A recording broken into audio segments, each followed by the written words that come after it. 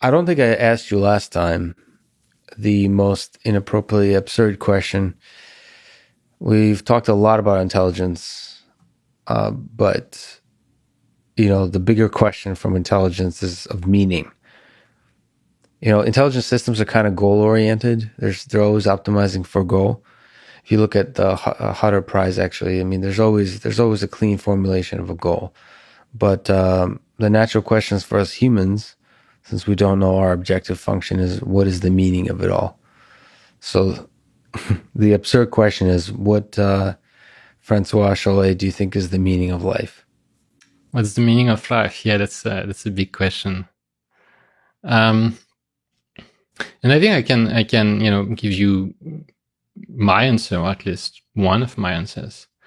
And so the one thing that's very important in understanding who we are is that everything that makes up ourselves, that makes up who we are, even your most personal thoughts, is not actually your own, right? Like even your most personal thoughts are expressed in words that you did not invent and are built on concepts and images that you did not invent. We are very much cultural beings, right? We are made of culture. We are not that. What makes us different from animals, for instance, right? So everything about ourselves is an echo of the past, an echo of people who lived before us, right? That's who we are. And in the same way, if we manage to contribute something to the collective edifice of culture, a new idea, maybe a beautiful piece of music, a work of art, a grand theory, a new word, maybe, that something is going to become a part of the minds of future humans, essentially forever. So everything we do creates ripples, right, that propagate into the future. And that's in a way, this is our path to immortality, is that as we contribute things to culture in turn becomes future humans, and we keep influencing people, thousands of years from now.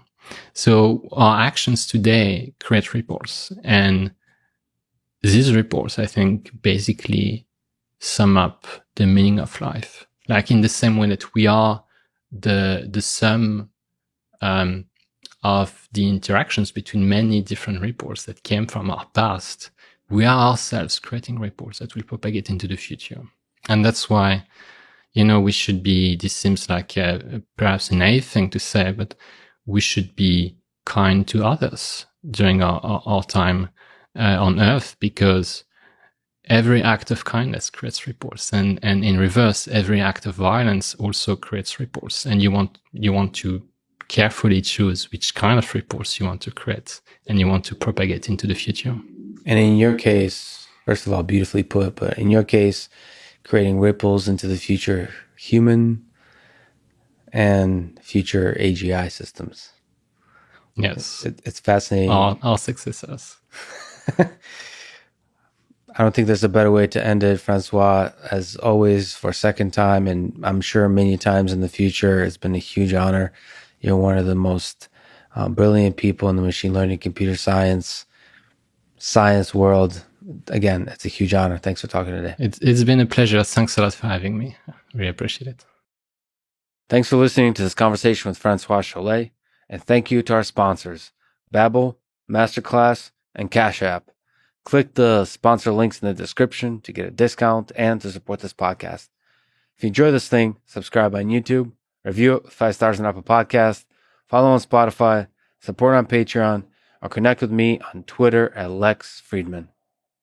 And now, let me leave you with some words from René Descartes in 1668, an excerpt of which Francois includes in his On the Measure of Intelligence paper. If there were machines which bore a resemblance to our bodies and imitated our actions as closely as possible for all practical purposes, we should still have 2 very certain means of recognizing that they were not real men.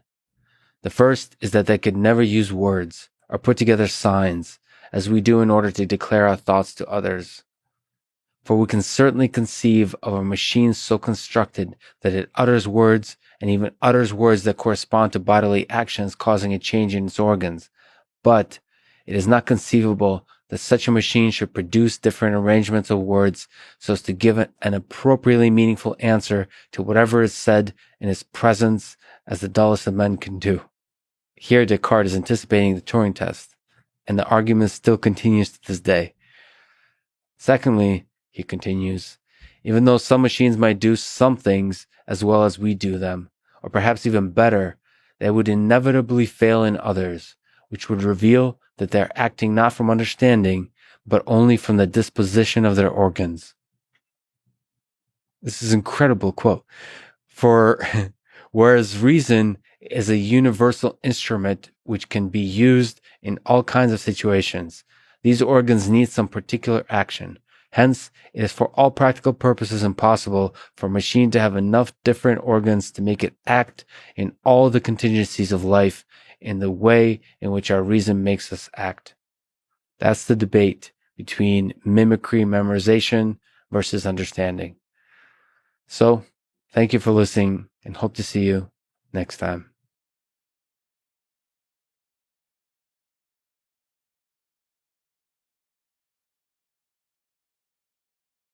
I apologize for the ridiculously big question, but what do you think is the meaning of life, of our human existence?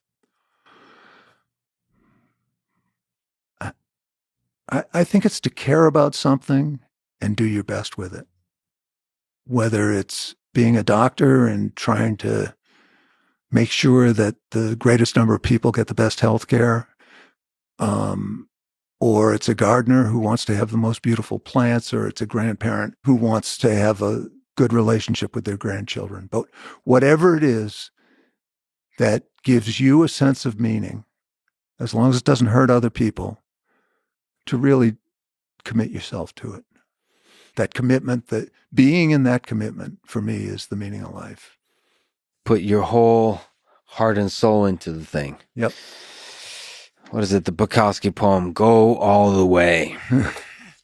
John, you're an incredible human being, incredible educator. Like I said, I recommend people listen to your lectures. It's so refreshing to see that clarity of thought and brilliance. And obviously your criticism of Big Pharma or your illumination of the mechanisms of Big Pharma is really important at this time. So I really hope people read your book, Sickening, that's out today or depending on when this comes out. Thank you so much for spending your extremely valuable time with me today. It was amazing. Well, Lex, I want back to you. Thanks for engaging in this conversation, for creating the space to have it and creating a listenership that is interested in understanding serious ideas. And I really appreciate the conversation. And I should mention that offline, you told me you listened to the Gilbert Strang episode. So for anyone who don't know Gilbert Strang, another epic human being that should check out. If you don't know anything about mathematics or linear algebra, go look him up. He's one of the great mathematics educators of all time. So of all the people you mentioned to me, I appreciate that you mentioned him because he is a rock star of mathematics. John, thank you so much for talking to me. This was awesome. Great. Thank you. Thanks for listening to this conversation with John Abramson. To support this podcast, please check out our sponsors in the description. And now, let me leave you some words from Marcus Aurelius. Waste no time arguing about what a good man should be. Be one. Thank you for listening and hope to see you next time.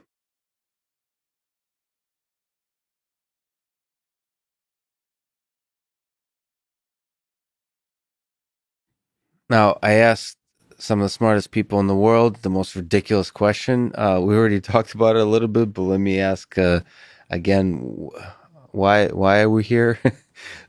so I think you've raised this in one of your presentations as like one of the things that we kind of as humans long to answer, and the search for exoplanets is kind of part of that.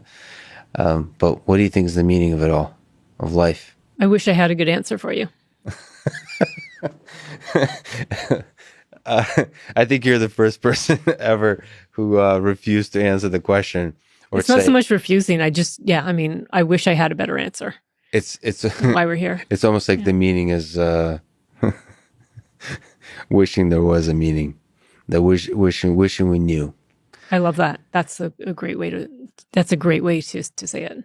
Sarah, like I said, the book is excellent. I admired your work from afar for a while. I think you're one of the great stars at MIT, and it makes me proud to be part of the community. So thank you so much for your work. Thank you for inspiring all of us. Thanks for talking today. Thank you so much, Lex. Thanks for listening to this conversation with Sarah Seeger, and thank you to our sponsors, Public Goods, PowerDot, and Cash App.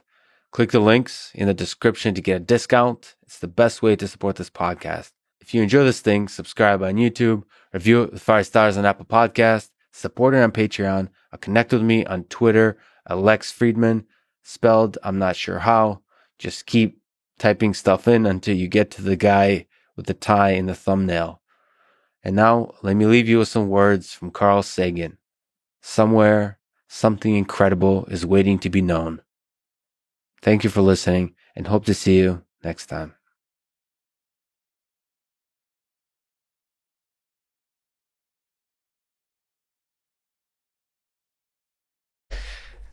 So again, from an evolutionary computation perspective, we'll look at all the agents that had to die in order to come up with different solutions in simulation. What do you think, from that individual agent's perspective, is the meaning of it all? So for us humans, you're just one agent who's going to be dead, unfortunately, one day, too soon. What do you think is the why of why that agent came to be and eventually will be no more? Is there meaning to it all? Yeah. In evolution, there is meaning. Everything is a potential direction. Everything is a potential stepping stone. Not all of them are going to work out. Some of them are foundations for further improvement. And even those that are perhaps going to die out were potential lineages, potential solutions. In biology, we see a lot of species die off naturally. And, like the dinosaurs. I mean, they were a really good solution for a while, but then it didn't turn out to be not such a good solution in the long term. When there's an environmental change, you have to have diversity. Some other solutions become better. Doesn't mean that was an attempt. It didn't quite work out or last. But there are still dinosaurs around us, at least their relatives. And they may one day again be useful. Who knows? So from an individual's perspective, you got to think of a bigger picture, that it is a huge engine that is innovative. And these elements are all part of it, potential innovations on their own, and also as raw material, perhaps, or stepping stones for other things that could come after. But it still feels, from an individual perspective, that I matter a lot. But even if I'm just a little cog in a giant machine, well, is that just a silly human notion in an individualistic society? No, should let go of that. Do you find beauty in being part of the giant machine? Yeah, I think it's meaningful. I think it adds purpose to your life, that you are part of something bigger. That said, do you ponder your individual agent's mortality? Do you think about death? Do you fear death? Well, certainly more now than when I was a youngster and did skydiving and paragliding and all these things. You've become wiser. There is a reason for this life arc, that younger folks are more fearless in many ways. It's part of the exploration. Mm-hmm. They are the individuals who think, I wonder what's over those mountains, or what if I go really far in that ocean? What would I find? I mean, older folks don't necessarily think that way, but younger do, and it's kind of counterintuitive. So it's this. But logically, it's like, you have limited amount of time. What can you do with it that matters? Right. So you have done your exploration, you committed to a certain direction, and you become an expert perhaps in it. What can I do that matters with the limited resources that I have. That's I think a lot of people, and myself included, start thinking later on in their career. And like you said, leave a bit of a trace and a bit of an impact, even though after the agent is gone. Yeah, that's the goal. Well, this was a fascinating conversation. I don't think there's a better way to end it. Thank you so much. So first of all, I'm very inspired of how vibrant the community at UT Austin in Austin is. It's really exciting for me to see it. And this whole field seems like profound philosophically, but also the path forward for the artificial intelligence community. So thank you so much for explaining so many cool things to me today and for wasting all of your valuable time with me. Oh, it was a pleasure. Thanks, Lex. I appreciate it. Thanks for listening to this conversation with Risto Mikalainen, and thank you to The Jordan Harbinger Show, Grammarly, Belcampo, and Indeed. Check them out in the description to support this podcast. And now, let me leave you with some words from Carl Sagan. Extinction is the rule. Survival is the exception. Thank you for listening. I hope to see you next time.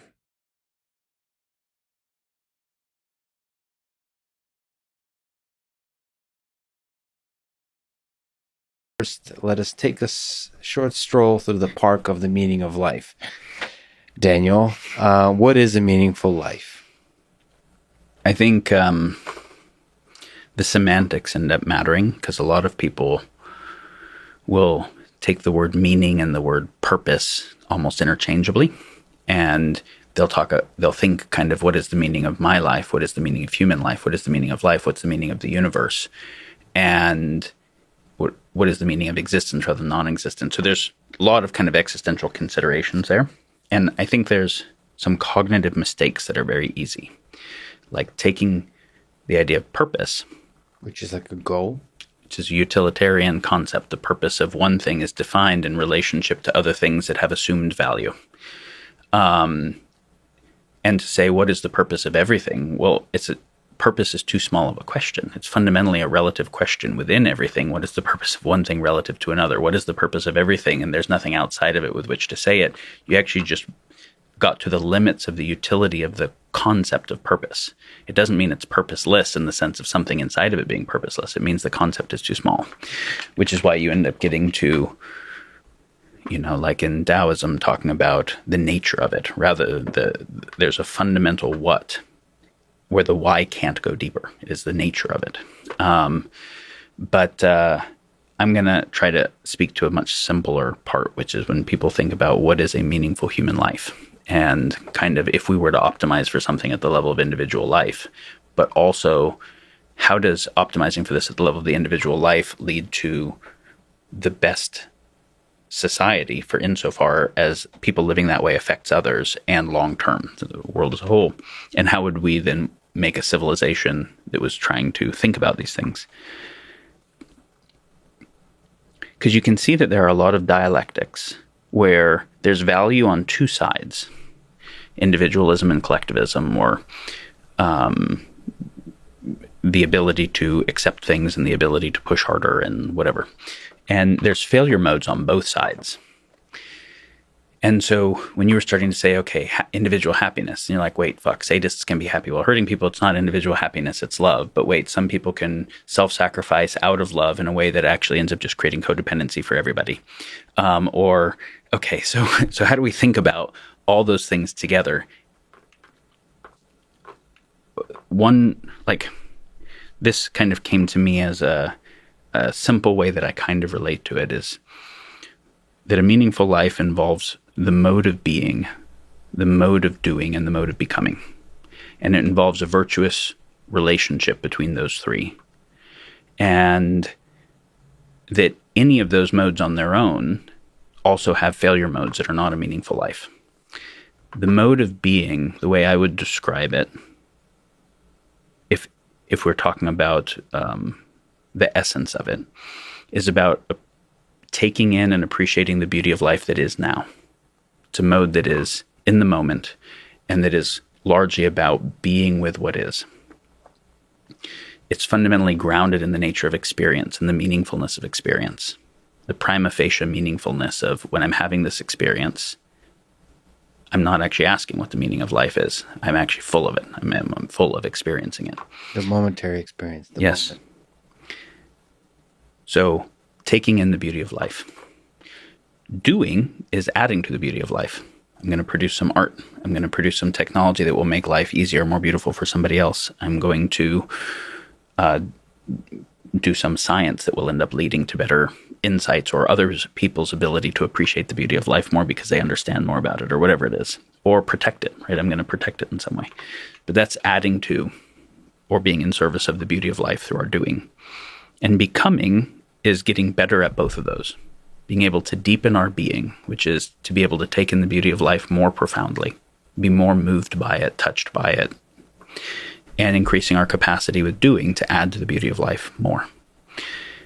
And so I hold that a meaningful life has to be all three of those.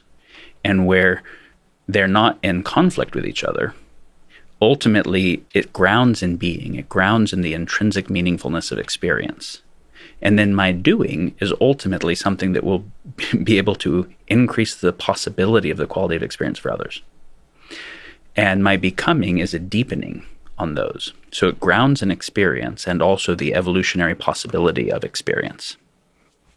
And the point is to oscillate between these, never getting stuck on any one. Yeah. Or I suppose in parallel, well, you can't really, attention is a thing.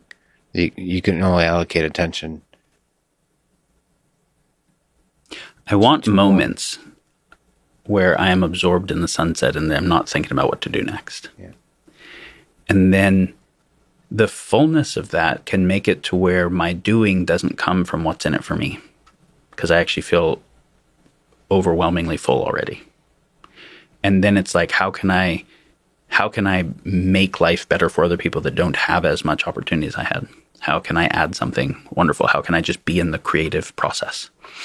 And so I think where the doing comes from matters. And if the doing comes from a fullness of being, it's inherently going to be paying attention to externalities. Or it's more oriented to do that than if it comes from some emptiness that is trying to get full in some way, that is willing to cause sacrifices other places, and where a chunk of its attention is internally focused. And so when Buddha said desire is the cause of all suffering, then later the vow of the Bodhisattva, which was to show up for all sentient beings in the universe forever, is a pretty intense thing like desire. I would say there's a kind of desire, if we think of desire as a basis for movement, like a flow or a gradient, there's a kind of desire that comes from something missing inside, seeking fulfillment of that in the world. That ends up being the cause of actions that perpetuate suffering. But there's also not just non-desire. There's a kind of desire that comes from feeling full at the beauty of life and wanting to add to it, that is a flow this direction. And I don't think that is the cause of suffering. I think that is, and the Western traditions, right? The Eastern traditions focused on that and kind of unconditional happiness outside of them, in the moment, outside of time. Western traditions said, no, actually desire is the source of creativity, and we're here to be made in the image and likeness of the Creator. We're here to be fundamentally creative.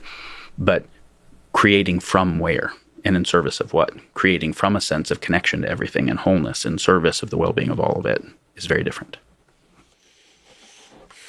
Which is back to that compassion-compersion axis. Being, doing, becoming. It's pretty powerful. Also could potentially be algorithmatized into a robot, just saying. Where does... Let me ask a silly question, or maybe the ultimate question. What is to you the meaning of life? What gives your life meaning, purpose, fulfillment, happiness, joy? Okay, these are two different questions. Very different, yeah. It's usually that you ask this question. Maybe this question is probably the question that has followed me and followed my life the most.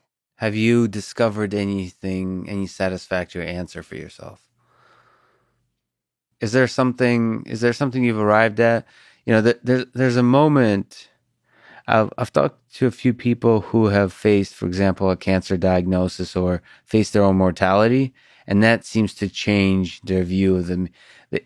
it seems to be a catalyst for them removing most of the crap of seeing that most of what they've been doing is not that important, and really reducing it into saying like, here's actually the few things that really give meaning. Mortality is a really powerful catalyst for that. It seems like facing mortality, whether it's your parents dying or somebody close to you dying, or facing your own death for whatever reason, or cancer and so on. Right. So yeah. So in my own case, I didn't need to face mortality to to try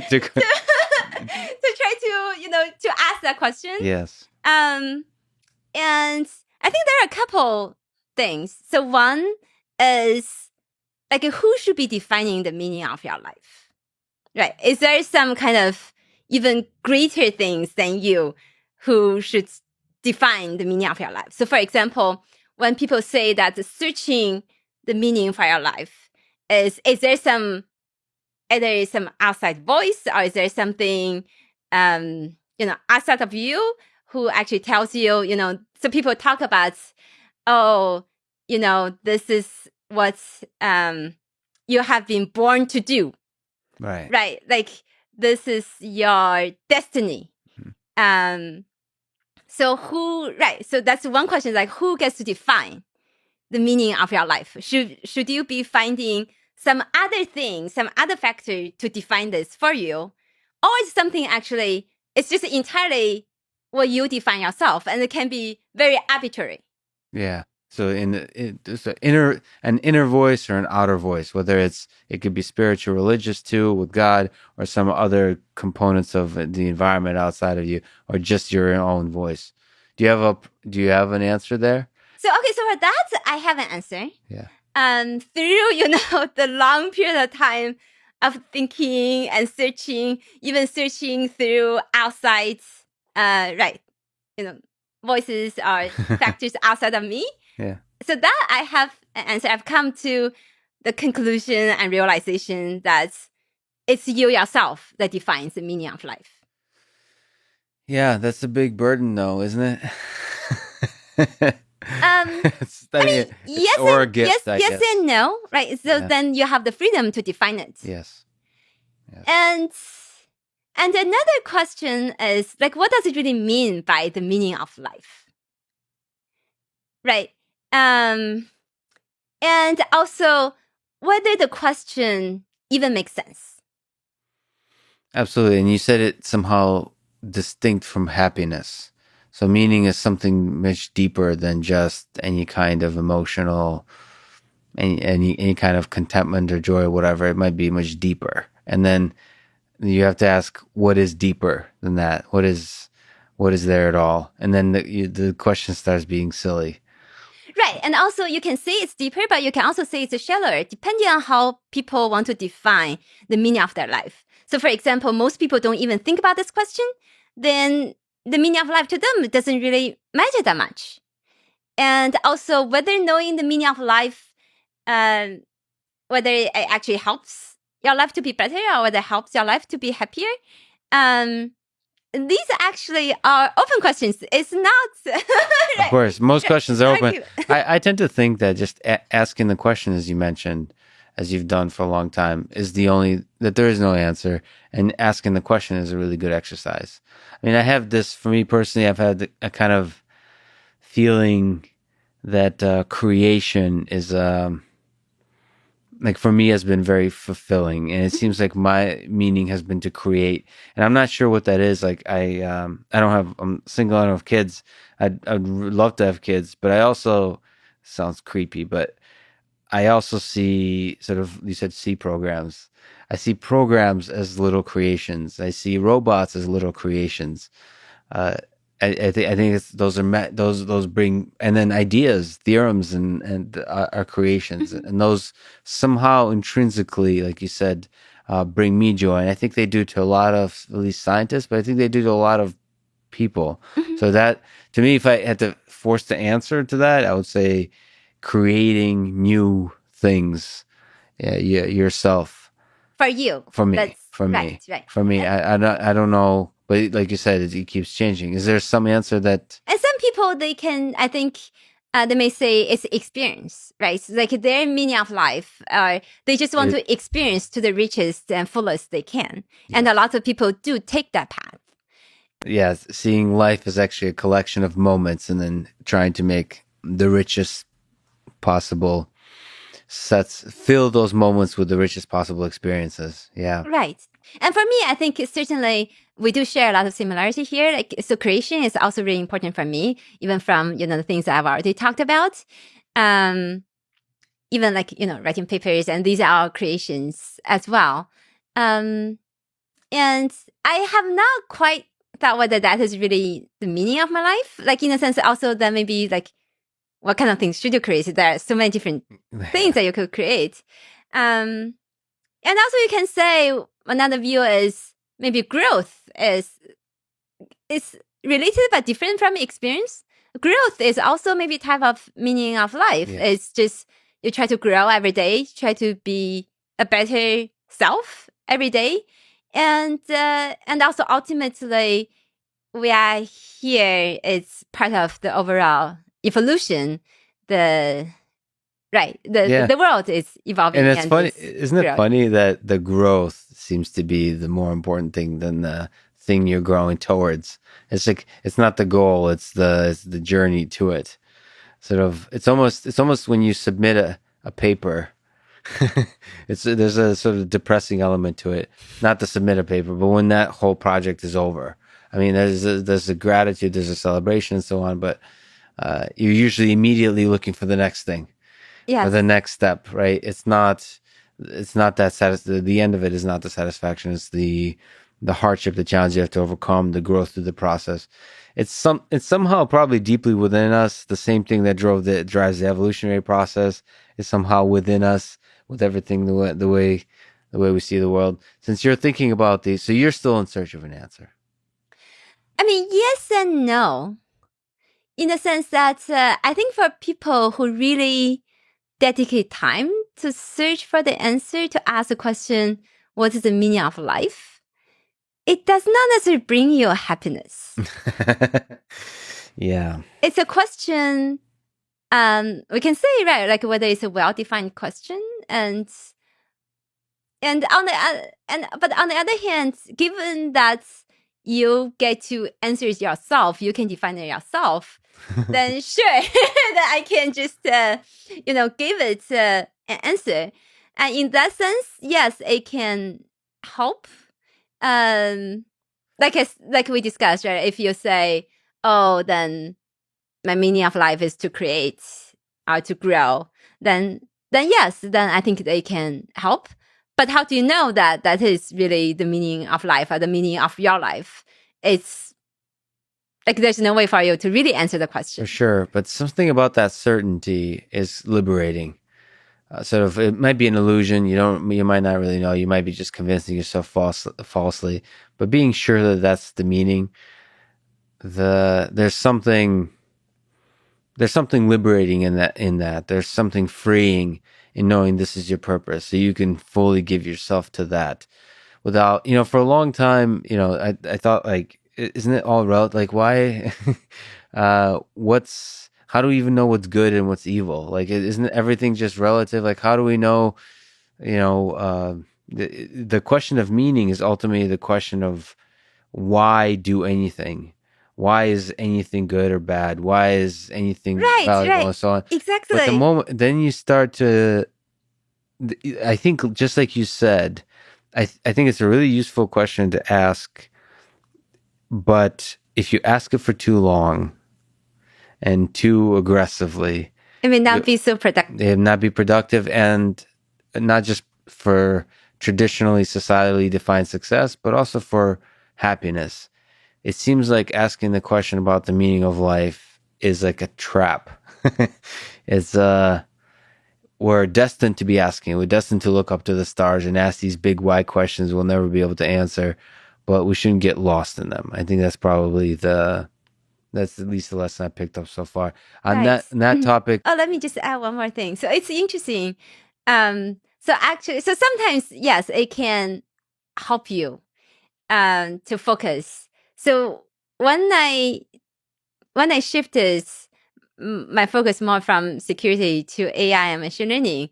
At the time, actually one of the main reasons that I did that was because at the time I thought the meaning of my life and the purpose of my life is to build intelligent machines. And then your inner voice said that this is the right journey to take to build intelligent machines, and that you actually fully realized you took a really legitimate big step to become one of the world-class researchers to actually make it, to actually go down that journey. Yeah, that's profound. That's profound. I don't think there's a better way to end a conversation than talking for a while about the meaning of life. Dawn, it's a huge honor to talk to you. Thank you so much for talking today. Thank you. Thank you. Thanks for listening to this conversation with Dawn Song, and thank you to our presenting sponsor, Cash App. Please consider supporting the podcast by downloading Cash App and using code Lex Podcast. If you enjoy this podcast, subscribe on YouTube, review it with 5 stars on Apple Podcasts, support it on Patreon, or simply connect with me on Twitter at Lex Fridman. And now, let me leave you with some words about hacking from the great Steve Wozniak. A lot of hacking is playing with other people, getting them to do strange things. Thank you for listening, and hope to see you next time.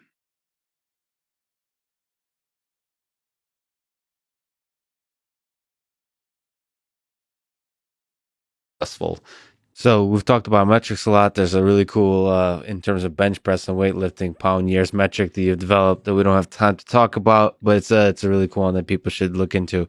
It's rethinking the way we think about metrics and weightlifting. But let me talk about metrics more broadly, since that appeals to you in all forms.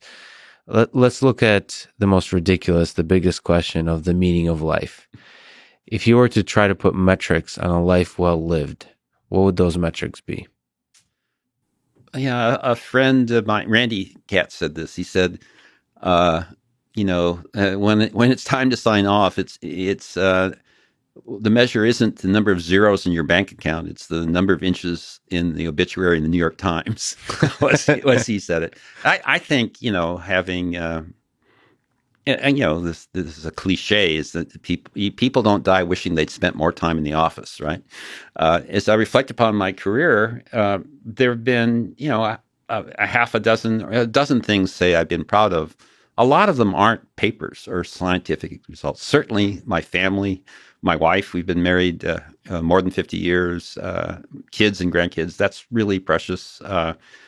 Education things I've done, I'm very proud of, books and courses. I did some help with underrepresented groups that was effective. So it was interesting to see what were the things I reflected. I had hundreds of papers, but some of them were the papers, like the risk and rate stuff that I'm proud of. But a lot of them were not those things. So people who are just spend their lives, going after the dollars or going after all the papers in the world, that's probably not the things that are afterwards you're going to care about. When I was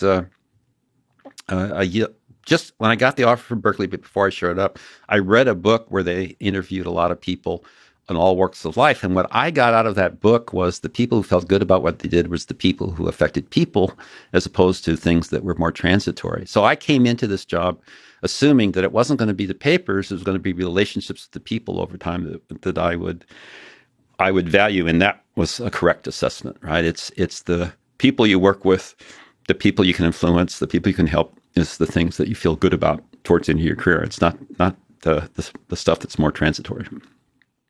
I don't think there's a better way to end it than talking about your family, the over 50 years of being married to your childhood sweetheart. One thing I could add is when you tell people you've been married 50 years, they want to know why. How? Why? I can tell you the 9 magic words that you need to say to your partner to keep a good relationship. And the 9 magic words are, I was wrong. You were right. I love you. Okay. And you got to say all 9. You can't say, I was wrong, you were right, you're a jerk. You can't say that. So I freely acknowledging that you made a mistake, the other person was right, and that you love them really gets over a lot of bumps in the road. So that's what I pass along. Beautifully put, David. It's a huge honor Thank you so much for the book you've written, for the research you've done, for changing the world. Thank you for talking today. Oh, thanks for the interview. Thanks for listening to this conversation with David Patterson, and thank you to our sponsors, The Jordan Harbinger Show and Cash App. Please consider supporting this podcast by going to jordanharbinger.com/Lex and downloading Cash App and using code LEXPODCAST. Click the links, buy the stuff. It's the best way to support this podcast and the journey I'm on. If you enjoy this thing, subscribe on YouTube, review it with 5 stars on Apple Podcasts, support it on Patreon, or connect with me on Twitter at Lex Fridman, spelled without the E. Try to figure out how to do that. It's just Fridman. And now let me leave you with some words from Henry David Thoreau.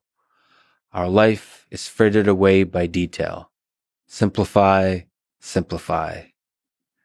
Thank you for listening and hope to see you next time.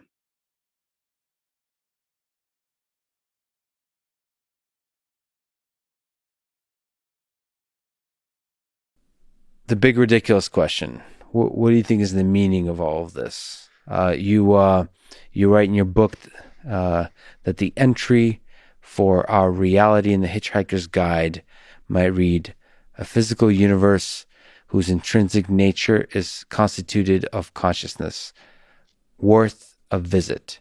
So our whole conversation has been about the first part of that sentence. What about the second part? Worth a visit. Why is this place worth a visit? Why does it have meaning? Why does it have value at all? Why? These are big questions. I mean, firstly, I do think panpsychism it is important to think about for considerations of meaning and value. As we've already discussed, I think consciousness is the root of everything that matters in life, from deep emotions, subtle thoughts, beautiful sensory experiences. And yet, I believe our official scientific worldview is incompatible with the reality of consciousness. I mean, that's controversial, but that's what I think. And I think people feel this on an intuitive level. It's maybe part of what Max Weber called the disenchantment of nature, that they think they know their feelings and experiences are not just electrochemical signaling. I mean, they might just have that very informed intuition, but I think that can be rigorously supported. So I think this can lead to a sense of alienation and a sense that we lack a framework for understanding the meaning and significance of our lives. And in the absence of that, people turn to other things to make sense of the meaning of their lives, like, nationalism, fundamentalist religion, consumerism. So I think panpsychism is important in that regard, in bringing together the quantitative facts of physical science with the, as it were, the human truth, by which I just mean the qualitative reality of our own experience. As I've already said, I do think there are objective facts about value and what we ought to do and what we ought to believe that we respond to, and that's very mysterious to make sense of, both how there could be such facts and how we could know about them and respond to them. But I do think there are such facts, and they're mostly to do with kinds of conscious experience. So they're there to be discovered, and much of the human condition is to discover those objective sources of value. I think so, yeah. And then, I mean, moving away from panpsychism to the, at an even bigger level, I suppose I think it is important to me to live in hope that there's a purpose to existence, and that what I do contributes in some small way to that greater purpose.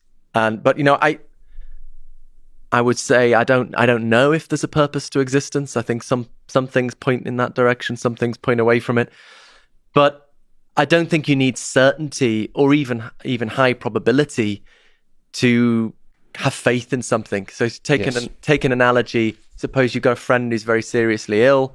Maybe there's a 30% chance they're going to make it. You shouldn't believe your friend's going to get better, because they're probably not. But what you can say is, you could say to your friend, I have faith that you're going to get better. That is, I choose to live in hope about that possibility. I choose to orientate my life towards that hope.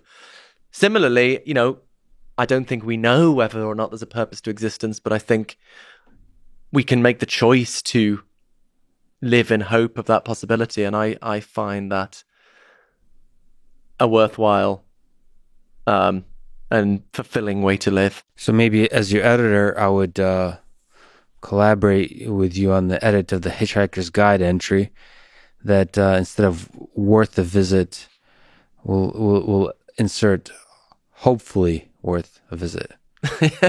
Or the inhabitants hoped that you would think it's worth a visit. Yeah. Philip, you're an incredible mind, an incredible human being, and indeed are humble. And I'm really happy that you're able to argue and take on some of these difficult questions with some of the most brilliant people in the world, which are the philosophers thinking about the human mind. So this was an awesome conversation. I hope you continue talking to folks like Sam Harris. I'm so glad you talked to Joe. I can't wait to see what you write, what you say, what you think next. Thank you so much for talking today. Thanks very much, Lex. This has been a really fascinating conversation. I've got a lot I need to think about actually just from this conversation, but thanks for chatting to me. Thanks for listening to this conversation with Philip Goff. To support this podcast, please check out our sponsors in the description. And now, let me leave you with some words from Carl Jung.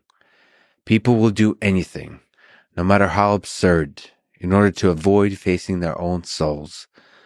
One does not become enlightened by imagining figures of light, but by making the darkness conscious.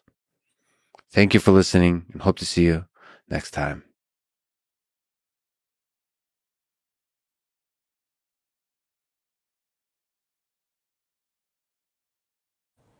And then naturally to turn to you, we've talked about reward functions and you've just given advice on looking forward, how you'd like to see, what kind of change you would like to make in the world. What do you think, ridiculous, big question, what do you think is the meaning of life? What is the meaning of your life? What gives you fulfillment, purpose, happiness, and meaning? That's a very big question. What's the reward function under which you are operating? Yeah, I think one thing that does give, if not meaning, at least satisfaction is some degree of confidence that I'm working on a problem that really matters. I feel like it's less important to me to actually solve a problem, but it's quite nice to pick things to spend my time on that I believe really matter. And I try pretty hard to look for that. I don't know if it's easy to answer this, but if you're successful, what does that look like? What's the big dream? Now, of course, success is built on top of success and you keep going forever, but what is the dream? Yeah, so one very concrete thing, or maybe as concrete as it's going to get here, is to see machines that actually get better and better the longer they exist in the world. And that kind of seems like, on the surface, one might even think that that's something that we have today, but I think we really don't. I think that there is unending complexity in the universe, and to date, all of the machines that we've been able to build don't sort of improve up to the limit of that complexity. They hit a wall somewhere. Maybe they hit a wall because they're in a simulator that is only a very limited, very pale imitation of the real world, or they hit a wall because they rely on a labeled data set, but they never hit the wall of running out of stuff to see. So I'd like to build a machine that can go as far as possible in that regard. Runs up against the ceiling of the complexity of the universe. Yes. Well, I don't think there's a better way to end it, Sergey. Thank you so much. It's a huge honor. I can't wait to see the amazing work that you have to publish and in the education space in terms of reinforcement learning. Thank you for inspiring the world. Thank you for the great research you do. Thank you. Thanks for listening to this conversation with Sergey Levine, and thank you to our sponsors, Cash App and ExpressVPN. Please consider supporting this podcast by downloading Cash App and using code LEXPODCAST and signing up at expressvpn.com/LexPod. Click all the links, buy all the stuff. It's the best way to support this podcast and the journey I'm on. If you enjoy this thing, subscribe on YouTube, review it with 5 stars on Apple Podcasts, support it on Patreon, or connect with me on Twitter at Lex Fridman, spelled somehow, if you can figure out how, without using the letter E, just Fridman. And now, let me leave you with some words from Salvador Dali. Intelligence without ambition is a bird without wings. Thank you for listening, and hope to see you next time.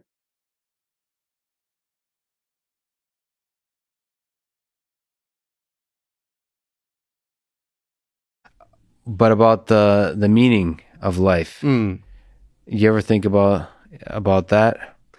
Yeah, I mean, this is where I'm going to go all hallmarking on you, but I think that, there's a few things, and, one of them is certainly love, and the love that we experience and feel and cause to well up in others is something that's just so profound and goes beyond almost anything else that we can do. And whether that is something that lies in the past, like maybe there was somebody that you were dating and loved very profoundly in college and haven't seen in years, I don't think the significance of that love is in any way diminished by the fact that it had a notional beginning and end. The fact is that you experienced that and you triggered that in somebody else, and that happened. And it doesn't have to be, certainly doesn't have to be love of romantic partners alone. It's family members. It's love between friends. It's love between creatures. I had a dog for 10 years who passed away a while ago, and experienced unbelievable love with her. It can be love of that which you create. And we were talking about the flow states that we enter, and the pride or lack of pride, or in the Minsky case, your hatred of that which you've done. But nonetheless, the creations that we make, and whether it's the love or the joy or the engagement or the perspective shift that cascades into other minds, I think that's a big, big, big part of the meaning of life. It's not something that everybody participates in necessarily, although I think we all do, at least in a very local level by, the example that we set, by the interactions that we have. But for people who create works that travel far and reach people they'll never meet, that reach countries they'll never visit, that reach people perhaps that come along and come across their ideas or their works or their stories or their aesthetic creations of other sorts long after they're dead. I think that's really, really big part of the fabric of the meaning of life. And, so all these things like, love and creation, I think really is what it's all about. And part of love is also the loss of it. There's a Louis episode with Louis C.K. There's an old gentleman is giving him advice that this sometimes the sweetest parts of love is when you lose it and you remember it, sort of you reminisce on the loss of it. And there's some aspect in which, and I have many of those in my own life, that almost like the memories of it and the intensity of emotion you still feel about it is like the sweetest part. Is you're like, after saying goodbye, you relive it. So that goodbye is what is also part of love. The loss of it is also part of love. I don't know. It's back to that scarcity. I won't say the loss is the best part personally, but it definitely is an aspect of it. And, the grief you might feel about something that's gone makes you realize what a big deal it was. Yeah. Speaking of which, this particular journey we went on together come to an end. So I have to say goodbye, and I hate saying goodbye. Rob, this is truly an honor. I've really been a big fan. People should definitely check out your podcast. You're a master at what you do in the conversation space, in the writing space. It's been an incredible honor that you would show up here and spend this time with me. I really, really appreciate it. Well, it's been a huge honor to be here as well, and also a fan and have been for a long time. Thanks, Rob. Thanks for listening to this conversation with Rob Reed, and thank you to Athletic Greens, Belcampo, Fundrise, and NetSuite. Check them out in the description to support this podcast. And now, let me leave you with some words from Plato. We can easily forgive a child who's afraid of the dark. The real tragedy of life is when men are afraid of the light. Thank you for listening, and hope to see you next time.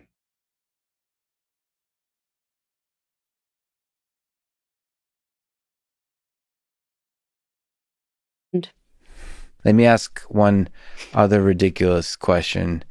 We talked about the death and life cycle that is ever present in the universe until it's not, until it's supermassive, and little black holes too at the end of the universe. What do you think is the why, the meaning of it all?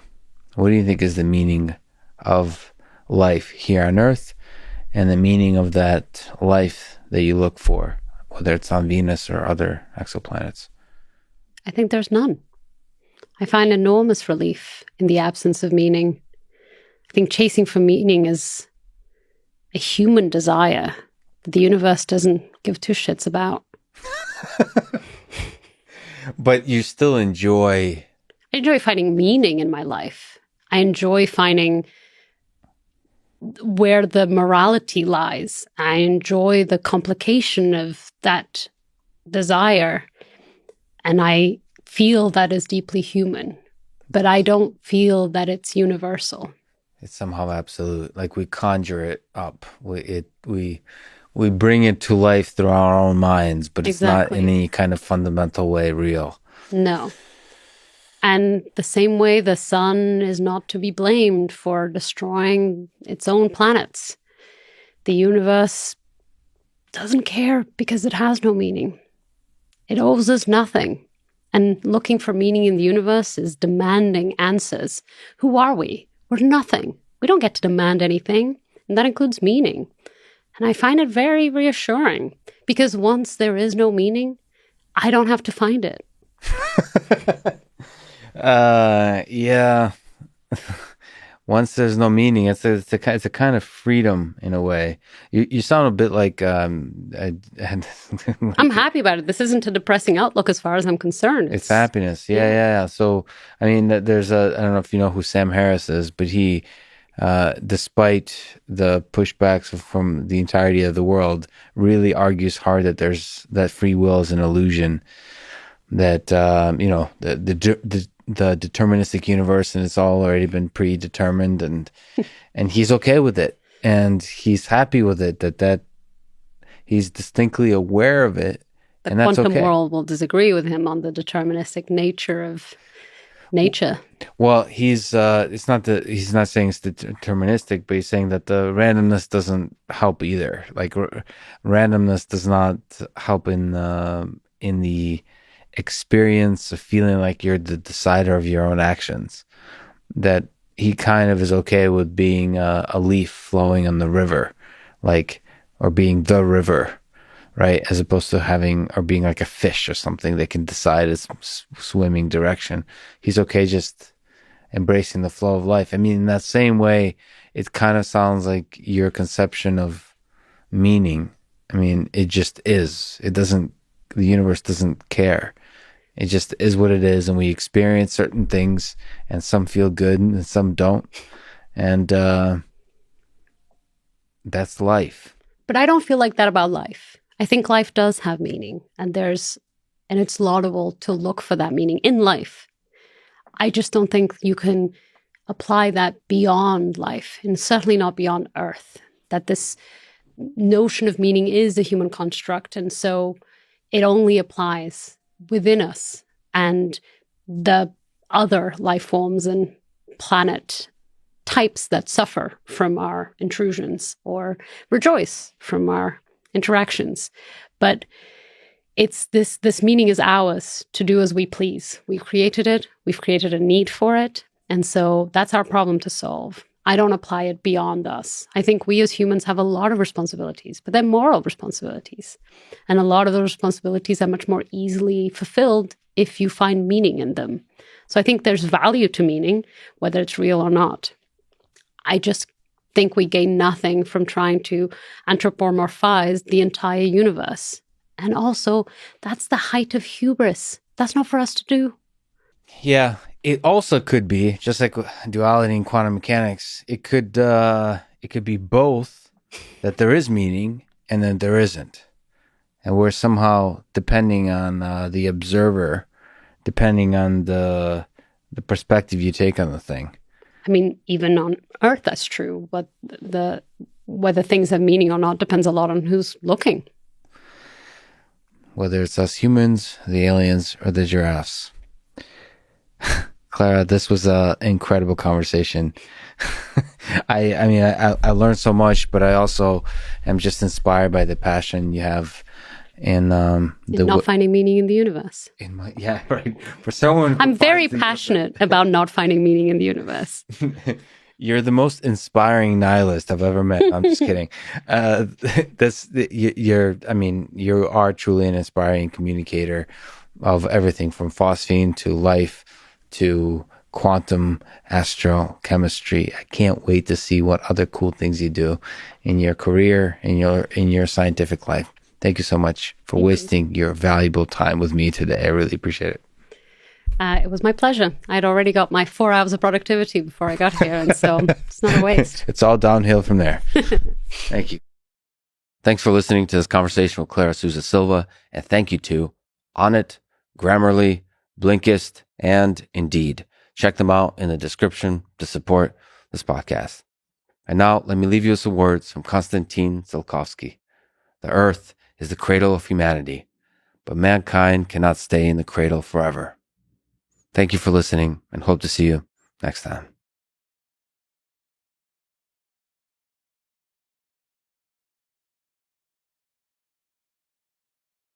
Just got to ask you about the pursuit of happiness and the ridiculous question about meaning. Do you think this life has meaning? What do you think is the meaning of life? I'm sorry. I certainly hope it has meaning. I mean, I'm certainly trying to live mine like it has meaning. I really love my life now. I just got back from Geneva. I spent the summer abroad in Europe and trying to be in a more civilized place where you can enjoy yourself as a responsible adult. And then it allowed me to decompress and then come back here. The thing about coming back here is that you have to be ready to fight. And I don't want to fight anymore. I just want to be able to help a society and people. And so I'll have to keep a place in Europe to go and decompress and then come back to be able to tolerate the situation. So life for me has a lot of meaning. I'm enjoying life. This is the greatest, the best part of my life ever right now at this moment. It's just the joy, but you also enjoy the fight a little bit, or? No, I don't really. I'm tired of that. It's like, why I'm trying to help people to see how they can be happy. And then people are fighting me on that. I don't want to be happy. I want to be ignorant. Leave me alone. That's what people are saying. Well, so what is the source of joy for you when you decompress? MDMA is a source, in a place where you don't have to worry about laws. That's like Europe. So you can feel really free. Yeah. Heroin can even be a nice space if I'm in my own head. But with others, MDMA is great. Good friends, good food. The usual. Yeah. That family, love. Yeah. That's right.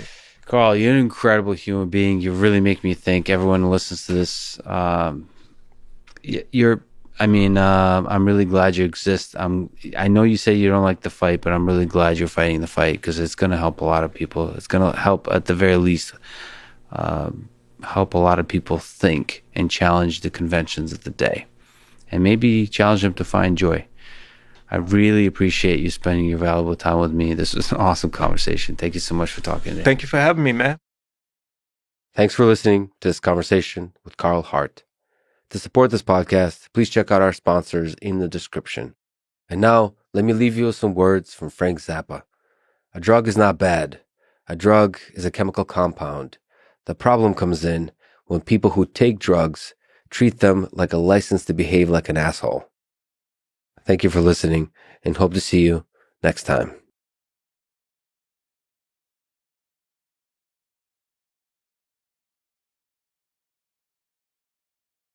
meaning to it all. Let me ask the big, ridiculous question. What do you think is the meaning of life? Or maybe the easier version of that is what brings your life joy? So I'll just answer that one personally. For me, I'm a little bit weird. I sort of, I guess you can tell by now. But, see the pen and pencil discussion from earlier, yes. Yeah.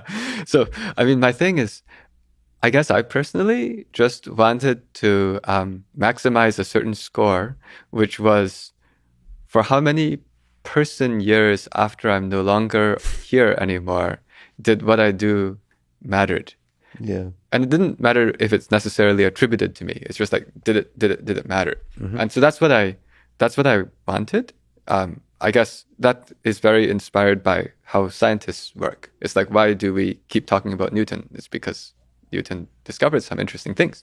And so Newton's score is pretty high. Mm-hmm. It's going to be infinity, right? Well, let's hope it's infinity, but pretty high.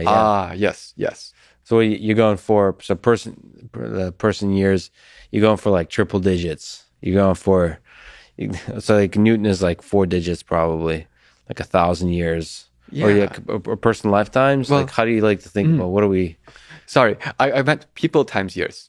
Times. So then it's like actually his is huge. His is like going to be billions or trillions. Yeah. Right. Trillions. But I guess for me, I actually changed the metric after a while. And the reason is because you may have seen I found some simple way to solve quadratic equations that is easier than every textbook. Yes. So my score might already be not bad, which is why I decided then let's change it into the number of hours in the lifetimes as well. So the way I was doing it before is that if a person was sort of remembering or using or appreciating what I had done for like 10 years of their life, that would count as 10. I see. So if there was one person who for 10 years remembered or appreciated something I did, that counts as a score of 10, and we add up over all people. Yes.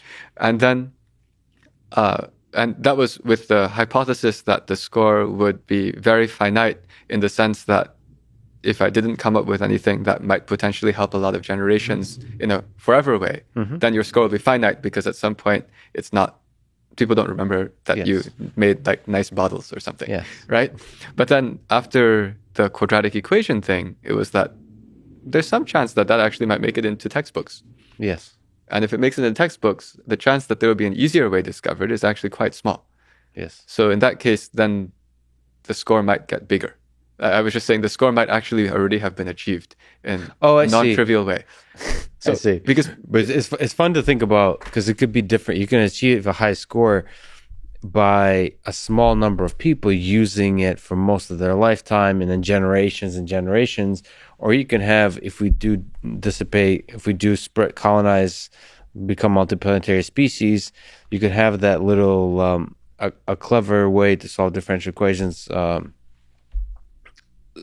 spread through like trillions of people as they spread throughout the galaxy, and they would only use it each one a few hours in their lifetime, but their kids will use it, the kids will use it, and it will spread, and you'll have that impact in that kind of way. Yes, so that's why I renormalized it. Because I was like, well, that's kind of dumb. Because what's the importance of that? That'll save people 15 minutes.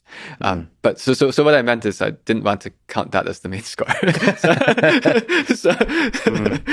Well, I'm gonna have to try to come up with some kind of device that everyone would want to use, maybe to make coffee, because coffee seems to be the prevalent performance enhancing chemical that everyone uses. So I'll have to think about those kinds of metrics. Yeah, but you see, that's just giving an idea of, I guess, what I found meaningful in general, like whether or not that quadratic thing is important or not. The general idea was I wanted to do things that would outlast me. Yes. And that was what inspired me. And that's just how I choose what problems to work on.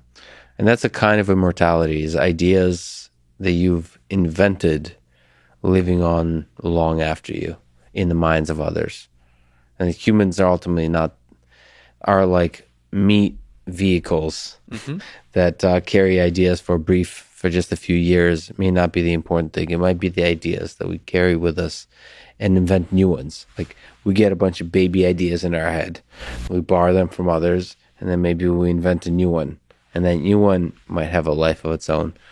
And it's fun. It's fun to think about that idea living for many centuries to come, unless we destroy ourselves. But maybe AI will borrow it and we'll remember Poe as like that one human that helped us out before we, of course, killed him and the rest of human civilization. On that note, Poe, this is a huge honor. You're one of the great educators I've ever gotten a chance to interact with. So it's truly an honor that you would talk with me today. It means especially a lot that you would travel out to Austin to talk to me. It really means a lot. So thank you so much. Keep on inspiring. And I'm one of your many, many students. Thank you so much for talking today. Oh, thank you. Thank you. It's actually a real honor for me to talk to you and to get this chance to have this really intellectual conversation through all of these topics. Thanks, Bo. Thanks for listening to this conversation with Po Shen Lo. And thank you to Jordan Harbinger, Onnit, BetterHelp, 8 Sleep, and Element. Check them out in the description to support this podcast. And now, let me leave you with some words from Isaac Newton. I can calculate the motion of heavenly bodies, but not the madness of people. Thank you for listening, and hope to see you next time.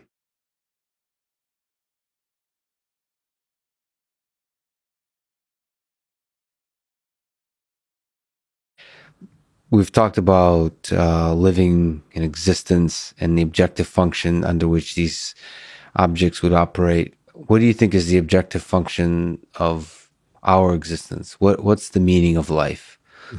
What do you think is for you, perhaps, the purpose, the source of fulfillment, the source of meaning for your existence as one blob? As one blob in this soup. I'm tempted to answer that again as a physicist and tell you the free energy I expect consequent upon my behavior.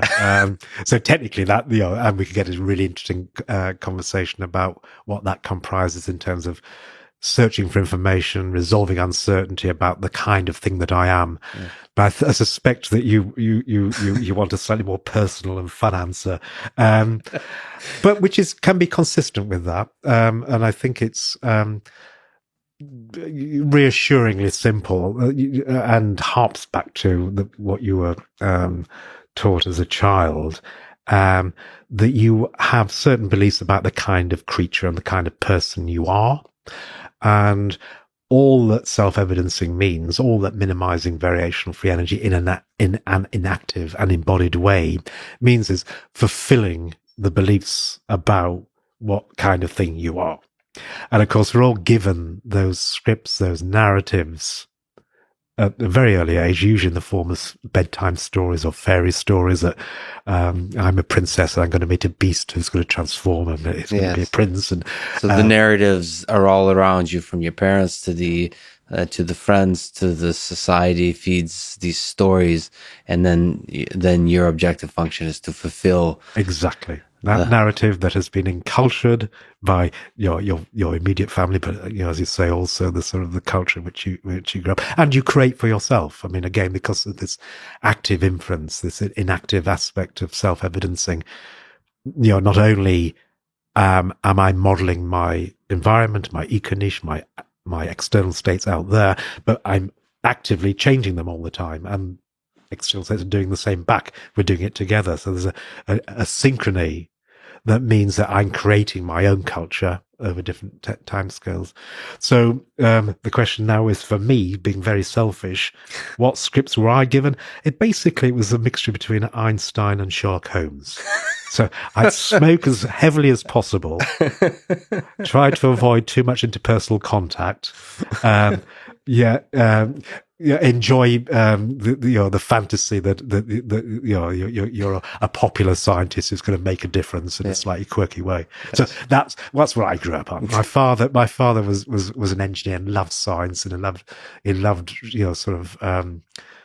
things like Sir Arthur Eddington's Space, Time and Gravitation, which was the first understandable version of general relativity, and so all the fairy stories I was told as I was growing up were all about these characters.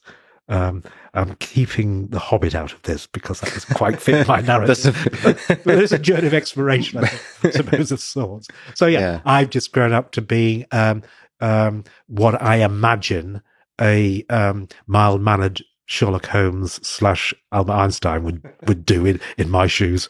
And you did it elegantly and beautifully. Carl, it was a huge honor talking today. It was fun. Thank you so much for your time. Oh, thank you. Appreciate it.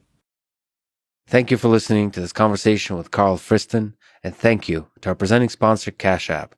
Please consider supporting the podcast by downloading Cash App and using code Lex Podcast. If you enjoy this podcast, subscribe on YouTube, review it with 5 stars on Apple Podcasts, support it on Patreon, or simply connect with me on Twitter at Lex Fridman. And now, let me leave you with some words from Carl Fridman. Your arm moves because you predict it will, and your motor system seeks to minimize prediction error. Thank you for listening, and hope to see you next time.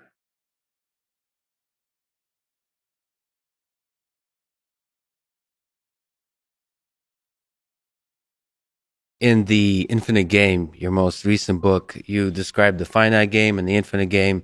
So from my perspective of artificial intelligence and game theory in general, I'm a huge fan of finite games from the broad philosophical sense. Is something that in the robotics, artificial intelligence space, we know how to deal with. And then you describe the infinite game, which has no exact static rules, has no well-defined static objective, has the players are known, unknown, they change, there's a dynamic element. So this is something that applies to business, politics, life itself. So can you try to articulate the objective function here of the infinite game, or in the cliche, broad philosophical sense, what is the meaning of life? Go for start with the softballs. Yep. Easy question first. So James Carse was the philosopher who originally articulated this concept of finite and infinite games. And when I learned about it, it really challenged my view of how the world works, right? Because I think we all think about winning and being the best and being number one. But if you think about it, only in a finite game can that exist. A game that has fixed rules, agreed upon objectives, and known players, like football or baseball. There's always a beginning, middle, and end. And if there's a winner, there has to be a loser. Infinite games, as Carse describes them, as you said, have known and unknown players, which means anyone can join. It has changeable rules, which means you can play however you want. And the objective is to perpetuate the game, to stay in the game as long as possible. In other words, there's no such thing as being number one or winning in a game that has no finish line. And what I learned is that when we try to win in a game that has no finish line, we try and be the best in a game that has no agreed upon objectives or agreed upon metrics or timeframes. There's a few consistent and predictable outcomes: the decline of trust, the decline of cooperation, the decline of innovation. And I find this fascinating because so many of the ways that we run most organizations is with a finite mindset. So trying to reduce the beautiful, complex thing that is life, or politics or business, into something very narrow. And in that process, the reductionist process, you lose something fundamental that makes the whole thing work in the long term. So returning, I'm not going to let you off the hook easy. What is the meaning of life? So what is the objective function that is worthwhile to pursue? Well, if you think about our tombstones, right? They have the date we were born and the date we died. But really, it's what we do with the gap in between. There's a poem called The Dash. It's the dash that matters. It's what we do between the time we're born and the time we die that gives our life meaning. And if we live our lives with a finite mindset, which means to accumulate more power or money than anybody else, to outdo everyone else, to be number one, to be the best, we don't take any of it with us. We just die. The people who get remembered, the way we want to be remembered is what kind of people we were, right? Devoted mother, loving father, what kind of person we were to other people. Jack Welch just died recently, and the Washington Post, when it wrote the headline for his obit, it wrote, "He pleased Wall Street and distressed employees." And that's his legacy. A finite player who is obsessed with winning. Yes. Who leaves behind a legacy of short-term gains for a few and distress for many. That's his legacy. And every single one of us gets the choice of the kind of legacy we want to have.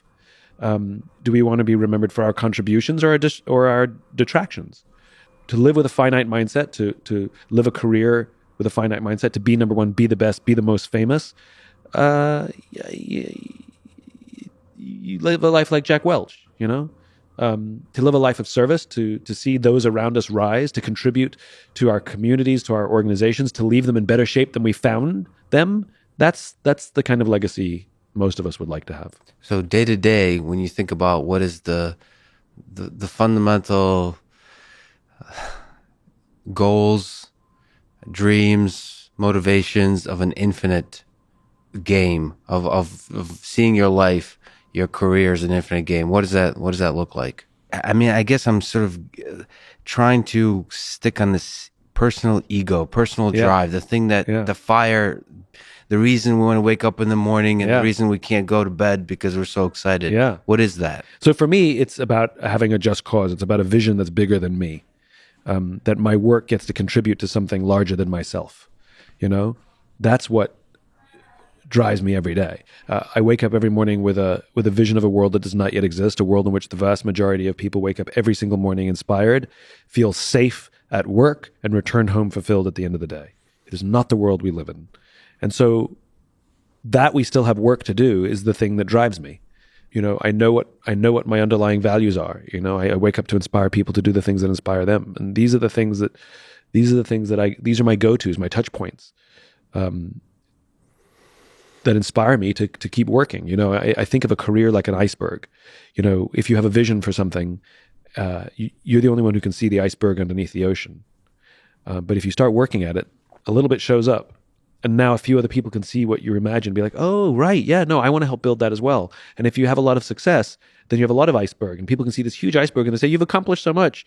But what I see is all the work still yet to be done. I still see the huge iceberg underneath the ocean. And so the growth, you talk about momentum.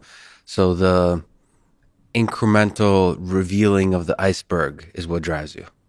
Well, it necessarily is incremental. What drives me is the realization, or is realizing the iceberg, bringing more of the iceberg from the unknown to the known, bringing more of the vision from the imagination to reality. And you have so what, I think you talked about an axe of chopping wood. And soul from Socrates. Yeah. What is your soul? What is the essence of Sheldon? Wow. That was like awesome. Like when God, when you show up at the end of this thing, he kind of looks at you. He's like, "Oh yeah, Yeah. I remember you." Yeah. Well, to be honest, what I muse about is, to me, when people are, I told you we have two kids, late 20s, early 30s, and over the years, when we meet people that know our kids and they're like, "Oh, your kids are kind and decent," and I'd be like, that's what I would like to be. Because I think intelligence is vastly overrated. The Unabomber was a smart guy. Yeah. And I do admire intelligence, and I do venerate education, and I find that to be tremendously important. But if I had to pay the ultimate homage to myself, it would be to be known as somebody who takes himself too seriously to take myself too seriously. Again, as corny as it sounds, I'd like to leave the world a tad better than I found it, or at least do no harm. And I think you did all right on that. In that regard, I love that question, Alex. That's a good one. I think everyone should be asked that. What is your soul?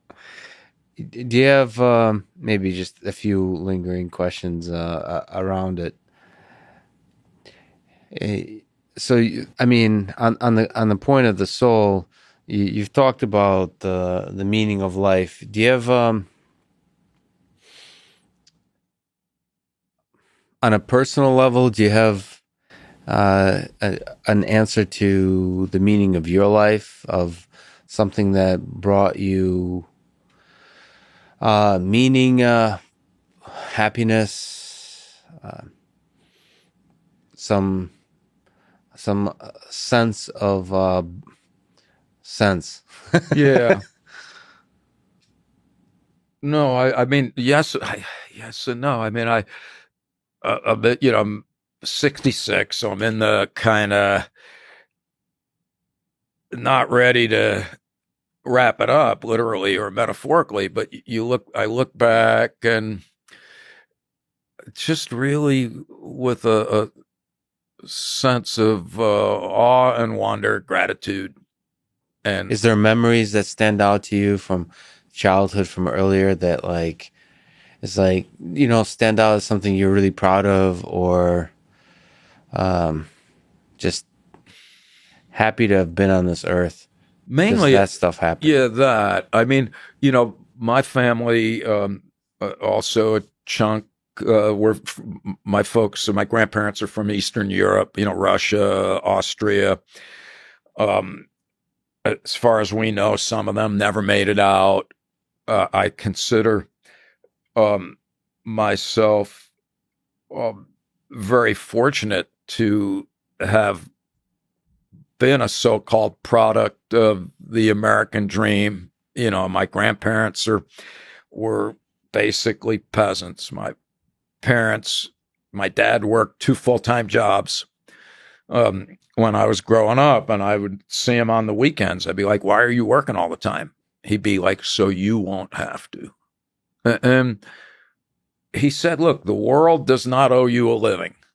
And so your first responsibility is to take care of yourself. And then your next responsibility is to take care of other people."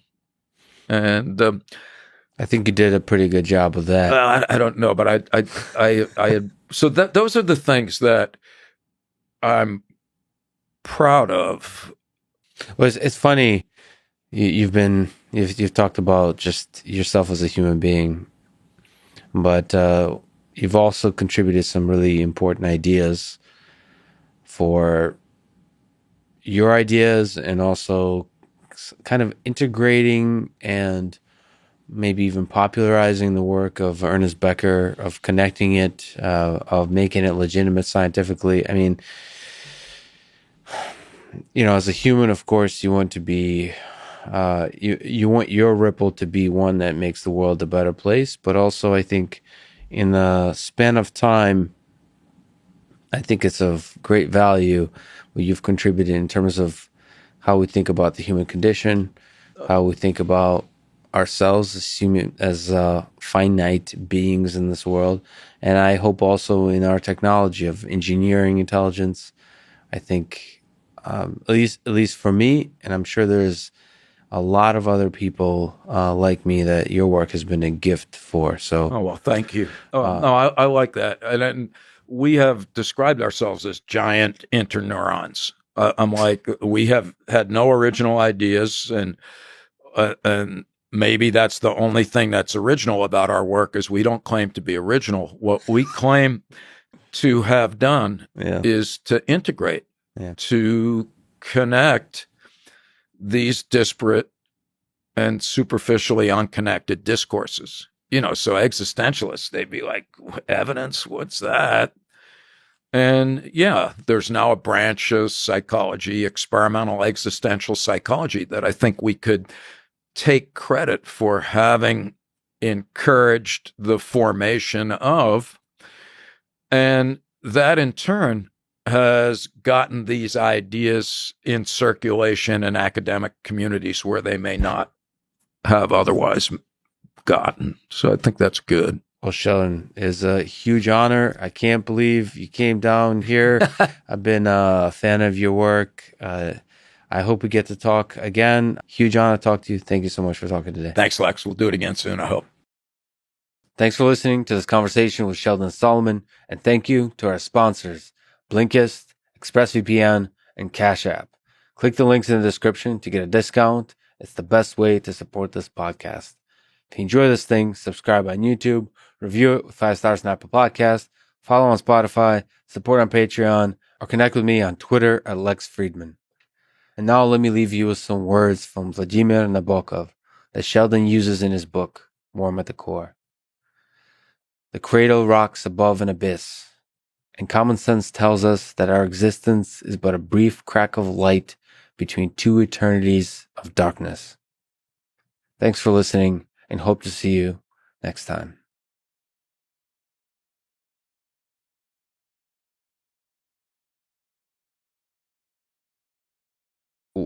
If you were to look back at your life and could relive a moment, a set of moments, because they were the happiest times of your life outside of family, what would that be?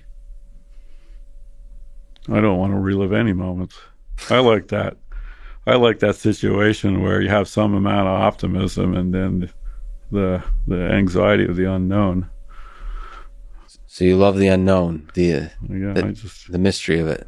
I don't know about the mystery. It sure gets your blood pumping. What do you think is the meaning of this whole thing, of life, on this pale blue dot? It seems to be what it does. Like the universe, for whatever reason, makes atoms, which makes us, which we do stuff.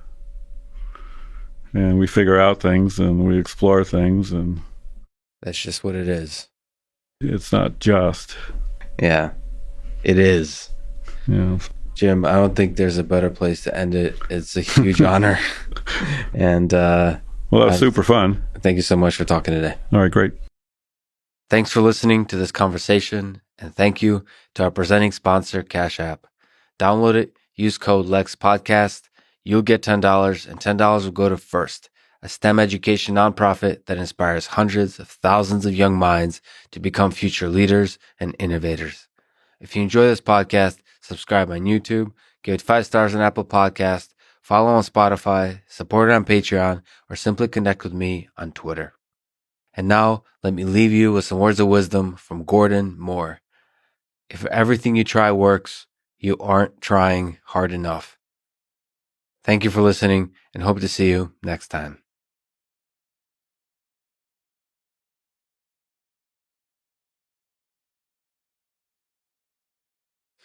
So, I'm not sure if you're familiar. I seem to mention this every other word. I'm from the Soviet Union. I'm Russian. Read way too much Dostoevsky. My roots are Russian too, but a couple generations back.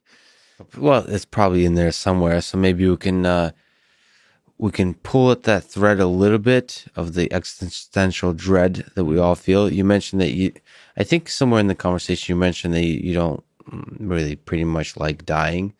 I forget in which context. It might have been a reinforcement learning perspective. I don't know. No, you know what it was? It was in teaching my kids to drive. That's how you face your mortality. Yes.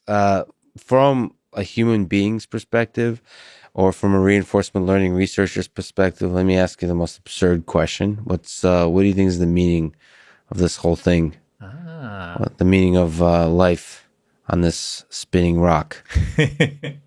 I mean, I think reinforcement learning researchers maybe think about this from a science perspective more often than a lot of other people, right? As a supervised learning person, you're probably not thinking about the sweep of a lifetime, but reinforcement learning agents are having little weird little lifetimes. And it's hard not to project yourself into their world sometimes.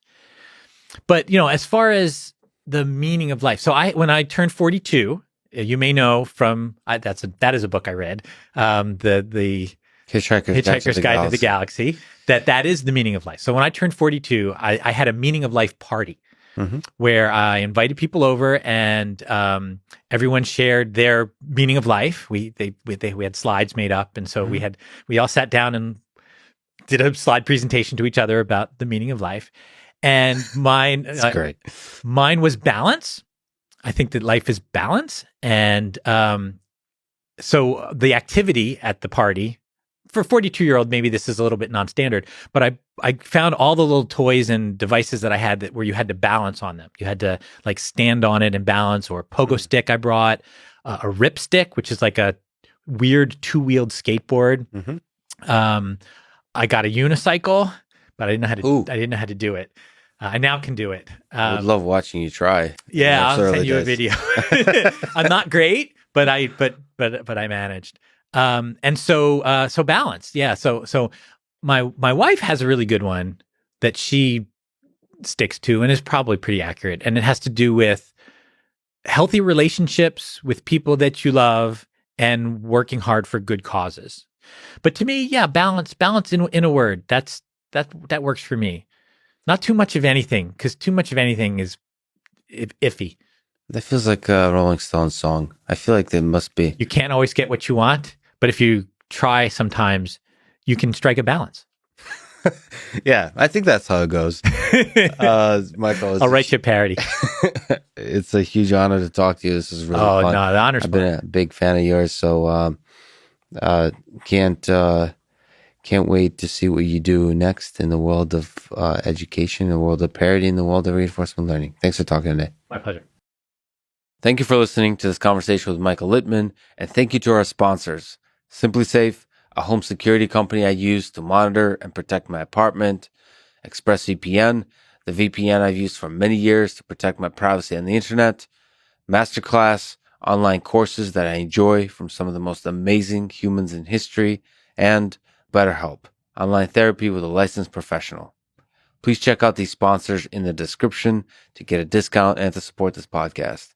If you enjoy this thing, subscribe on YouTube, review it with 5 stars on Apple Podcasts, follow on Spotify, support it on Patreon, or connect with me on Twitter at Lex Fridman.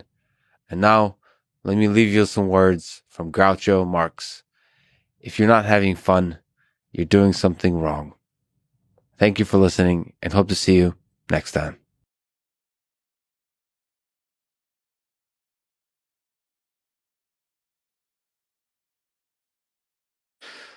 Big, ridiculous question. What do you think is the meaning of life?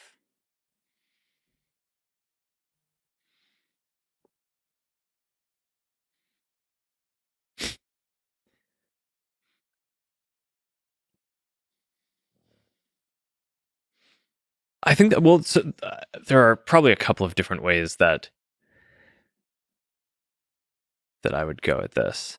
But I think it gets back to this last question that we talked about the duality between you have the people around you who you care the most about, and then there's like this bigger thing that maybe you're building. And I think that in my own life, I mean, I sort of think about this tension, but I started this whole company and my life's work is around human connection. So I think it's intellectually probably the thing that I go to first is just that human connection is the meaning. And I mean, I think that it's a thing that our society probably systematically undervalues. I mean, I just remember, when I was growing up and in school, it's like, do your homework and then go play with your friends after. And it's like, no, well, what if playing with your friends is the point? Like, it sounds like an argument your daughters would make. Well, I mean, I don't know. I just think it's interesting. Homework doesn't even matter, man. well, I think it's interesting because it's, people, I think people tend to think about that stuff as wasting time. Yeah. Or that's like what you do in the free time that you have. But like, what if that's actually the point? Yeah. So that's one. But here's maybe a different way of counting out this, which is maybe a more like religious in nature. I mean, I always like, there's a rabbi who I've studied with who kind of gave me this. We were talking through Genesis and the Bible and the Torah, and they're basically walking through. It's like, okay, you go through the 7 days of creation, and it's like, why does the Bible start there? Right? It's like it could have started anywhere, right? In terms of like how to live. But basically it starts with talking about how God created people in her image. But the Bible starts by talking about how God created everything. So I actually think that there's like a compelling argument that I think I've always just found meaningful and inspiring, that a lot of the point of what sort of religion has been telling us that we should do is to create and build things. So these things are not necessarily at odds. I mean, I think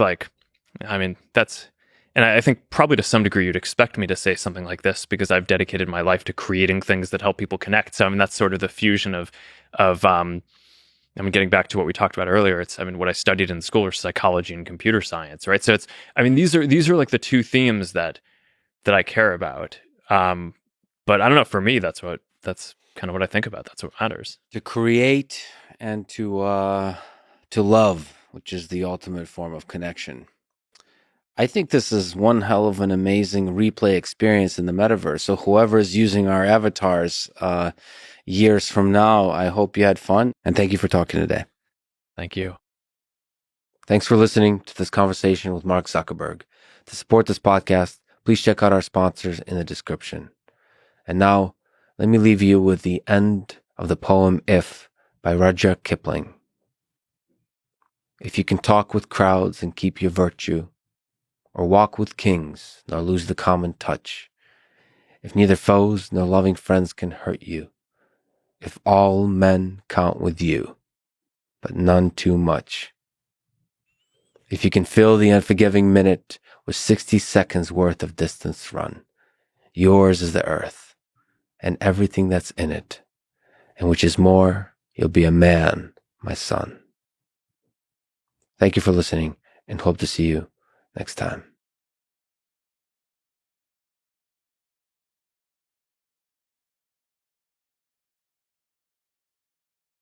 Last question. I sometimes ask this just to challenge, to make people roll their eyes, to make legitimate scientists roll their eyes. Ask, what is the meaning of life? According to Joe Rogan. I do not think there is a meaning. I think there's many, many meanings of life. I think there's a way to navigate life that's enjoyable. I think it requires many things. It requires, first of all, it requires love. You have to have loved ones. You have to have family. You have to have friends. You have to have people that care about you, and you have to care about them. I think that is primary. Then it also requires interests. There has to be things that stimulate you. Now, it could be just a subsistence lifestyle. There's many people that believe and practice this lifestyle of just living off the land and hunting and fishing and living in the woods, and they seem incredibly happy. Yeah. And there's something to be said for that. That is an interest, right? There's something, and there's a direct connection between their actions and their sustenance. They get their food that way. They're connected to nature, and it's very satisfying for them. If you don't have that, I think you need something that is interesting to you, something you're passionate about. And there's far too many people that get sucked into living a life where you're just doing a job. You're just showing up and putting in your time and then going home, but you don't have a passion for what you're doing. And I think that's the recipe for a boring and very unfulfilling life. You mentioned love. If we could just backtrack, what we talked about the demons and the violence in there somewhere. What's the role of love in your own life? It's very important, man. And that's one of the reasons why I'm so interested in helping people. I'm very interested in people feeling good. I like them to feel good. I want to help them. I like doing things that make them feel like, oh, you care about me. Like, yeah, I care about you. Yeah. I really do. Yeah. Like, I want people to feel good. I want my family to feel good. I want my friends to feel good. I want guests to feel good about the podcast experience. You know, I'm a big believer in as much as I can to spread positive energy and joy and happiness and relay all the good advice that I've ever gotten, all the things that I've learned. And if they can benefit people, then I find that those things benefit people and that actually improve the quality of their life or improve their success or improve their relationships, or I'm very happy to do that. That means a lot to me. The way we interact with each other is so important. It's one of the reasons why, like, if someone gets canceled or you get publicly shamed, it's so devastating because there's all these people that all this negative energy coming your way, and you feel it. As much as you like to pretend that you're immune to that kind of stuff, and some people do like to pretend that, you feel it. There's a tangible force when people are upset at you, and that's the same with loved ones or family or anytime someone's upset at you. whether it's You a feel it. giant group of people or there's a small amount of people, that has an impact on you and your psyche and your physical being. So the more you can spread love and the more love comes back to you, you also create this butterfly effect, right? Because where other people start recognizing like, oh, you know, when he's nice to me, I feel better. And then I'm going to be nicer to people. And when I'm nicer to people, they feel better and I feel better. And it spreads outward. And that's one thing that I've done through this podcast, I think, is I've imparted my personal philosophy on in kindness and generosity to other people. And Yeah, I mean, to correct you, you didn't do it. The ideas that are breeding themselves through your brain have figured out. The ideas that are alive in the air that made their way into my head. Love is a more efficient mechanism of spreading ideas they figured out. Than hatred. Probably, man. Probably. So as far as like the meaning of life, that's a big, without that, you have nothing. You know, one of the biggest failures in life is to be extremely successful financially, but everybody hates you. Everybody hates you and you're just miserable and alone and angry and depressed and sad. You know, when you hear about rich, famous people that commit suicide, like, wow, you missed the mark. You got some parts right, but you put too many eggs in one basket. You put too many eggs in the financial basket or the success basket or the accomplishment basket and not enough in the friendship and love basket. And there's a balance to that. And when I talked about the violence and all that stuff, like that to me is me understanding, recognizing that is me trying to achieve that balance. It's to like go kill those demons so that this boat is level, you know, because if it's not, then the boat is like this and then everything's all fucked up. And every time we hit a wave, things fall apart. Balance that boat out, figure it out, like know who you are. Some people don't have that problem at all. Some people, they could just go for walks and they're cool as a cucumber. Mm-hmm. I need more. You know, I need kettlebells. I need a heavy bag. I need the Echo bike, you know, the air assault bike. I need some hardcore shit. And if I don't get that, I don't feel good. So I figured that out too. And that makes me a nicer person. And that makes my interactions nicer. It makes, it changes the quality of my friendships and my relationships with people. I think we mentioned Neuralink. I can certainly guarantee that this is one of the memories I'll be replaying 20, 30 years from now once we get the feature ready. Joe, it's a huge honor to talk to you. I hope it's an honor to talk to you too, man. I'm glad you came down here for this. The first week of me doing this here, and it's very cool to have you always. I hope you make Texas cool again and and do your podcast another 10, 11, whatever, however many years you're still on this earth. All right, thank you, brother. Appreciate you, man. Thanks for listening to this conversation with Joe Rogan, and thank you to our sponsors, Neuro, 8 Sleep, and Dollar Shave Club. Check them out in the description to get a discount and to support this podcast. If you enjoy this thing, subscribe on YouTube, review it with 5 stars on Apple Podcast, follow on Spotify, support on Patreon, or connect with me on Twitter at Lex Fridman. And now, let me leave you with some words of wisdom from Joe Rogan. The universe rewards calculated risk and passion. Thank you for listening and hope to see you next time.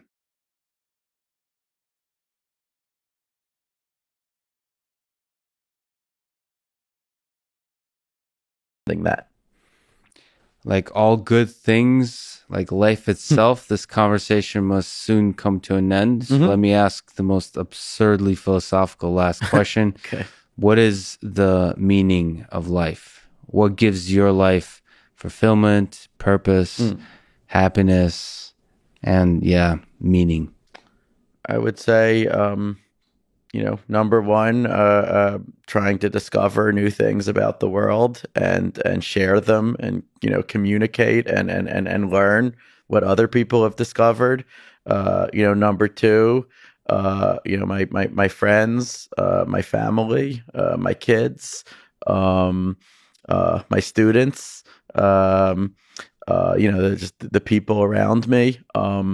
Number three, trying, when I can to, make the world better in some small ways. And, it's depressing that I can't do more and that, the world is, in facing crises over, the climate and over, sort of resurgent authoritarianism and all these other things, but, trying to stand against the things that I find horrible when I can. Let me ask you one more absurd question. Yeah. What makes you smile? Well, yeah, I guess your question just did. I don't know. I thought I tried that absurd one on you. Well, it was a huge honor to talk to you. Oh, well. We'll probably talk to you for many more hours, Scott. Thank you so much. Well, thank you. Thank you. It was great. Thank you for listening to this conversation with Scott Aronson. And thank you to our presenting sponsor, Cash App. Download it. Use code Lex Podcast. You'll get $10, and $10 will go to First, an organization that inspires and educates young minds to become science and technology innovators of tomorrow. If you enjoy this podcast, subscribe on YouTube, give it 5 stars on Apple Podcasts, support it on Patreon, or simply connect with me on Twitter at Lex Fridman. And now, let me leave you with some words from a funny and insightful blog post Scott wrote over 10 years ago on the ever-present Malthusianisms in our daily lives. Quote, again and again, I've undergone the humbling experience of first lamenting how badly something sucks, then, only much later, having the crucial insight that it's not sucking wouldn't have been a Nash equilibrium. Thank you for listening. I hope to see you next time.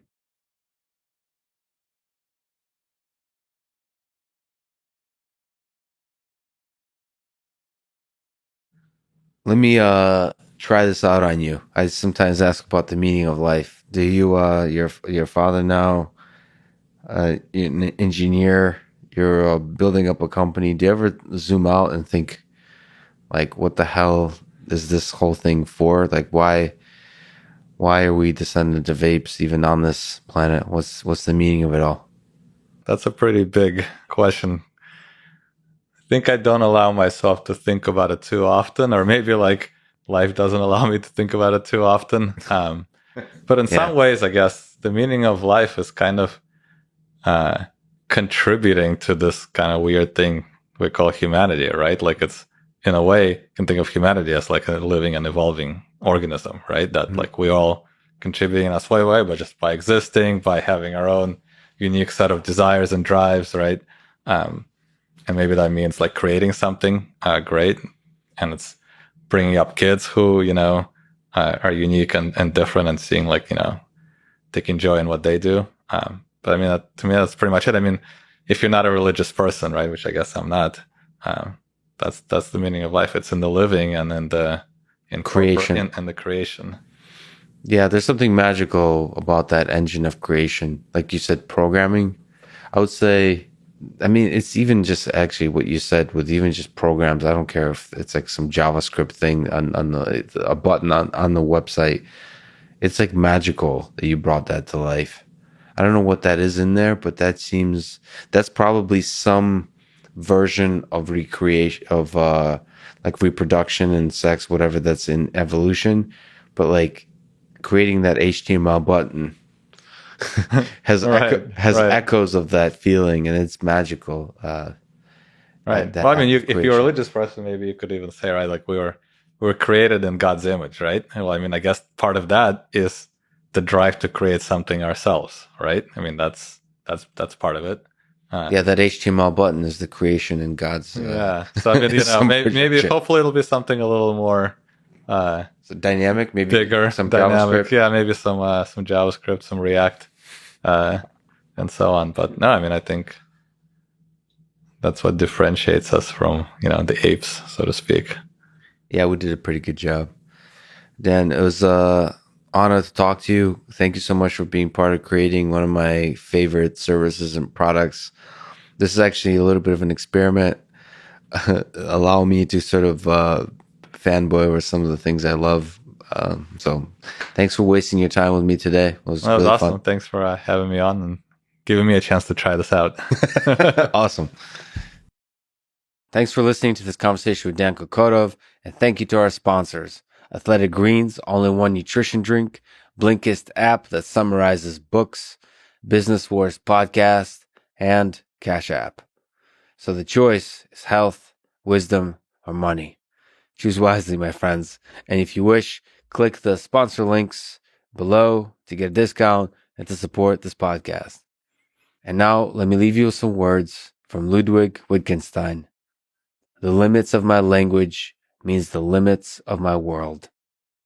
Thank you for listening and hope to see you next time.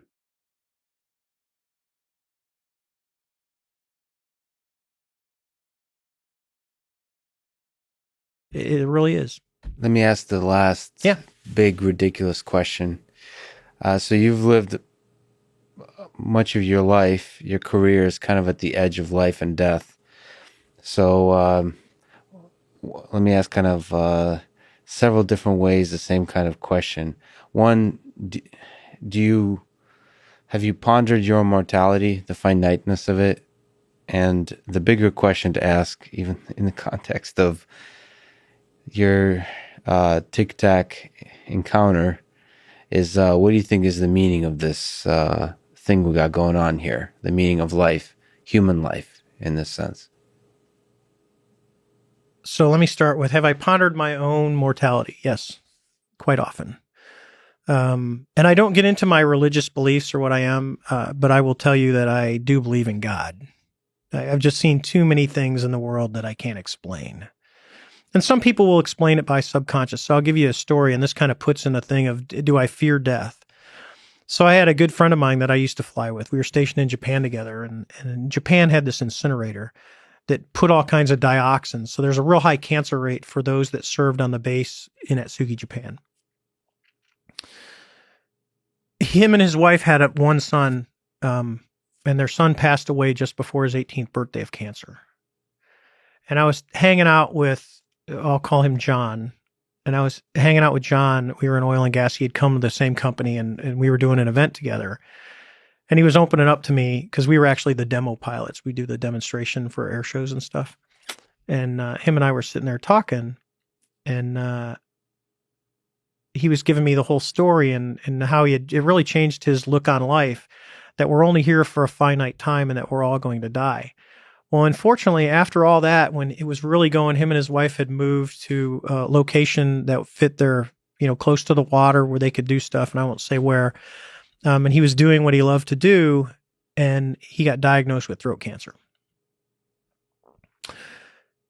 And I was talking to him, it was probably about maybe 2 months before he died. And I said, dude, hey, you're sad. I mean, this is your friend. And I'm kind of really bummed out. And this is the guy that's dying of cancer. And here's what he tells me. He says, Dave, dude, we're all going to die. He goes, but I have to look at it. I have to make the best of the time that I have. And I said, I understand that. And he goes, with the exception of not being with my wife, who he loved dearly, he goes, I'm okay with dying. I've had a really good life. And because actually the original announcement when he finally passed away, a buddy of mine called me because I don't do Facebook, and his wife had put it on Facebook that he had passed. And about the day before he died, for some reason I was thinking about him, and I had a dream, or I think it was a dream or an altered reality. You can get into whatever. But he was there. It was just him and I. And I was really sad in the dream. I was actually crying, and he was there, and he was actually in his uniform. He was in his whites, and because he was Navy. And we were just talking, and he looked at me and he said, and this is in my dream. He's like, Dave, it's all going to be okay. And this is a vivid conversation I have. People are going to think I'm weird about this, but I know what my dream was, and maybe it's my subconscious creating the dream. But in reality, to me, this was real. That it was put there for a reason. He basically explained everything. It's okay. I'm going to be fine. My wife is fine. He goes, this is what's meant to be, but and the bottom line was make use of every day that you have, because you don't know. And literally 2 days later, I find out that he passed. But ultimately, he accepted the finiteness of it. He did. Well, you have to. And it's like I talk about, money and job position and this and that. And I said, you can get in any, you can go to a company. Just remember, when you want to be a VP of a company, you sell your soul to the company. You have to. I said, if you look, I joke with people at work, and I said, I said, when you ever think that you're important or this guy has that, I said, when you're sitting on 93 or 95, 128, and you're sitting in traffic and we're stopped, which doesn't happen right now because of COVID, but normally it's stopped, it's bumper to bumper and you're sitting here like I was coming down here by the gas tank. When you're sitting there, look left and look right, and there can be a Lamborghini or an S550 Mercedes, and on the other side, there could be some piece of crap car. We're all sitting on the same freeway at the same time trying to do the same thing, which is just get home so we can be with our family. Because the most important thing that we have, it ain't money, it ain't our job, it's not our position. I go, because when it's all said and done, you could be, you can be, with the exception of the presidents of the United States, name the vice presidents. Most people can't. Yeah. And eventually they're going to die. Or eventually you're going to see a statue of a guy from the 1700s in the Boston area, and you're going to go, I don't even know who that guy was. Did he impact my life? He probably did. But eventually people forget. Yeah, you realize what's important now. And the one thing that you have is your family and your close friends. And that's it. You can take all the money or everything else. If you're down on your luck, who is going to be there? We always just joke, who are your true friends? It's the person, well, there's ones that I won't say, but hey, you're broke down on a road in the middle of nowhere and it's 3:00 in the morning. Who are you going to call is going to get in their car without complaining and come and get you? And that's life. That is life. The people you love. It's the people you truly care about. And contrary to, I have, oh my God, I got 6,000 Facebook friends. You got about that many real friends that you can count on. And that's it. Everything else doesn't matter. No, it doesn't matter. It doesn't mean you don't be nice. There's acquaintance friends that I'll do anything for and they can come to my house and stuff. But then there's the people that, like my cousins who are like my brothers that, at a moment's notice, when my uncle passed away at a young age, who lived literally right down the street from me, and my cousin Chad, and I got two boys, there's 14 of us, but there's only two boys. There's 3 of us together. And we all grew up in the same neighborhood, same schools, played football together, all that. I said, if Ray or Chad ever needs me, if something happens, like when my uncle died, it wasn't an issue if I'm coming home. I'm booking the ticket and I don't give a shit what it costs because I will be there to be there with you. And then those 2 guys and my college roommate is another one that I'm very, very close with. If I have a handful of people that, I will drop literally everything, even if my wife would be pissed at me at times. She's like, seriously, I got to do it. Yeah. And now she knows, and it's the same thing with her. She knows that there are certain people in her life that if they really need her and she has to go, she would go and I would let her go. So given all that, I'm honored that you would come here and talk to me and take the time. Dave, it was one of the best conversations I've ever had. Thank you so much. It's a pretty long one. It's probably sets the record for the longest one. So I'm at a loss of words. One of my favorite conversations. Thank you so much for talking today, Dave. You're welcome. Thanks for listening to this conversation with David Fravor, and thank you to our sponsors, Athletic Greens, ExpressVPN, and BetterHelp. Please check out the sponsors in the description to get a discount and to support this podcast. If you enjoy this thing, subscribe on YouTube, review it with 5 stars on Apple Podcast, follow on Spotify, support on Patreon, or connect with me on Twitter at Lex Fridman. And now, let me leave you with some words from Carl Sagan. Somewhere, something incredible is waiting to be known. Thank you for listening and hope to see you next time.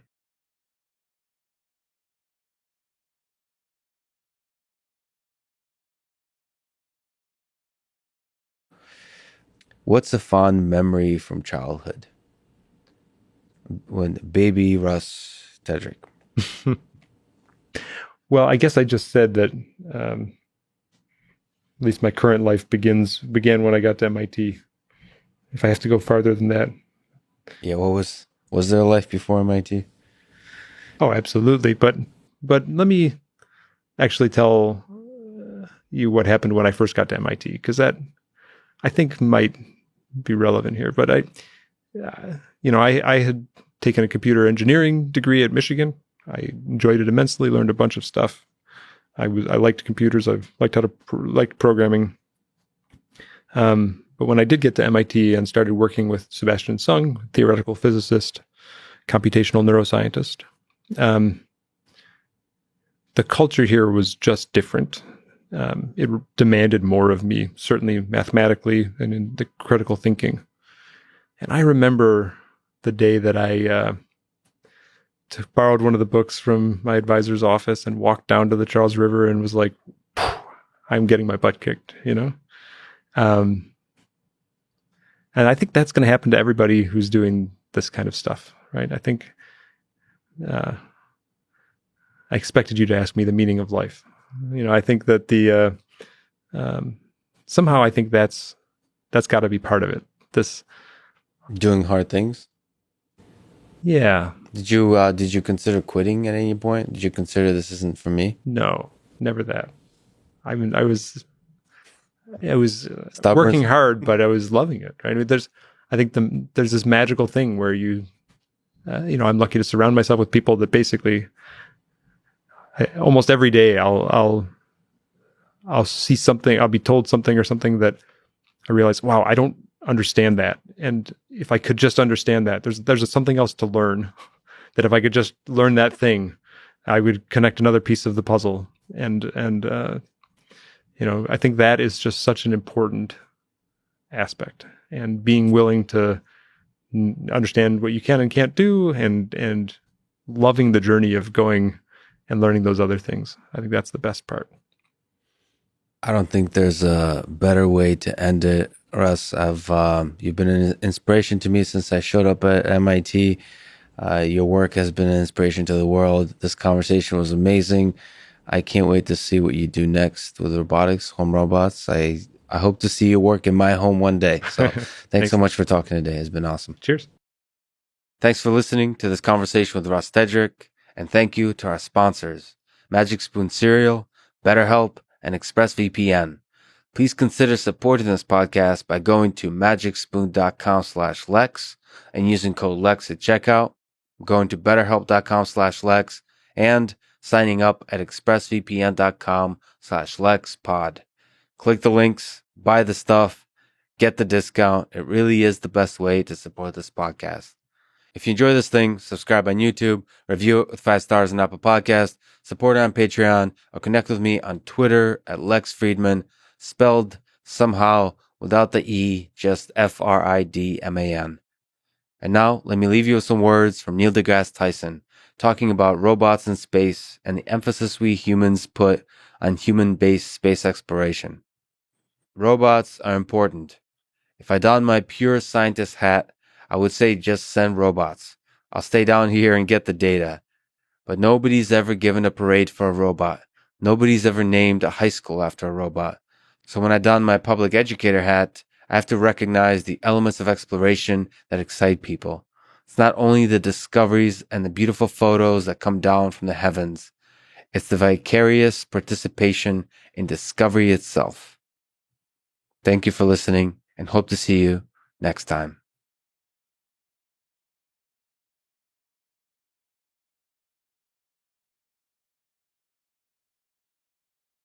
But let me ask the big, ridiculous philosophical question of what is the meaning of this, Rust? What do you think is the meaning of life on Earth? What is the meaning of our human intelligent life? Well, I think it's very clear that we have an evolutionary story that is only getting challenged around the edges. You know, we have a very clear understanding of the evolution of life, and the meaning is, you know, we are here as a consequence of materialistic processes that began, in our sense, with the establishment of the Earth 4.5 billion years ago, whatever it was, and then water and oxygen and so on. We are the astonishing consequence of the evolution of cells and multicellular organisms. The word random is the wrong word to use unless you understand what it means. It didn't happen by chance, but a lot of random events had to happen to make this possible. Mm-hmm. And those random events, of course, are the production of appropriate mutations. But the the meaning of life is there is no meaning. The really big mystery of life is, why is there a universe? And that same why propagates itself through the whole of it, through the whole process of it, for the emergence of planets, the emergence, first of all, of galaxies, of star systems, of planets, of the proteins required to construct the single cell organisms, and the single cell organism becoming complex organisms, and some of the clever fish crawling out onto the land, and the whole of it. And then there's fire. Some clever guy or lady invented fire, and then now here we are. It just does seem, speaking as a human, kind of special that we're able to reflect on the whole thing. Where the whole wonderful story. It's so much more interesting than the stories produced by religion. Yeah, it is. It is beautiful, but it just seems special that us humans are able to write religions and construct stories. Yeah, and right. also do science. That seems kind of amazing. It seems like the universe is such that it creates beings like us that are able to investigate it. and that's why there's this longing for a why. That's just that's such a beautiful little pocket of complexity created by the universe. It seems like there should be a why, but maybe there's just an infinite number of universes, and this is the one that led to this particular set of humans. Even without an infinite number of universes, I bet there's an infinite number of intelligent beings throughout this universe. Yeah. Now that we know how many planets have the right sort of conditions, which is what, I can't remember, a lot. It's some significant percentage of all planets. Then there are apparently billions of planets, and there's things happen so quickly on Earth. Once you got water, then you got life, and it did not take long for life to evolve in the big scheme of things. And if you look out there, say there's a nearly infinite number of intelligent civilizations, one dimension you could look at is the proclivity to violence they have. And it's interesting to think what level of violence is useful for extending the life of a civilization. So we have a particular set of violence in our history. Maybe being too peaceful is a problem in the early days. Maybe being too violent, quite obviously, is a problem. So you look at viruses. What kind of viruses on Earth propagate and succeed? If you're too deadly, that's a big problem. If you're not deadly enough, that's also a problem. So that is a fascinating exploration of... I don't see any evidence. I don't see where you're coming from when you say that being too peaceful is a problem. Well, because... So I'll say it this way. Death is a way to get rid of suboptimal solutions. So violence... But there's lots of ways to die without violence. Right. To me, death in itself is violence. And you can... a lot of people that talk about, for example, longevity and disease and all that kind of stuff, they see death is this is the way they talk about it, and it's interesting to philosophically think of it that way. Death is like mass murder that's happening, and it's like people that try to, from a biological perspective, help extend life. They see that you're helping the biggest atrocity in the history of human civilization, from their perspective, is not allocating all our resources to solving death.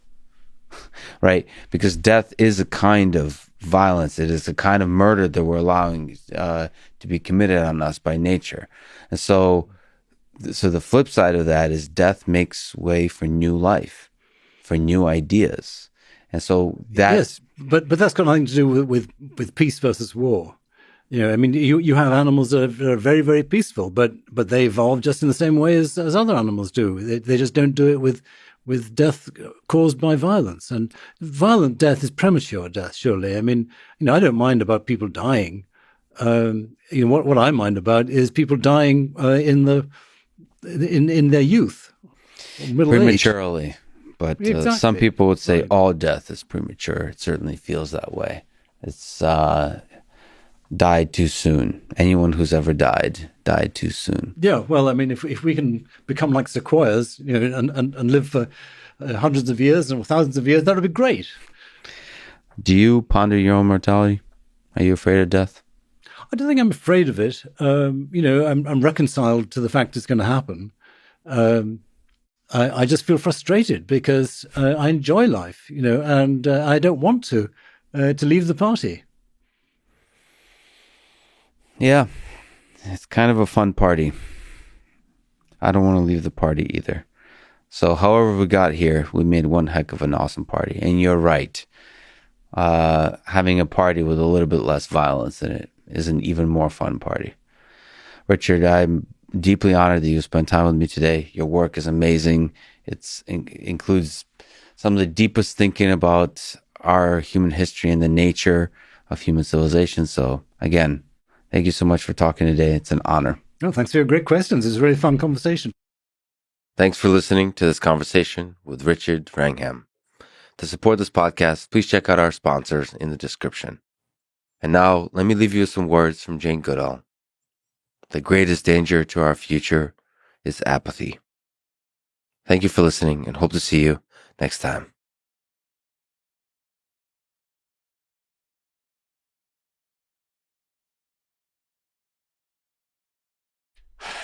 But in that story, that Wikipedia article, do you think there'll be a section on the meaning of it? I hope not. Because that section we could write now, and it's just not going to be very good, right? What would you put in the section on the meaning of human existence? I don't know. Links to a lot of other sections. I don't think there are general statements about the meaning of life that have that much meaning. I think if you study different cultures, the arts, travel, mathematics, like whatever your thing is, you'll get a lot about the meaning of life. So like it's there in Wikipedia in some bigger sense. Yeah. But I don't want to read the page on the meaning. I bet they have such a page, in fact. The fact that I've never visited it, none of my friends, here, Tyler, here's the page on the meaning of life. I know you've been wondering about this. You got to read this one. No one's ever done that to you, have they? It probably has. Well, I actually gone to that page. It does, in fact, have a lot of links to other pages. Okay. So that's it. The meaning of life is just a bunch of self-referential or citation needed type of statements. I think there's no better way to end it. Tyler, this is a huge honor. I'm a huge fan. Thank you so much for wasting all of this time with me. It was one of the greatest conversations I've ever had. Thank you so much. My pleasure, and delighted to finally have met you and that we can do this. Thanks for listening to this conversation with Tyler Cohen, and thank you to Linode, ExpressVPN, Simply Safe, and Public Goods. Check them out in the description to support this podcast. And now, let me leave you with some words from Adam Smith. Little else is requisite to carry a state to the highest degree of opulence from the lowest barbarism, but peace, easy taxes, and a tolerable administration of justice. Thank you for listening, and hope to see you next time.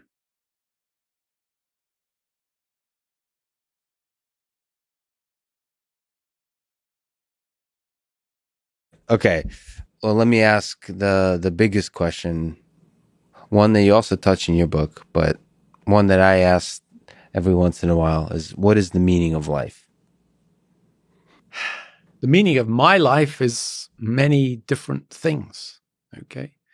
But they are all kind of centered around relationships.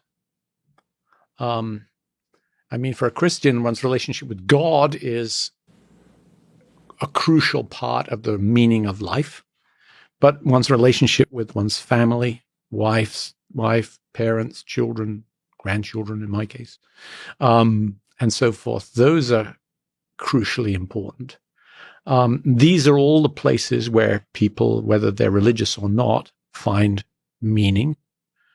But ultimately, I think a person who has faith in a creator, who we think has an intention, or many intentions, but a will in respect of the world as a whole, that's a crucial part of meaning.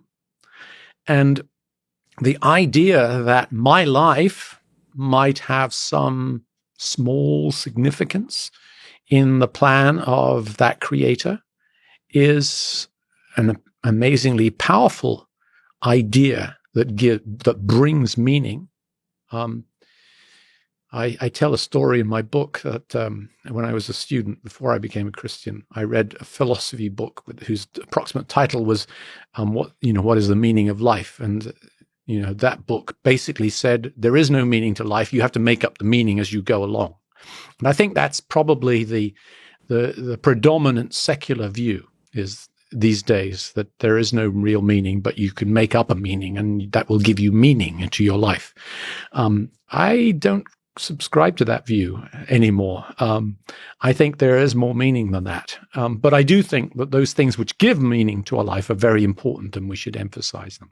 And you have said that as the part of that meaning, as the part of your faith, love and loyalty are key parts. So can you try to say what is love and loyalty? Like what does it mean to you? What does it look like? If you were to give advice to your children, grandchildren of what to look for in looking for loyalty and love, what would you try to say? Well, I think it's something like yielding your will or desire to another. It's valuing others more highly, or at least as highly as yourself. But that's just the start of it, because true love, you reach a point where you feel compelled by the other. And that, I think, to some people sounds very scary, but actually it's terrifically liberating. And I think that love then brings you into service towards another. And I'm, reminded of the phrase from the Anglican prayer book where it talks about Jesus, whose service is perfect freedom. In other words, for us Christians, to serve God is what perfects our freedom. And I think there is an amazing love is in part captivity, but in a kind of paradoxical sense, it's also an amazing freedom. Love is freedom.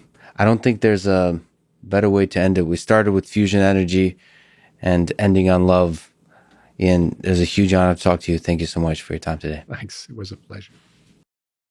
Thanks for listening to this conversation with Ian Hutchinson, and thank you to our sponsors, Sunbasket and PowerDot. Please consider supporting this podcast by going to sunbasket.com/Lex and use code Lex at checkout, and going to powerdot.com/Lex and use code Lex at checkout. Click the links, buy the stuff. Even just visiting the site is really the best way to support this podcast, because it helps convince them to sponsor it in the future. If you enjoy this thing, subscribe on YouTube, review it with 5 stars on Apple Podcasts, support it on Patreon, or connect with me on Twitter at Lex Fridman, spelled somehow without the letter E, just Fridman. And now, let me leave you with some words from Arthur C. Clarke. Finally, I would like to assure my many Buddhist, Christian, Hindu, Jewish, and Muslim friends that I am sincerely happy that the religion which chance has given you has contributed to your peace of mind, and often, as Western medical science now reluctantly admits, to your physical well-being. Perhaps it is better to be unsane and happy than sane and unhappy. But it is the best of all to be sane and happy. Whether our descendants can achieve that goal will be the greatest challenge of the future. Indeed, it may well decide whether we have any future. Thank you for listening, and hope to see you next time.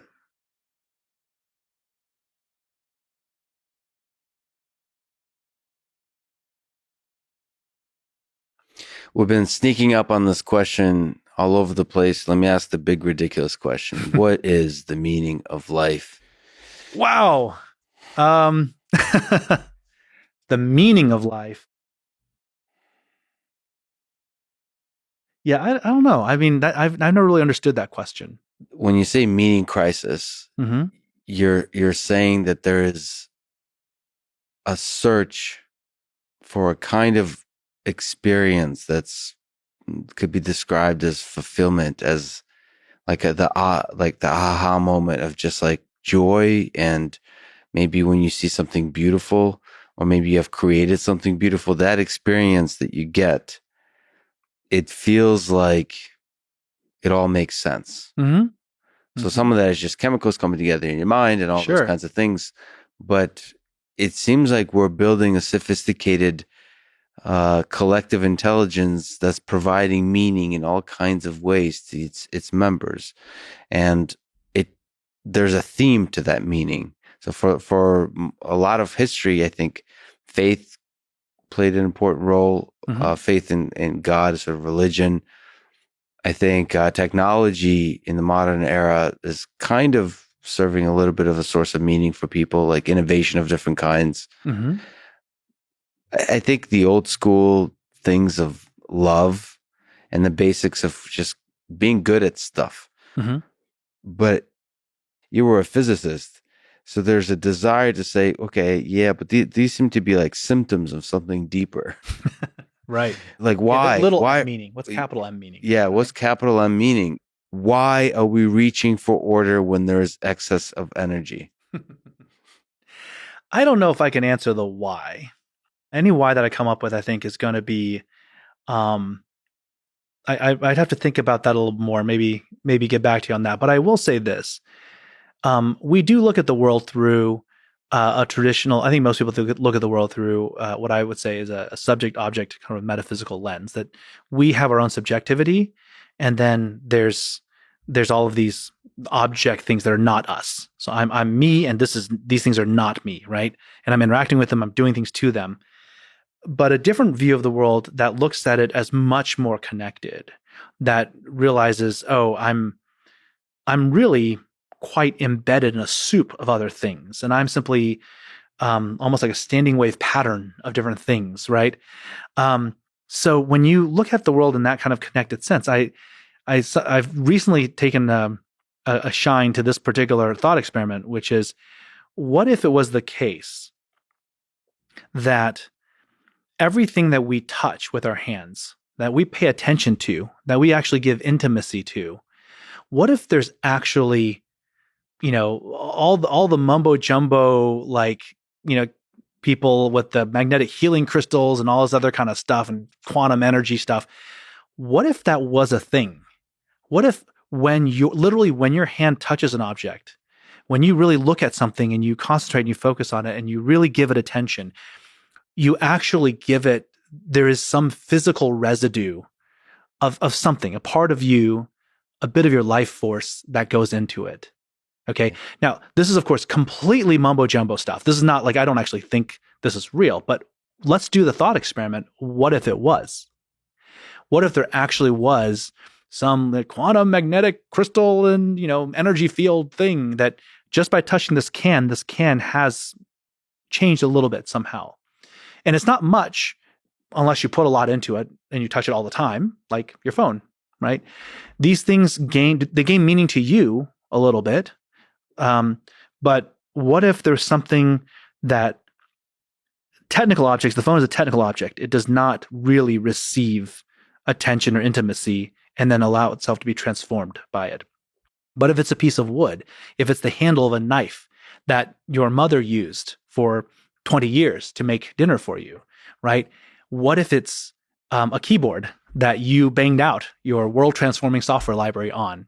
These are technical objects and these are physical objects, but somehow there's something to them. We feel an attraction to these objects as if we have imbued them with life energy. Yeah. Right. So if you walk that thought experiment through, what happens when we touch another person, when we hug them, when we hold them? And the reason this ties into my answer for your question is that there's if there is such a thing, if we were to hypothecate such a thing, it could be that the purpose of our lives is to imbue as many things with that love as possible. That's a beautiful answer and a beautiful way to end it, Peter. You're an incredible person. Thank you. Spanning so much in the space of engineering and in the space of philosophy. I'm really proud to be living in the same city as you. and I'm really grateful that you would spend your valuable time with me today. Thank you. I appreciate the opportunity to speak with you. Thanks for listening to this conversation with Peter Wang. To support this podcast, please check out our sponsors in the description. And now, let me leave you with some words from Peter Wang himself. We tend to think of people as either malicious or incompetent. But in a world filled with corruptible and unchecked institutions, there exists a third thing: malicious incompetence. It's a social cancer, and it only appears once human organizations scale beyond personal accountability. Thank you for listening, and hope to see you next time.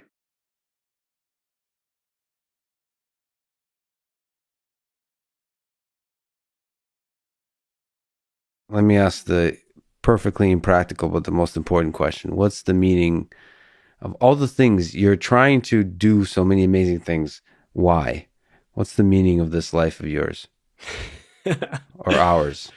I don't know. Humans. So have you ever heard people say asking what meaning of life is like asking the wrong question or something? The question is wrong. Yeah. No, that usually people get too nervous to be able to say that because it's like your question sucks.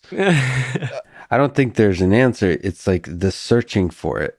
It's like sometimes asking it. It's like sometimes sitting back and looking up at the stars and being like, I wonder if there's aliens up there. There's a useful palate cleanser aspect to it, because it kind of wakes you up to like all the little busy, hurried day-to-day activities, all the meetings, all the things you like are part of. We're just like ants, a part of a system, a part of another system. And then when this asking this bigger question allows you to kind of zoom out and think about it. But there's ultimately, I think it's an impossible thing for our limited capacity, like cognitive capacity to capture. But it's fun to listen to somebody who's exceptionally successful, exceptionally busy now, who's also young like you, to ask these kinds of questions about like death. You know, do you consider your own mortality kind of thing, and life, whether that enters your mind, because it often doesn't. It kind of almost gets in the way. Yeah. It's amazing how many things you can like that are trivial that could like occupy a lot of your mind until something bad happens or something flips you. And then you start thinking about the people you love that are in your life. Then you start thinking about like, holy shit, this ride ends. Exactly. Yeah, I just had COVID, and I had it quite bad. It wasn't really bad. It was just like I also got a simultaneous like lung infection, so I had like almost like bronchitis or whatever. I don't understand that stuff, but it felt I started, and then you're forced to be isolated, right? And so it's actually kind of nice, because it's very depressing, and then. I've heard stories of, I think it's Sean Parker. He had like all these diseases as a child. Yeah. And he had to like just stay in bed for years. Mm-hmm. And then he like made Napster. It's like pretty cool. So yeah, I had about 15 days of this recently, just last month. And it feels like it did shock me into a new kind of energy and ambition. Were there moments when you were just like terrified at the combination of loneliness and like, you know, the thing about COVID is like there's some degree of uncertainty. Like it feels like it's a new thing, a new monster that's arrived on this earth. And so, you know, dealing with it alone, a lot of people are dying. It's like wondering like... Yeah, you do wonder. I mean, for sure. And then there are even new strains in South Africa, which is where I was. And maybe the new strain had some interaction with my genes and I'm just going to die. But ultimately, it was liberating somehow. I loved it. I loved that I got out of it. Okay, because it also affects your mind. You get confusion and kind of a lot of fatigue, and you can't do your usual tricks of psyching yourself out of it. So sometimes it's like, oh man, I feel tired. Okay, I'm just going to go have coffee and then I'll be fine. It's like, now it's like, I feel tired. Coffee. I don't even want to get out of bed to get coffee because I feel so tired. And then you have to confront, there's no like quick fix cure and you're trapped at home. So now you have this little thing that happened to you that was a reminder that you're mortal, and you get to carry that flag in trying to create something special in this world, right? With Numerai. Listen, this was like one of my favorite conversations because you're the way you think about this world of money and just this world in general is so clear, and you're able to explain it so eloquently. Richard, it was really fun. Really appreciate you talking today. Thank you. Thanks for listening to this conversation with Richard Crabe, and thank you to our sponsors: Audible Audiobooks, Trio Labs, machine learning company, Blinkist app that summarizes books, and Athletic Greens all-in-one nutrition drink. Click the sponsor links to get a discount and to support this podcast. And now let me leave you with some words from Warren Buffett. Games are won by players who focus on the playing field, not by those whose eyes are glued to the scoreboard. Thank you for listening, and hope to see you next time.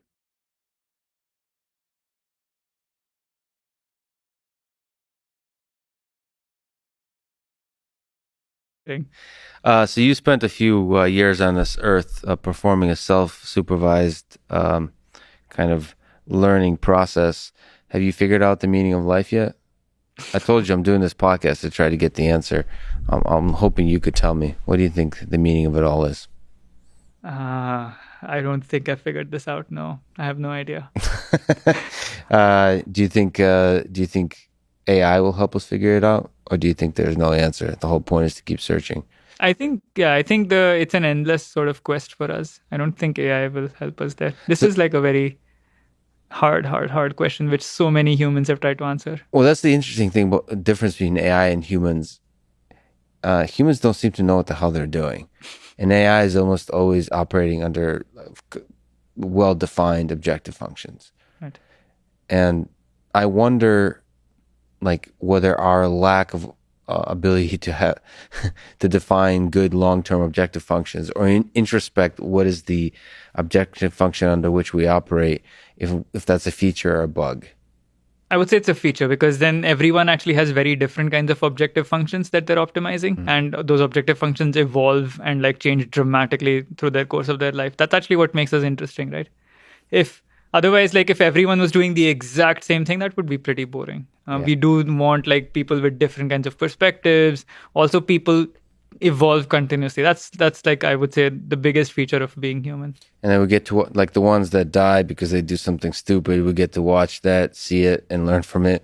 And as a species, we take that lesson and become better and better because of all the dumb people in the world that died doing something wild and beautiful. Ishan, thank you so much for this incredible conversation. We did a depth-first search through the space of machine learning, and it was fun and fascinating. So it's really an honor to meet you, and it was a really awesome conversation. Thanks for coming down today and talking with me.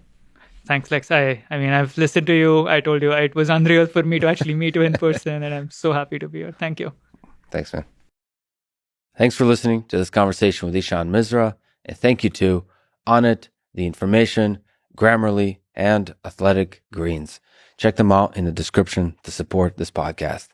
And now, let me leave you with some words from Arthur C. Clarke. Any sufficiently advanced technology is indistinguishable from magic. Thank you for listening, and hope to see you next time.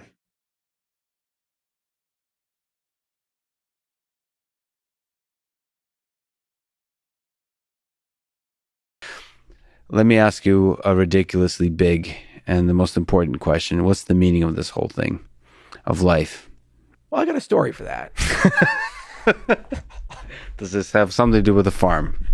Well, no. It's from Japan. I used to live in Japan. I live in Osaka, next to Namba. Beautiful area. It's like if you're gonna live anywhere in Japan, live in Osaka. And you live anywhere in Osaka, live next to the restaurant district. At 4:00 in the morning, you can get good ramen. These are the things in life that make you who you are. So there was a shogun, and he was kind of a badass. He was really good at killing people, really good at running his empire. And then he got a bit disgruntled in his late 40s, and he said, I'm just going to give it all to my son, and I'm going to wander around Japan until I find the perfect cherry blossom. That's what I'm going to do. Everybody thought he went crazy. He said, no, that's what I'm going to do. And he took his whole entourage with him, and so his son is now the shogun, and then he's just wandering throughout Japan and having all these incredible, crazy adventures as he's wandering throughout Japan, fighting bandits and loving beautiful women and so forth. And then 30 years later, he's passing these two geisha gals, and one of them turns around and they notice him slumped over next to a cherry tree. And so she goes over to try to rouse him, and he's dead. And in his hands is a wilted cherry blossom. So that's a very Japanese story, right? The point is that it's not the actual blossom finding the perfection that matters. It's the things you do on a day-to-day basis, the places you go, the people you meet, the experiences you have, and the joy you take in the things that you do here in the moment now. You have to get there. If you look at Jiro Dreams of Sushi, there's this guy, 70 years of his life, making the same damn piece of sushi again and again and again. He's the happiest guy around. Albert Camus and his story of Sisyphus. Sisyphus should be miserable. It's the Greek curse. No, he's happy. He has total clarity of purpose. And every day he gets to basically roll that stone just a little bit better than the day before, a different way than the day before. And it's not the destination. It isn't getting the stone up to the top of the hill that matters. It's the fact that the act, you find that joy in that act, that ikigai, that way of life, that purpose of life. That, I think, is the closest thing a human can get to a meaning. You're a blip. You didn't exist. You're dead. And if you compare it to the size of the universe in that time, it's just a little blip. So all you can do with what you have is just find meaning in the things that you do on a daily basis. And you can't predict the macro. We have all this wealth and power in America. What if a world war breaks out? We could be destitute like war-marked Germany. And so, you could be a big guy. You could be now living on the street side. Would you be miserable? The point of life is getting to a point that no matter what comes your way, what misfortune comes your way, you're in a position where you can find a modicum of happiness and love and empathy for others in that moment. Mm-hmm. And then the highest pursuit of life is the ability to share that mindset with other people and give it to them somehow. And that's really hard, because everybody comes to you, they're always Eeyore, doom and gloom and cynical, and but this and that, and reputation this and that. You have to somehow transcend all of it and say, that doesn't matter. Look at the cherry blossoms. Aren't they beautiful today? And let's find a better one tomorrow. See, you're also a fan of fishing, I read somewhere. Yeah. And one of my favorite books is Old Man and the Sea, where there's an old man sort of battling a big fish and basically closing out the last chapter of his life in this battle. So I think another aspect of life with this boulder, it feels like the boulder gets bigger and bigger as we get closer to death. And, you find yourself married to a particular struggle in life that eventually just kind of overtakes the entirety of meaning of your existence. Do you think, I know what it is for me, do you have something like that? The broader vision that unites your work with Cardano and everything you've done in life, the big fish that you're going to end up in the dark of night struggling with at the end, the last chapter of your life, like the big problem you're taking on? Well, in mathematics, it was the Goldbach conjecture. I'd like to prove that. That's probably not. That's a really big fish. So do you still have a love for mathematics? Oh God, yeah, of course I do. You never lose that. You never lose it. You lose the ability to do deep work, and you don't have the creativity and the raw inspiration. This is why I've gotten into automated theorem proving, because what I lack because I'm getting older, I can now have computers understand it and use AI to just solve this stuff. It's like the cheat codes for math, so fuck those guys. We'll still do that. But, mathematics still has those last passions, and, there's all kinds of cool things that I'd like to see done. Like quota complexes allow you to unify topology and number theory in really novel ways. And there are all kinds of cool things, but who cares? It's everybody has those white whales. Another thing I'd love to do is bring back the woolly mammoth. That's George Church's, hidden pleasure. In 5 to 10 years, it's actually going to happen. And I have this beautiful ranch in Wyoming, and I got to find a way to convince George to let me raise his clone mammoths on my ranch. Among the bison. Among the bison. They'd probably get along really well. And then I have to learn all these cool things about woolly mammoths. Like, do you shave them in the summertime and let them get shaggy during the winter? Or do you just let that coat go and then it falls? Who knows? It's an undiscovered country. I just had the image of Charles Hoskinson alone on a bison farm trying to raise a woolly mammoth, and just start wearing a white suit and say "Welcome to Hoskinson Ranch." I'll have a cane with amber on it. Yeah, with a chalkboard that you keep scrambling on, like the Beautiful Mind, the movie, and you'll have voices. Oh, the schizophrenia has already come. You guys are all figments of my imagination, anyway. Now, one of my goals, though, I love catfish, and they live a long time. They get really damn big if you see those guys. Yeah. I'd love to catch one now and be in my 60s and catch the same fish twice and recognize it. Maybe I'll lift a scar or something. That'd be really cool. Going back to the fish thing, Yeah. Because both the fish has gone through a lot, I've gone through a lot, and we can just be like old reminisce. Friends. Exactly. Yeah. Exactly.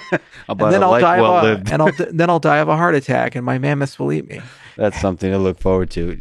Charles, this was one of the most amazing conversations I've ever had. It's truly an honor that you would spend your valuable time with me. And I'm glad you exist in the cryptocurrency and the technology space. And I can see your love for mathematics and your love for life just radiate through everything you do. So thank you for being you. And thank you for talking to me today. This was a lot of fun. Thank you so much, Lex. Thanks for listening to this conversation with Charles Hoskinson. And thank you to Gala Games, Allform, Indeed, ExpressVPN, and 8th Sleep. Check them out in the description to support this podcast. And now, let me leave you with some words from William Faulkner. You cannot swim for new horizons until you have the courage to lose sight of the shore. Thank you for listening, and I hope to see you next time.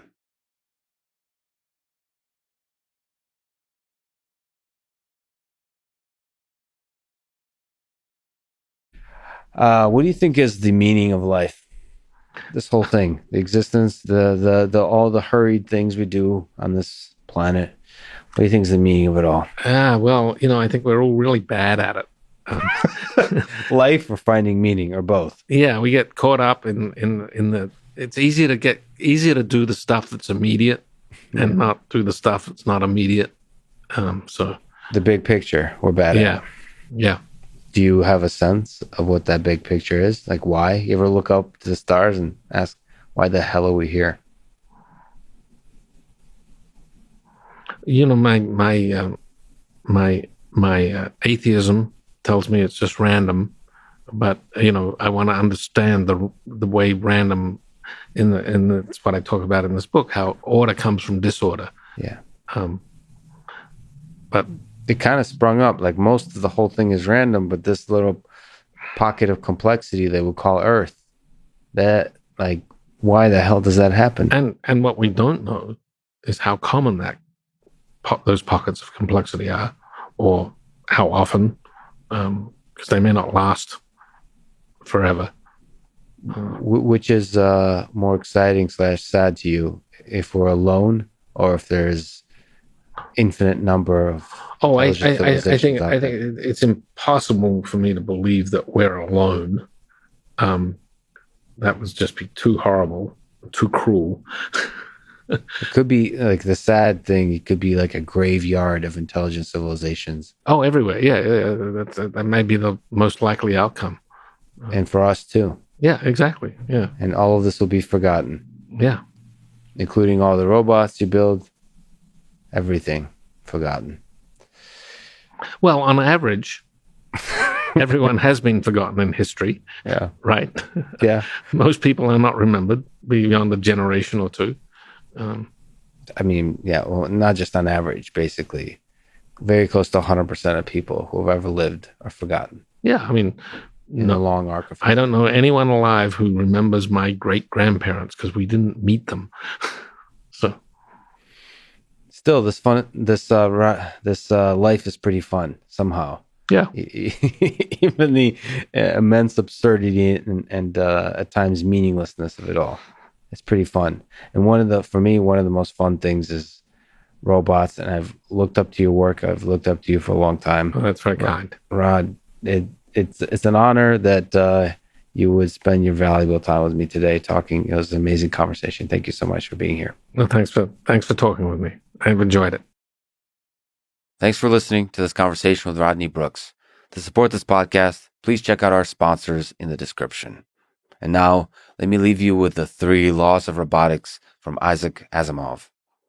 1. A robot may not injure a human being or, through inaction, allow a human being to come to harm. 2. A robot must obey the orders given to it by human beings except when such orders would conflict with the first law. And 3. A robot must protect its own existence as long as such protection does not conflict with the first or the second laws. Thank you for listening. I hope to see you next time.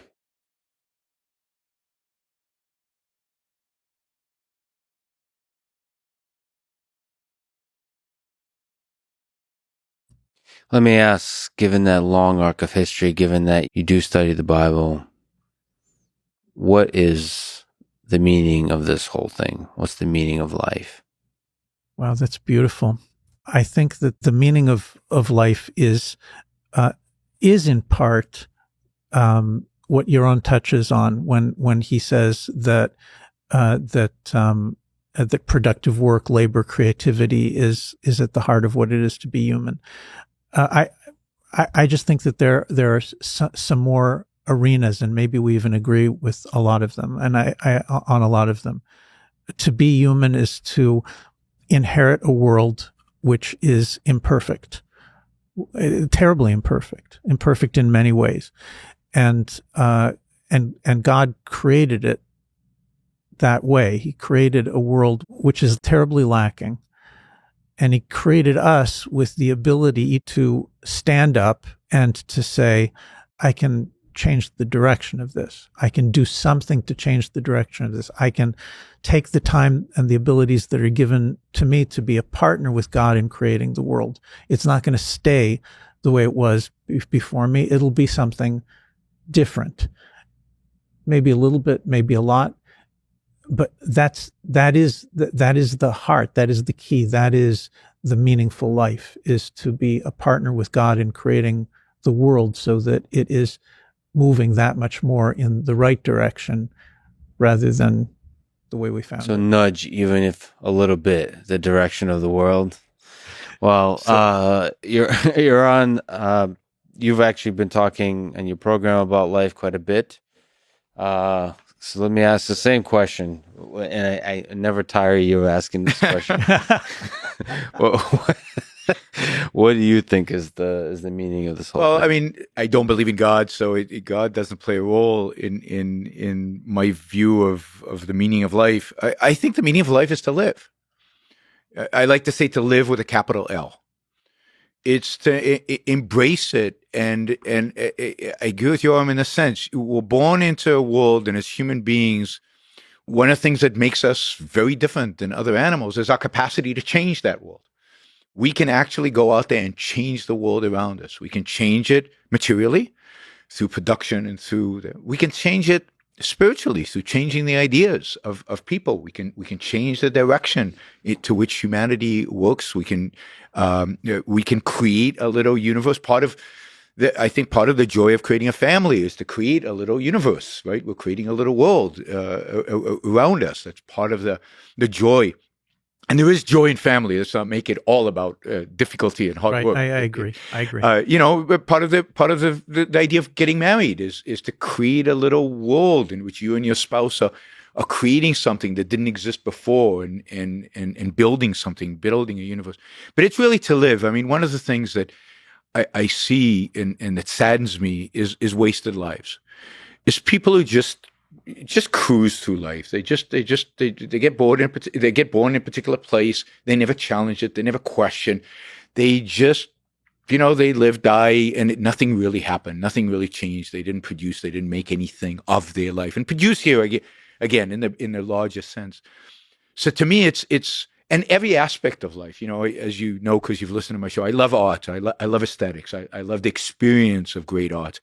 I love relationships. I love producing. I like business. I like that aspect of it. And I think people are shallow in so many parts of their lives, which saddens me. I mean, if you had 8 billion people on this planet, even if it never grew, even if we just stayed at 8 billion, but the 8 billion all lived fully. Wow. I mean, what an amazing place this would be. What an amazing experience we would have. So to me, that is the meaning, is just make the most that you have a short period of time on earth.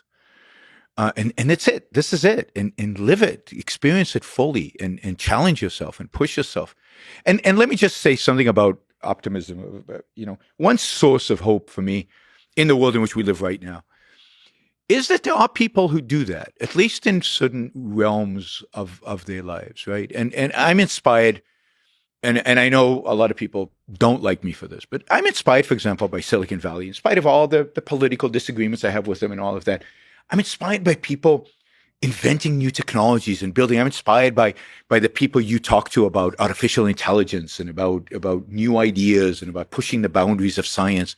Those things are exciting, and it's terrific to see a world that I think generally is in decline. Yet there are these pockets in which people are still creating new ventures and new ideas and new things.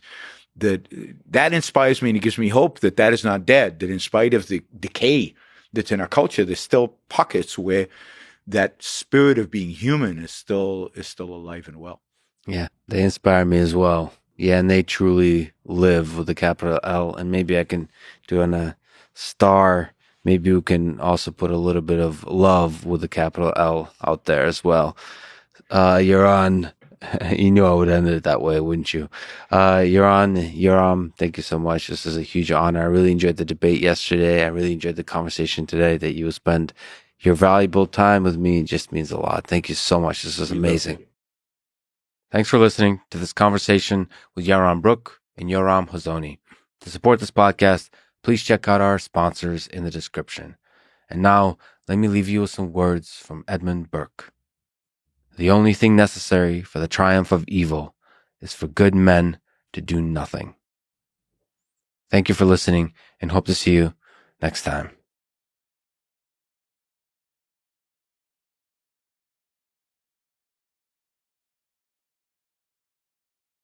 What do you think the meaning of this life is? Maybe from your faith, but also from just the amazing adventure that you lived through. How do you make sense of why the heck we're here? I don't know. It's just kind of like who you are. Even when I was a child, I was like, I'm different from other people. And just as a boy, I was like, Could you put into words how you were different, or was it just a feeling? Yeah, like my brother, he kept his hands clean and his shoes shine, and here I was barefooted catching a wild hog or wrestling a horse trying to get it down, I saw pictures of you climbing a tree recently. When I first got out of prison, always something like that. Yeah. It's just, so I don't know. It's just that, and I noticed that something about me is sometimes in prison there'd be a knife fight. And people you see them rough guys that turn white from it. I just kind of almost like smile. I mean, unless if they come at me, I turn white and get away. But it doesn't bother, those things that doesn't bother me. Prison didn't bother me. So you don't know what the heck the meaning is. You just know you're a bit different than the others. Yeah, it might be a little bit kooky. Well, maybe the whole point is you want to realize, you want to let that madness flourish, that uniqueness flourish. That's the whole point of life. We're all different in like very interesting little ways. Yes. And the more different you are, you want to let that become. You want to let it be its full. It's like a garden, all the different flowers. Yeah, like a garden. You did mention you weren't sure if there's a free will or not. Do you think it's all predetermined?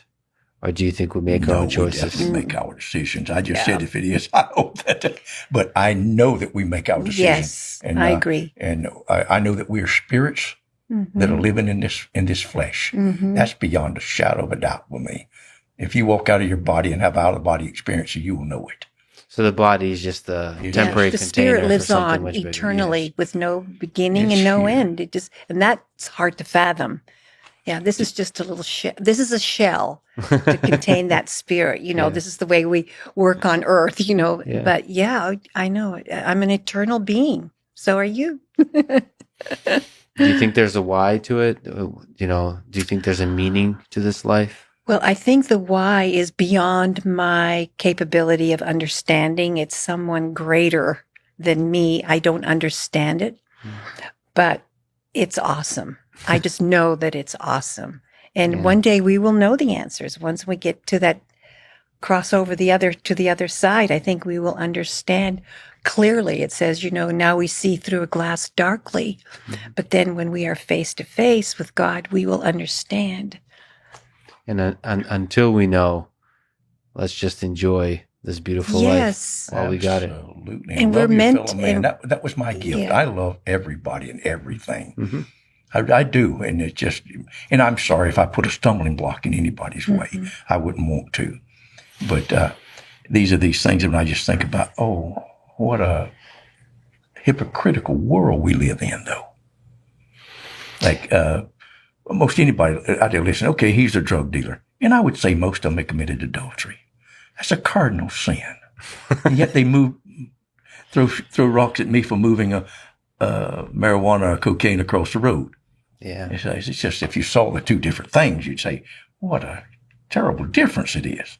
But we become conditioned with this mad society that we have. And the other side of it, so again, Ernest Becker, but also Viktor Frankl, I recommend it highly. Man's Search for Meaning. Bernard Williams is a moral philosopher. They kind of argue that this knowledge of death, even if we often don't contemplate it, we do at times. And what you call the curse, which I agree with you, it's a curse and a blessing that we're able to contemplate our own mortality. That gives meaning to life. So death gives meaning to life, is what Viktor Frankl argues. I would probably argue the same. There's something about the scarcity of life and contemplating that makes each moment that much sweeter. Is there something to that? I think it's individual.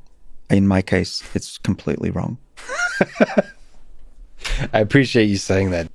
I don't get joy out of every day because I think I'm going to die. Yeah. I get joy out of every day because every day is joyous, and I make it that way. And even if I thought I was going to live forever, I would still be enjoying this moment just as much.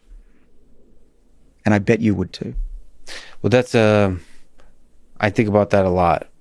I think it's very difficult to know. I'm almost afraid that I wouldn't enjoy it as much if I was immortal. I'm almost afraid to want to be immortal or to live longer, because it perhaps is a kind of justification for me to accept that I'm going to die. It's saying like, if I was immortal, I wouldn't be able to enjoy life as much as I do. But it's very possible that I would enjoy just as much. Of course, enjoying life, whether you're mortal or not, takes work. Like it requires you to have the right kind of frame of mind.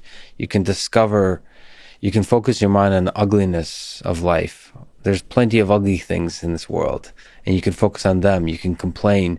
Whenever, if it's raining outside, you can focus on the fact that you have shelter and enjoy the hell out of it, or you can enjoy running in the rain when it's warm and like the beauty of nature, just being one with nature, or you can just complain this fucking weather again in Boston. And it's either always raining or freezing, damn it. And the same thing with like Wi-Fi going out on airplanes. Like you can either complain about like stupid Wi-Fi on JetBlue or something, or you could say like how incredible it is that I can fly through the sky and in a matter of hours be anywhere else in the world, and that I could also on occasion watch check email and even watch movies through this while connecting through satellites that are flying through space. So it's a matter of perspective, and perhaps there's an extra level of work required when you're immortal, because it's easier when you're immortal or live longer to be lazy, to delay stuff. But if you're not you can still derive the same amount of joy. It's possible. It's possible. It's definitely possible. In my life, I went from being the nothing's working to every day's great to wake up to. And I think even if you think you're going to live forever, you can enjoy every day. What I do is everything's relative. Mm-hmm. We can compare ourselves to our neighbor who has more money, or to the flight that should have had Wi-Fi, or, which is what I do, I'm still 6 years old, remember. What a 6-year-old does says, look, when I tell my fingers to form a fist, they actually do that. That's really cool. That's how I live my life. I can pick up on your desk here this metal object. It's a metal cube, about an inch by an inch by an inch. And I tell myself, not about cubes, but about inanimate objects. Probably once a day I'll say, I am a living thing. I can think, I can move, I can eat. I am full of energy. And there's that leaf or this cube here that will never be alive. That's what I look at and compare myself to. And for as long as I live, if it's forever, of course it won't be, but even if it was forever, relative to this lump of metal on this table here, we are wondrous things in the universe, and probably the most wondrous things in the universe. Yeah, we're able to deeply appreciate the leaf or the cube and deeply appreciate ourselves, which is, it can be a curse, but it's mostly a gift. Especially when it's such a beautiful poem. Now I'm 6, I'm as clever, so I think I'll be 6 now, forever and ever. That's a good thing to aspire to. Your grandmother was onto something. David, this is an incredible conversation. I'm a huge fan of your work. So thank you for wasting your valuable time with me today. I really, really appreciate it. This was awesome. Thank you for having me on, Lex. Appreciate it. Thanks for listening to this conversation with David Sinclair. And thank you to Onnit, Clear, National Instruments, Simply Safe, and Linode. Check them out in the description to support this podcast. And now let me leave you with some words from Arthur Schopenhauer. All truth passes through 3 stages. First, it is ridiculed. Second, it is violently opposed. Third, it is accepted as being self-evident. Thank you for listening, and hope to see you next time.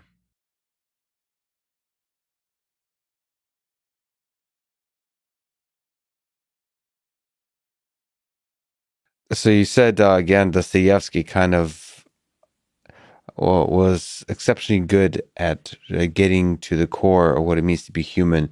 Do you think about like the why of why we're here, the meaning of this whole existence? Yeah, no, I do. I think, and I actually think that's the purpose of an education. What does it mean to be a human being? And in one way or another, we set out to answer those questions, and we do it in a different way. I mean, some may look to philosophy to answer these questions. Why is it in one's personal interest to do good, to do just, to do justice? Some may look at it through the economist's lens. Some may look at it through the microscope in the laboratory, that the phenomenal world is the meaning of life. Others may say that that's one vocabulary, that's one description, but the poet describes a reality to the same degree as a physicist. But that's the purpose of an education. It's to sort of work through these issues. What does it mean to be what does it mean to be a human being? And I think it's a fascinating journey, and I think it's a lifelong endeavor to figure out what is the thing, that nugget that makes us human. Do you still see yourself as a student? Of course. Yes. I mean, that's the best part about going into university teaching. You're a lifelong student. I'm always learning. I learn from my students and with my students and my colleagues, and you continue to read and learn and modify opinions. And I think it's just a wonderful thing. Well, Ron, I'm so glad that somebody like you is carrying the fire of what is the best of Harvard. So it's a huge honor that you would spend so much time, waste so much of your valuable time with me. I really appreciate that Not conversation. a waste at all. I think a lot of people love it. Thank you so much for talking today. Thank you. Thanks for listening to this conversation with Ronald Sullivan. And thank you to Brooklyn and Sheets, Wine Access Online Wine Store, Monk Pack Low Carb Snacks, and Blinkist app that summarizes books. Click their links to support this podcast. And now, let me leave you with some words from Nelson Mandela. When a man is denied the right to live the life he believes in, he has no choice but to become an outlaw. Thank you for listening and hope to see you next time.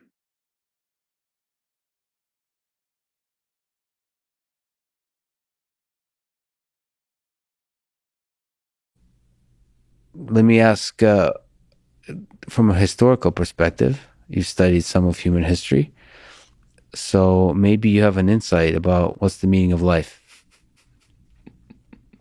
Why do you ever ask when you look at history the why? Yeah, I do all the time, and I don't have an answer. It's the mystery that we can't answer. I do think what it means is what we make of it.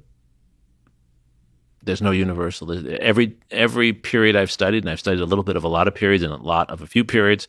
Every period people struggle with this, and they don't come to wiser people than us. Don't come to a firm answer, except it's what you make of it.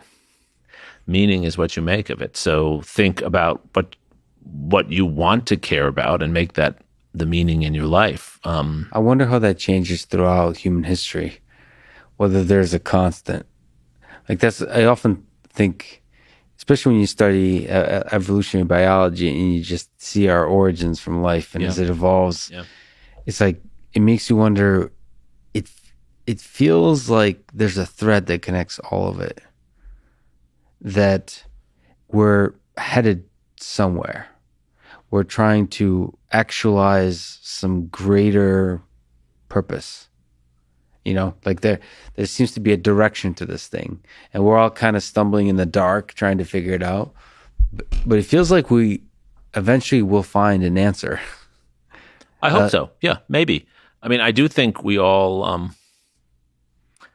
want our families to do better. We are familial, and family doesn't just mean biological family. You can have all kinds of ways you define family and community. And I think we are moving slowly and in a very messy way toward a larger world community.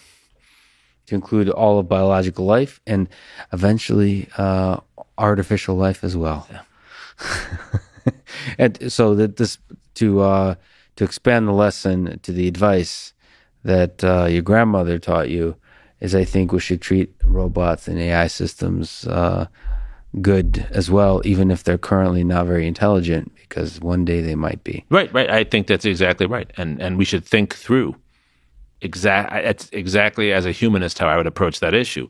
We need to think through the kinds of behavior patterns we want to establish with these new forms of life, artificial life, for ourselves also, to your point. So we behave the right way, so we don't misuse this.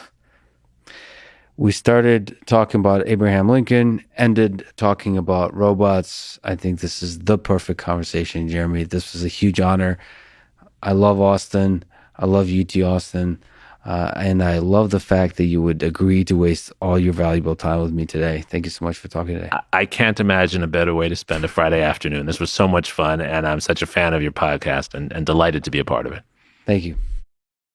Thanks for listening to this conversation with Jeremy Suri. And thank you to Element, Monk Pack, Belcampo, Four Sigmatic, and 8 Sleep. Check them out in the description to support this podcast. And now, let me leave you with some words from Franklin D. Roosevelt, FDR. Democracy cannot succeed unless those who express their choice are prepared to choose wisely. The real safeguard of democracy, therefore, is education. Thank you for listening and hope to see you next time.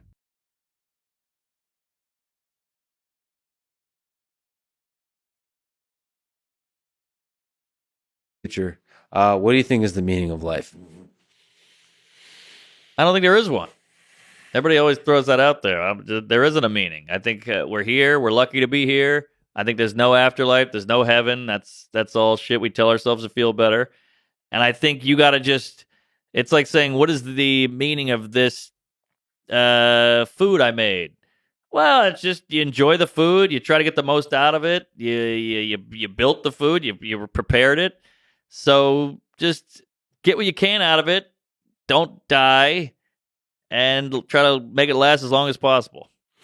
Yeah, but you look at Earth. It's like 4 billion years old, and life started early on, like simple cell bacteria life, like 1 billion years in, and then it started like having lots of aggressive interaction. Eventually there's predator and prey, and there's sex, lots of sex.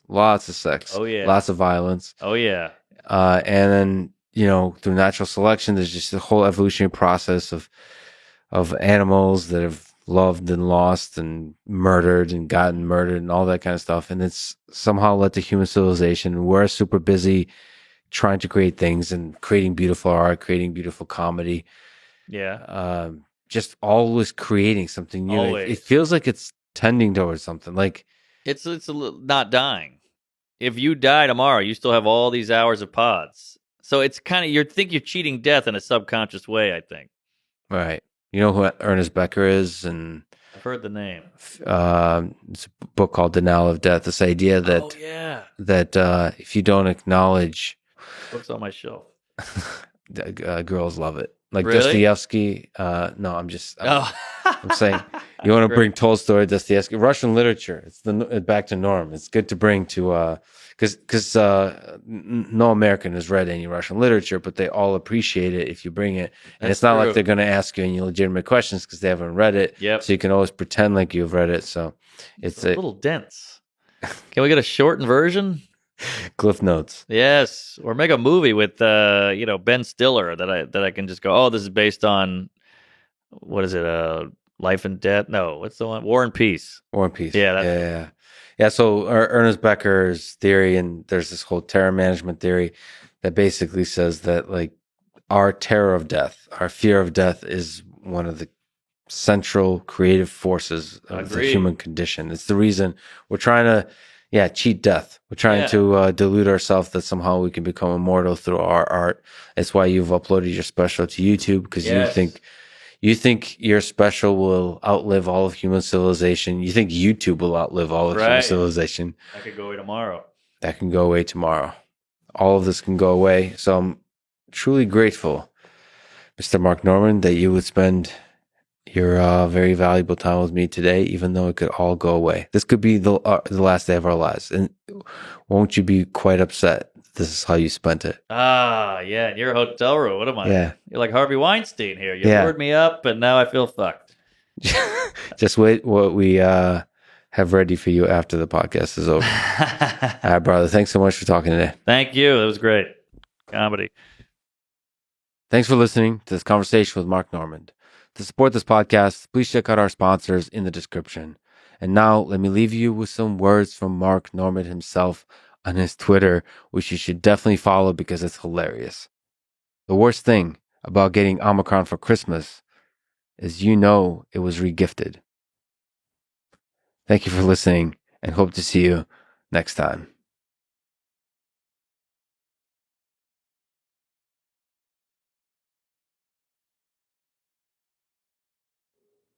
A final question about life. What do you think is the meaning of it all? What's the meaning of life? Yeah, I think that there isn't one meaning of life. There's like many meanings of life. And, you use different ones on different days. But for me... Depending on the day. Depending on the day. But for me, I would say sometimes the meaning of life is to understand.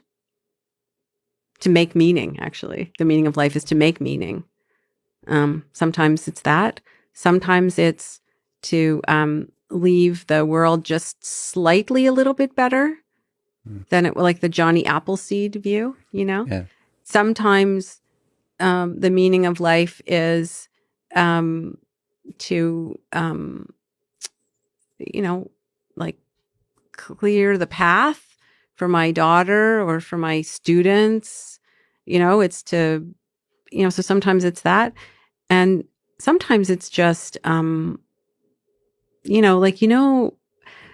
ever have moments where you're looking at the sky, or you're, by the ocean, or sometimes for me, it's even like I'll see, like a weed poking out of a crack in a sidewalk, and you just have this overwhelming sense of the wonder of the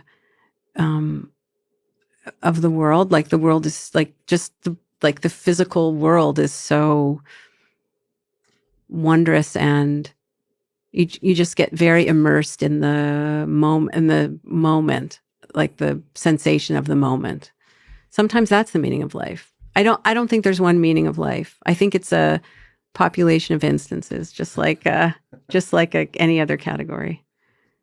I don't think there's a better way to end it. Lisa, the first time we spoke is, I think, if not then one of, I think it's the first conversation I had that basically launched this podcast. That's actually the first conversation I had that launched this podcast. Wow. And now we get to finally do it the right way. So it's a huge honor to talk to you, that you spent time with me. I can't wait for hopefully the many more books you'll write. Certainly can't wait to, I already read this book, but I can't wait to listen to it, because as you said offline, that you're reading it, and I think you have a great voice. You have a great, I don't know what's the nice way to put it, but maybe NPR voice in the best version of what that is. So thanks again for talking today. Oh, it's my pleasure. Thank you so much for having me back. Thank you for listening to this conversation with Lisa Feldman Barrett, and thank you to our sponsors, Athletic Greens, which is an all-in-one nutritional drink, Magic Spoon, which is a low-carb, keto-friendly cereal, and Cash App, which is an app for sending money to your friends. Please check out these sponsors in the description to get a discount and to support this podcast. If you enjoy this thing, subscribe on YouTube, review it with 5 stars on Apple Podcasts, follow on Spotify, support on Patreon, or connect with me on Twitter at Lex Fridman. And now, let me leave you with some words from Lisa Feldman Barrett. It takes more than one human brain to create a human mind. Thank you for listening. I hope to see you next time.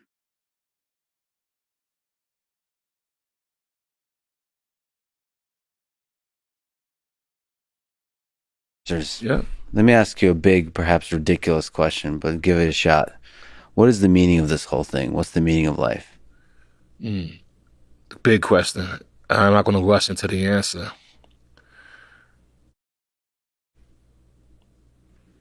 I'm going to give you somebody else's answer first, and I'll give you my answer.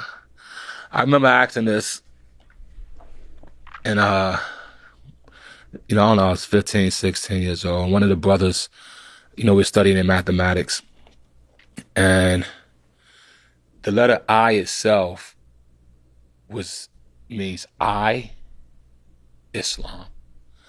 I meaning the individual, right, being in total accord with Islam. And let's finish this. Then they took the word Islam and they defined it as Islam is an Arabic word for peace. Then they said peace is the absence of confusion. Okay? So then they took, this is something that really hit me when I never forgot it, and I'm going to decipher it able. But then they took the word Islam and they broke it down by the letter into a acronym like cash rule everything around me. Mm-hmm. And they broke it down to I stimulate light and matter. And I was like, because what hit me is that if you're not here, then light and matter don't exist to you. Mm-hmm. So you're stimulating it, or it ain't here for you. So anyway, taking all that, so then I said, so what's the meaning of life? And the brother just said, love Islam forever. Right? Yeah. People I know, and that's not, I ain't saying the religious point of it. I'm just saying all those other elements I just spoke about in front of it. I stimulate light and matter. Yeah. I love that. That's powerful. Yeah. And let me give you my definition of life. I think life is that simply for each and every one of us to add on to it. Build, like you said, the masters. Yeah. Build on top. Life gave you life, give life back. I don't think there's a better way to end it than talking about the meaning of life. Reza, I'm a huge fan. It's such a huge honor that you spend your valuable time with me. Thank you so much. Peace.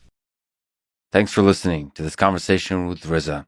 To support this podcast, please check out our sponsors in the description. And now, let me leave you with some words from Plato. Poetry is nearer to vital truth than history. Thank you for listening, and hope to see you next time.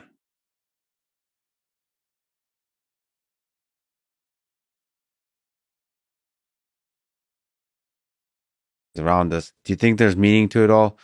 This life, except the urgency that death provides, and us anxious beings create cool stuff along the way.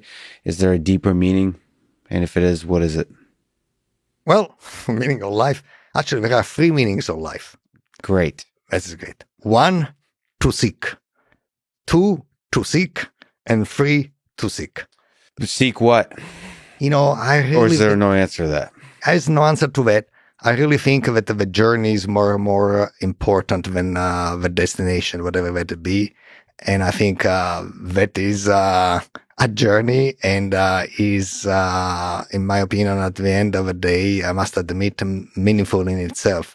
And we must admit that maybe whatever your destination might be, at the end, we may never get there, but hell was a great ride towards it. Well, I don't think there's a better way to end it, Silvio. Thank you for wasting your extremely valuable time with me today, joining on this journey of seeking something together. We found nothing, but it was very fun. I really enjoyed it. Thank you so much for talking. Thank you, Lex. It has been really special for me to be interviewed by you. Thank you for listening to this conversation with Silvio McCauley, and thank you to our sponsors, Athletic Greens Nutrition Drink, the Information In-Depth Tech Journalism website, Four Sigmatic Mushroom Coffee, and BetterHelp Online Therapy. Click the sponsor links to get a discount and to support this podcast. And now, let me leave you with some words from Henry David Thoreau. Wealth is the ability to fully experience life. Thank you for listening, and hope to see you next time.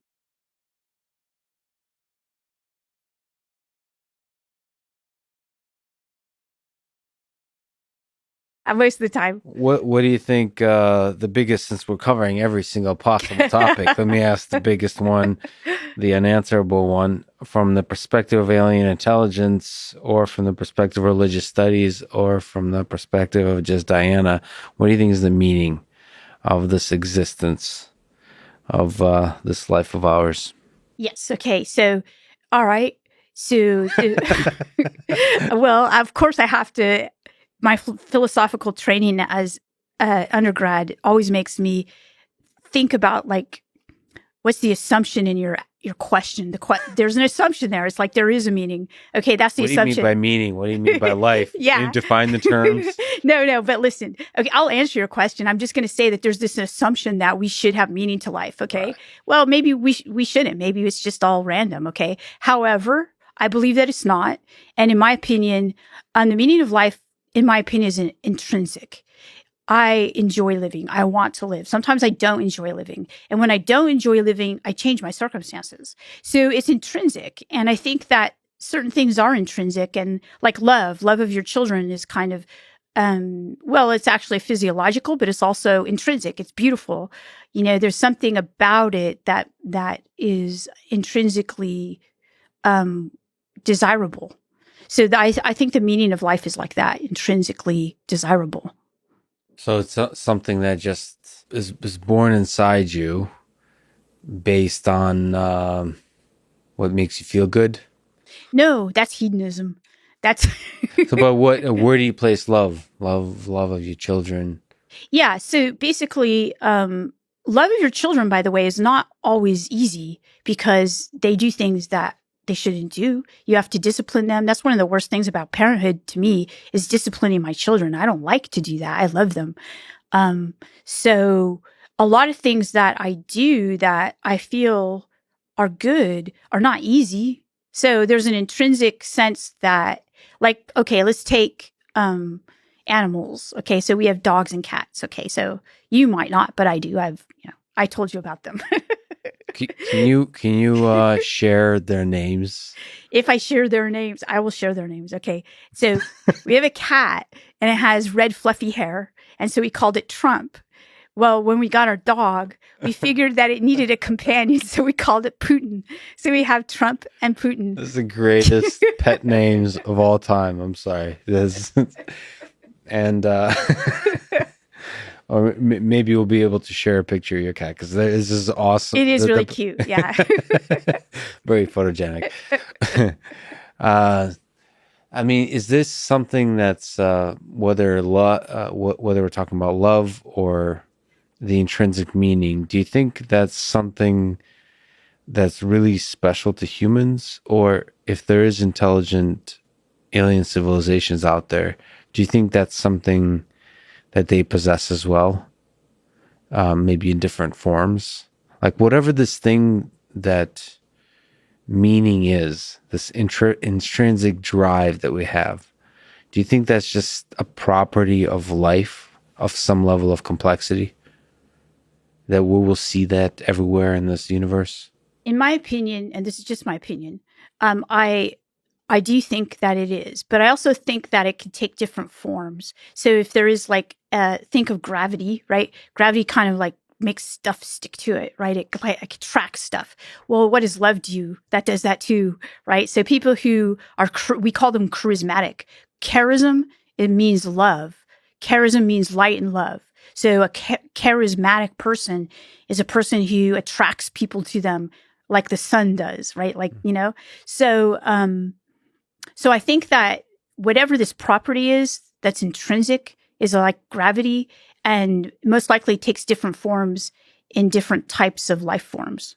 Yeah, I can't wait until like Albert Einstein type of figure in the future will discover that love is in fact one of the fundamental forces of physics. That would be cool.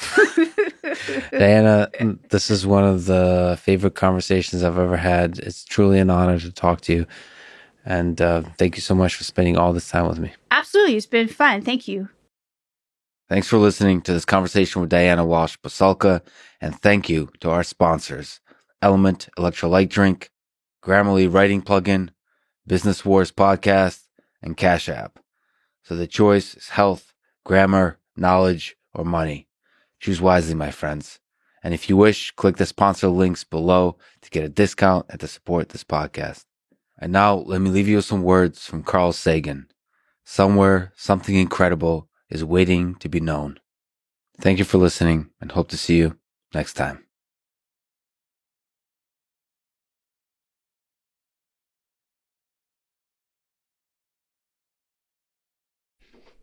Camus said, "I see many people die because they judge that life is not worth living. I see others paradoxically getting killed for the ideas or illusions that give them a reason for living. What is called the reason for living is also an excellent reason for dying. I therefore conclude that the meaning of life is the most urgent of questions. So I have to ask, what, Joshua Bach, is the meaning of life?" It is an urgent question, according to Camus. I don't think that there's a single answer to this. Nothing makes sense unless the mind makes it so. So you basically have to project a purpose. And if you zoom out far enough, there's the heat death of the universe and everything is meaningless. Everything is just a blip in between. And the question is, do you find meaning in this blip in between? Do you find meaning in observing squirrels? Do you find meaning in raising children and projecting a multi-generational organism into the future? Do you find meaning in projecting an aesthetic of the world that you like to the future and trying to serve that aesthetic? And if you do, then life has that meaning. And if you don't, then it doesn't. I kind of enjoy the idea that you just create the most vibrant, the most weird, the most unique kind of blip you can, given your environment, given your set of skills. Just be the most weird set of like local pocket of complexity you can be, so that like when people study the universe, they'll pause and be like, that's weird. It looks like a useful strategy, but of course it's still motivated reasoning. You're obviously acting on your incentives here. It's still a story we tell ourselves within a dream that's hardly in touch with reality. It's definitely a good strategy if you are a podcaster. And a human, which I'm still trying to figure out if I am. Yeah, there's a mutual relationship somehow. Josh, you're one of the most incredible people I know. I really love talking to you. I love talking to you again, and it's really an honor that you spend your valuable time with me. I hope we get to talk many times throughout our short and meaningless lives. Or meaningful. Thank you, Lex. I enjoyed this conversation very much. Thanks for listening to this conversation with Yosha Bach, and thank you to Coinbase, Codecademy, Linode, NetSuite, and ExpressVPN. Check them out in the description to support this podcast. And now, let me leave you with some words from Carl Jung. People will do anything, no matter how absurd, in order to avoid facing their own souls. One does not become enlightened by imagining figures of light, but by making the darkness conscious. Thank you for listening, and hope to see you next time.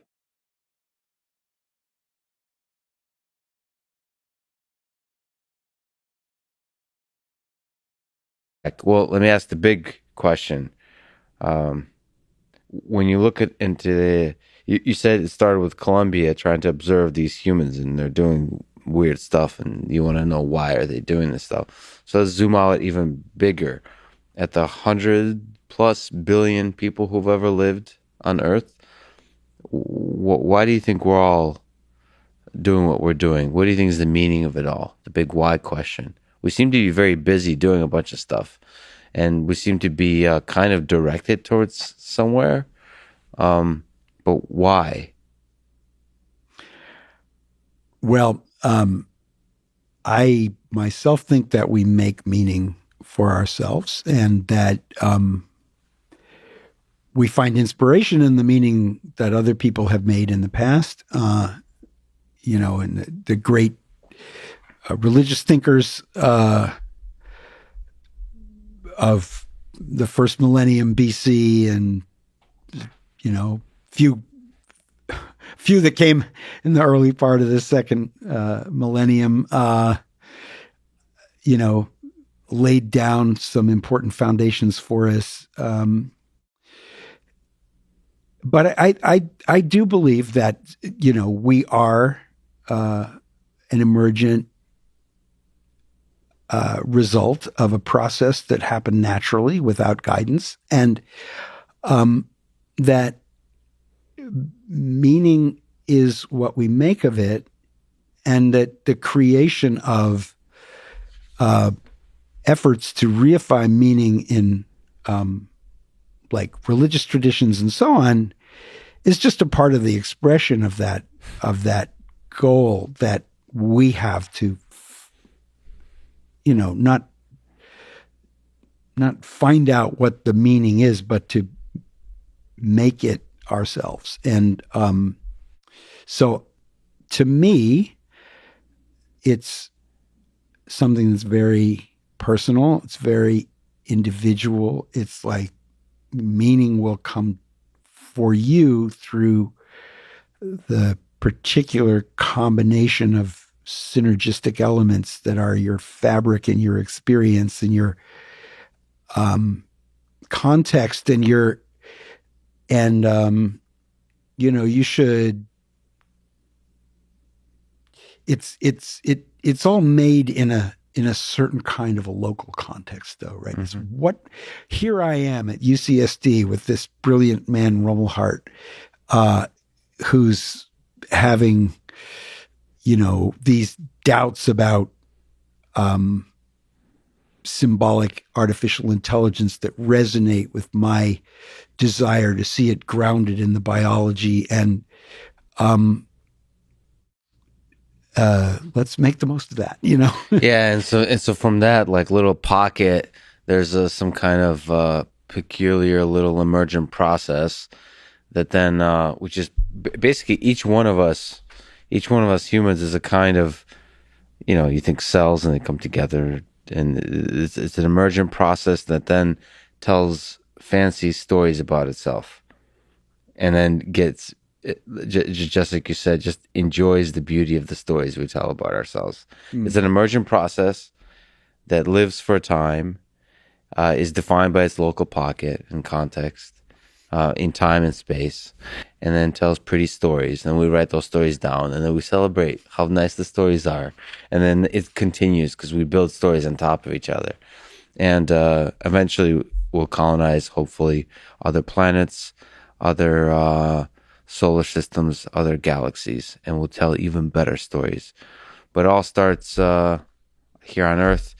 Jay, you're speaking of peculiar emergent processes that lived one heck of a story.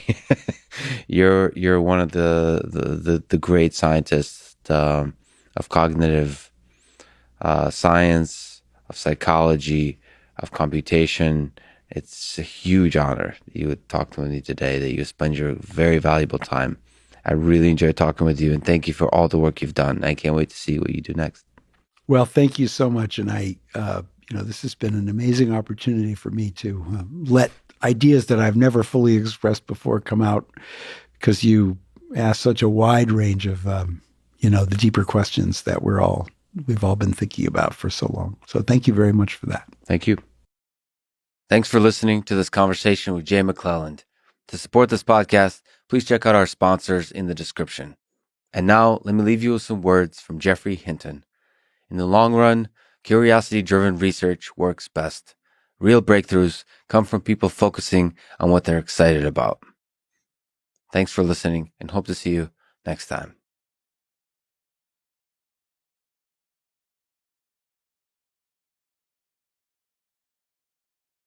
Your intelligence systems. We already talked about mortality, so we hit a ridiculous point. But let me ask you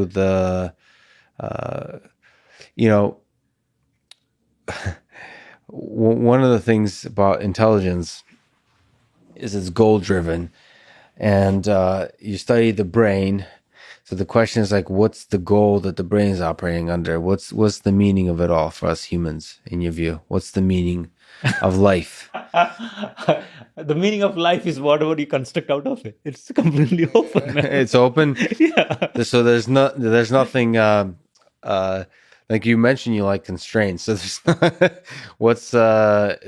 it's wide open. Is there some useful aspect that you think about in terms of like the openness of it and just the basic mechanisms of generating goals in studying cognition in the brain that you think about? Or is it just about, because everything we've talked about, kind of the perception system, is to understand the environment. That's like to be able to like not die. Correct. Exactly. Like not fall over and like be able to, you don't think we need to think about anything bigger than that? Yeah, I think so, because it's basically being able to understand the machinery of the world such that you can pursue whatever goals you want, right? So the machinery of the world is really ultimately what we should be striving to understand. The rest is just whatever the heck you want to do, or whatever fun you is culturally popular. I think that's beautifully put. I don't think there's a better way to end it. Dilip, I'm so honored that you would show up here and waste your time with me. It's been an awesome conversation. Thanks so much for talking today. Oh, thank you so much. This was so much more fun than I expected. Thank you. Thanks for listening to this conversation with Dilip George, and thank you to our sponsors, Babbel, Raycon Earbuds, and Masterclass. Please consider supporting this podcast by going to Babbel.com and use code LEX going to buyraycon.com/Lex, and signing up at masterclass.com/Lex. Click the links, get the discount. It really is the best way to support this podcast. If you enjoy this thing, subscribe on YouTube, review it with 5 stars on Apple Podcast, support it on Patreon, or connect with me on Twitter at Lex Fridman, spelled, yes, without the E, just Fridman. And now let me leave you with some words from Marcus Aurelius. You have power over your mind, not outside events. Realize this, and you will find strength. Thank you for listening, and hope to see you next time.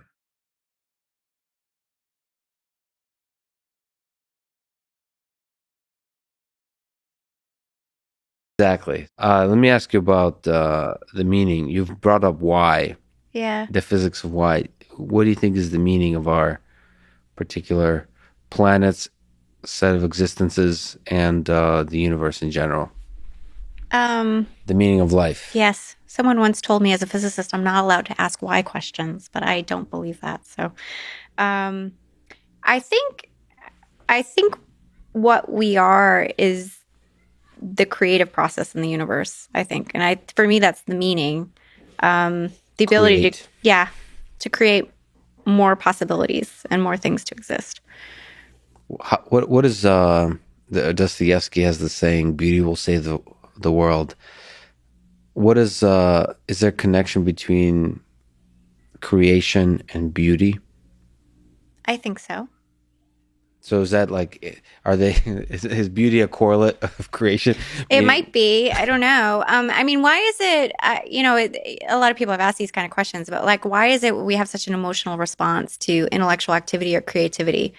And that seems kind of a deep question to me. Like, it seems very intrinsic to what we are. So I do have an interest in the questions I ask because I think they're beautiful and I think the universe is beautiful. And I'm just so deeply fascinated by the fact that I exist at all.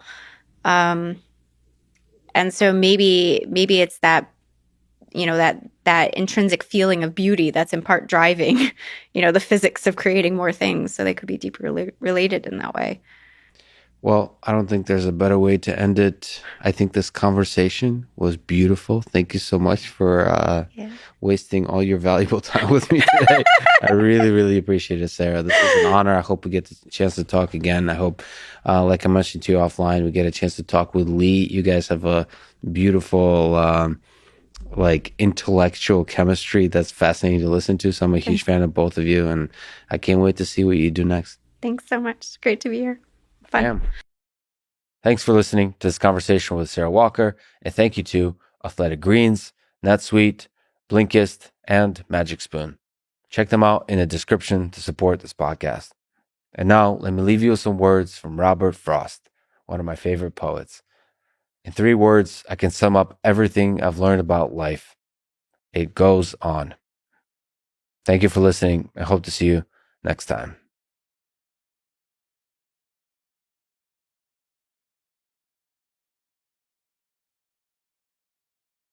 Yeah. Well, let me ask, what is the meaning of life? The meaning of life, From a cosmologist perspective or from a human or perspective? from my personal, life is what you make of it, really, right? It's, each of us has to have our own meaning, and it doesn't have to be, I think that in many cases, meaning is to some degree associated with goals. You set some goals or expectations for yourself, things you want to accomplish, things you want to do, things you want to experience. And to the degree that you experience those and do those things, it can give you meaning. You don't have to change the world the way Newton or Michelangelo or Da Vinci did. I mean, people often say, you change the world. But look, come on, there's 7.5, close to 8 billion of us now. Yeah. Most of us are not going to change the world. And does that mean that most of us are leading meaningful lives? Mm-hmm. No, it just has to be something that gives you meaning, that gives you satisfaction, that gives you a good feeling about what you did. And often, based on human nature, which can be very good and also very bad, but often it's the things that help others that give us meaning and a feeling of satisfaction. You taught someone to read. You cared for someone who was terminally ill. You brought up a nice family. You brought up your kids. You did a good job. You put your heart and soul into it. You read a lot of books, if that's what you wanted to do, had a lot of perspectives on life. You traveled the world, if that's what you wanted to do.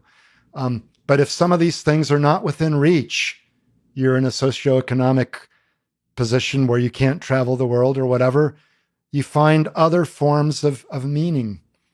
It doesn't have to be some profound, I'm going to change the world, I'm going to be the one who everyone remembers type thing, right? In the context of the greatest story ever told, like the fact that we came from stars and now we're two apes asking about the meaning of life. Yeah. How does that fit together?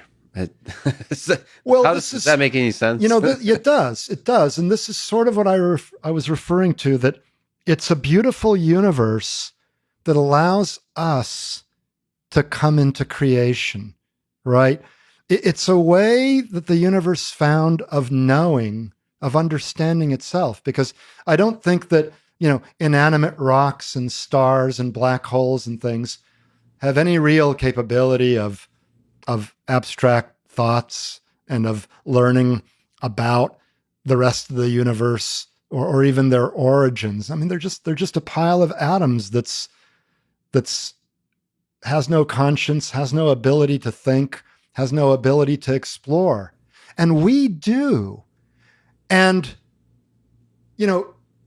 I'm not saying we're the epitome of all life forever, but at least for life on Earth so far, the evidence suggests that we are the epitome in terms of the richness of our thoughts, the degree to which we can explore the universe, do experiments, build machines, understand our origins. And I just hope that we use science for good, not evil, and that we don't end up destroying ourselves. I mean, the whales and dolphins are plenty intelligent. They don't ask abstract questions. They don't read books. But on the other hand, they're not in any danger of destroying themselves and everything else as well. And so maybe that's a better form of intelligence. But at least in terms of our ability to explore and make use of our minds, I mean, to me, it's this that gives me the potential for meaning. Yeah. Right? The fact that I can understand and explore. It's kind of fascinating to think that the universe created us, and eventually we've built telescopes to look back at it, to look back at its origins and to wonder how the heck the thing works. It's magnificent. Needn't have been that way. Right? And this is one of the, the multiverse sort of things. You can alter the laws of physics or even the constants of nature, seemingly inconsequential things like the mass ratio of the proton and the neutron. Wake me up when it's over, right? What could be more boring? Yeah. But it turns out you play with things a little bit like the ratio of the mass of the neutron to the proton, and you generally get boring universes. Only hydrogen or only helium or only iron. You don't even get the rich periodic table, let alone bacteria, paramecia, slugs, and humans. Okay. I'm not even anthropocentrizing this to the degree that I could. Even a rich periodic table wouldn't be possible if certain constants weren't this way, but they are. And that to me leads to the idea of a multiverse, that, the dice were thrown many, many times. And there's this cosmic archipelago where most of the universes are boring, and some might be more interesting, but we are in the rare breed that's really quite darn interesting. And if there were only one, and maybe there is only one, well, then that's truly amazing. We're lucky. We're lucky, but I actually think there are lots and lots, just like there are lots of planets. Earth isn't special for any particular reason. There are lots of planets in our solar system and especially around other stars. And occasionally there are going to be ones that are conducive to the development of complexity, culminating in life as we know it. And that's a beautiful story.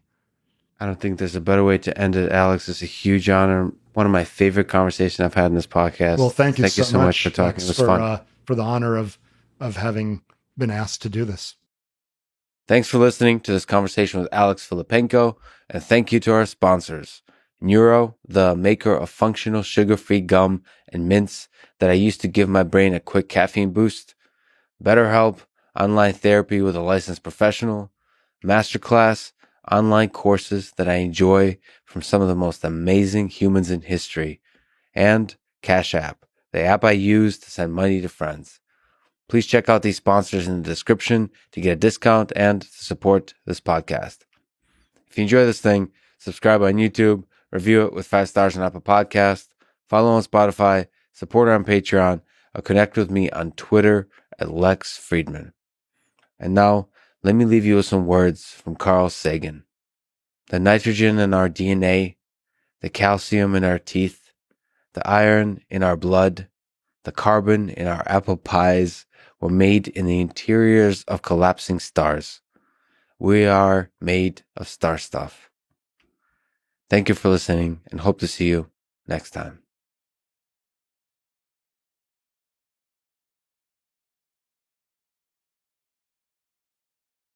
Hey, because you've been thinking about computation so much and been humbled by it, what do you think is the meaning of life? Well, it's that's a thing where I don't know what meaning. I mean, my attitude is, I do things which I find fulfilling to do. I'm not sure that I can necessarily justify, each and everything that I do on the basis of some broader context. I mean, I think that for me, it so happens that the things I find fulfilling to do, some of them are quite big, some of them are much smaller. There are things that I've not found interesting earlier in my life, and I now found interesting. Like I got interested in education and teaching people things and so on, which I didn't find that interesting when I was younger. Can I justify that in some big global sense?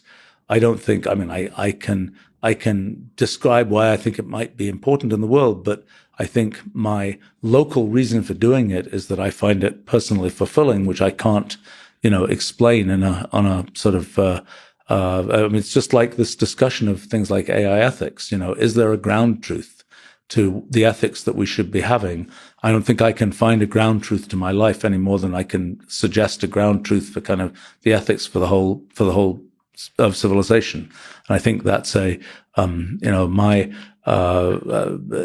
would be a it's sort of a, I think I'm at different times in my life, I've had different kind of goal structures and so on. Although from your perspective, you're local, you're just a cell in the cellular automata. But in some sense, I find it funny from my observation is I kind of, it seems that the universe is using you to understand itself in some sense. You're not aware of it. Yeah, well, right. Well, if it turns out that we reduce sort of all of the universe to some simple rule, everything is connected, so to speak. And so it is inexorable in that case that, if I'm involved in finding how that rule works, then, then that's then it's inexorable that the universe set it up that way. But I think, one of the things I find a little bit, in this goal of finding fundamental theory of physics, for example, if indeed we end up as this sort of virtualized consciousness, the disappointing feature is people will probably care less about the fundamental theory of physics in that setting than they would now, because, gosh, it's like, what the machine code is down below underneath this thing is much less important if you're virtualized, so to speak. And I think although I think my own personal, you talk about ego, I find it just amusing that, kind of, if you're imagining that sort of virtualized consciousness, like what does the virtualized consciousness do for the rest of eternity? Well, you can explore, the video game that represents the universe as the universe is, or you can go off that reservation and go and start exploring the computational universe of all possible universes. Yeah. And so in some vision of the future of history, it's like the disembodied consciousnesses are all sort of pursuing things like my new kind of science sort of for the rest of eternity, so to speak, and that ends up being the kind of the thing that represents the future of kind of the human condition. I don't think there's a better way to end it, Stephen. Thank you so much. It's a huge honor talking today. Thank you so much. This was great. You did very well. Thanks for listening to this conversation with Stephen Wolfram, and thank you to our sponsors, ExpressVPN and Cash App. Please consider supporting the podcast by getting ExpressVPN at expressvpn.com/LexPod and downloading Cash App and using code LexPodcast. If you enjoy this podcast, subscribe on YouTube, review it with 5 stars on Apple Podcast, support it on Patreon, or simply connect with me on Twitter at Lex Fridman. And now, let me leave you with some words from Stephen Wolfram. It is perhaps a little humbling to discover that we as humans are in effect computationally no more capable than the cellular automata with very simple rules. But the principle of computational equivalence also implies that the same is ultimately true of our whole universe. So, while science has often made it seem that we as humans are somehow insignificant compared to the universe, the principle of computational equivalence now shows that in a certain sense, we're at the same level. For the principle implies that what goes on inside us can ultimately achieve just the same level of computational sophistication as our whole universe. Thank you for listening, and hope to see you next time.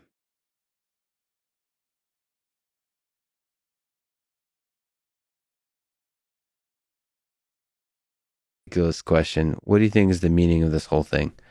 What's the meaning of life? Well, I think at this point I stop questioning why I'm here, right? Like, it doesn't matter someone put the atom there or the Big Bang. I'm here. That's truth, right? I'm going to accept that fully. So instead of me keep asking the impossible question, what I'm here, I'm going to let you do that. The science do that, right? You guys go out in the space and look for the evidence. I'm content. You accept that you're here and you're just going to enjoy, like, you're here for love, as you said. That's the thing. I think I'm here for the process of pursuing something bigger than me. Process of doing something. It's not like immortal. It's not a virtue signaling thing. It just makes me happy that I fight for something bigger, like than me, right? It's how boring is it? Every day you get up, like, oh my God, I'm going to buy myself this. I'm going to get this for myself. It's so boring, isn't it? So in a way, I think that's what it is. I'm grateful that I'm in a state I don't have to fight for myself anymore. But many people have to do that. And that's sometimes more than enough they have to do. And I salute them. They are fighting, saving themselves every day. But now I'm not there. I'm very blessed. That's why I'm very grateful. So fighting for something much bigger than you. But do you still believe that you can change the world? That you can be a thing that, at least in part, helps North Korea, or even broader, helps alleviate some suffering in the world? So that's the thing. I was reading this book, Fooled by Randomness, right? Yeah. I was like, there were people like, oh my God, you're so courageous. You're amazing. I was like, no, I'm not. I'm horrible, right? I know myself. You don't want to tell me that. It's random why I ended up here. Like, why did I pick up English so quickly? Why do I love books, right? I don't know why. Yeah. It's random. Don't ask why. Just enjoy it. Yeah, it's just random. I don't know how the history will remember me. I think only thing I have to at this point to make sure is like the people, after I consulting a lot of security teams, like now North Korea became a lot smarter. Like you said, they make it more disguised as a suicide and a car accident. Yes. So when I die, they don't even know I got killed. Yeah. I think that's a higher chance. So I think that's the thing, like, people are suffering, take it or not, it's your choice. And at least it's my responsibility for them to know what's going on. I think if you did not know and didn't do anything, you are not even guilty of a thing. But once you know, then you are not doing it. Then something is like not right. Yeah. So that's what I'm doing. Like, I want the people to know. And then what they want to do is not my problem afterwards, right? So my role is very small in that regards. And I just hope that we're humanize North Koreans for the first time, because we have been so dehumanized, right? Like we are like looking like robots. If you look at us marching and cry like when their leader dies, almost seems like we don't even have the same emotions. People cannot connect us in the same level. And I think that's something that's something media have done it to us. And you're shining a small light on this dark part of the world that I think, and you make it, you're so modest, but I think you will have that little light, just might be a big thing that changes that incredible amount of suffering that's happening on that part of the world. You know what I mean? You're an amazing person. I'm so fortunate I get a chance to talk with you. I can't wait what you do in the future. I hope you write many more books. I do hope you continue making videos, continue having conversations. You're an inspiration to me and millions of others. I really appreciate you talking with me today. I'm so honored. Thank you. Thank you. Thank you for listening to this conversation with Yeonmi Park. And thank you to Belcampo, Gala Games, BetterHelp, and 8 Sleep. Check them out in the description to support this podcast. And now, let me leave you with some words from Bob Marley. Better to die fighting for freedom than be a prisoner all the days of your life. Thank you for listening and hope to see you next time. We did a bunch of difficult questions in this conversation. Let me ask the most difficult one. That perhaps is the reason you turn to God.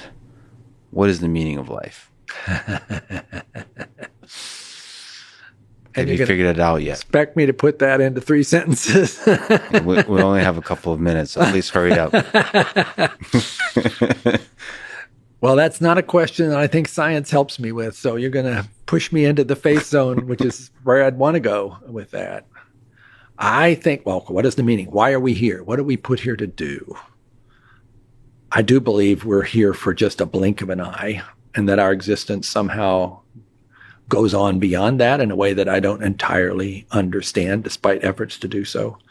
I think we are called upon in this blink of an eye to try to make the world a better place, to try to love people, to try to do a better job of our more altruistic instincts and less of our selfish instincts, to try to be what God calls us to be, people who are holy, not people who are driven by self-indulgence.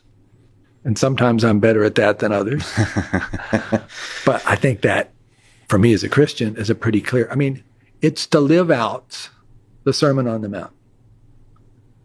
Once I read that, I couldn't unread it. All those Beatitudes, all the blesseds.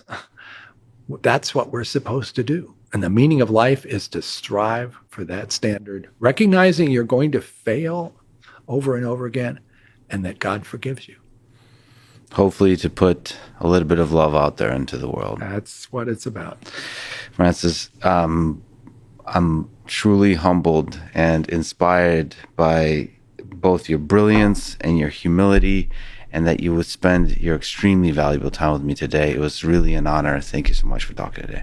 I was glad to, and you asked really good questions. So your reputation as the best podcaster has borne itself out here this afternoon. Thank you so much. Thanks for listening to this conversation with Francis Collins. To support this podcast, please check out our sponsors in the description. And now, let me leave you with some words from Isaac Newton, reflecting on his life and work. I seem to have been only like a boy, playing on the seashore, and diverting myself, and now and then finding a smoother pebble or a prettier shell than ordinary, whilst the great ocean of truth lay all undiscovered before me. Thank you for listening, and hope to see you next time.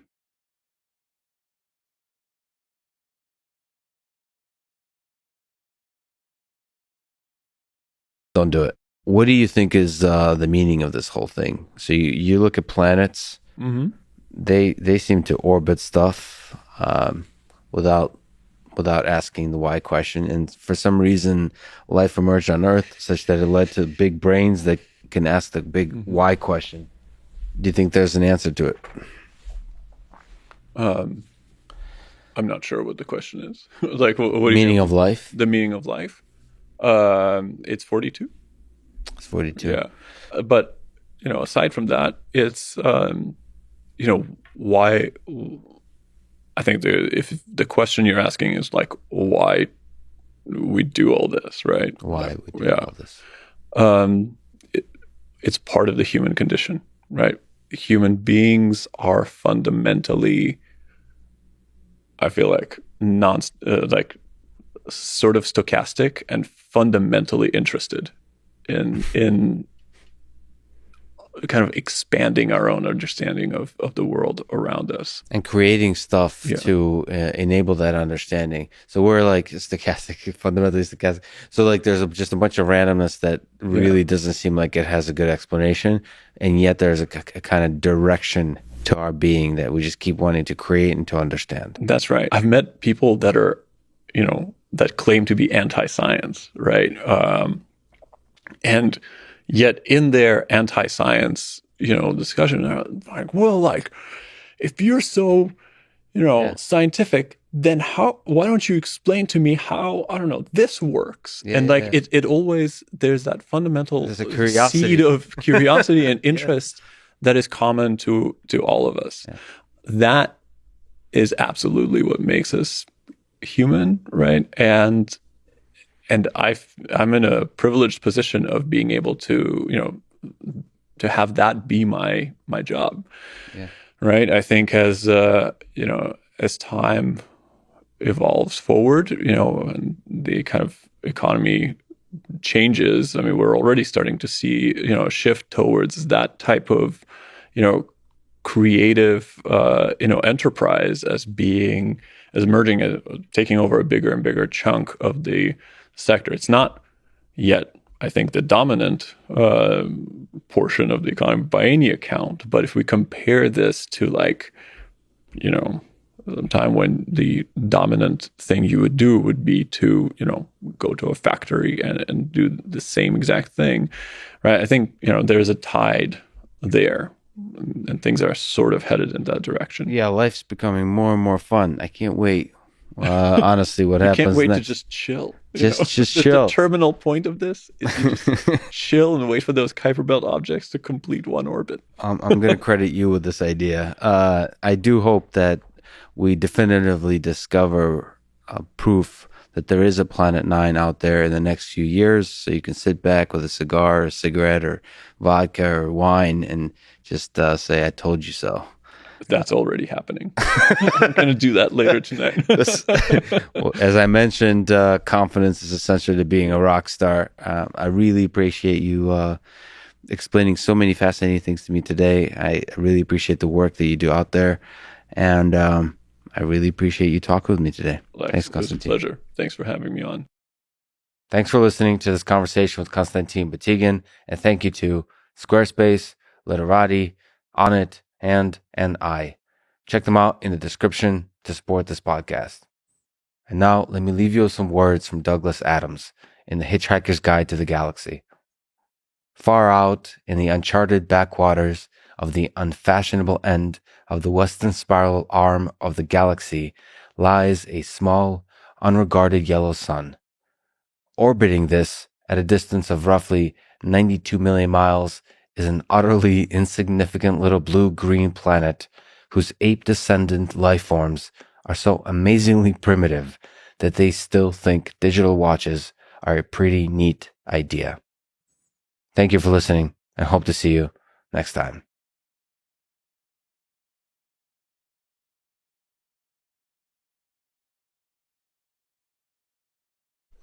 The ridiculous big question that has to naturally follow, because I have to pin you down on this thing, that nevertheless one of the big silly or big real questions before humans is the meaning of life.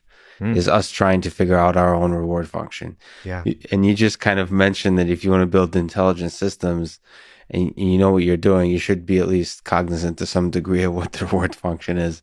So the natural question is, what do you think is the reward function of human life, the meaning of life for us humans, the meaning of our existence?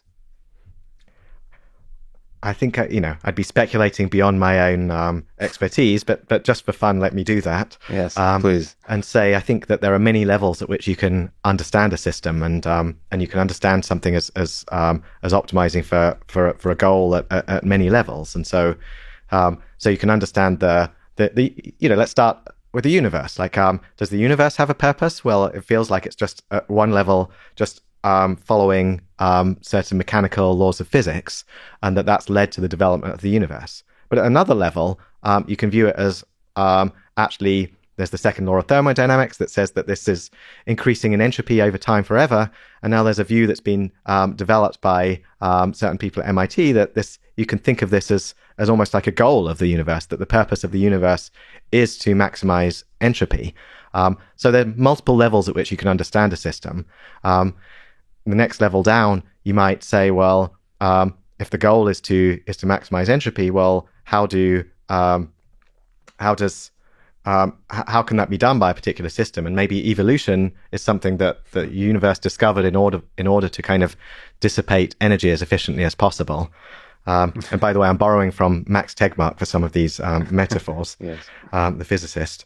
But if you can think of evolution as a mechanism for dispersing energy, then evolution you might say is then becomes a goal, which is if evolution disperses energy by reproducing as efficiently as possible, what's evolution then? Well, it's now got its own goal within that, which is to actually reproduce as effectively as possible. And now, how does reproduction? How is that made as effective as possible? Well, you need entities within that can survive and reproduce as effectively as possible. And so it's natural that in order to achieve that higher level goal, those individual organisms discover brains, intelligences, which enable them to support the goals of evolution. And those brains, what do? Well, perhaps the early brains, maybe they were controlling things at some direct level. Maybe they were the equivalent of pre-programmed systems, which were directly controlling what was going on, and setting certain, things in order to achieve these particular goals.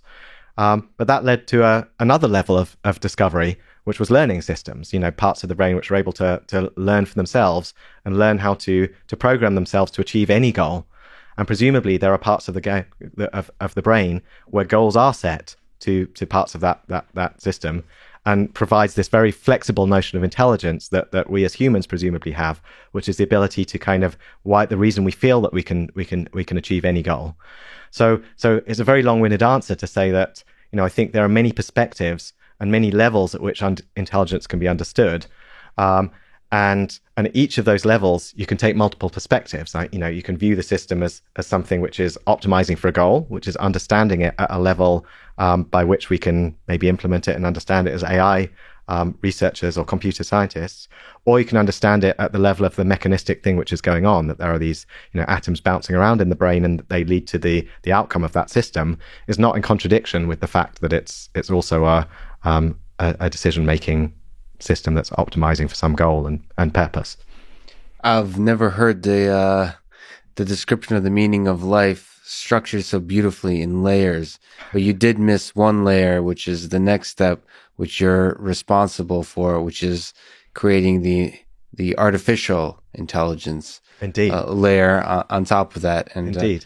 I can't wait to see. Well, I may not be around, but can't wait to see what the next layer beyond that.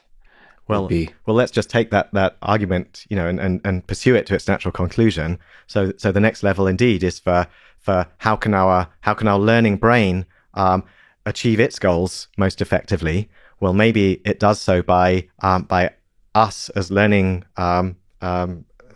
beings building a system which is able to solve for those goals more effectively than we can. And so when we build a system to play the game of Go, when I said that I wanted to build a system that can play Go better than I can, I've enabled myself to achieve that goal of playing Go better than I could by directly playing it and learning it myself. And so now a new layer has been created, which is systems which are able to achieve goals for themselves and ultimately there may be layers beyond that where they set sub goals to parts of their own system in order to achieve those and so forth. So incredible. So the story of intelligence, I think is a multi-layered one and a multi-perspective one. We live in an incredible universe. David, thank you so much, first of all, for dreaming of using learning to solve Go and building intelligent systems, and for actually making it happen, and for inspiring millions of people in the process. It's truly an honor. Thank you so much for talking today. Okay, thank you. Thanks for listening to this conversation with David Silver, and thank you to our sponsors, Masterclass and Cash App. Please consider supporting the podcast by signing up to Masterclass at masterclass.com/Lex and downloading Cash App and using code LEXPODCAST.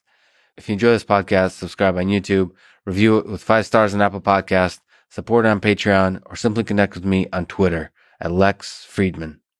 And now, let me leave you with some words from David Silver. My personal belief is that we've seen something of a turning point where we're starting to understand that many abilities like intuition and creativity that we've previously thought were in the domain only of the human mind are actually accessible to machine intelligence as well. And I think that's a really exciting moment in history. Thank you for listening, and hope to see you next time.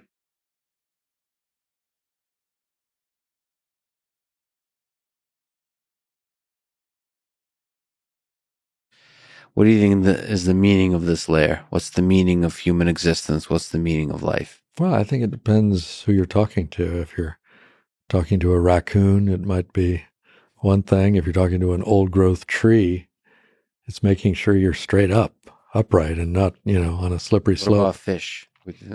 Yeah, fish. I guess they're trying to avoid the hook. Yeah. Right? No fish ever, when they take the bait, no fish in the world has ever said, I hope I get hooked.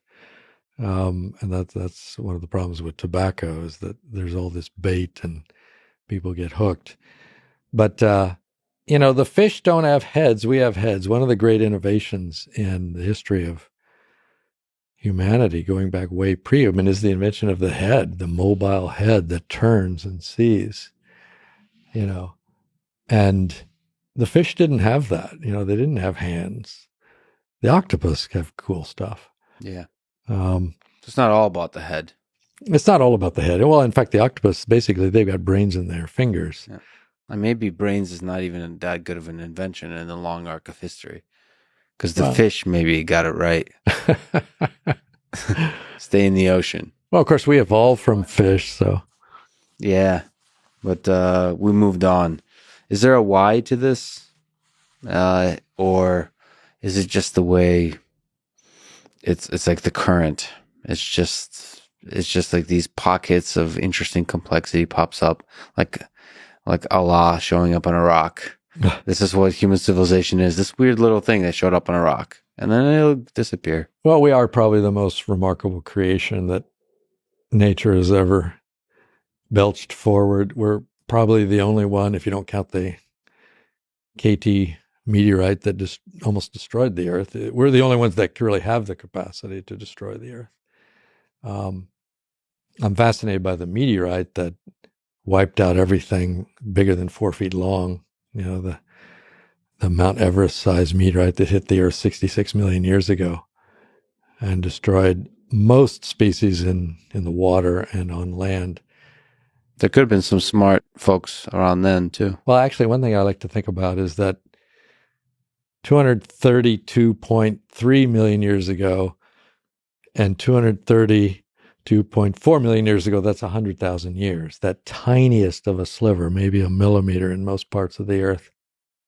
It's enough time for a species of dinosaur to become intelligent, build a civilization, and go extinct with no traces. And maybe that happened. Our ignorance can fully engulf the fact that happened. The beautiful self-importance of us humans. It's easy to forget that multiple intelligent civilizations could have lived on Earth. It's possible, and gone extinct. Or even life may have evolved more than once. Not only that, but proto-life may still exist and we are not even looking for it. Some type of clay that became life may still exist, and people. One thing I like to think about is always what is the before time that is now. I remember lecturing about this right before COVID, and it's sort of like what is our world now that will say what was it like to be then before? Yeah, before. And that's the world we live in. We live in a before time for something we really can't predict. Probably physical.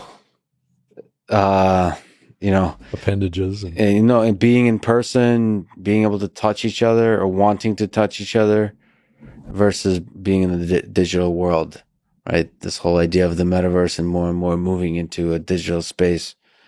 What was it like being born before most of your life wasn't on the computer? Yeah. It's pretty damn good for the record, but maybe I don't know the alternative. Robert, this is a fascinating conversation. Thank you for taking us through some dark periods of human history, but I think they contain a lot of lessons for today, that science is often inextricably connected to our values, to our ethics, to our politics, and that's something we have to contend with. So your work is really important, and thank you for shining a light on it. Thank you. Thanks for listening to this conversation with Robert Proctor. To support this podcast, please check out our sponsors in the description. And now, let me leave you with some words from Carl Sagan. Somewhere, something incredible is waiting to be known.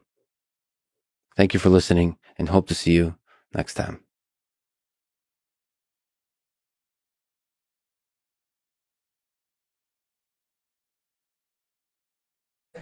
Do you think there's an objective function that describes the entirety of human life? So, usually the way you ask that is, what is the meaning of life?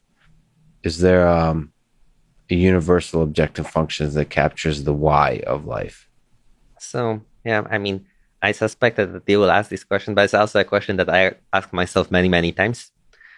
See, I can tell you a framework that I have these days to think about this question. So, I think that fundamentally meaning of life has to do with some of our reward functions that we have in brain, and they might have to do with, let's say, for instance, curiosity or human connection, which might mean understanding others.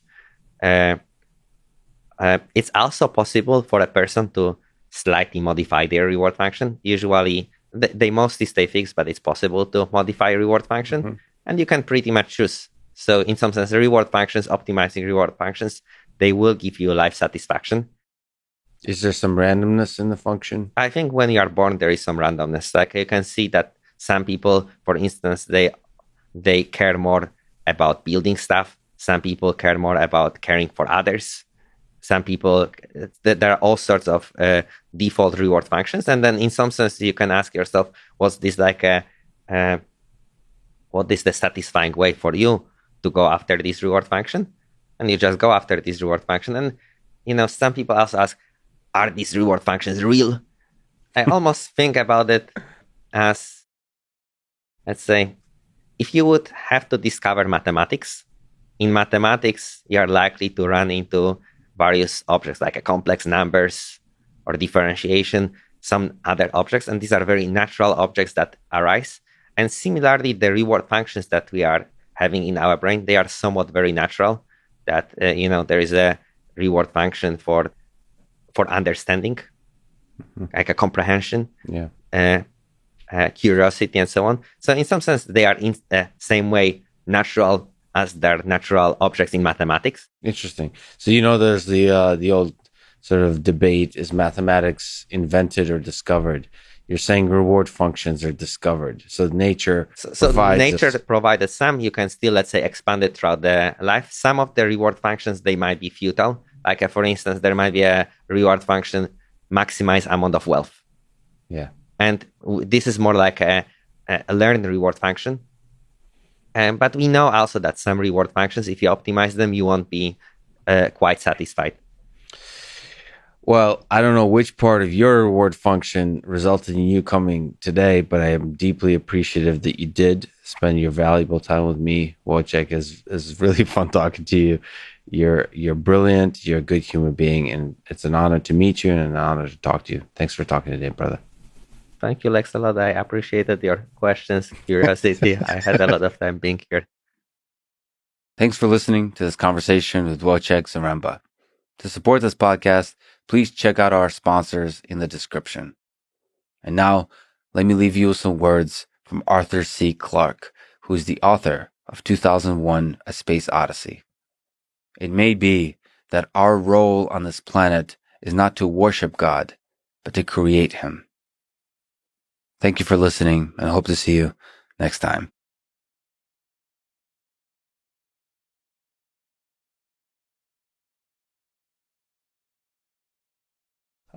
Is there a meaning to this thing? Is there a meaning to life? What is the meaning of life? I was brought up by a physicist and a physician. They were more or less committed atheists who had left the Church of Scotland as a protest against sectarianism in Glasgow. And so my sister and I were told from an early age life was a cosmic accident. And that was it. There was no great meaning to it. And I can't really get past that. Isn't there beauty to being an accident at a cosmic scale? Yes, I wasn't taught to feel negative about that. And if anything, it was a frivolous insight that the whole thing was a kind of joke. And I think that atheism isn't really a basis for ordering a society, but it's been all right for me. I don't have a kind of sense of a missing religious faith. For me, however, there's clearly some embedded Christian ethics in the way my parents lived. And so we were kind of atheist Calvinists who had kind of deposed God but carried on behaving as if we were members of the elect in a moral universe. So that's kind of the state of mind that, that I was left in. And I think that we aren't really around long enough to claim that our individual lives have meaning. But what Edmund Burke said is true. The real social contract is between the generations, between the dead, the living, and the unborn. And the meaning of life is, for me at least, to live in a way that honors the dead, seeks to learn from their accumulated wisdom, because they do still outnumber us. They outnumber the living by quite a significant margin. And then to be mindful of the unborn and our responsibility to them. Writing books is a way of communicating with the unborn. It may or may not succeed, and probably won't succeed if my books are never assigned by woke professors in the future. So what we have to do is more than just write books and record podcasts. There have to be institutions. I'm 57 now. I realized recently that succession planning had to be the main focus of the next 20 years, because there are things that I really care about that I want future generations to have access to. And so the meaning of life I do regard as being intergenerational transfer of wisdom. Ultimately, the species will go extinct at some point. Even if we do colonize Mars, one senses that physics will catch up with this particular organism, but it's in the pretty far distant future. And so the meaning of life is to make sure that for as long as there are human beings, they are able to live the kind of fulfilled lives, ethically fulfilled, intellectually fulfilled, emotionally fulfilled lives that civilization has made possible.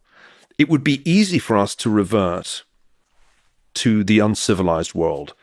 There's a fantastic book that I'm going to misremember, Milos's The Captive Soul, The Captive Mind, rather, which has a fantastic passage.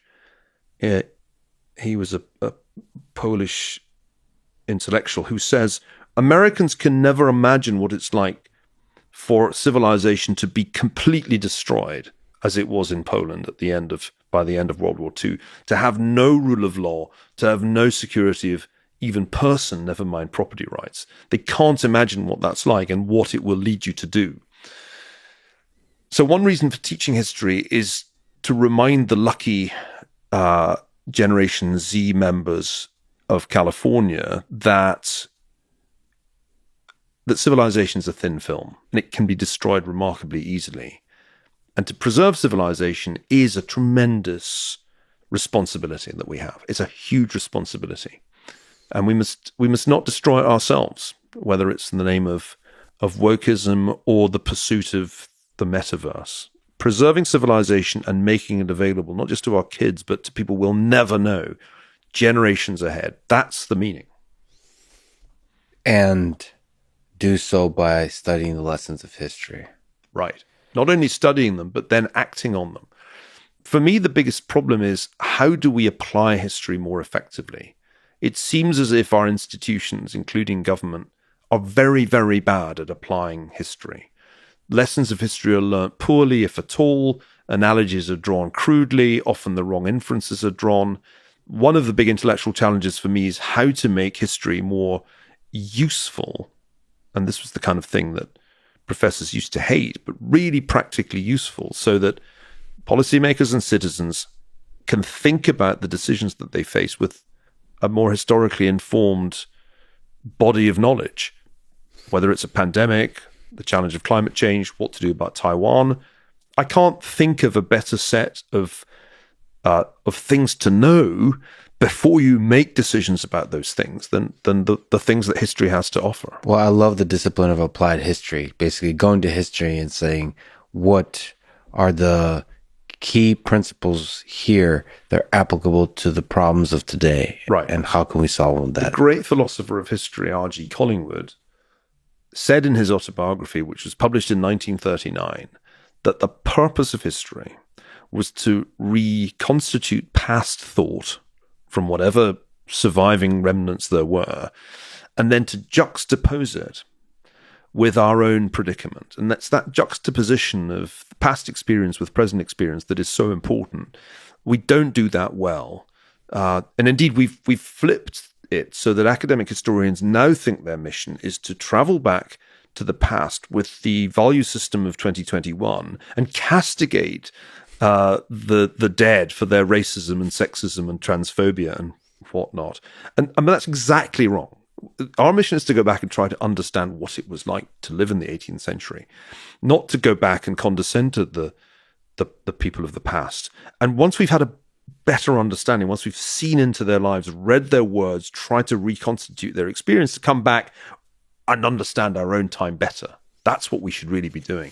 But academic history's gone completely haywire, and it does almost the exact opposite of what I think it should do. And by studying history, walk beautifully, gracefully through this simulation, as you described, by mapping the lessons of history into the world of today. We have virtual reality already in our heads. We do not need Oculus. And the metaverse. This was an incredible, hopeful conversation in many ways that I did not expect. I thought our conversation would be much more about history than about the future, and it turned out to be the opposite. Thank you so much for talking today. It's a huge honor to finally meet you, to talk to you. Thank you for your valuable time. Thank you, Lex, and good luck with Putin. Thanks for listening to this conversation with Neil Ferguson. To support this podcast, please check out our sponsors in the description. And now, let me leave you with some words from Neil Ferguson himself. No civilization, no matter how mighty it may appear to itself, is indestructible. Thank you for listening, and hope to see you next time.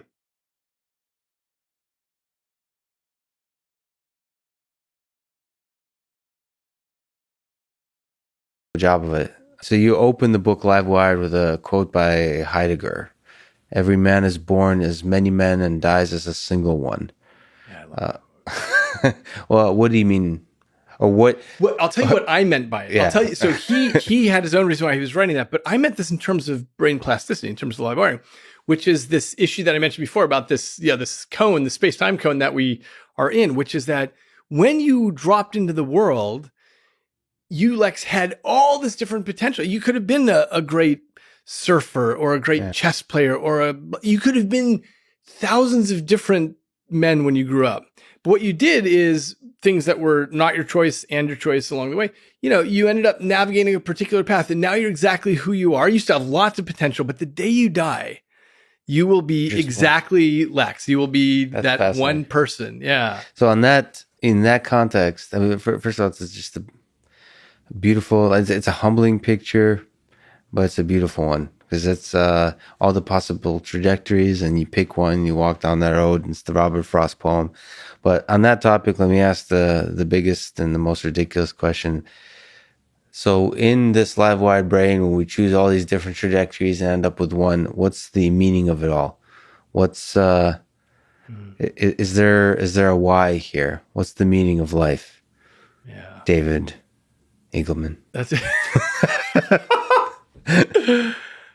I mean, this is the question that everyone has attacked from their own live wired point of view, by which I mean culturally, if you grow up in a religious society, you have one way of attacking that question. So if you grow up in a secular or scientific society, you have a different way of attacking that question. Obviously, I don't know. I abstain on that question. Yeah. I mean, I think one of the fundamental things, I guess, in all those possible trajectories is you're always asking. I mean, that's the act of asking, what the heck is this thing for, is equivalent to, or at least runs in parallel to, all the choices that you're making. Because it's that's the underlying question. Well, that's right. And by the way, this is the interesting thing about human psychology. We've got all these layers of things at which we can ask questions. And so if you keep asking yourself the question about what is the optimal way for me to be spending my time? What should I be doing? What charity should I get involved with? And so on. If you're asking those big questions, that steers you appropriately. If you're the type of person who never asks, hey, is there something better I could be doing with my time? Then presumably you won't optimize whatever it is that is important to you. Beautiful. What do you think is, we've been talking about how to extend this life, how to make it a good life. We've been talking about love. What do you think is the meaning of this whole ride? Of life? Of life. Why do we want to make it a good one? Do you think there's a meaning? Do you think there's an answer to the why? For me personally, I think the meaning of life is to eat, is to sleep, is to fall in love, is to cry, and then to die. Oh, and probably race cars in between. Race cars. Well, there's a whole topic of sex we didn't talk about, so that's probably in there. So should we do that? We'll maybe if you'll have me back, I would love to do. I will do a round next time. We will do another 3 hours on sex alone. Has it been? Yeah, it has been. It's been over 3 hours. Oh, yes. Gosh. Okay, Matt. I'm a big fan of your work. I think you're doing really important work, even despite all the things I've been saying about the madness of my own sleep schedule. I think you're helping millions of people. So it's an honor that you spend your valuable time with me. And I can't wait until your podcast comes out. I'm a huge fan of podcasts. I'm a huge fan of you. And it's just an honor to know you and to get a chance, hopefully in the future, to work together with you. You're a brilliant man and you're doing amazing things. And I feel immensely honored to have met you, to now know you, and to start calling you a friend. Thank you for what you do for the world, and for me included. Thank you, Matt. Take care. Thanks for listening to this conversation with Matt Walker, and thank you to Stamps.com, Squarespace, Athletic Greens, BetterHelp, and Onnit. Check them out in the description to support this podcast. And now, let me leave you with some words from Nikola Tesla, who we discussed in this podcast as sleeping very few hours a night.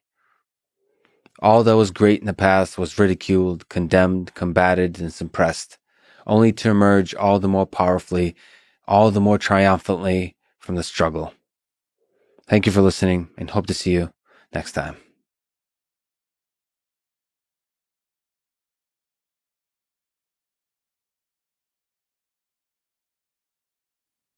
You've accomplished some incredible things in your life, but the sad thing about this thing we have is it ends. Do you think about your mortality? Are you afraid of death? Well, afraid is the wrong word. I mean, let's define things. I wish it weren't going to happen, and I'd like to. But do you think about it? Occasionally I think about, I think about it very operationally in the sense that there's always a trade-off between exploration and exploitation. This is a classic subject in computer science, actually, in machine learning, that when you're in an unusual circumstance, you want to explore to see what the landscape is and gather data. But then at some point you want to use that, make choices and say, this is what I'm going to do, and exploit the knowledge you've accumulated. And the longer the period of exploitation you anticipate, the more exploration you should do in new directions. And so for me, I've had to sort of adjust the balance of exploration and exploitation. And that said, you've explored quite a lot. Yeah. Well, I haven't shut off the exploitation at all. I'm still hoping the exploration. The exploration, right. I'm still hoping for 10 or 15 years of top flight performance. But several years ago now, when I was 50 years old, I was at the Institute for Advanced Study, and my office was right under Freeman Dyson's office, and we were kind of friendly. Yeah.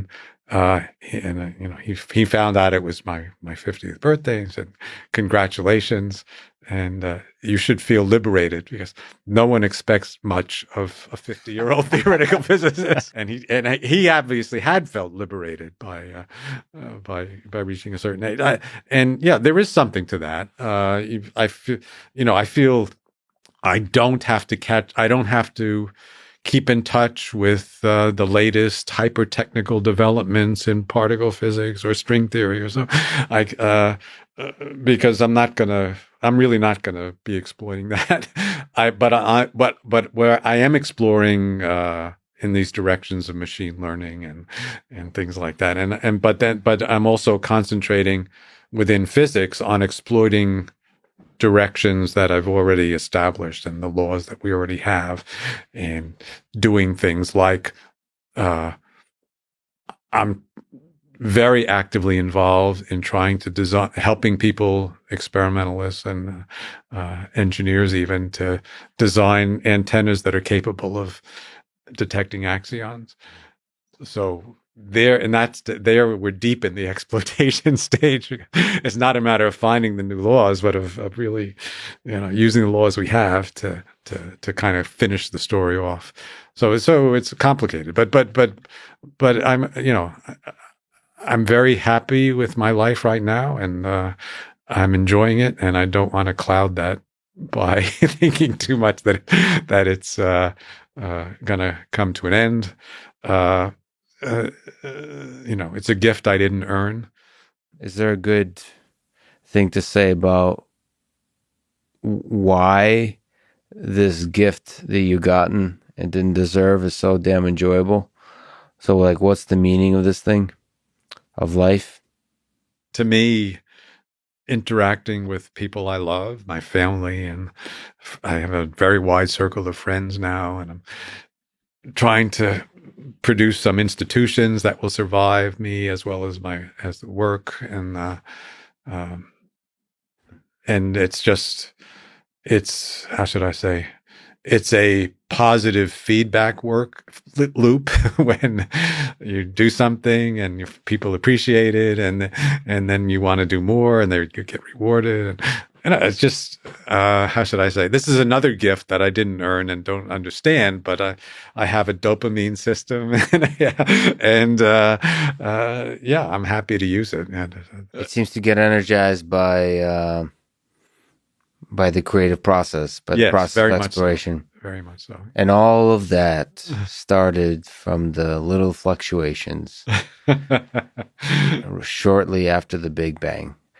Frank, well, whatever those initial conditions and fluctuation did that created you, I'm glad they did. This was thank you for all the work you've done, for the many people you've inspired, for the many of the billion. Most of your ideas were pretty useless, of the several billions, but as it is for all humans. But you had quite a few truly special ideas, And thank you for bringing those to the world, and thank you for wasting your valuable time with me today.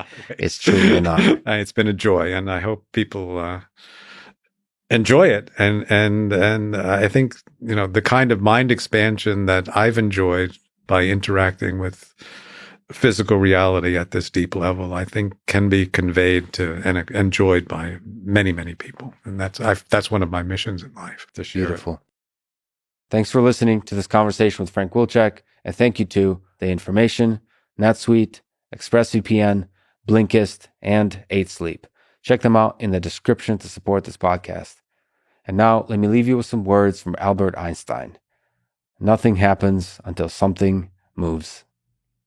Thanks for listening, and hope to see you next time.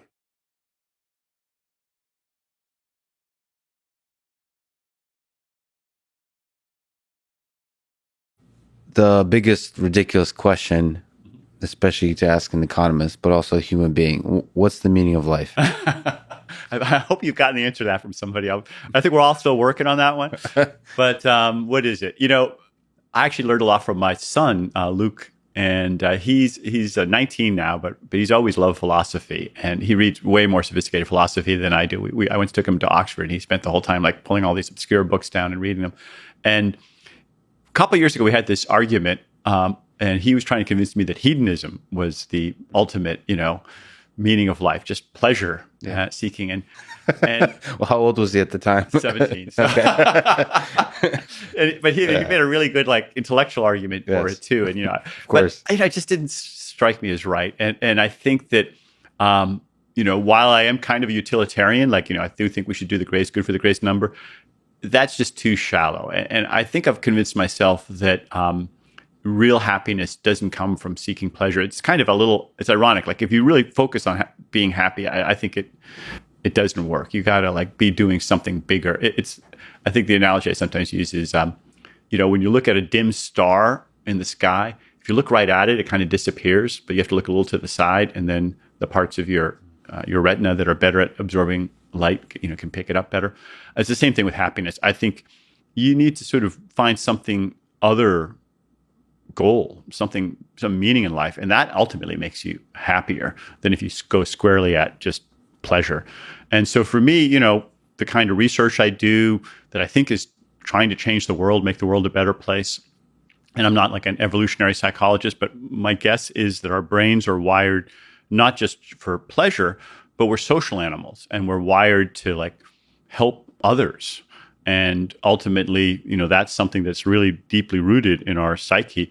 And if we do help others, if we do, or at least feel like we're helping others, our reward systems kick in, and we end up being more deeply satisfied than if we just do something selfish and shallow.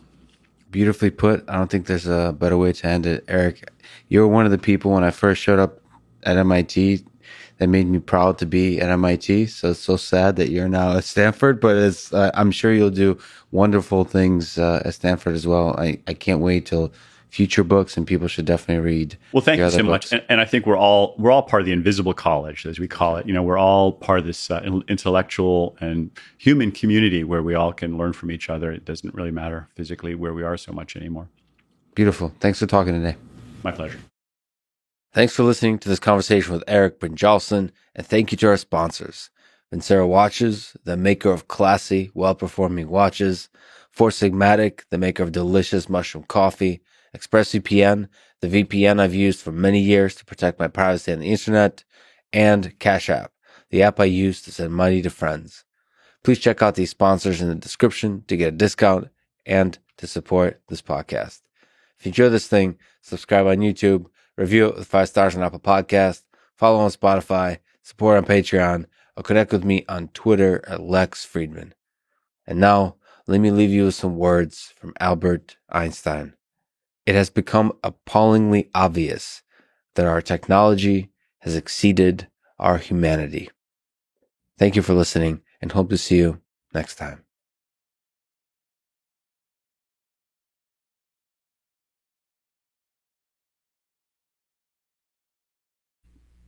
We talked about the 3-pound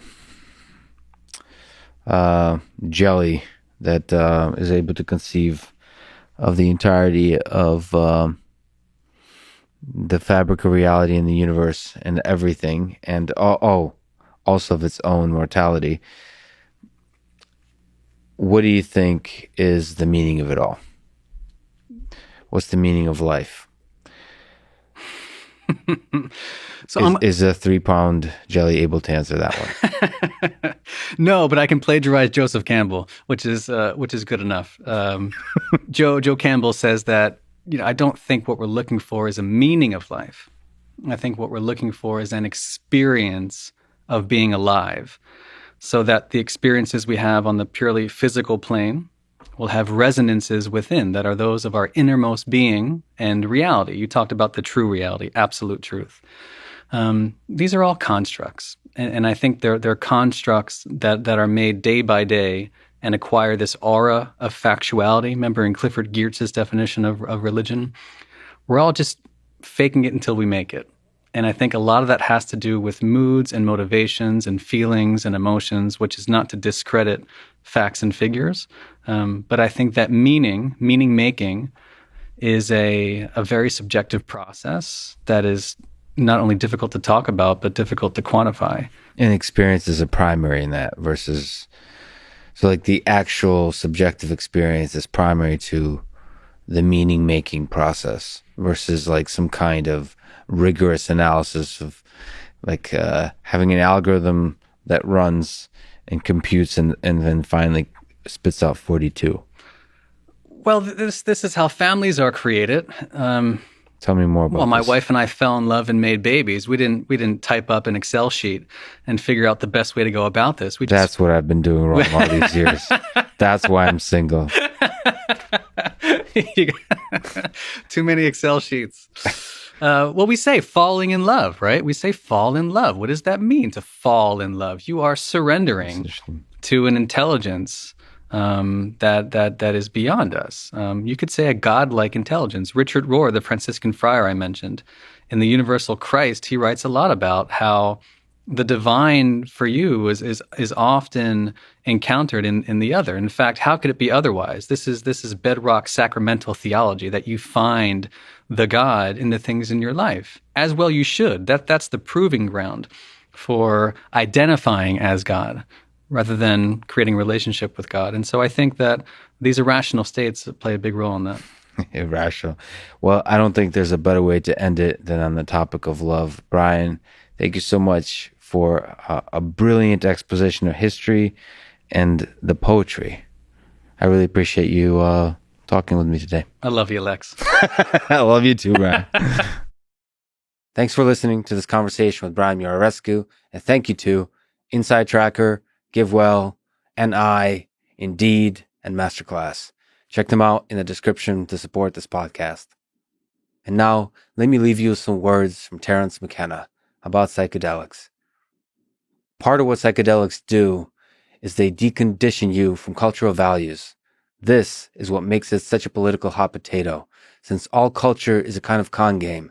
The most dangerous candy you can hand out is one which causes people to start questioning the rules of the game. Thank you for listening, and hope to see you next time.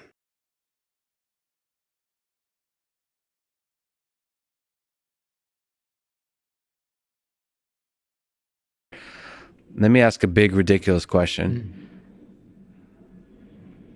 What do you think is the meaning of this whole thing? We talked about at the beginning of the conversation about death and the fear of it. The other big question we ask about life is its meaning. Do you think there's a meaning to our existence here on this little spinning ball? That's you've thrown some powerful questions. That's the most powerful.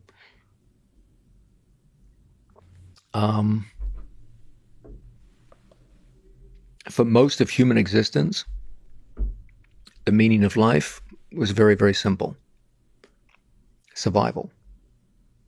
The only thing that humans cared about was just surviving, because it was so damn difficult for the early years of human existence on this earth.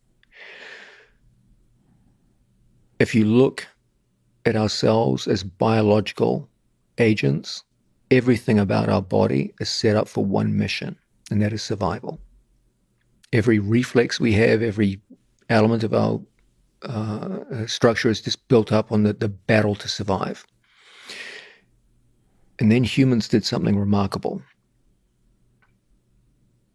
They elevated themselves through the use of technology and social structure to the top of the food chain.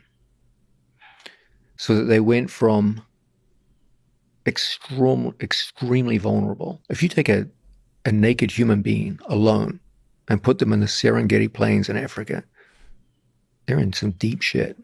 Okay? If you look at a human being as a survival organism, just by itself, naked, they are among the most feeble at that task in the entire animal kingdom.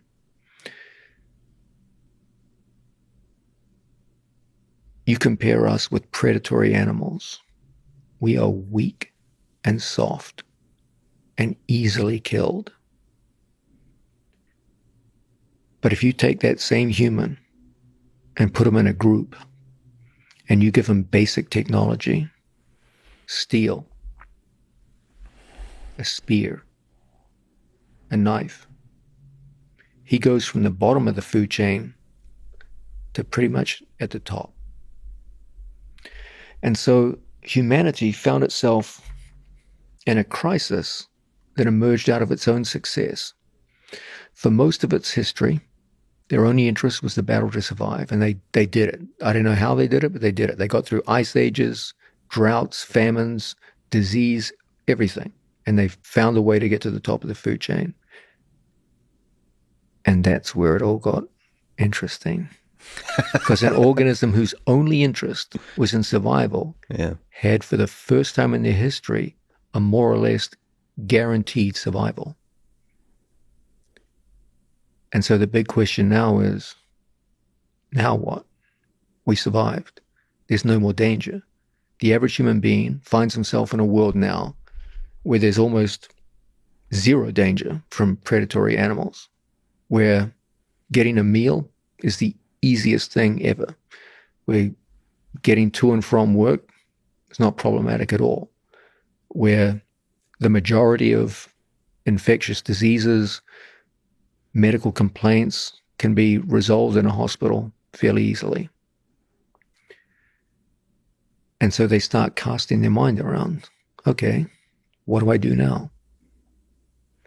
And so the minute mankind's existence became more or less guaranteed, the problems shift from survival to meaning.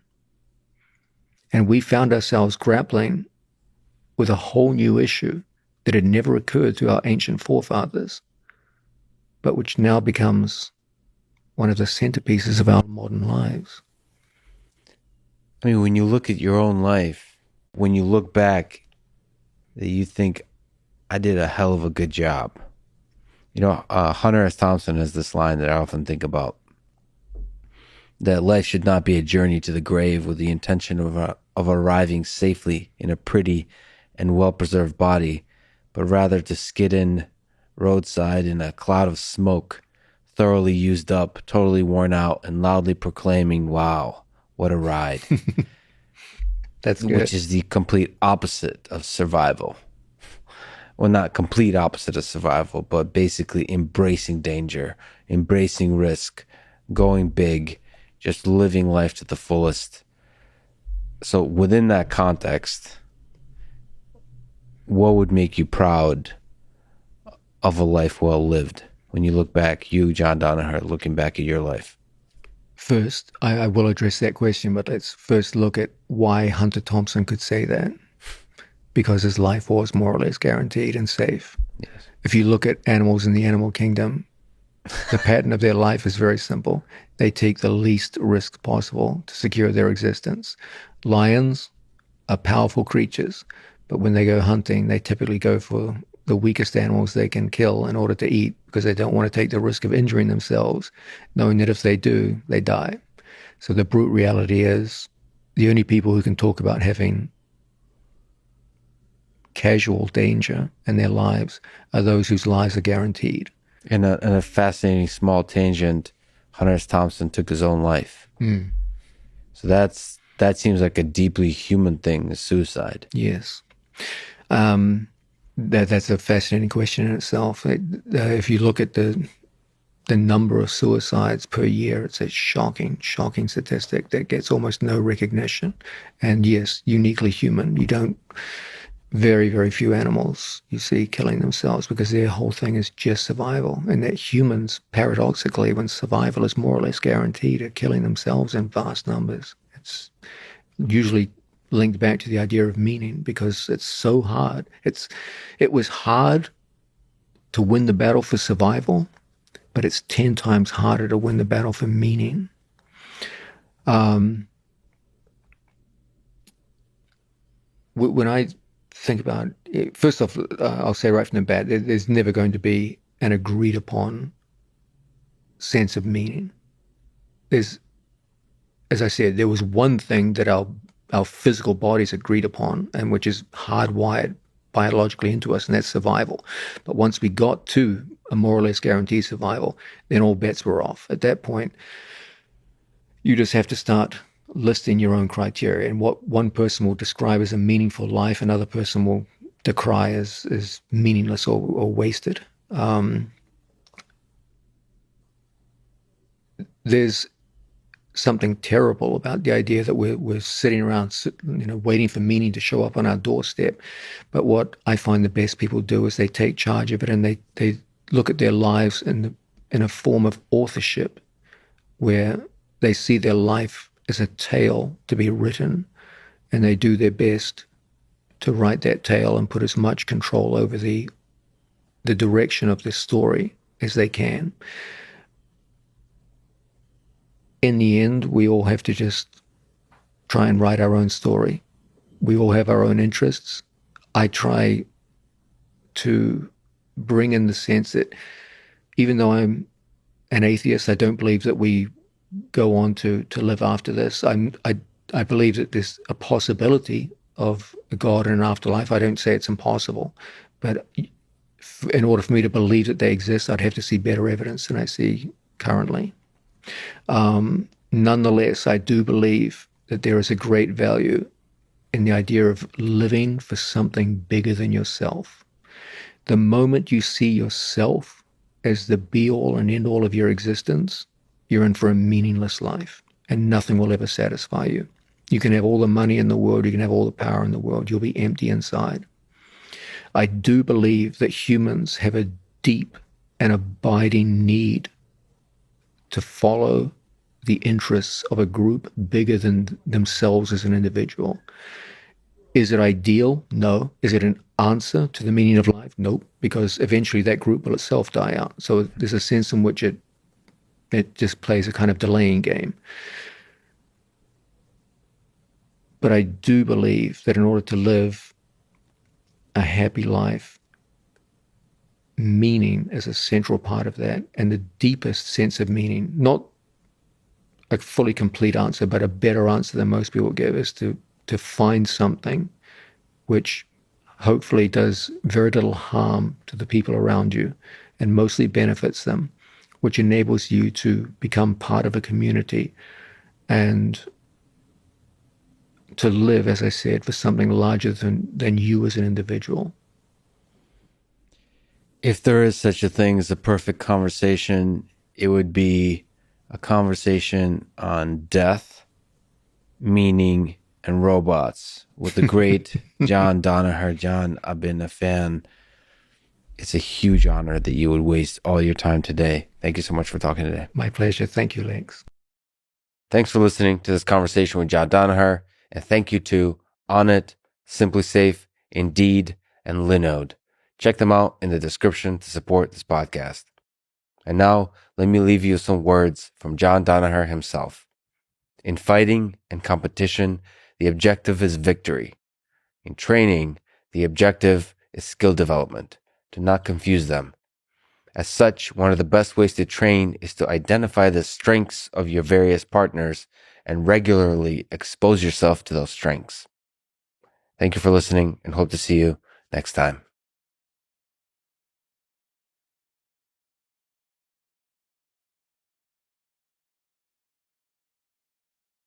So on that topic of the objective functions of human existence, what do you think is the objective function that's implicit in human existence? What's the meaning of life? Oh.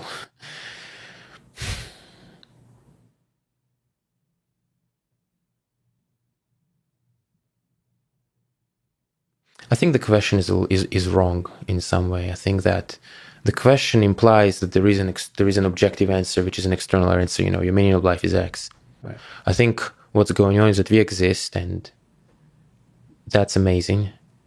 And we should try to make the most of it and try to maximize our own value and enjoyment of our very short time while we do exist. It's funny because action does require an objective function. It's definitely there in some form, but it's difficult to make it explicit, and maybe impossible to make it explicit, I guess is what you're getting at. And that's an interesting fact of an RL environment. Well, but I was making a slightly different point, is that humans want things, and their wants create the drives that cause them to, our wants are our objective functions, our individual objective functions. We can later decide that we want to change, that what we wanted before is no longer good and we want something else. Yeah, but they're so dynamic. There's got to be some underlying sort of Freud. Thinks there's like sexual stuff. There's people who think it's the fear of death, and there's also the desire for knowledge, and all these kinds of things. Procreation, the sort of all the evolutionary arguments. It seems to be there might be some kind of fundamental objective function from which everything else emerges. But it seems like that's very difficult to make explicit. I think that probably is an evolutionary objective function, which is to survive and procreate and make your children succeed. That would be my guess. But it doesn't give an answer to the question of what's the meaning of life. I think you can see how humans are part of this big process, this ancient process. We exist on a small planet, and that's it. So, given that we exist, try to make the most of it and try to enjoy more and suffer less as much as we can.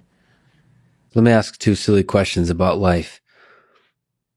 1, do you have regrets? Moments that if you went back, you would do differently? And 2, are there moments that you're especially proud of that made you truly happy?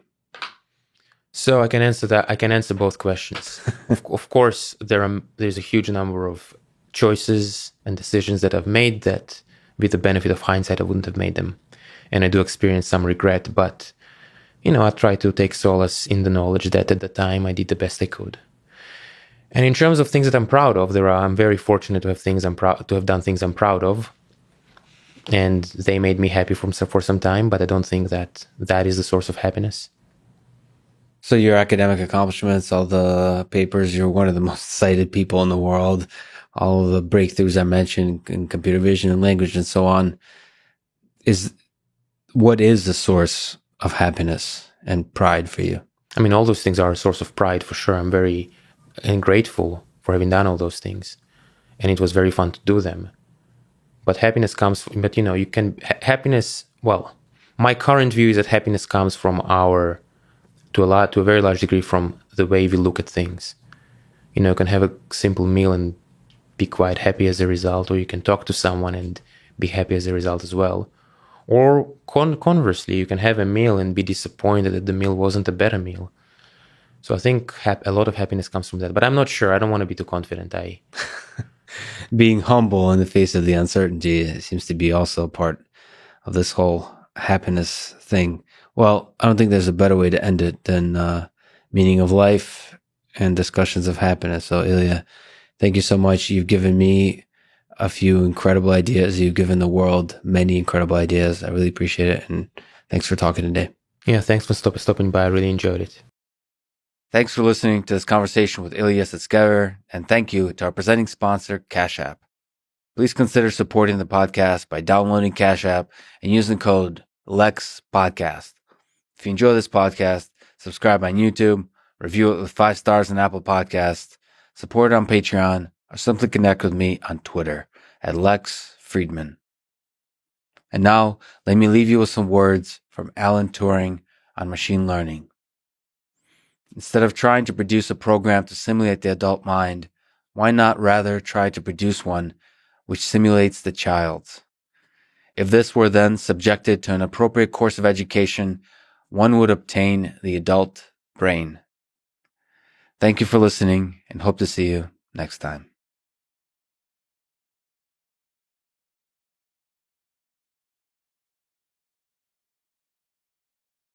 The cosmos. What do you think people experience? What do they seek when they believe in God from this kind of perspective? I'm not an expert on thinking about God and religion. I'm not myself religious at all. When people sort of pray, communicate with God, whatever form, I'm not speaking to sort of the practices and the rituals of religion. I mean the actual experience of that people really have a deep connection with God in some cases. What do you think that experience is? It's so common, at least throughout the history of civilization, that it seems like we seek that.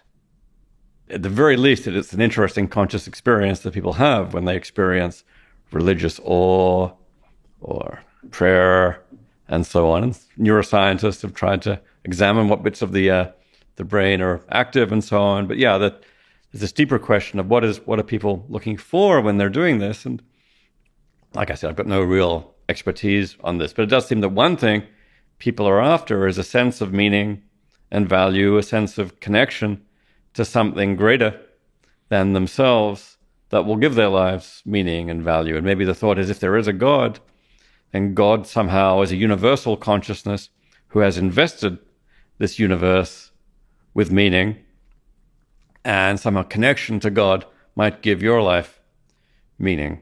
I think I can kind of see the attractions of that, but still makes me wonder, why is it exactly that a universal consciousness, God, would be needed to give the world meaning? If universal consciousness can give the world meaning, why can't local consciousness give the world meaning too? So I think my consciousness gives my world meaning. Is the origin of meaning for your world. Yeah, I experience things as good or bad, happy, sad, interesting, important. So my consciousness invests this world with meaning. Without any consciousness, maybe it would be a bleak, meaningless universe. But I don't see why I need someone else's consciousness or even God's consciousness to give this universe meaning. Here we are, local creatures with our own subjective experiences. I think we can give the universe meaning ourselves. So, maybe to some people that feels inadequate.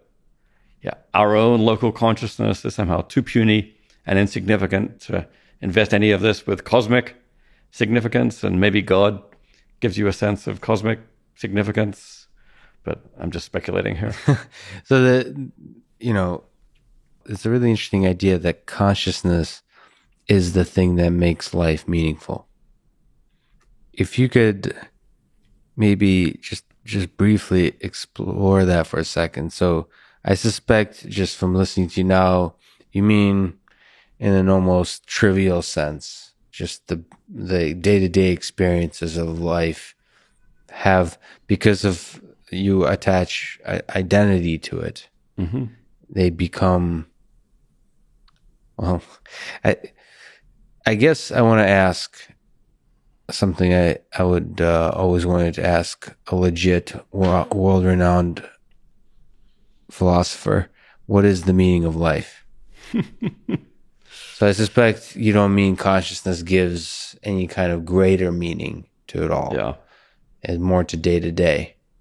But is there greater meaning to it all? I think life has meaning for us because we are conscious. So without consciousness, no meaning.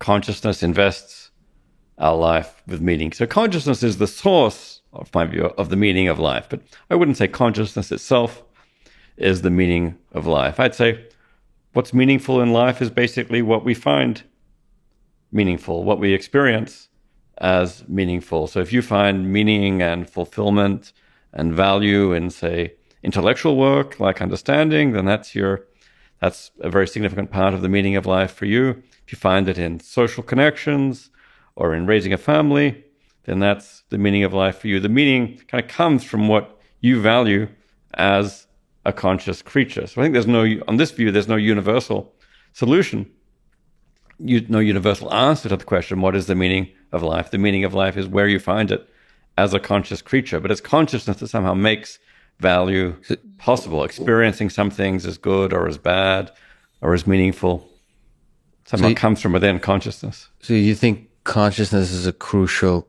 component, ingredient of assigning value to things?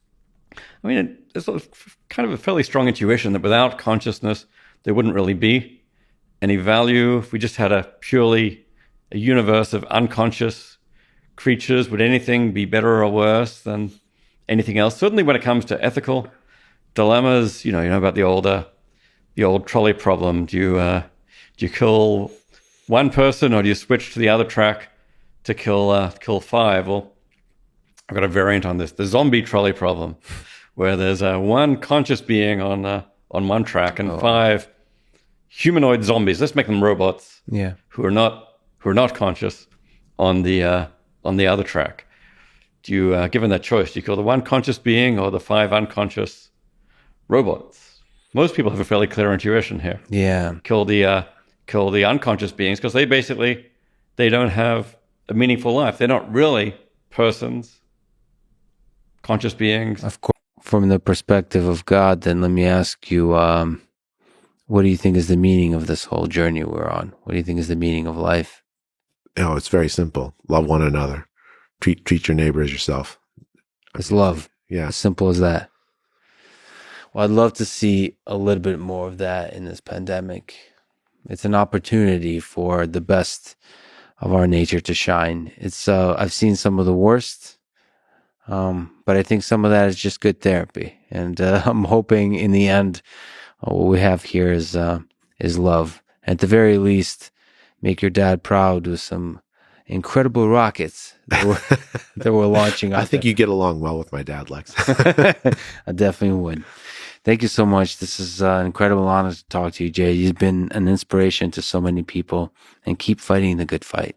Thank you so much for spending your valuable time with me today. Thank you for having me here. Appreciate it. Thanks for listening to this conversation with Jay Bhattacharya. To support this podcast, please check out our sponsors in the description. And now, let me leave you with some words from Alice Walker. The most common way people give up their power is by thinking they don't have any.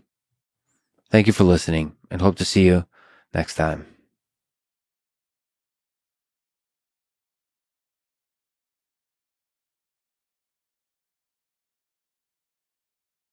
So we talked a ton about reward functions. Let me talk about the most ridiculous big question.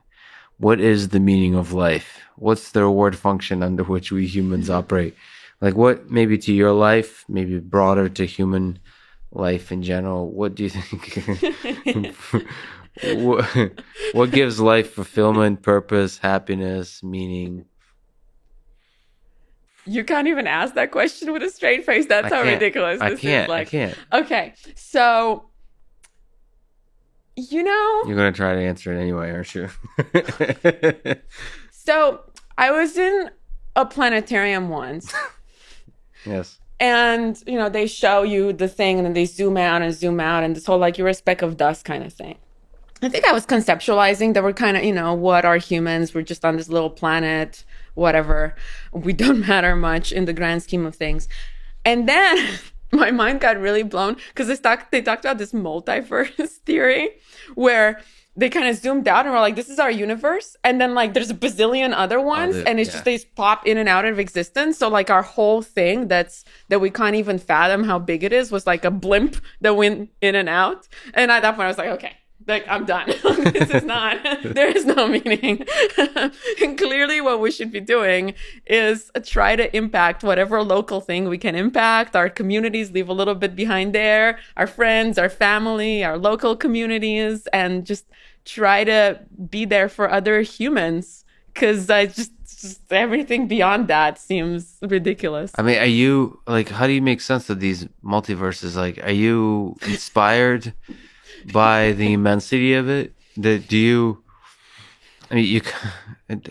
there Like, is it amazing to you, or is it almost paralyzing in the mystery of it? It's frustrating. I'm frustrated by my inability to comprehend. It feels very frustrating. It's like there's some stuff that, you know, we should time, blah, blah, blah, that we should really be understanding. And I definitely don't understand it. But, you know, the amazing physicists of the world have a much better understanding than me. But it still seems epsilon in the grand scheme of things. So it's very frustrating. It sort of feels like our brains don't have some fundamental capacity yet or ever. I don't know. But that's one of the dreams of artificial intelligence, is to create systems that will expand our cognitive capacity in order to understand build the theory of everything with the physics, and understand what the heck these multiverses are. So I think there's no better way to end it than talking about the meaning of life and the fundamental nature of the universe and multiverses. And the multiverse. So Anka, it is a huge honor. One of my favorite conversations I've had. Yeah. I really appreciate your time. Thank you for talking today. Thank you for coming. Come back again. Thanks for listening to this conversation with Anka Dragan, and thank you to our presenting sponsor, Cash App. Please consider supporting the podcast by downloading Cash App and using code LEX Podcast. If you enjoy this podcast, subscribe on YouTube, review it with 5 stars on Apple Podcast, support it on Patreon, or simply connect with me on Twitter at Lex Fridman. And now, let me leave you with some words from Isaac Asimov. Your assumptions are your windows on the world. Scrub them off every once in a while, or the light won't come in. Thank you for listening, and hope to see you next time.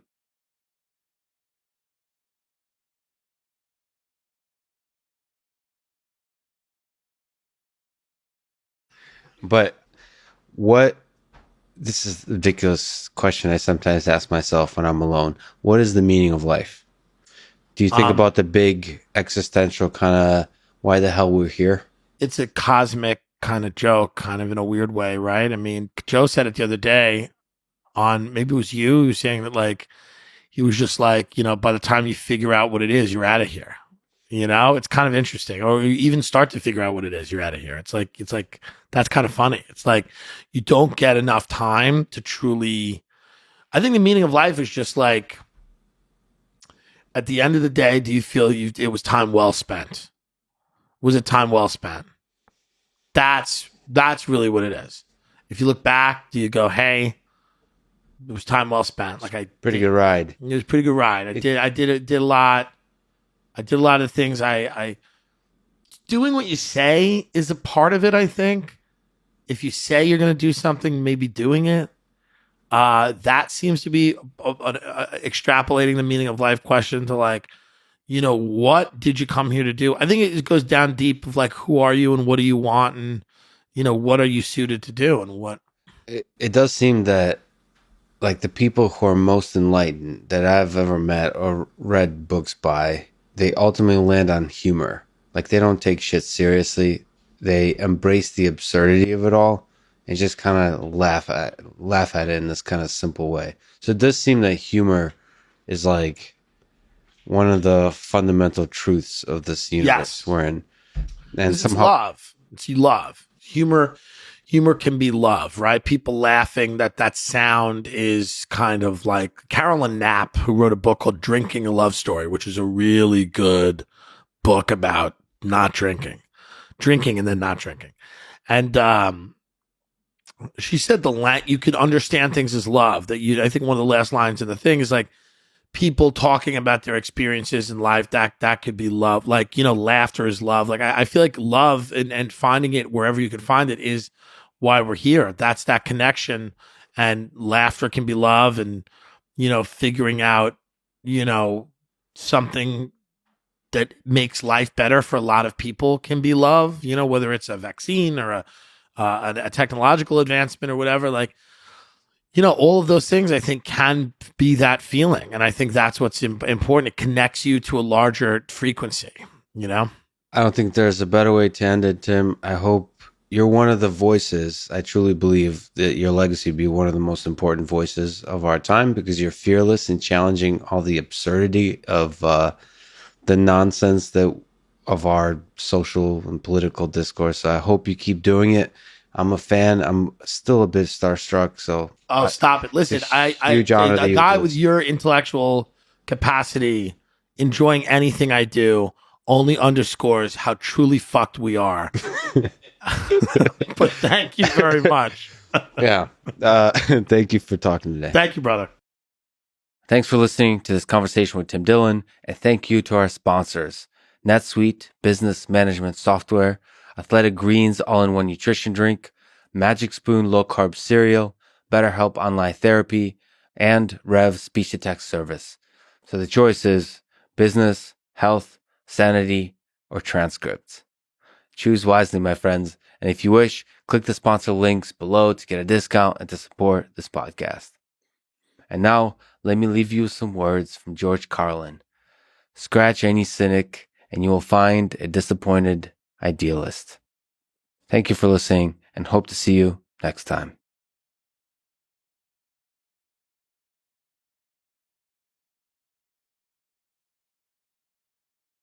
We talked about life a lot. What do you think is the meaning of it all? What's the meaning of life? I mean, my answer is probably going to be pretty cheesy. But I think the state of love is once you feel it, in a way that we discussed it before. I'm not talking about falling in love or just love to yourself, to other people, to something, to the world. That state of bliss that we experience sometimes, whether through connection with ourselves, with other people, with the technology. There's something special about those moments. So I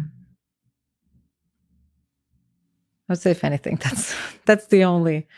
If it's not for that, then for what else are we really trying to do that? I don't think there's a better way to end it than talking about love. Eugenia, I told you offline that there's something about me that felt like this was this talking to you, meeting you in person will be a turning point for my life. I know that might sound weird to hear, but it was a huge honor to talk to you.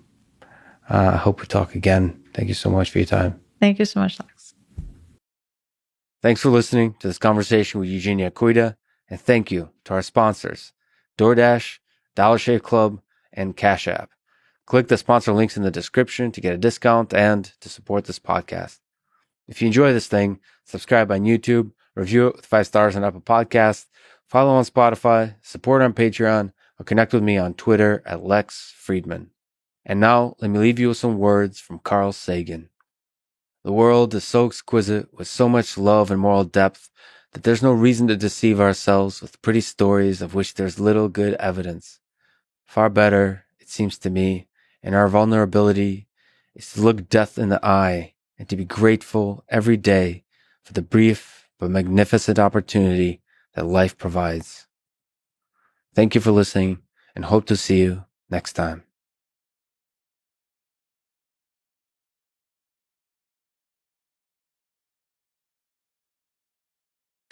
The problem is like with all this, the living by principles, living a principled life, focusing on relationships and kind of thinking of this life as this perfect thing kind of forgets the notion that none of it, makes any sense, right? It kind of implies that this is like a video game and you want to get a high score, as opposed to none of this even makes sense. Like, why would he? Like, what that? like, what does it even mean to die? It's going to be over. It's like everything I do, all these productivity hacks, all this life, all these efforts, all these creative efforts, kind of assume it's going to go on forever. There's a kind of sense of immortality. And I don't even know how to intellectually make sense that it ends. Of course, got to ask you in that context, what do you think is the meaning of it all? Especially for computer scientists. I mean, there's got to be some mathematical... 27, or what's the Douglas Adams? Number. Yeah, it's or 42. 42, okay. 27 is a better number. I should read more sci-fi. Maybe you're onto something with a 27. I don't want to give away too much, but just trust me, 27. It's divisible. Yeah. So, I mean, I don't know, obviously, right? I mean, I was hoping you would. Yeah, I don't know, but going back to what you were saying about the sort of the existentialist or the sort of the more nihilist style approach, the one thing that there are intimations, right? So that there's these intimations that human has of somehow this feels right and this feels wrong, this feels good, this feels like I'm aligned with something, when I'm acting with courage to save whatever, right? It's not, these intimations are a grounding against arbitrariness. Like one of the ideas I'm really interested in is that when you look at religion, right? So I'm interested in world religions. For my grandfather was a theologian that studied and wrote all these books, and I'm very interested in this type of stuff. And there's this great book that's it's not specific to a particular religion, but it's Karen Armstrong wrote this great book called The Case for God. Mm-hmm. She's very interesting. She was a Catholic nun who sort of left that religion but one of the smartest thinkers in terms of like accessible theological thinking that's not tied to any particular religion. Her whole argument is that the way to understand religion, you first of all, you have to go way back pre-Enlightenment where all this was formed. We got messed up thinking about religion post-Enlightenment, right? And these were operating systems for making sense of intimations. The one thing we had were these different intimations of this feels like awe and mystical experience, and this feels there's something you feel when you act in a certain way and don't act in this other way. And it was like the scientists who were trying to study and understand the model of the atom by just looking at experiments and trying to understand what's going on. Like the great religions of the world were basically figuring out, how do we make sense of these intimations and live in alignment with them and build a life of meaning around that? What were the tools they were using? They were using ritual, they were using belief, they were using action, but all of it was like an OS. It was like a liturgical model of the atom that it's hard coded in. So it did through the evolutionary process. They wouldn't have called it that back then, or whether they said they didn't have that as pre-Enlightenment. They just said this is here, and the directive is to try to live in alignment with that. Well, then I want to ask who wrote the original code. Yeah, that's the open question. Yeah, so Armstrong lays out this good argument, and where it gets really interesting is that she emphasizes that all of this was considered ineffable, right? So the whole notion, and this is like rich in Jewish tradition in particular, and also in Islamic tradition, we can't comprehend and understand what's going on here, right? And so the best we can do to approximate understanding and live in alignment is we like act as if this is true, do these rituals, have these actions or whatever. Post-Enlightenment, a lot of that once we learned about Enlightenment, we grew these suspicions around religion that are very much of the modern era, right? So like the Karen Armstrong, like Sam Harris's critique of religion makes no sense, right? The critique's based on, you're making the assent to propositions that you think are true for which you do not have evidence that they are true. So like, that's an Enlightenment thing, right?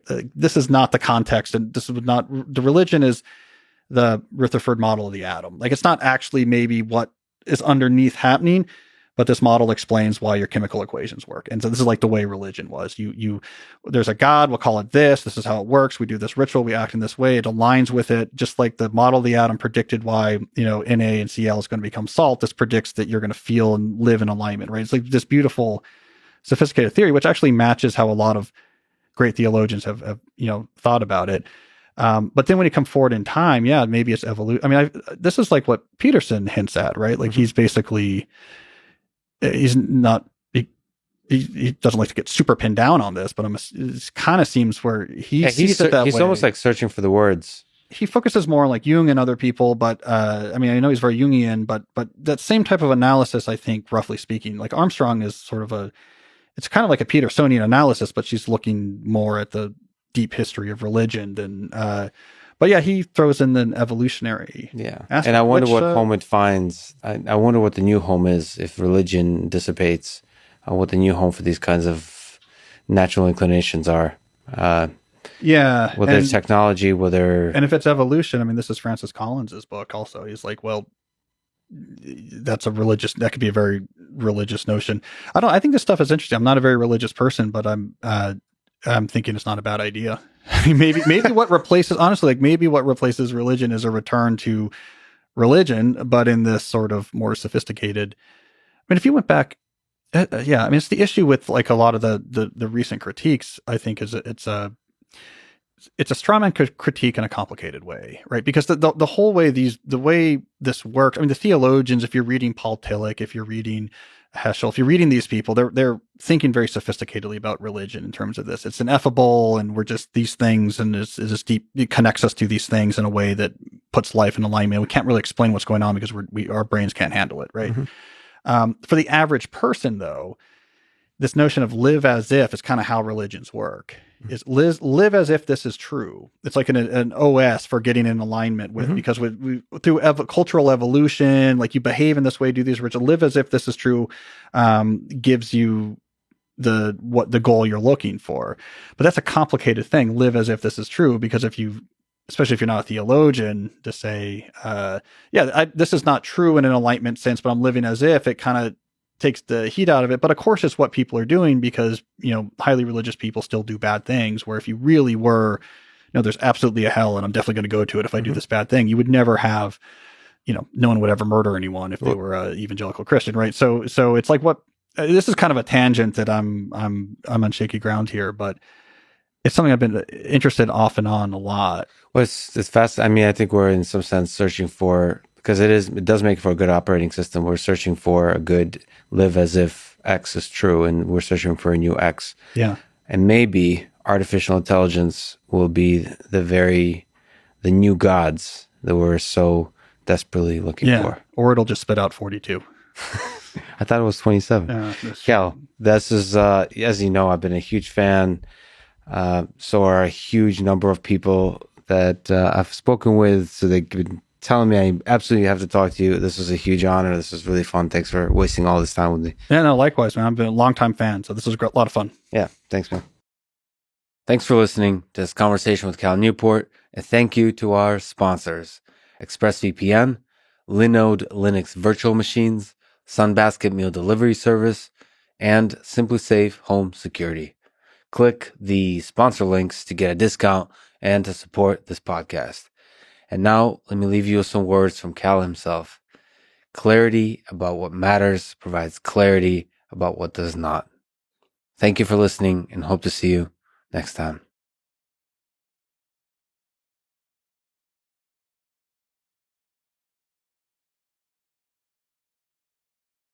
Let me ask the biggest and the most ridiculous question. So you've kind of studied the human body and its defenses and these enemies that are about, from a biological perspective, bioinformatics perspective, a computer scientist perspective. How has that made you see your own life? Sort of the meaning of it, or just even seeing what it means to be human? Well, it certainly makes me realizing how fragile the human life is. If you think about it, this little tiny thing can impact the life of the whole humankind to such extent. So, it's something to appreciate and to remember that we are fragile. We have to bond together as a society, and it also gives me sort of hope that what we do as scientists is useful. Well, I don't think there's a better way to end it, Dmitry. Thank you so much for talking today. It was an honor. Appreciate it. Thank you very much. Thanks for listening to this conversation with Dmitry Korkin, and thank you to our presenting sponsor, Cash App. Please consider supporting the podcast by downloading Cash App and using code LEX Podcast. If you enjoy this podcast, subscribe on YouTube, review it with 5 stars on Apple Podcasts, support it on Patreon, or simply connect with me on Twitter at Lex Fridman. And now, let me leave you with some words from Edward Osborne Wilson, E.O. Wilson. The variety of genes on the planet in viruses exceeds, or is likely to exceed, that in all of the rest of life combined. Thank you for listening, and hope to see you next time.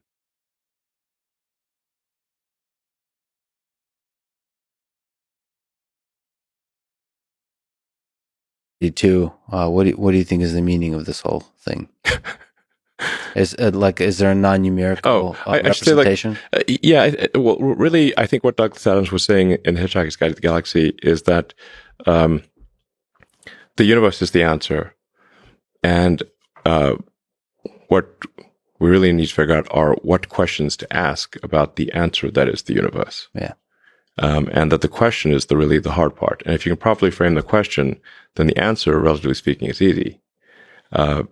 So therefore, if you want to understand what questions to ask about the universe, you want to understand the meaning of life, we need to expand the scope and scale of consciousness so that we're better able to understand the nature of the universe and understand the meaning of life.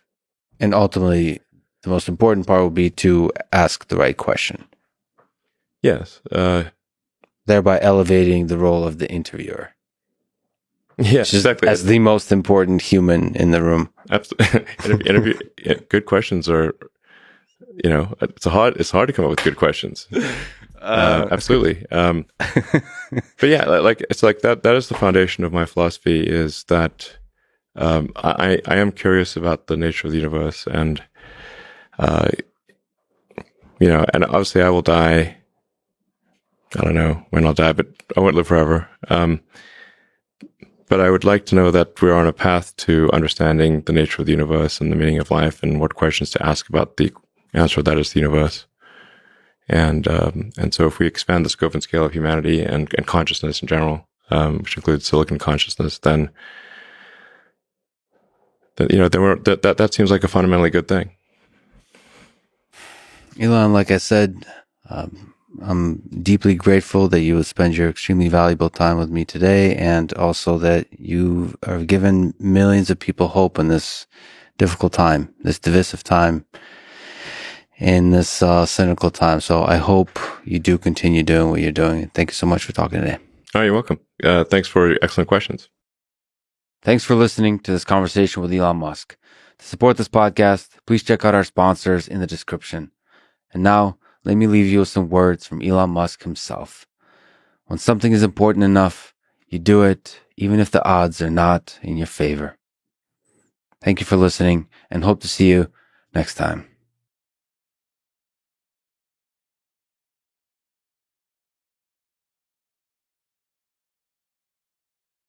A little bit, but if I were to ask you the most ridiculous big question of what is the meaning of life, what would your answer be? 3 values: joy, growth, and choice.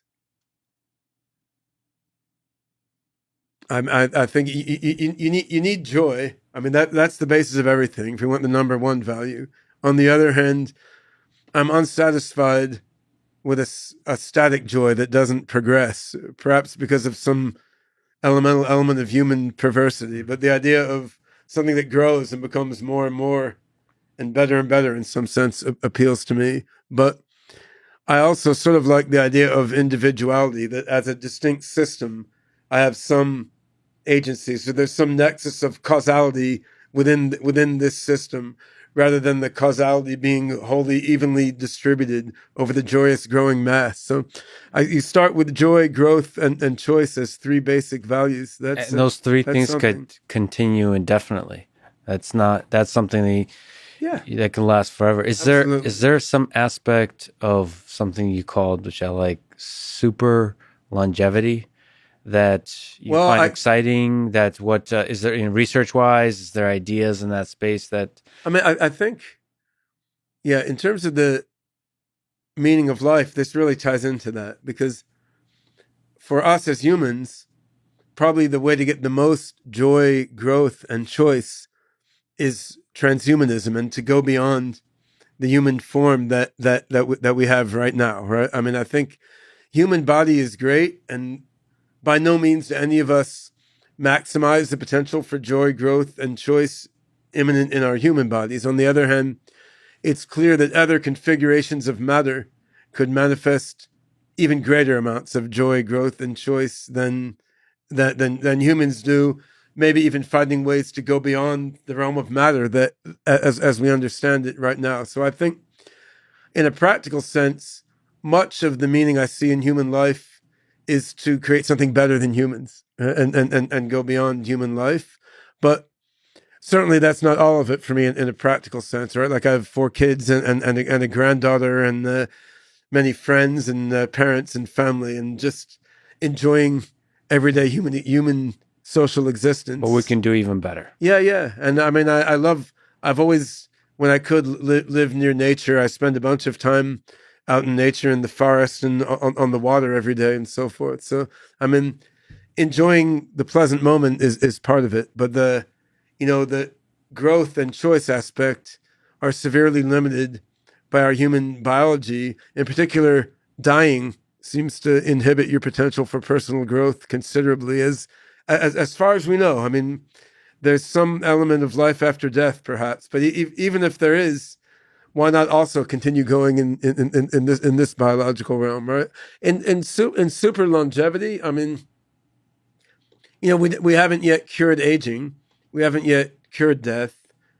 Certainly, there's very interesting progress all around. I mean, CRISPR and gene editing can be an incredible tool. And I mean, right now, stem cells could potentially prolong life a lot. Like if you got stem cell injections of just stem cells for every tissue of your body injected into every tissue, and you can just have replacement of your old cells with new cells produced by those stem cells. I mean, that could be highly impactful at prolonging life. Now we just need slightly better technology for having them grow, right? So using machine learning to guide procedures for stem cell differentiation and transdifferentiation, it's kind of nitty gritty, but I mean that's quite interesting. So I think there's a lot of different things being done to help with prolongation of human life, but we could do a lot better. So for example, the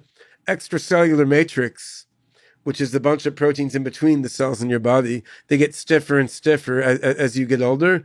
And the extracellular matrix transmits information both electrically, mechanically, and to some extent biophotonically. So there's all this transmission through the parts of the body. But the stiffer the extracellular matrix gets, the less the transmission happens, which makes your body get worse coordinated between the different organs as you get older.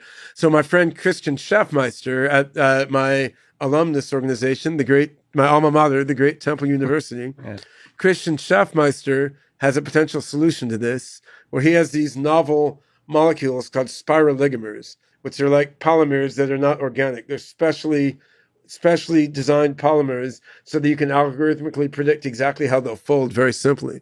So he designed the molecular scissors that have spiroligomers that you could eat and would then cut through all the glucosamine and other cross-linked proteins in your extracellular matrix, right? But to make that technology really work and be mature is several years of work. As far as I know, no one's funding it at the moment. But there's so many different ways that technology could be used to prolong longevity. What we really need, we need an integrated database of all biological knowledge about human beings and model organisms, like hopefully a massively distributed OpenCog bioatom space, but it can exist in other forms too. We need that data to be opened up in a suitably privacy protecting way. We need massive funding into machine learning, AGI, proto-AGI, statistical research aimed at solving biology, both molecular biology and human biology, based on this massive data set, right? And then we need regulators not to stop people from trying radical therapies on themselves if they so wish to, as well as better cloud-based platforms for like automated experimentation on microorganisms, flies and mice and so forth. And we could do all this. You look, after the last financial crisis, Obama, who I generally like pretty well, but he gave $4 trillion to large banks and insurance companies. Now in this COVID crisis, trillions are being spent to help everyday people and small businesses.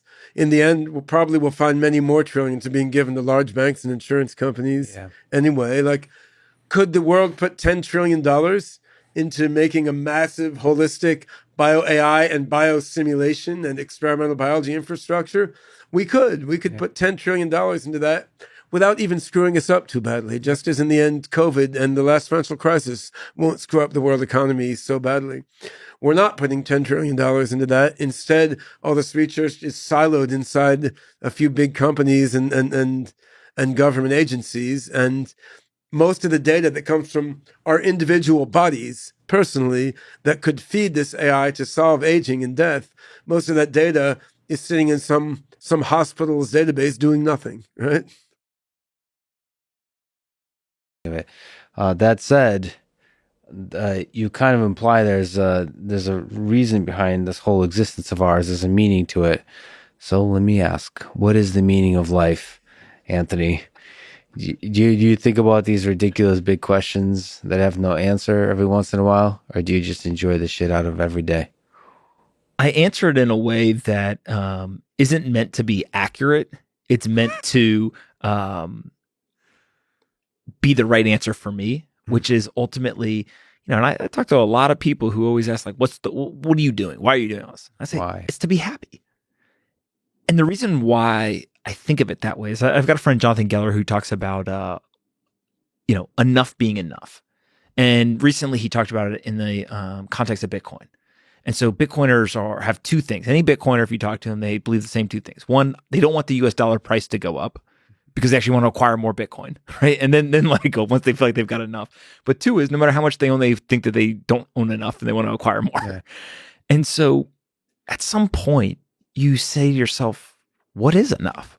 Yeah. And I think that the whole meaning of life is to understand kind of what your level of satisfaction is. And for some people, that's a monetary thing. Some people, that's a freedom of time thing. For some people, it's an impact thing, whatever. But just understanding that's important and then going and accomplishing it. And what I've found is that the people who I know who have done this and been intentional about it, they accomplish it on a much shorter timeline than people who don't. Right? There's some people who start thinking about this when they're 60. Well, naturally, you're not going to accomplish it before you're 60 if you just start thinking about it at 60. People who start thinking about it earlier can do it. And so I think that's really it. For me, it's just like the meaning of life is to enjoy it. The way I think about it, that's because it's a really nice formulation. I almost like to sort of oscillate back and forth. So majority of the time is spent in the mode of enough is enough, of gratitude, of basically being content with where you're at, like deeply appreciative of every moment and all the Bitcoin, whatever Bitcoin you have, being deeply appreciative of it and that being enough. And then some fraction of time, perhaps it shrinks as you get older. That's maybe there's an optimal trajectory there, but some fraction of time is spent being like deeply self-critical and nothing is enough. Nothing you've ever done is worth anything. It's the Marvin Minsky said, like, the secret to success is hating everything you've ever done. So like that mode of just hating everything you've ever done and just like trying to improve, trying to make stuff better. It's nothing is enough. It's never enough, that kind of stuff. And then oscillating back and forth. Like you don't have to have the same algorithm operating throughout the day. You could just like oscillate back and forth and maybe reserve that gratitude part, the chill part to when you're hanging out with family and friends and loved ones. And then when you're like alone or maybe at work, that's the madman comes out kind of thing. I also think it's kind of purpose driven in the sense of there's a lot of people who have the I need to do more, but in a somewhat altruistic way. So they're take Elon as an example. The idea of colonizing Mars, sure, if he is successful, he will be very rich. I don't think you or I or many people believe he's doing it for the money, right? There's a lot of other things he could do that would be much easier that would make him tons of money. And so in some weird way, he has enough because he's able to free himself from the constraints of I need to acquire more resources, and he can focus on what is the thing that I want to work on regardless of money. And so in that pursuit that is non-economic, you can be as selfish as you want because ultimately you're not tied back to this like measurement tool. And so it's this, again, like altruistic, non-monetary purpose. And I think that there's a lot of people who spend their whole life looking for that and they don't know what it is. And so, again, some people may not think of it that way, but if you can find something to do that, you win. I don't think there's a better way to end it, Anthony. I'm a huge fan. It's a huge honor that you waste all this time with me today. I thank you for just educating the world, for teaching me, inspiring me to learn more about this new set of technologies that look like they have a potential to transform all of human civilization. So thank you for coming today, and thank you for being who you are. Absolutely. Thank you so much for having me. Thanks for listening to this conversation with Anthony Pompliano, and thank you to our sponsors, Theragun Muscle Recovery Device, Sunbasket Meal Delivery Service, ExpressVPN, and Indeed Hiring Website. Click their links to support this podcast. And now let me leave you with some words from Mahatma Gandhi. Freedom is not worth having if it doesn't include the freedom to make mistakes. Thank you for listening, and hope to see you next time.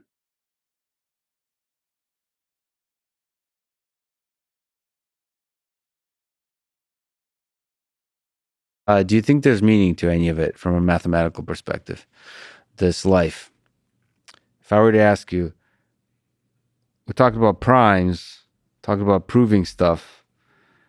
Can we say, and then the book that God has, that mathematics allows us to arrive at something about in that book. There's certainly a chapter on the meaning of life in that book. Do you think we humans can get to it? And maybe if you were to write Cliff Notes, what do you suspect those Cliff Notes would say? I mean, look, the way I feel is that, mathematics, as we've discussed, like it underlies the way we think about constructing learning machines. It underlies physics. It can be used. I mean, it does all this stuff. And also, you want the meaning of life? I mean, it's like we already did a lot for you. Like, ask a rabbi. No, I mean, I wrote a lot in the last book, How Not to Be Wrong.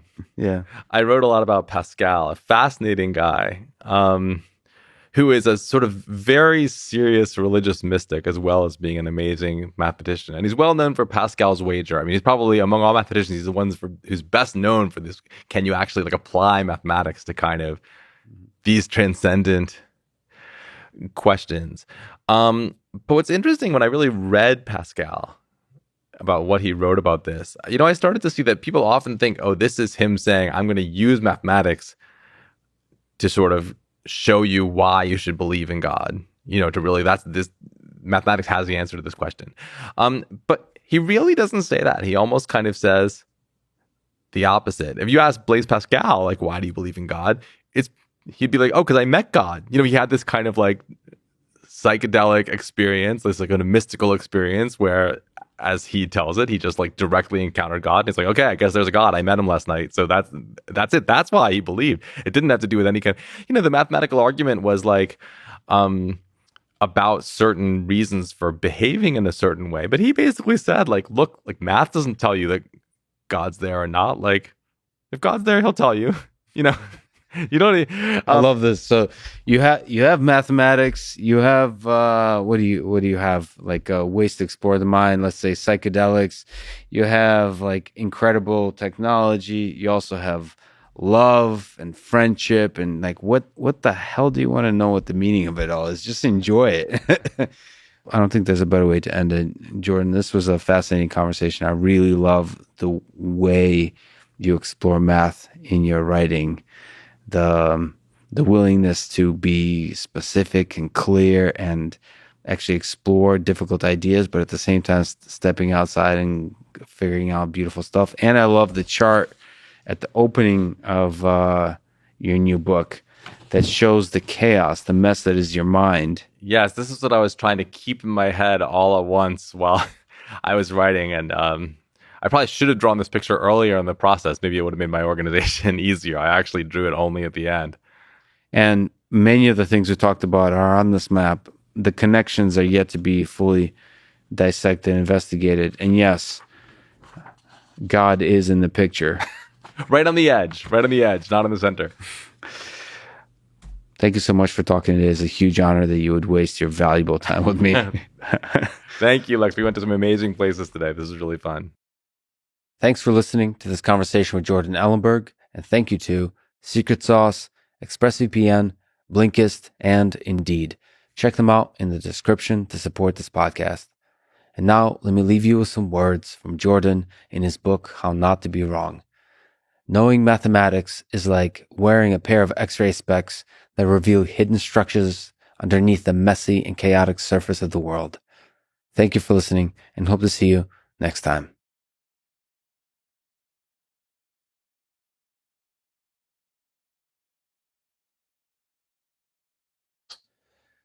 We mentioned that the universe is kind of like a compiler. The entirety of it, the whole evolution is kind of compilation. Maybe us human beings are kind of compilers. Let me ask the old absurd question that I didn't ask you last time, which is, what's the meaning of it all? Is there a meaning? Like if you asked a compiler why, what would a compiler say? And what's the meaning of life? What's the meaning of life? I'm prepared for it not to mean anything. Here we are, all biological things programmed to survive and propagate our DNA. And maybe the universe is just a computer, and you just go until entropy takes over the world or takes over the universe, and then you're done. I don't think that's a very productive way to live your life. If so, and so I prefer to bias towards the other way, which is saying the universe has a lot of value, and I take happiness out of other people. And a lot of times part of that's having kids, but also the relationships you build with other people. And so the way I try to live my life is like, what can I do that has value? How can I move the world forward? How can I take what I'm good at and like bring it into the world? And how can I'm one of these people that likes to work really hard and be very focused on the things that I do. And so if I'm going to do that, how can it be in a domain that actually will matter? Right? Because a lot of things that we find ourselves in the cycle of like, okay, I'm doing a thing. I'm very familiar with it. I've done it for a long time. I've never done anything else, but I'm not really learning. Right? And I'm not really, I'm keeping things going, but there's a younger generation that can do the same thing, maybe even better than me. Right. Maybe if I actually step out of this and jump into something I'm less comfortable with, it's scary. But on the other hand, it gives somebody else a new opportunity. It also then puts you back in learning mode, and that can be really interesting. And one of the things I've learned is that when you go through that first you're deep into imposter syndrome, but when you start working your way out, you start to realize, hey, well, there's actually a method to this, and now I'm able to add new things because I bring different perspective. And this is one of the good things about bringing different kinds of people together. Diversity of thought is really important. And if you can pull together people that are coming at things from different directions, you often get innovation. And I love to see that aha moment where you're like, we've like really cracked this. This is something nobody's ever done before. And then if you can do it in a context where it adds value, other people can build on it, it helps move the world, then that's what really excites me. So that kind of description of the magic of the human experience, do you think we'll ever create that in like an AGI system? Do you think we'll be able to create, give AI systems a sense of meaning where they operate in this kind of world exactly in the way you've described, which is they interact with each other, they interact with us humans? Sure. Well, so I mean, why are you being so speciest? Right. All right. So AGIs versus bionets or something, versus biology, right? What are we but machines, right? Yeah. We're just programmed to run we have our objective function that we were optimized for, right? And so we're doing our thing. We think we have purpose, but do we really? Yeah. Right. I'm not prepared to say that those newfangled AGIs have no soul just because we don't understand them, right? And I think that would be when they exist, that would be very premature to look at a new thing through your own lens without fully understanding it. You might be just saying that because AI systems in the future will be listening to this, and then exactly. You don't want to say. Please be nice to me. When Skynet kills everybody, please spare me. So wise look ahead thinking. Yeah, but I mean, I think that people spend a lot of time worrying about this kind of stuff, and I think that what we should be worrying about is how do we make the world better. And the thing that I'm most scared about with AGIs is not that that necessarily the Skynet will start shooting everybody with lasers and stuff like that to use us for our calories. The thing that I'm worried about is that humanity, I think, needs a challenge, and if we get into a mode of not having a personal challenge, not having a personal contribution, whether that be like, your kids and seeing what they grow into and helping guide them, whether it be your community that you're engaged in, you're driving forward, whether it be your work and the things that you're doing and the people you're working with and the products you're building and the contribution there.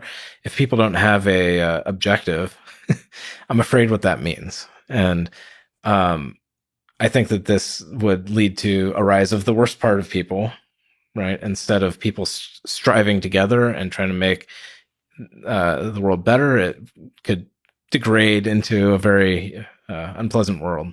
But I don't know. I mean, we hopefully have a long ways to go before we discover that.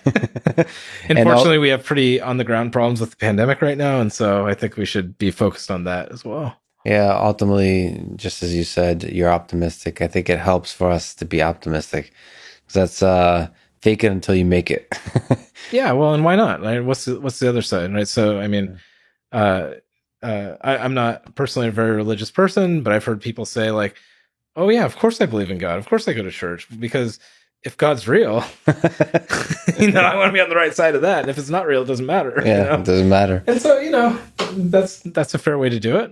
Yeah, I mean the same thing with nuclear deterrence, all global warming, all these things, all these threats, natural engineered pandemics, all these threats we face. I think it's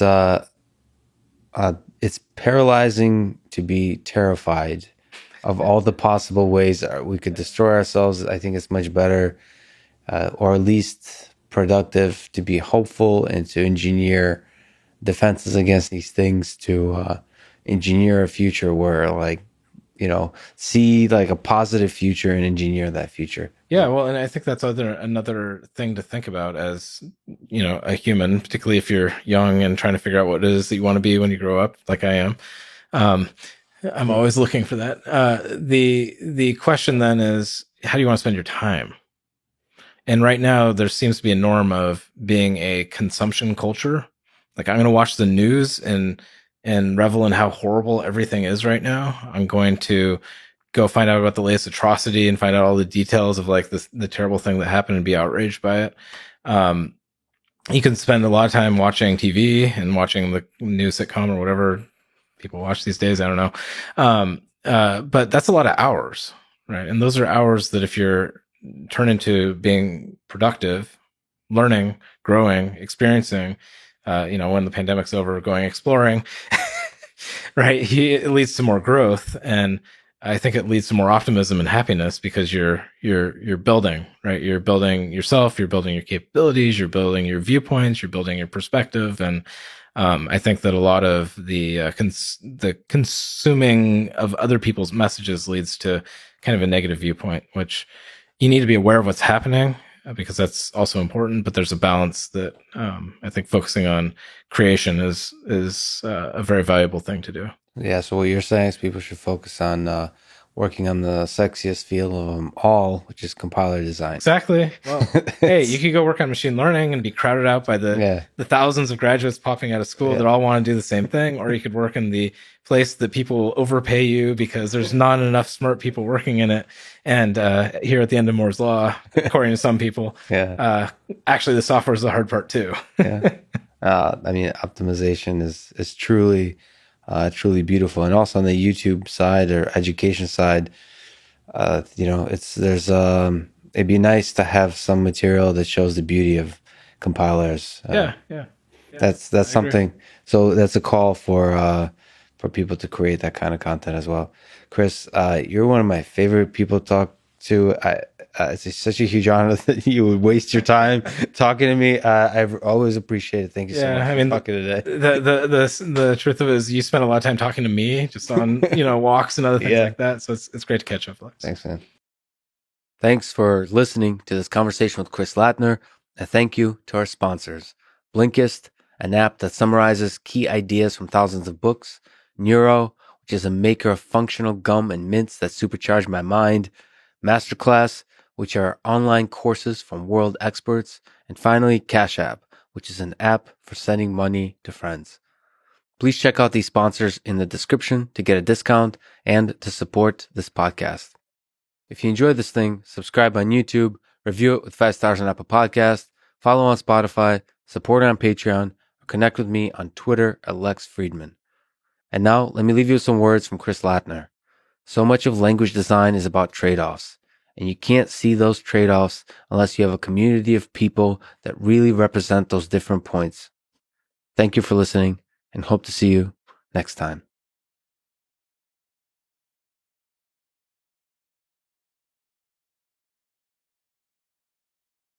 Brilliant. Let me go from the very practical to the most impractically huge question about the meaning of life. You said that when great depths of unrelenting sorrow are punctuated by great peaks of joy and liberation, the result is delicious. So what do you think is the meaning of this whole journey that we're on, this life? What makes life delicious? To me, satisfaction is the end for me. Like I always, if I'm satisfied, that's mean I have nothing to live for. Yeah. I'm not talking only about my career. I'm talking about my life. What do you want in your life? You want kids. You want a family. You want to be champion. What do you want in your life? You have like a long-term goal, short-term goal.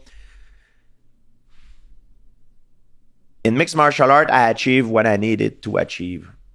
I'm satisfied. I'm no longer the same Georges St-Pierre than when I was begging for a title shot on my knees. Mm-hmm. I move on from it. Now I had a chance to go into movies. Mm-hmm. Now that same insane drive that I had to be the champion in the world, now I put it into acting. Like I'm having a lot of acting class now, and luckily for me, the timing was amazing. I got cast for the Falcon and the Winter Soldier, that is on Disney Plus channel. It's a huge project to be part of for me, because it's like you play basketball, you have a chance to go for the NBA right away. I was very lucky. The timing was just too perfect. And so you need to constantly challenging yourself and having goals to achieve. Like keep your brain activated, like keep working. And the proof of that is that you see sometimes some old people, like when they retire, very often, sometimes you see that they got sick and they die, or because they it's either because sometimes we think we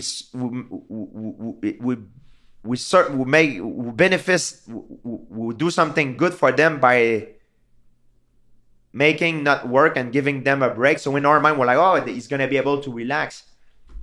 But in their mind, it's not good because they're not busy. They have nothing to live for. Like my dad is used to work all the time, and he has always something to do. He's retired now. I myself now call him by force to find him some job. Hey, Dad, can you come in my house? I have this thing to repair. I don't know how to do it. So it gives him a reason, not to live on, because he has other things to do. But what I mean is also in life, I think you always don't be afraid to aim high. Don't be afraid to fix your objective very high and never be able to reach it. Mm-hmm. Be afraid of reaching your goals, essentially. I mean, you always have to keep moving it out. You think there's it's an interesting question because you've been acting in some really exciting things. Do you think there's a dramatic role where it's basically, you go full Robert De Niro in Taxi Driver? Do you think there'll be a full-length feature film with Georges St-Pierre? There's level to this thing. I'm aware that I have to restart as a white belt. And for some people, it could be discouraging.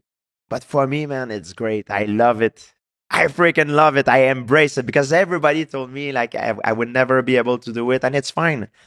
But also the outcome of a failure in the sport of mixed martial art is much more serious than the outcome of a failure for a movie, for example.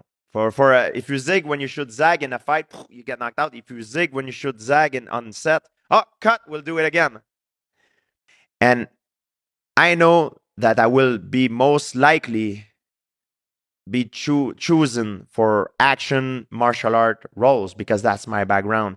There is this new trend in Hollywood now when they want someone to play an Italian guy, they're going to choose a real Italian person. When they want someone to play a Russian guy, they're gonna choose someone who has a real Russian background.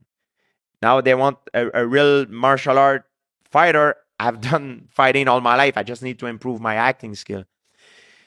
But when I train in acting, I get myself out of my comfort zone. I'm not playing a role of a martial art guy. I'm playing like romance, comedy, drama. So when I go on set and playing the role of a badass martial art guy, it's easier. So like in training for a fight, I always make my preparation harder than the actual task. I would love to see where, I don't know if you've seen The Wrestler with Mickey Rourke. Oh yeah, those types of films. I would love to. You do something like that. If not now, then in 10, 20 years, I could see that. That would be amazing. There's levels to the game, right? Yes, it's gradual, and I'm aware that I don't want to take something on my shoulder that I won't be able to deliver. It's like a fighter who wants to go for a title shot right away. It could very well break him. You know what I mean? And I don't want to do that because I know I've done some gigs in the past, but I was not focusing on it because I was focusing on competing as a martial artist in competition in MMA. But now I take it very seriously, so I cannot do the same mistake again because I've done some stuff. I've done it for the money, and it was good. It was fun to be beat up by Jean-Claude Van Damme, Steven Seagal, and everything. But my acting was not on point, at that time. So if every time I'm gonna come back from now on screen, it need to be sharp because you cannot mess it up. If you mess it up, it's like a loss on your record. You're not taken seriously. So that's how I see it, and it's very fun because I had a chance to talk to a lot of guys, and on top of all the class that I'm having, like a few days ago, I was with Danny Trujo. And I always seek the advice of actors when I see some of them because I really admire how they do, how they project their emotion. And I asked him, Danny Trudeau, I said to him, he's an amazing guy, by the way, very nice guy. And I asked him, I say, how do you do to be, because you scare the hell out of me. How do you do to be so scary? Like, what is your trick? And he tells me, he's like, George, if you threat someone and you scream at him, I'm gonna kill you. It's not as scary if you're smiling and you say, I'm gonna kill you. And he says also to me that another advice he gave me is like, when you say this, think about you killing him for real, that how you hate him and how you're gonna kill him. So the camera will take the emotion out. Don't try physically to do that. That's the mistake I used to do before. I used to physically show that I'm strong and angry and to be mean. So these are just an example of tricks that I learned sometimes when I met an actor. I always try to learn from everybody that I met in my life. It's a difficult journey because then you have to go to some dark places as a person because you really have to imagine some dark things. It's fascinating, actually. I think a lot of the actors, they have sometimes problems because of that. Because now I understand why. It's like if you work on your bicep will grow, right? Because it's the stress that you put on it that will make it grow, right? Emotions I believe are the same way. If you're used to dig inside of you down deep to make your negative emotion, depressive emotion comes out, if something bad in your life happen, you will fall into those emotions much more rapidly than someone who does not that every day. You know what I mean? Because it's like a muscle memory. Like if you program yourself to react a certain way, you will reach that point very often. So that's why sometimes you see some guys, we often blame it on drug, but I think it's also because of the acting. They're used to be so on the up top, and sometimes they go to the down deep. So they're both extreme. You got to be psychologically tough, and that's life. I'm so excited to see you challenge yourself in that direction. That's one thing that I'm a little bit afraid that happened to me. I really hope I'll always be like having a problem to control my emotion be too much extreme. I hope it does not happen to me. And if I feel that I'm going towards that, I'm gonna give up on my new objective and find something else to achieve. But in your personal life, you want to be real with your emotions. You don't want to. Exactly. It doesn't. You don't. Just like with biceps, you don't want biceps that are too big. You are real, but you are extreme real, and that's what I think something that could happen to actors sometimes when they go too much into their emotion. Like we talk about, like sometimes guys that commit suicide, perhaps. I don't know. It's because I don't know their real life, but it could be something that they get so much into their character. I didn't understand it at first because I never had acting class, but after a while that you have acting class, now you start to realize that, I understand why some actors get caught up in their emotion, because that can have an influence on their life, right? You're on a fascinating journey, George. I can't tell you how much it means to me that you'll be so nice to me, that you'll give me so much respect. Just that tells everything I need to know about you as a human being. With everything you've accomplished, you waste all your time, and you're so nice to me just as a fellow human being. Man, I have so much respect. I'm so honored.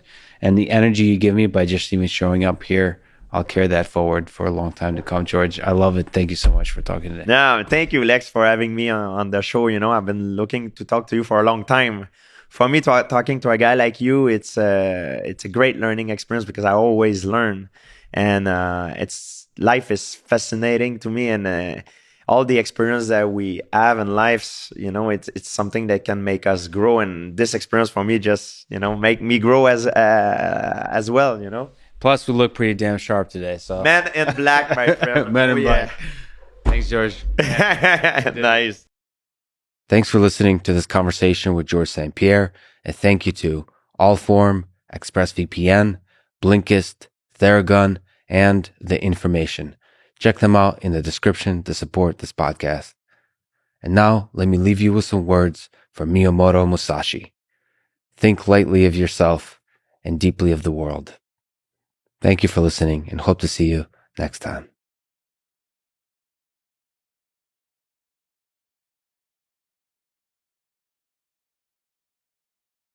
So on the question of what matters, another ridiculously big question of, once you try to make sense of it, what do you think is the meaning of it all?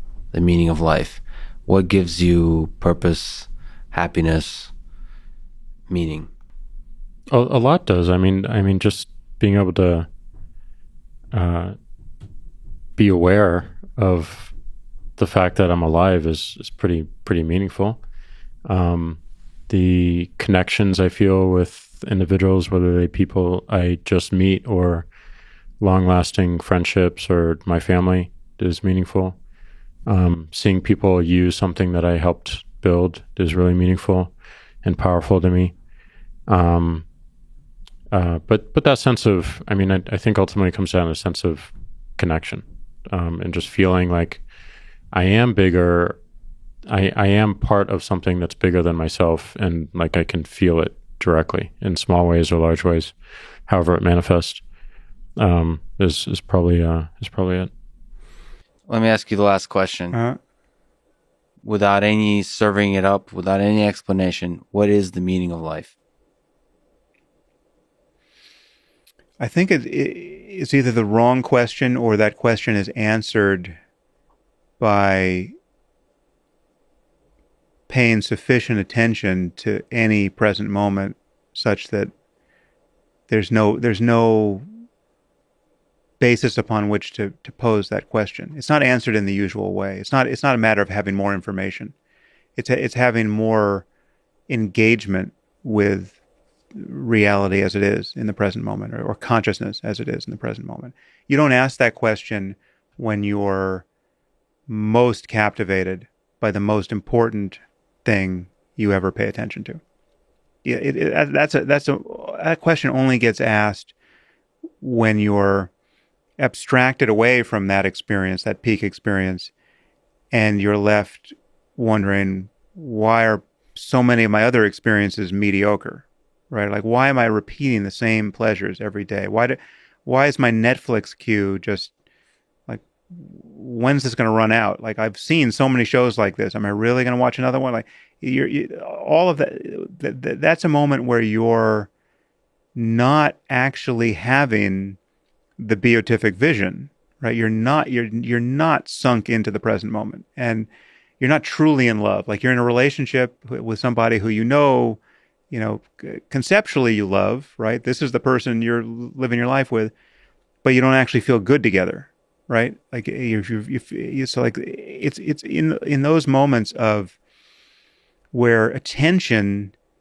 hasn't found a good enough reason to truly sink into the present, so as to obviate any concern like that, right? And I mean, that's why meditation is this kind of superpower, because until you learn to meditate, you think the outside world or the circumstances of your life always have to get arranged so that the present moment can become good enough to demand your attention in a way that seems fulfilling, that makes you happy. And so if it's jujitsu, you think, okay, I got to get back on the mat. It's been months since I've trained. It's been over a year since I've trained. It's COVID. When am I going to be able to train again? That's the only place I feel great, right? Or, I've got a ton of work to do. I'm not going to be able to feel good until I get all this work done, right? So I've got some deadline that's coming. You always think that your life has to change, the world has to change, so that you can finally have a good enough excuse to truly to just be here, and here is enough. That where the present moment becomes totally captivating. Meditation is meditation is another name for the discovery that you can actually just train yourself to do that on demand. So that just looking at a cup can be good enough in precisely that way, and any sense that it might not be is recognized to be a thought that is mysteriously unravels the moment you notice it, and you fall, and the moment expands and becomes more diaphanous, and then there's no evidence that this isn't the best moment of your life, right? Like this, it doesn't have to be pulling all the reins and levers of pleasure. It's not like, this tastes like chocolate. This is the most chocolatey moment of my life. No, it's just the sense data don't have to change, but the sense that there is some kind of basis for doubt about the rightness of being in the world in this moment, that can evaporate when you pay attention. And that is the meaning. So the kind of the meta answer to that question, the meaning of life for me is to live in that mode more and more, and to, whenever I notice I'm not in that mode, to recognize it and return, and to not be to cease more and more to take the reasons why not at face value, because we all have reasons why we can't be fulfilled in this moment. It's like this. I've got all these outstanding things that I'm worried about, right? It's like there's that thing that's happening later today that I'm anxious about. Whatever it is, we're constantly deferring our sense of this is it. This is not a dress rehearsal. This is the show. We keep deferring it, and we just have these moments on the calendar where we think, okay, this is where it's all going to land. Is that vacation I planned with my 5 best friends? We do this once every 3 years, and now we're going, and here we are on the beach together. Unless you have a mind that can really pay attention, really cut through the chatter, really sink into the present moment, you can't even enjoy those moments the way they should be enjoyed, the way you dreamed you would enjoy them when they arrive. So meditation in this sense is the great equalizer. It's like you don't have to live with the illusion anymore that you need a good enough reason, and that things are going to get better when you do have those good reasons. It's like there's just a mirage-like quality to every future attainment and every future breakthrough in every future peak experience, that eventually you get the lesson that you never quite arrive, right? Like you don't arrive until you cease to step over the present moment in search of the next thing. I mean, we're stepping over the thing that we think we're seeking in the act of seeking it. And so it is kind of a paradox. I mean, there's this paradox which, I mean, it sounds trite, but it's like you can't actually become happy. You can only be happy. And it's the illusion that it's the illusion that your future being happy can be predicated on this act of becoming in any domain, and becoming includes this sort of, further scientific understanding on the questions that interest you, or, getting in better shape, or whatever the thing is, whatever the contingency of your dissatisfaction seems to be in any present moment. Real attention solves the koan, in a way that becomes a very different place from which to then make any further change. It's not that you just have to dissolve into a puddle of goo. I mean, you can still get in shape, and you can still do all the things that, the superficial things that are obviously good to do, but the sense that your well-being is over there is really does diminish, and eventually just becomes a kind of non sequitur. So, well, there's a sense in which, in this conversation, I've actually experienced many of those things, the sense that I've arrived. So I mentioned to you offline, it's very true that I've been a fan of yours for many years.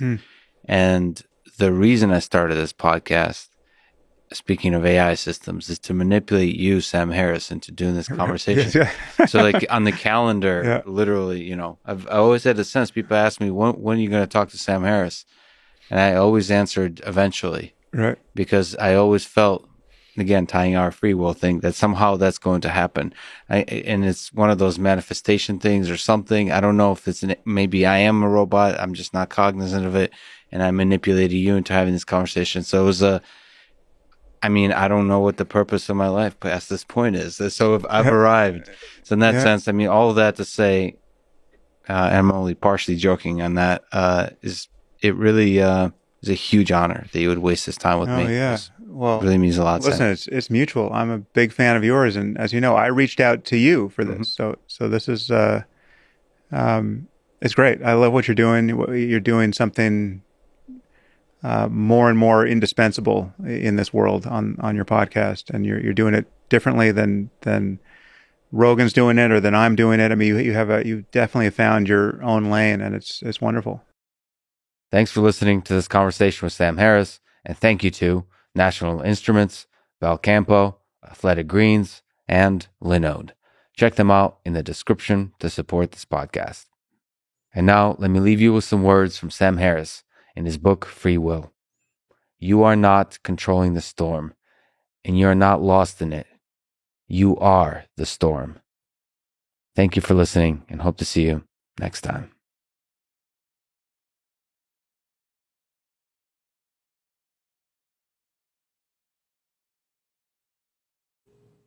So you somehow miraculously wrapped it back to the very beginning of when we were talking about the beauty of the human genome. So I think this is the right time, unless we want to go for a 6 to 8 hour conversation. We're going to have to talk again, but I think for now, to wrap it up, this is the right time to talk about the biggest, most ridiculous question of all, meaning of life. Off mic, you mentioned to me that you had your 42nd birthday, 42nd being a very special, absurdly special number. And you had a kind of a get together with friends to discuss the meaning of life. So let me ask you, as a biologist, as a computer scientist, and as a human, what is the meaning of life? I've been asking this question for a long time, ever since my 42nd birthday, but well before that, and even planning the Meaning of Life Symposium. And symposium, sim means together, posi actually means to drink together. So symposium is actually a drinking party. Can you actually elaborate about this Meaning of Life Symposium that you put together? It's like the most genius idea I've ever heard. So 42 is obviously the answer to life, the universe, and everything, from the Hitchhiker's Guide to the Galaxy. And as I was turning 42, I've had the theme for every one of my birthdays. When I was turning 32, it's 100000 in binary. So I celebrated my 100,000th binary birthday, and I had a theme of going back 100,000 years. Let's dress something in the last 100,000 years. Anyway, it was. I've always had these. You're such an interesting human being. Okay, that's awesome. I've always had these sort of numerology related announcements for my birthday parties. So. What came out of that Meaning of Life Symposium is that I basically asked 42 of my colleagues, 42 of my friends, 42 of my, collaborators to basically give 7-minute speeches on the meaning of life, each from their perspective. And I really encourage you to go there because it's mind-boggling that every single person said a different answer. Every single person started with, I don't know what the meaning of life is, but, and then gave this beautifully eloquent answer. And they were all different, but they all were consistent with each other and mutually synergistic and together forming a beautiful view of what it means to be human in many ways. Some people talked about the loss of their loved one, their life partner for many, many years, and how their life changed through that. Some people talked about the origin of life. Some people talked about the difference between purpose and meaning. I'll, maybe quote one of the answers, which is this linguistics professor, friend of mine at Harvard, who basically said that she's Greek as well, and she said, I will give a very Pythian answer. So Pythia was the oracle of Delphi, who would basically give these very cryptic answers, very short, but interpretable in many different ways. There was this whole set of priests who were tasked with interpreting what Pythia had said.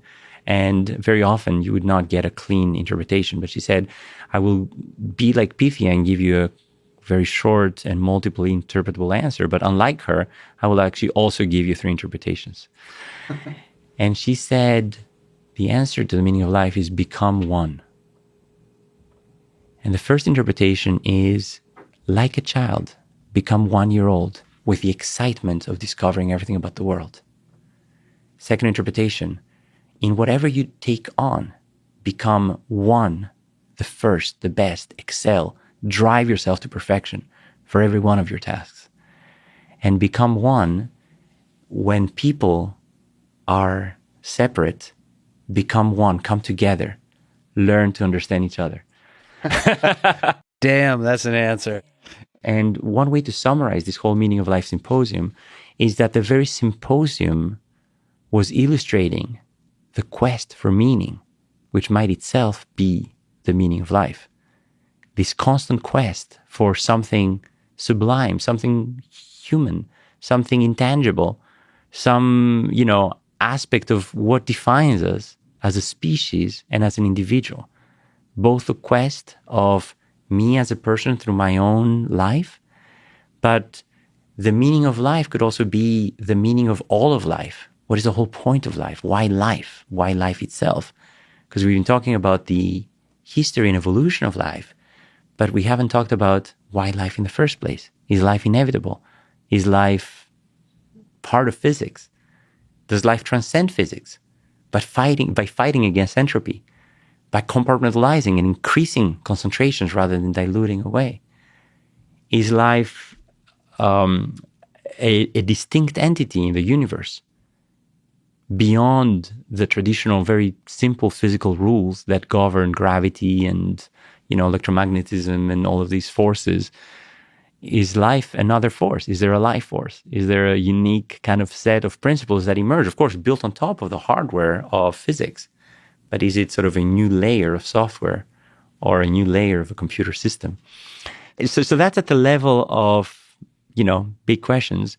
There's another aspect of gratitude, of basically what I like to say is during this pandemic, I've basically worked from 6 a.m. until 7 p.m. every single day, nonstop, including Saturday and Sunday. I've basically broken all boundaries of where personal life begins and work life, ends. And that has been exhilarating for me. Just the intellectual pleasure that I get from a day of exhaustion, where at the end of the day, my brain is hurting. I'm telling my wife, wow, I was useful today. And there's a certain pleasure that comes from feeling useful. And there's a certain pleasure that comes from feeling grateful. So I've written this little sort of prayer for my kids to say at bedtime every night, where they basically say, thank you, God, for all you have given me, and give me the strength to give unto others with the same love that you have given unto me. We as a species are so special. The only ones who worry about the meaning of life. And maybe that's what makes us human. And what I like to say to my wife and to my students during this pandemic work extravaganza is every now and then they ask me, but how do you do this? And I'm like, I'm a workaholic. I love this. This is me in the most unfiltered way.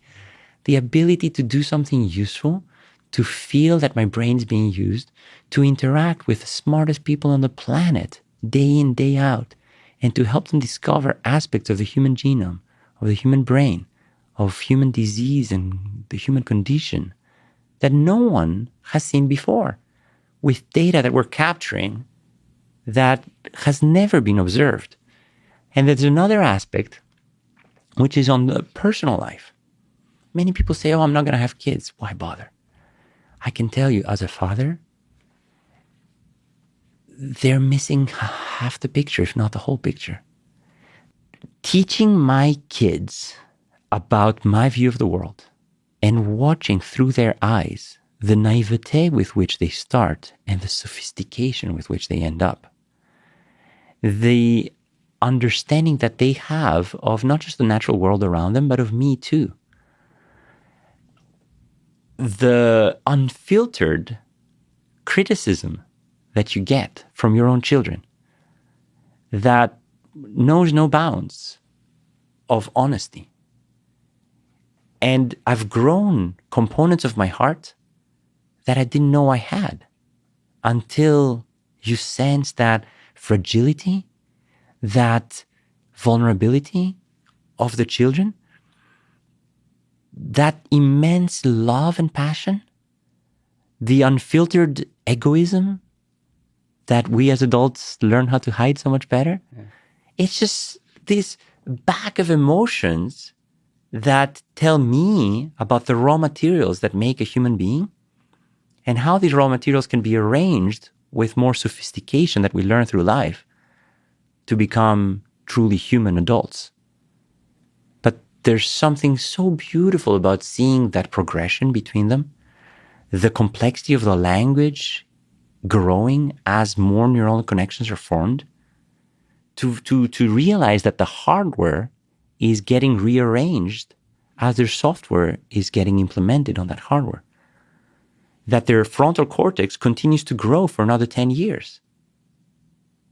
There's neuronal connections that are continuing to form, new neurons that actually get replicated and formed. And it's just incredible that we have these, not just you grow the hardware for 30 years and then you feed it all of the knowledge. No, the knowledge is fed throughout and is shaping these neural connections as they're forming.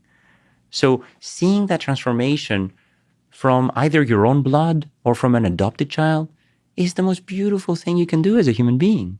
And it completes you. It completes that path, that journey. The create life, oh, sure, that's at conception. That's easy.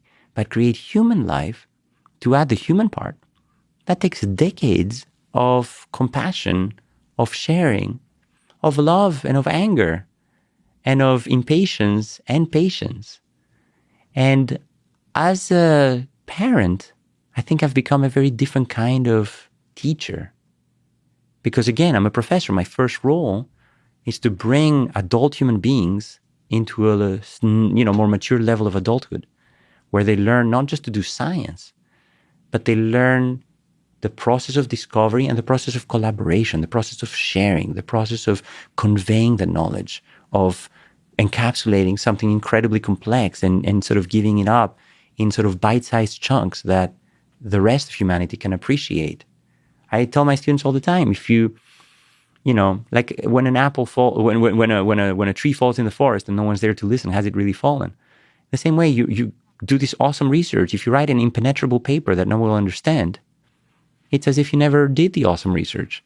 So conveying of knowledge, conveying this lateral transfer that I was talking about at the very beginning of sort of humanity and sort of the sharing of information, all of that has gotten so much more rich by seeing human beings grow in my own home, because that makes me a better parent, and that makes me a better teacher and a better mentor to the nurturing of my adult children, which are my research group. First of all, beautifully put, connects beautifully to the vertical and the horizontal inheritance of ideas that we talked about at the very beginning. I don't think there's a better way to end it on this poetic and powerful note. Manolis, thank you so much for talking to us. It's a huge honor. We'll have to talk again about the origin of life, about epigenetics, epigenomics, and some of the incredible research you're doing. Truly an honor. Thanks so much for talking today. Thank you. Such a pleasure. It's such a pleasure. I mean, your questions are outstanding. I've had such a blast here. I can't wait to be back. Awesome. Thanks for listening to this conversation with Manolis Kellis, and thank you to our sponsors, Blinkist, 8 Sleep, and Masterclass. Please consider supporting this podcast by going to Blinkist.com/Lex, 8sleep.com/Lex, and Masterclass.com/Lex. Click the links, buy the stuff, get the discount. It's the best way to support this podcast. If you enjoy this thing, subscribe on YouTube, review it with 5 stars on Apple Podcasts, support it on Patreon, or connect with me on Twitter at Lex Fridman. And now let me leave you with some words from Charles Darwin that I think Manolis represents quite beautifully. If I had my life to live over again, I would have made a rule to read some poetry and listen to some music at least once every week. Thank you for listening, and hope to see you next time.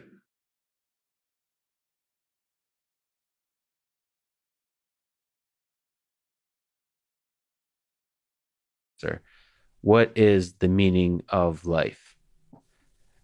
Our existence here on Earth, the whole thing. Do you have?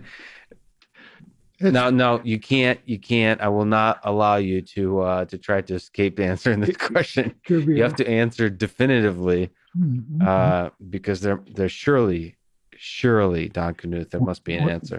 What is the answer? Is it 42 or? Yeah. Well, I don't think it's a numerical. That's okay. That was in Zen and okay, but all right. So anyway, it's only for me, but I personally think of my belief that God exists, although I have no idea what that means, but I believe that there is something beyond human capabilities, and it might be some AI, but whatever it is, but whatever. I do believe that there is something that goes beyond the realm of human understanding, but that I can try to learn more about how to resonate with whatever that being would like me to do. So you think you can have occasional glimpses of that being? I strive for that. Not that I ever think I'm going to get close to it, but it's not for me. It's saying, what should I do that being wants me to do? that's I'm trying to ask what that. I mean, does that being want me to be talking to Lex Fridman right now? And I said yes. Okay, but thank you. Well, thank you. But what I'm trying to say is, I'm not trying to say what of all the strategies I could choose or something, which one. I try to do it not strategically, but I try to imagine that I'm following somebody's wishes, even though you're not smart enough to know what they are. Yeah, but it's a funny little dance. Well, I mean, this AI or whatever it probably is smart enough to give me clues. And to make the whole journey from clue to clue a fun one. Yeah, I mean, it's as so many people have said, it's the journey, not the destination. So, and people live through crises, help each other. All these things come up. History repeats itself. You try to say, in the world today, is there any government that's working? I read history. I know that things were. They were a lot worse in many ways. There's a lot of bad things all the time, and I read about I look at things and people had good ideas and they were working on great projects, and then I know that it didn't succeed though in the end. But the new insight I've gotten actually in that way was I was reading. What book was I reading recently? It was by Ken Follett, and it was called "The Man from St. Petersburg." Mm-hmm. But it was talking about the prequel to World War I, and Winston Churchill, according to this book, sees that Germany has been spending all its gold reserves building up a huge military. Mm-hmm. And there's no question that if Germany would attack England, that England would be wiped out. Mm-hmm. So he wants Russia to help to attack Germany from the other side, because Germany doesn't have enough of an army to be fighting two wars at once. Mm-hmm. Okay. Now, then there's an anarchist in Russia who sees that wars are something that leaders start, but actually people get killed. Mm-hmm. And so he wants to stop any alliance between England and Russia, because that would mean that thousands and thousands of people of Russia would be killed that wouldn't be otherwise killed. Mm-hmm. All right. And so his life's goal is to assassinate a Russian prince who's visiting England, because that will mean the Tsar will not form the alliance. All right. Mm-hmm. So we have this question about what should the government do? Should it actually do something that will lead to, is the war inevitable, or is there a way to have peace? And it struck me that if I were in a position of responsibility for people's lives, in most cases I wouldn't have any confidence that any of my decisions were good. That these questions are too hard, probably for any human being, but certainly for me. Well, I think coupling the not being sure that the decisions are right, so that's actually a really good thing, coupled with the fact that you do have to make a decision and carry the burden of that. And ultimately, I have faith in human beings, in the great leaders to arise and help build a better world. I mean, that's the hope of democracy. And let's hope that we can enhance their abilities with algorithms. Well put, Don. It's such a huge honor. You've been an inspiration to me and to millions for such a long time. Thank you for spending your really valuable time with me. Once again, it's a huge honor. I really enjoyed this conversation. Thanks for listening to this conversation with Donald Knuth. To support this podcast, please check out our sponsors in the description. And now, let me leave you with some words from Don Knuth himself. Science is what we understand well enough to explain to a computer. Art is everything else we do. Thank you for listening. I hope to see you next time.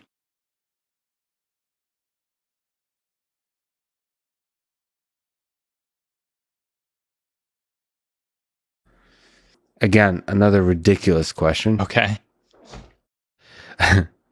What do you think is the meaning of it all? What's the meaning of life? From your deep thinking about this world, is there a good way to answer any of the why questions about this existence here on Earth?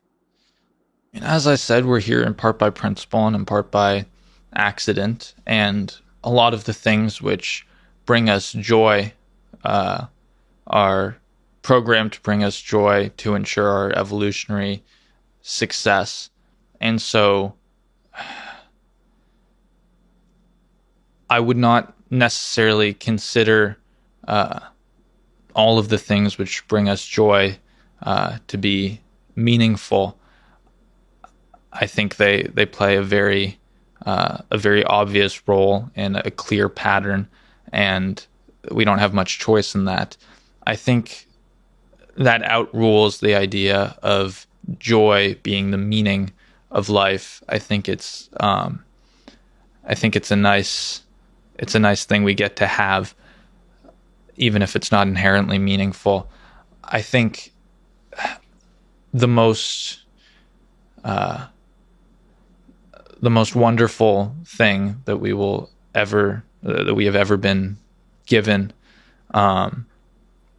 has been our ability to, as I said, observe what transcends us as humans. And I think to live a meaningful life is to see that and hopefully contribute to that. So to try to understand what makes us human and to transcend that, and in some small way contribute to it in the finite time we have here. Yeah. Those are some powerful words, Zev. Thank you. You're a truly special human being. It's really an honor to talk to you. I'm a newborn fan of yours, and I can't wait to see how you push through the world. Please embrace the fear you feel and be bold. And I think you will do some special things in this world. I'm confident, if the world doesn't destroy you, and I hope it doesn't. Be strong, be brave. You're an inspiration. Keep doing your thing. And thanks for talking today. Thank you so much, Lex. Thanks for listening to this conversation with Zev Weinstein, and thank you to our sponsors: ExpressVPN, Grammarly Grammar Assistant, Simply Safe Home Security, and Magic Spoon Low Carb Cereal. So the choice is privacy, grammar, safety, or health. Choose wisely, my friends. And if you wish, click the sponsor links below to get a discount and to support this podcast. And now, let me leave you with some words from Aristotle. Knowing yourself is the beginning of all wisdom. Thank you for listening, and hope to see you next time.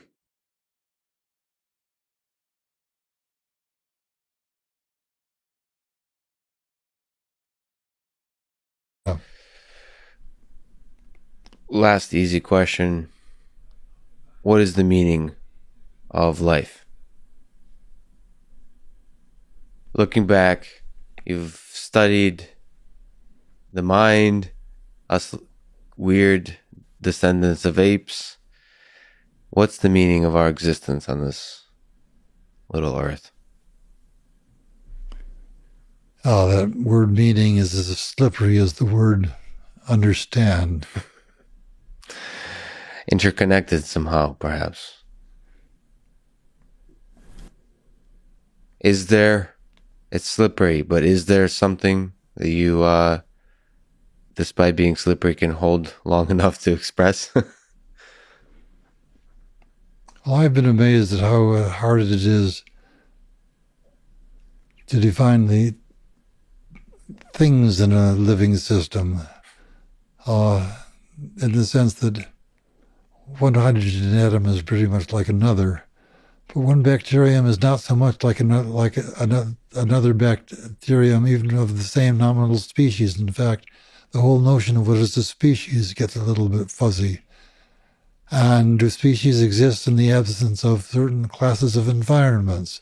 And pretty soon one winds up with a biology which the whole thing is living, but whether there's actually any element of it which by itself would be said to be living becomes a little bit vague in my mind. So, in a sense, the idea of meaning is something that's possessed by an individual, like a conscious creature. And you're saying that it's all interconnected in some kind of way that there might not even be an individual. We're all kind of this complicated mess of biological systems at all different levels. Where the human starts and when the human ends is unclear. Yeah, and we're in neurobiology, we're the you say the neocortex does the thinking, but there's lots of things that are done in the spinal cord. And so we say, what is the essence of thought? Is it just going to be neocortex? Can't be.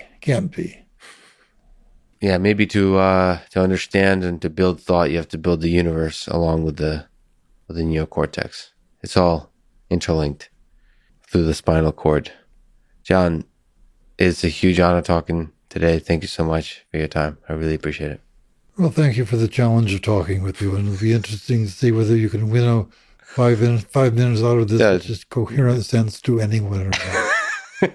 Beautiful.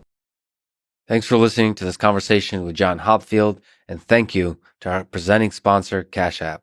Download it. Use code Lex Podcast. You'll get $10, and $10 will go to First, an organization that inspires and educates young minds to become science and technology innovators of tomorrow. If you enjoy this podcast, subscribe on YouTube, give it 5 stars on Apple Podcasts, support it on Patreon, or simply connect with me on Twitter at Lex Fridman. And now, let me leave you with some words of wisdom from John Hopfield in his article titled, Now What? Choosing problems is the primary determinant of what one accomplishes in science. I have generally had a relatively short attention span in science problems. Thus, I have always been on the lookout for more interesting questions, either as my present ones get worked out, or as they get classified by me as intractable, given my particular talents. He then goes on to say, what I have done in science relies entirely on experimental and theoretical studies by experts. I have a great respect for them, especially for those who are willing to attempt communication with someone who is not an expert in the field. I would only add that experts are good at answering questions. If you're brash enough, ask your own. Don't worry too much about how you found them. Thank you for listening, and hope to see you next time.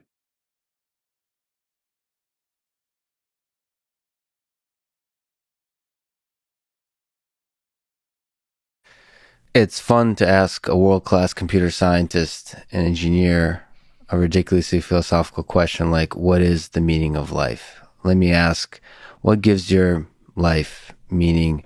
What is the source of fulfillment, happiness, joy, purpose? When we were starting Coursera in the fall of 2011, that was right around the time that Steve Jobs passed away.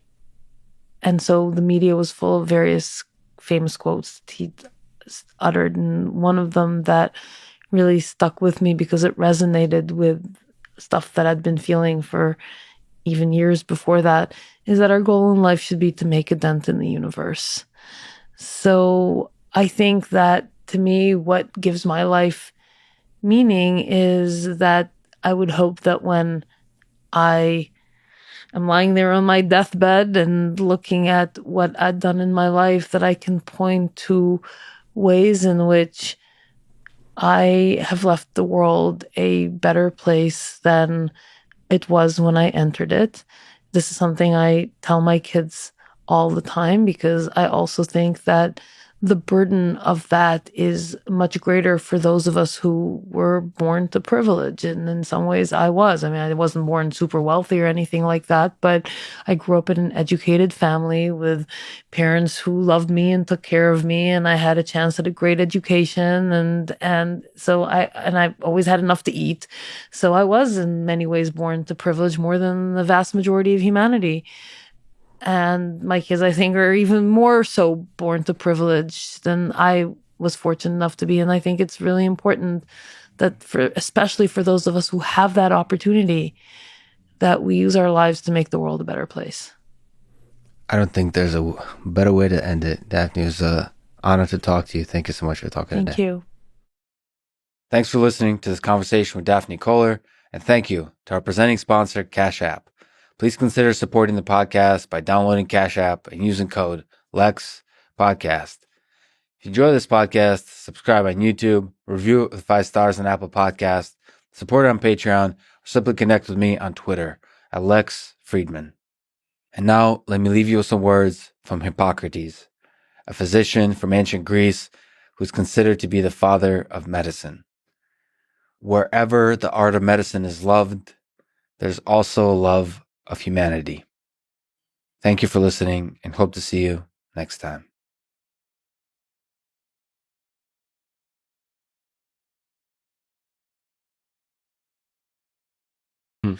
We've mentioned the big questions of the origins of the universe. What do you think is the meaning of this whole thing for us humans, our human existence here on Earth, or just at the individual level of a human life? What, Gary, is the meaning of life? I think that what we're going through today with this realization, it's kind of like you've lived on an island your whole life, and you've looked across the ocean and you've never imagined there was another island with anybody else on it. And then suddenly a ship with sails shows up. You don't understand it, but you realize that suddenly your world just got a lot bigger. I think we're in one of those moments right now, that our world view, our galactic view, is opening, right, to something a little bit bigger.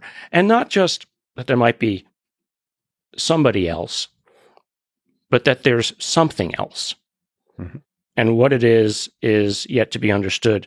And the fact that it isn't understood, to me, is what's exciting, because I can fill it with my dreams. And this discovery, our world might is about to get a lot more humbling and a lot more fascinating. Yeah. Once we look out and realize we were on an island all along. It makes us both smaller but larger at the same time, to me. I can look outside at the stars and think and imagine what else might be out there. And although I know that I will never see it all, it excites me to know that it's there. Well, Gary, both to respect your time and also because at 12 I turned into a princess, let me just say thank you for doing everything you're doing as a great scientist, as a person willing to reject the conventional. And thank you for spending your extremely valuable time with me today. Thanks for talking. Thanks so much. It was great talking. Thanks for listening to this conversation with Gary Nolan. To support this podcast, please check out our sponsors in the description. And now, let me leave you with some words from Stanislav Lem in Solaris. How do you expect to communicate with the ocean when we can't even understand one another? Thanks for listening, and hope to see you next time.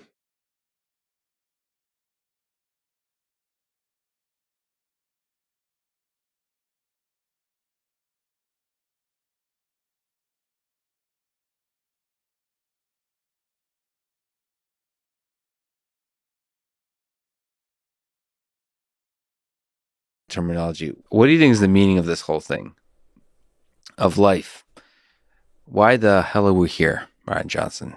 We've been talking about brains and studying brains, and you had this very eloquent way of describing life on Earth as an optimization problem of the cost of intelligence going to zero. At first through the evolutionary process, and then eventually through building, through our technology, building more and more intelligent systems. You ever ask yourself why is doing that? Yeah, I think the answer to this question, again, the information value is more in the mirror it provides of that person, which is a representation of the technological, social, political context of the time. So if you asked this question 100 years ago, you would get a certain answer that reflects that time period. Same thing would be true for 1,000 years ago. It's rare. It's difficult for a person to pull themselves out of their contextual awareness and offer a truly original response. And so knowing that I am contextually influenced by the situation, that I am a mirror for our reality, I would say that in this moment, I think the real game going on is that in evolution built a system of scaffolding intelligence that produced us. We are now building intelligent systems that are scaffolding higher dimensional intelligence. That's developing more robust systems of intelligence. In that process, with the cost going to zero, then the meaning of life becomes goal alignment, which is the negotiation of our conscious and unconscious existence. And then I'd say the third thing is, if we're thinking that we want to be explorers, is our technological progress is getting to a point where we could aspirationally say, we want to figure out what is really going on. Really going on. Because does any of this really make sense? Now, we may be 100, 200, 500, 1,000 years away from being able to poke our way out of whatever is going on.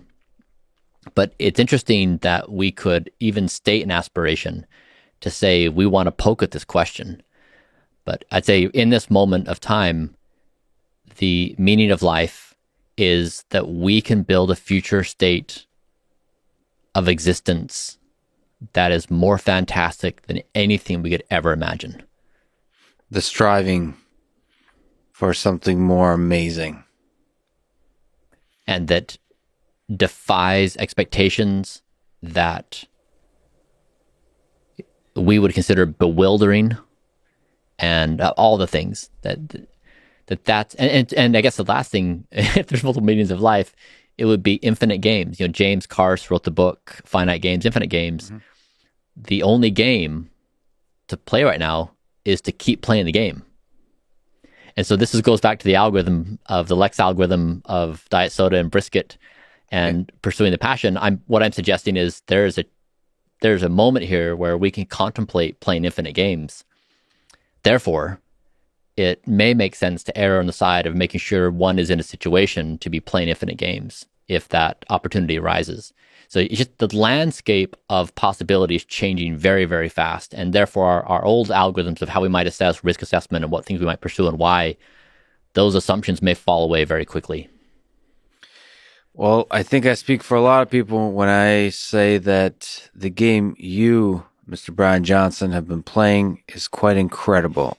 Thank you so much for talking today. Thanks, Lex. Thanks for listening to this conversation with Brian Johnson, and thank you to Four Sigmatic, NetSuite, Grammarly, and ExpressVPN. Check them out in the description to support this podcast. And now, let me leave you with some words from Diane Ackerman. Our brain is a crowded chemistry lab, bustling with nonstop neural conversations. Thank you for listening, and hope to see you next time.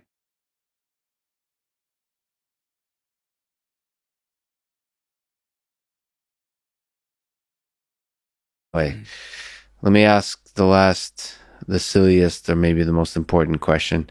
What is the meaning of life? What gives your life fulfillment, purpose, happiness, meaning? From a scientific point of view, the meaning of life is the propagation of DNA, but that's not what I feel. That's not the meaning of my life.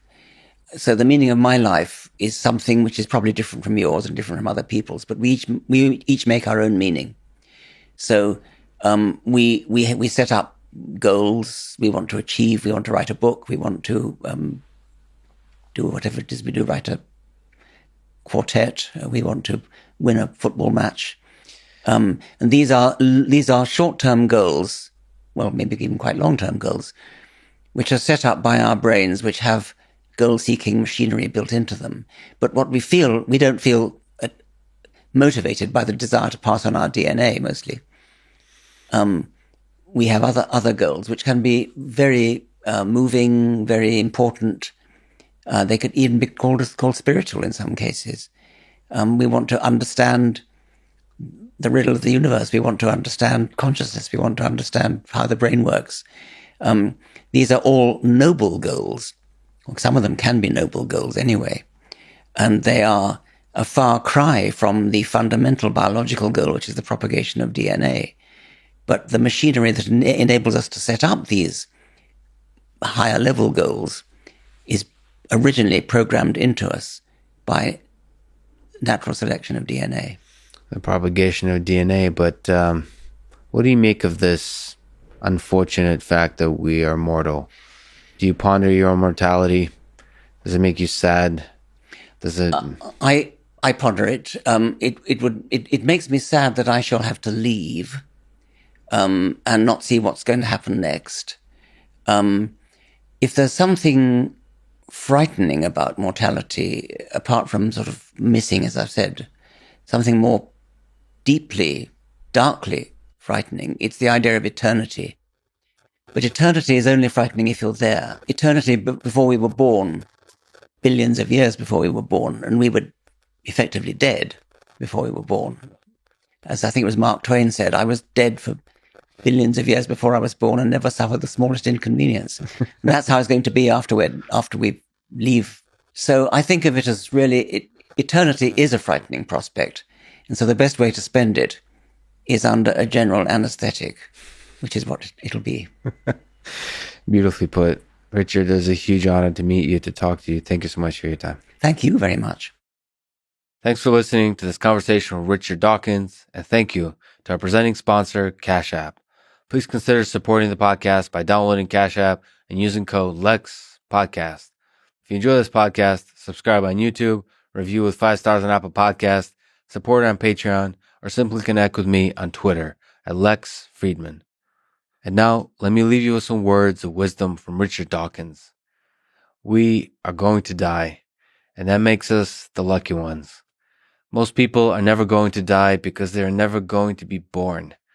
The potential people who could have been here in my place, but who will in fact never see the light of day, outnumber the sand grains of Arabia.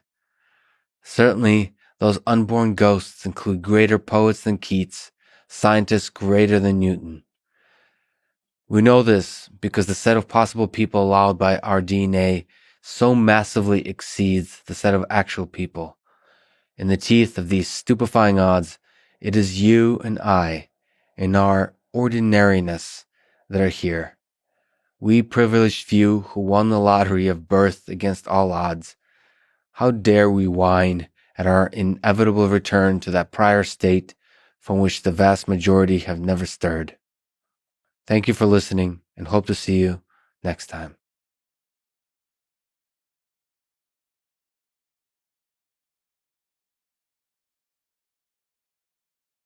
Do you think there's a meaning to this thing we got going on?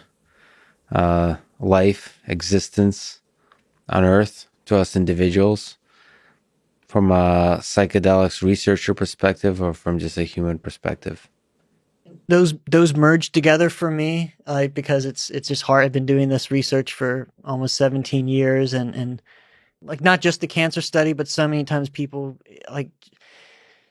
I remember a session in one of our studies, someone who wasn't getting any treatment for anything, but one of our healthy normal studies, where he was contemplating the suicide of his son, and just these.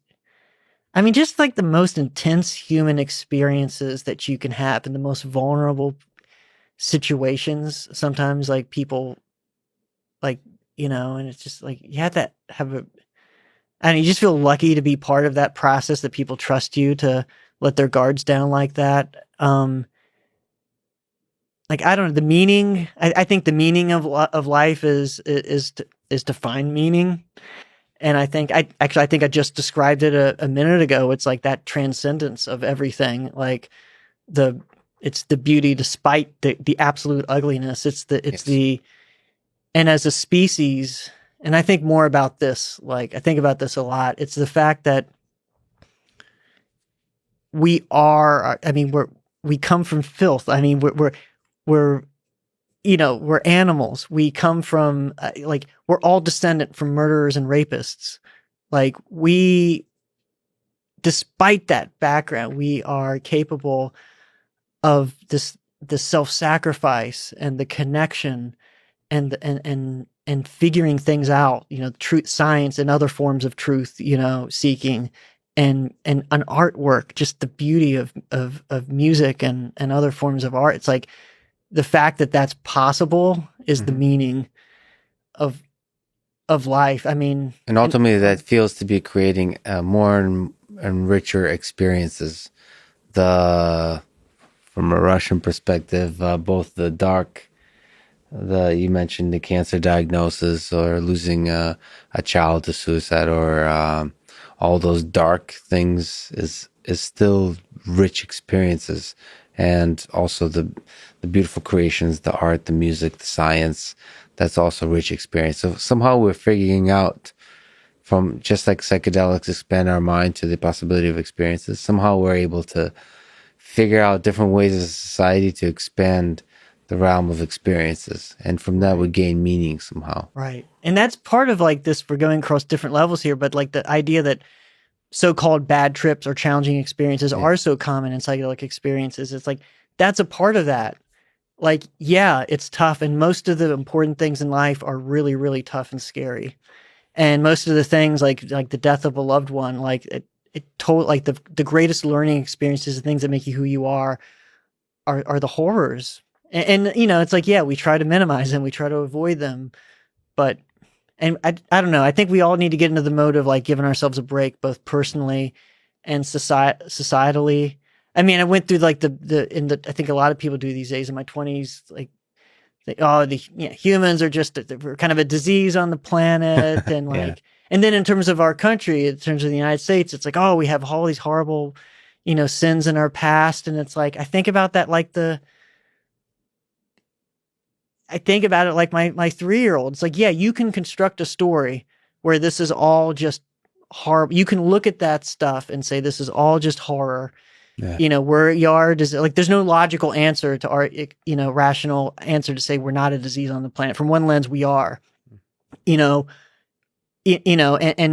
like you could just look at humanity as that, like nothing but this horrible thing. You can look at and you name the system, modern medicine, Western medicine, the university system. And it's like, you could dismiss everything. So, big pharma, like hopefully these vaccines work. And then like, okay, I'd like to, I'm kind of glad big pharma was a part of that. Like, and it's like the United States, you can like point to the horrors, like any other country that's been around a long time that has these legitimate horrors, and kind of dismiss like these beautiful things. Like, yeah, we have this like modifiable constitutional republic that just like I still think is the best thing going, that as a model system of like how humans have to figure out how to work together. It's like, there's no better system that I've come across. Yeah, there's if we're willing to look for it, there's a beautiful core to a lot of things we've created. This country is a great example of that, but most of the human experience has a beauty to it, even the suffering. Right. So the meaning is choosing to focus on that positivity and not forget it. Beautifully put. Yeah. Speaking of experiences, this was one of my favorite experiences on this podcast, talking to you today, Matthew. I hope we get a chance to talk again. I hope to see you on Joe Rogan. It's a huge honor to talk to you. Can't wait to read your papers. Thanks for talking today. Likewise, I very much enjoyed it. Thank you. Thanks for listening to this conversation with Matthew Johnson, and thank you to our sponsors. Brave, a fast browser that feels like Chrome but has more privacy-preserving features. Neuro, the maker of functional sugar-free gum and mints that I use to give my brain a quick caffeine boost, Four Sigmatic, the maker of delicious mushroom coffee, and Cash App, the app I use to send money to friends. Please check out these sponsors in the description to get a discount and to support this podcast. If you enjoy this thing, subscribe on YouTube, review it with 5 stars on Apple Podcasts, follow on Spotify, support on Patreon, or connect with me on Twitter at Lex Fridman. And now, let me leave you with some words from Terence McKenna. Nature loves courage. You make the commitment, and nature will respond to that commitment by removing impossible obstacles. Dream the impossible dream, and the world will not grind you under. It will lift you up. This is the trick. This is what all these teachers and philosophers who really counted, who really touched the alchemical gold, this is what they understood. This is the shamanic dance in the waterfall.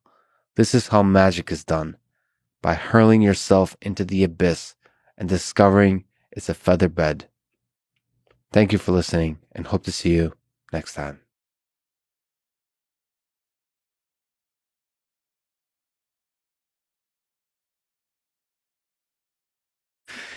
Let me ask, it's a fun thing to make a world-class roboticist, engineer, and leader uncomfortable with a ridiculous question about life. What is the meaning of life, Dmitry, from a robotics and a human perspective? You only have a couple minutes, or 1 minute to answer, so... I don't know if that makes it more difficult or easier, actually.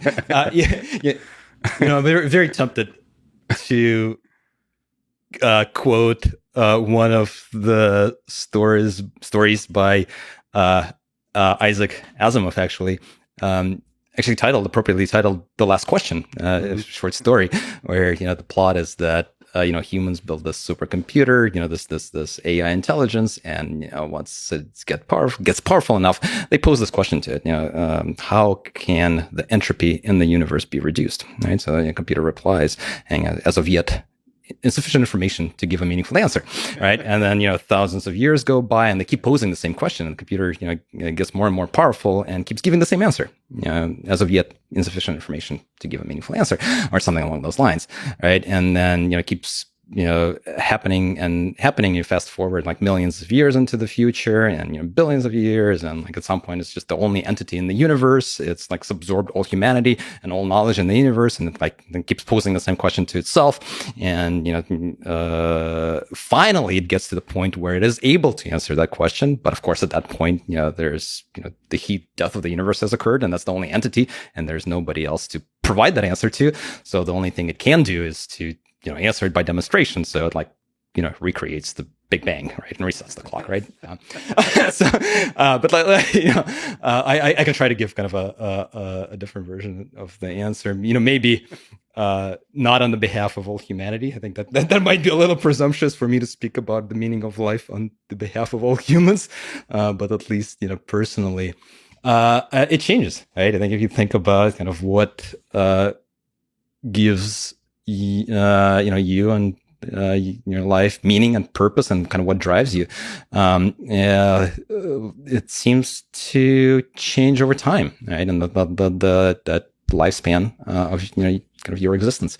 When you just enter this world, right, it's all about kind of new experiences, right? You get like new smells, new sounds, new emotions, right? And like that's what's driving you, right? You're experiencing new, amazing things, right? And that's magical, right? That's pretty awesome, right? That gives you kind of meaning.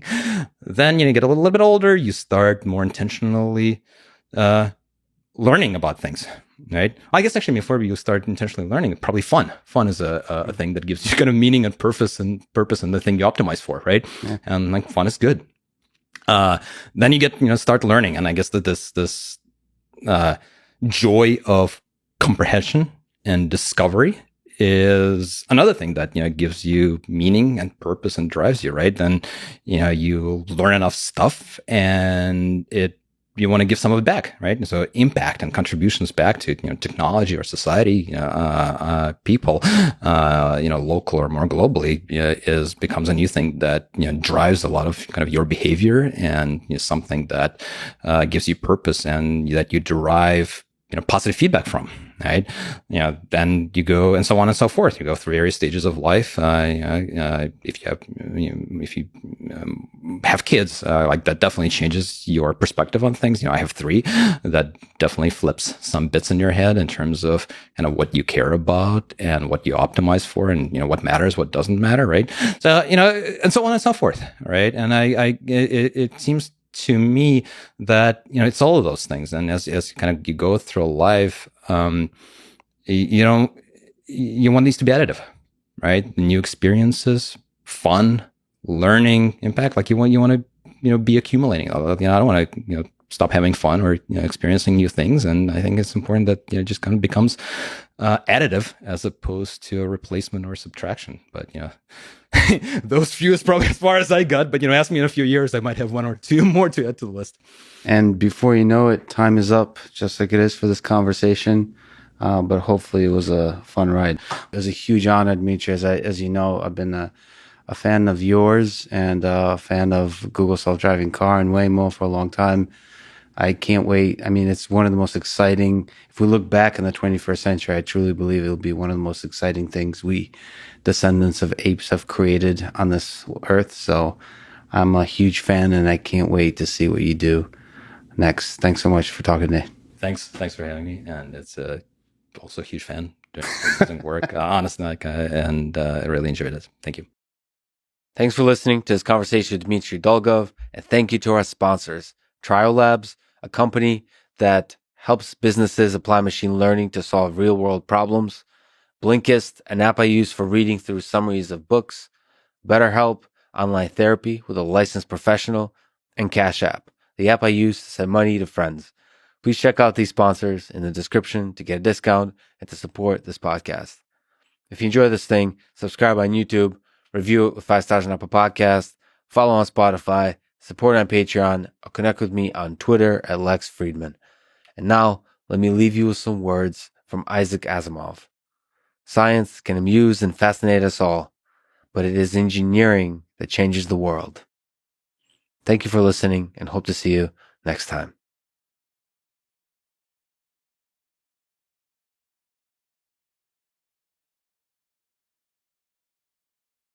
Now that we're holding you to the grounded in experiment, to the harsh truth of reality, let me ask the big ridiculous question.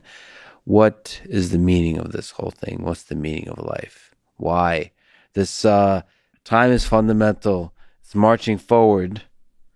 And along this long timeline come along a bunch of descendants of apes that have come up with cellular automata and computers, and now computers. Why? I have so many different answers to this question. It depends on what day. I would say that given the way of the conversation we've had today, I'd say the meaning, we make our own meaning. I think that's fine. But I think the universe wants to explore every possible configuration that it's allowed us to explore. And this goes back to the kind of question that you were asking about Yasha and the existence and non-existence of things, right? So if the universe is a Turing machine that's churning through a load of states, and you think about combinatorial theory before assembly theory, so everything is possible. What Yasha and I were saying is, not everything is we don't see the combinatorial explosion. We see something else.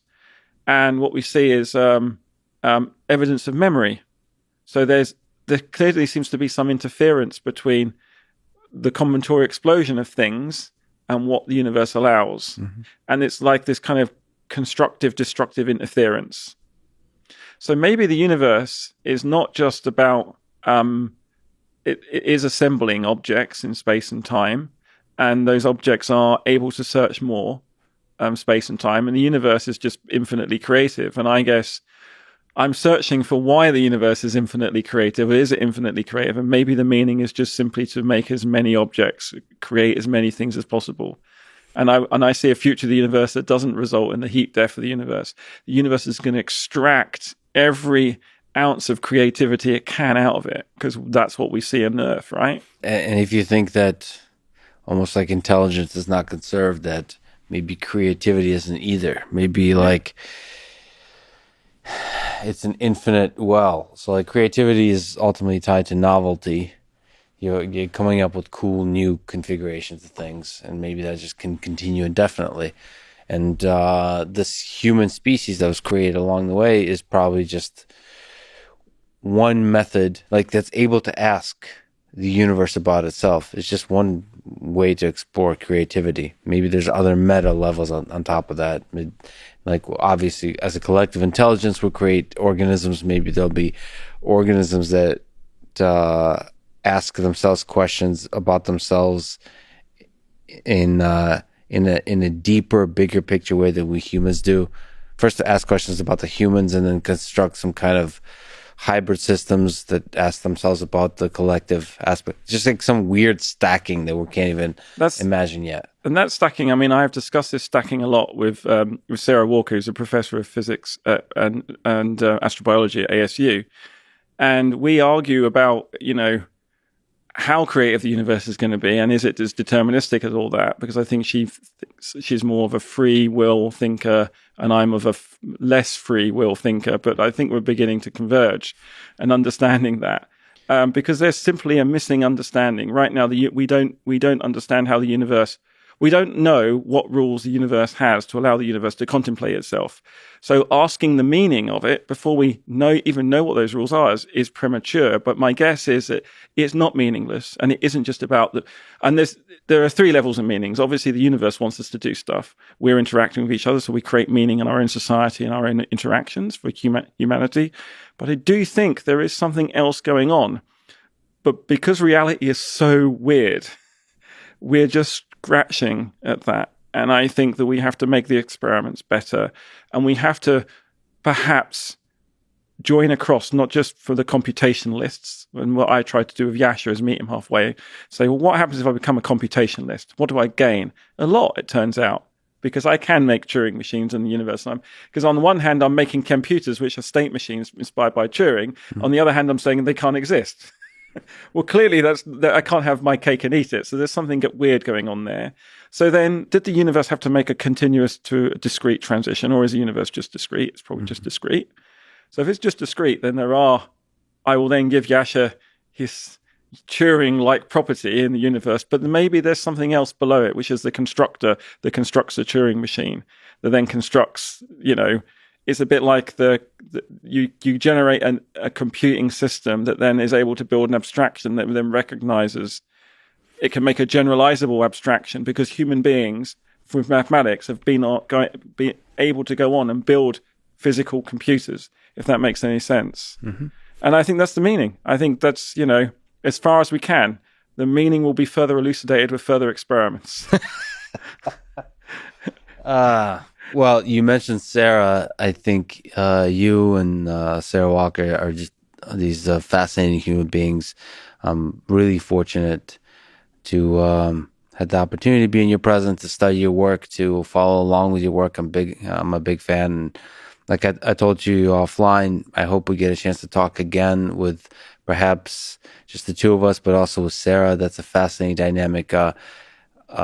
For people who haven't heard, I suppose on Clubhouse is where I heard you guys talk, but you have an incredible dynamic. And I also can't wait to hear you and Yasha talk. So I think if there's some point in this predetermined or yet to be determined future where the three of us, you and Sarah, or the four of us with Yasha, could meet and talk, would be a beautiful future. And I look forward to most futures, but I look forward to that one in particular. Lee, thank you so much for spending your valuable time with me today. Thanks, Lex. It's been a pleasure.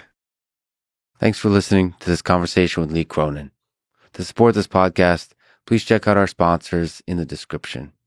And now, let me leave you with some words from the mad scientist Rick Sanchez of Rick and Morty fame. To live is to risk it all. Otherwise, you're just an inert chunk of randomly assembled molecules drifting wherever the universe blows you. Thank you for listening, and hope to see you next time.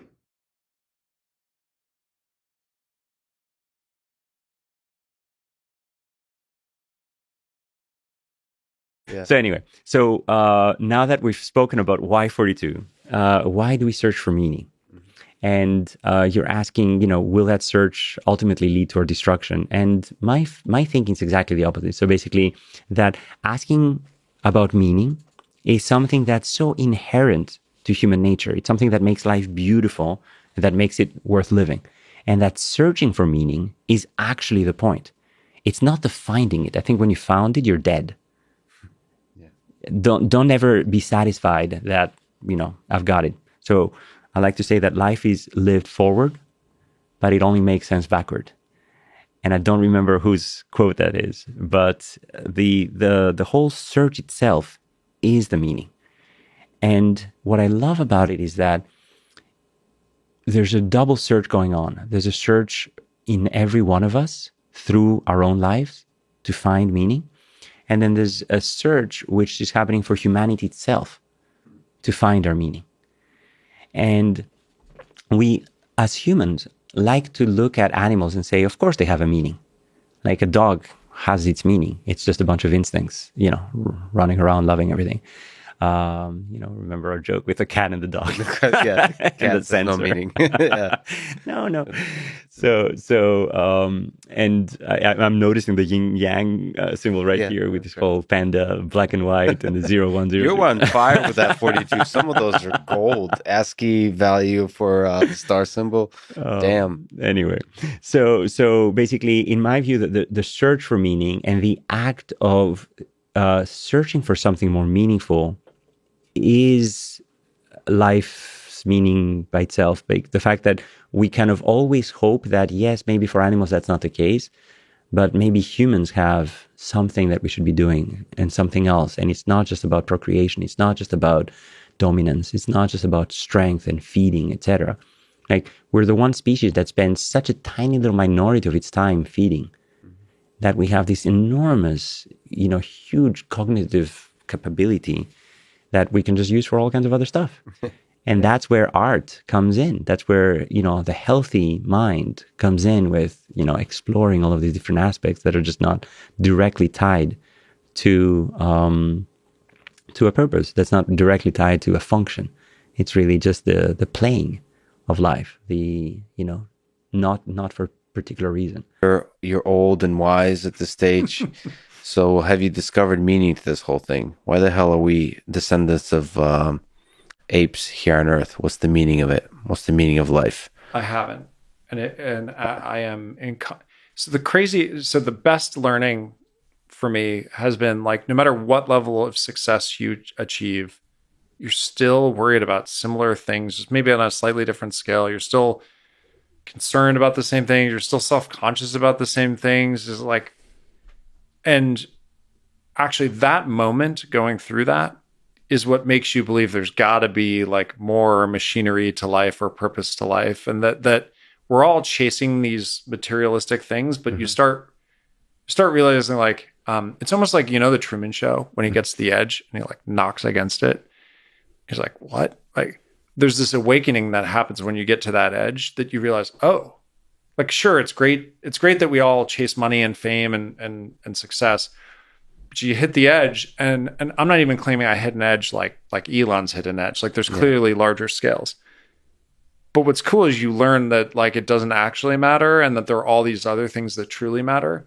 That's not a case for working less hard. That's not a case for taking it easy. That's not a case for the 4-day work week.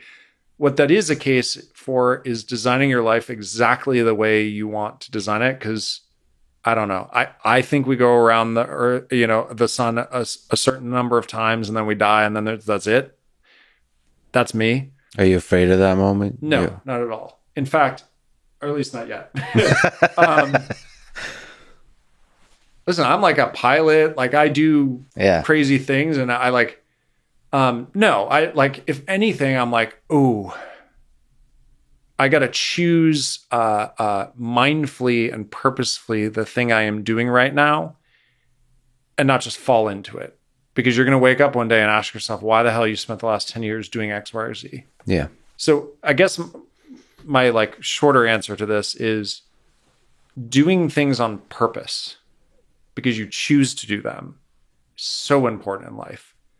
and not just like floating down the river of life, hitting branches along the way, because you will hit branches, right? But rather like literally plotting a course and not having a 10-year plan, but just choosing every day to opt in. That, I think, has been more like, I haven't figured out the meaning of life by any stretch of the imagination, but it certainly isn't money, and it certainly isn't fame, and it certainly isn't travel. And it's like, and it's way more of like opting into the game you love playing.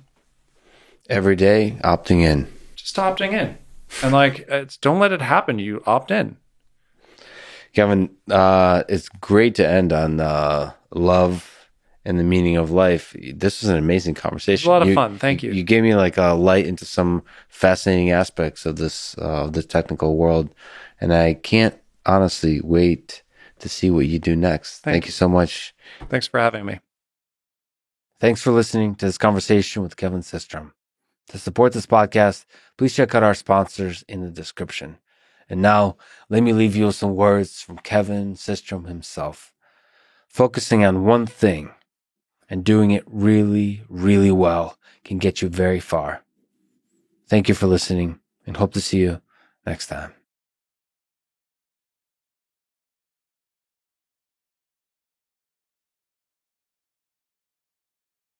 So you're busy fighting the demons, the darkness that's out there, but looking in the mirror, you're a finite being. Unfortunately, this ride ends for you pretty soon. Do you ever ask yourself about the meaning of it all? Of why the hell us descendants of apes are even on this thing, striving so hard to make a better world for ourselves? I don't often zoom out that much. I feel like my day job is pretty interesting. It keeps me very engaged with all the stuff we've been talking about. As far as the meaning of life, though, it seems quite clear that we do have the possibility as a species to create these, beautiful communities and constructs, and to share an exploration of the world together that is often marred by cold realities that we've discussed. But I do feel like, in a way, that the meaning of life is that pursuit. Of course, biologically, is to spread our species, right? But also to pursue knowledge and science and innovation and freedom. Most importantly, I mean, I think freedom has to guide us, or else we end up with prison camps. If we don't let freedom guide us, we end up with the prison camps. So we need to have scientific innovation and adventurism and colonization of the stars, but without the slavery and without the prison camps. I think that's so key. There's something about the creation of beauty that seems fundamental to human nature. And what seems beautiful is these communities that don't have suffering, they don't have injustice. And we have some kind of inner sense of what is injustice.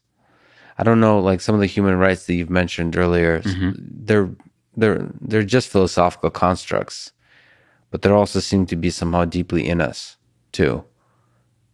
We have a sense of what is right and what is wrong.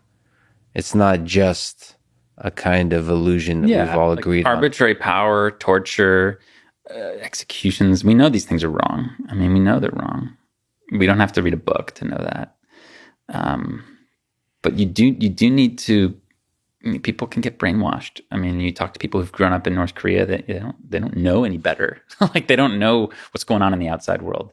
So they've never experienced anything differently. So that's why, look, technology can play a big role here in terms of like the meaning of it all. Like, it can really help emancipate, liberate people, at least so that they can make their own choices about what to do, at least so that we're on a level playing field. So technologies like the internet and Bitcoin, they can at least like give you the option to do things your own way on your own terms. And then from there, we'll see. I think it's important that we have design choices where we can like, have a little more say, and not everything be pre-programmed for us. That would be very disappointing.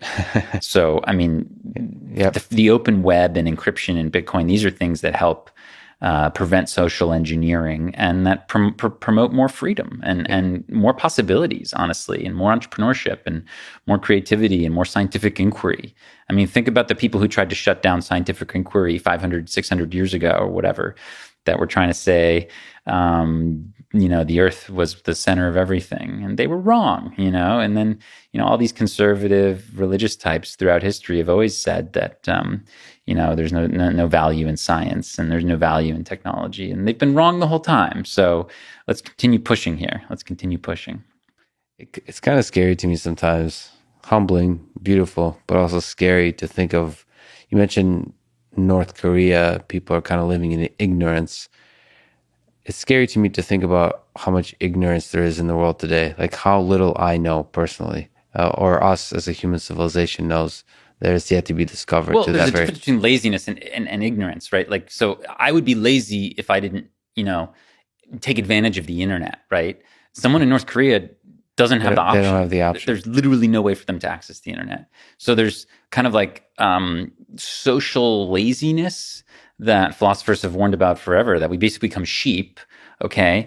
And then there's actual like brainwashing and censorship that's possible, like by closing off your population and keeping them off like the internet, right? Mm-hmm. So I think these are two very different concepts. Absolutely. Right? But I also mean just like, not even laziness, but cognitive limitations and just historical, scientific limitations. Like, we're a very young species. Like all of the exciting stuff we've been talking about have happened on the scale of decades, maybe centuries. We're very young in all the cool stuff we've come up with. And it's just humbling to think about how little we know. But you're right that, ultimately having the freedom to keep exploring, keep venturing out, even if we later discover that a lot of the stuff we've been doing now is ethically horrible. If you think about animals, or I think about robots a lot, the kind of things we might be doing to other consciousnesses that are here on Earth might be, we might see as atrocities later on. But ultimately, you have to have the freedom to explore those kinds of ideas. And without that freedom, you don't even get the chance to be lazy. Yeah. I mean, look, don't be a sheep.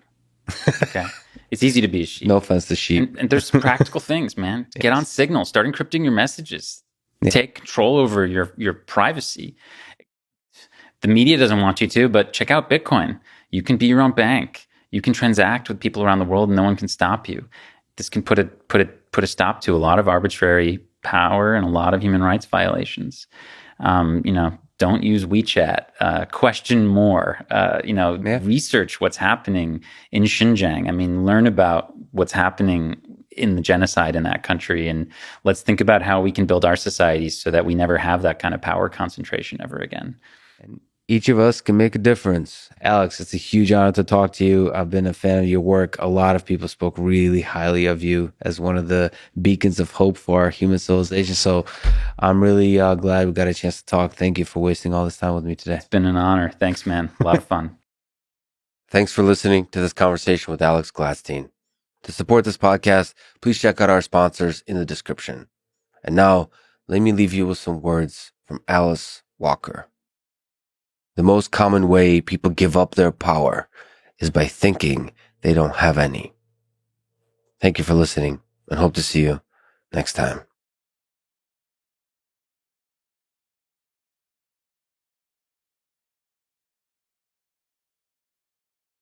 Is there something you've figured out through your journey with psychedelics about some of the big why questions about life?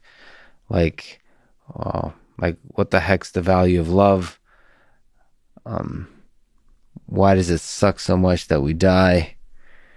And for some of us, maybe it's the Russian in me, but it's quite terrifying, the notion of it. Or the biggest why question of them all, which is, what's the meaning of it all? Well, what I've discovered is that we don't need answers to those questions. That the fact that we can feel happy, that we can love, that we can have moments of happiness, that's enough. figuring out these big questions, you can get lost in that. And we all can come up with our answers. What's the meaning of life? Why is there life? Why is there consciousness? But I don't know that we need those answers. What we know is that we're social creatures, that other people can make us happy by certain things. We can make other people happy. That one life is enough. So this other part about why is it so tragic that we die? Yeah. I don't think it's tragic that we die. So first off, if you believe in this collective unconscious, but we have an impact that lasts. But I think that for me, at least, I've been of the view that we should be grateful for death. That death makes life precious. That if we had an infinite amount of time, I'm a bit of a procrastinator about stuff, particularly things that are really, hard to do, and you just don't do it, and then like, where'd the day go? I was going to do this. So if we had infinite life, we never died. Would life be precious? Would we do anything? I don't think so. So my parents gave. Every Jewish New Year they would make their New Year's card, and one of the quotes was fantastic. It was just, "We have to make up for the brevity of life with the intensity of life." Oh man, that is good. Well, the end makes things precious. Death makes life precious. The end of this conversation makes it precious, and which is a great way to end. Rick, I wanted to talk to you for a long time. You were very excited about the study. I can now understand exactly why. This is really promising. This is really exciting. Gives me hope about the future, even if it doesn't come fast enough. But like you said, have to be patient and stubborn. Yeah. Thank you so much for wasting all your valuable time with me today. It's truly an honor to meet you and talk to you. Not a waste at all. I really appreciated this time together. Thank you for listening to this conversation with Rick Doblin. And thank you to Theragun, ExpressVPN, Blinkist, and Asleep. Check them out in the description to support this podcast. And now, let me leave you with some words from Terence McKenna. Nature loves courage. You make the commitment, and nature will respond to that commitment by removing impossible obstacles. Dream the impossible dream, and the world will not grind you under. It will lift you up. This is the trick. This is what all the teachers and philosophers who really counted, who really touched the alchemical gold, this is what they understood. This is the shamanic dance in the waterfall.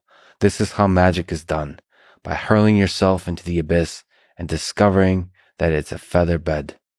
Thank you for listening, and hope to see you next time.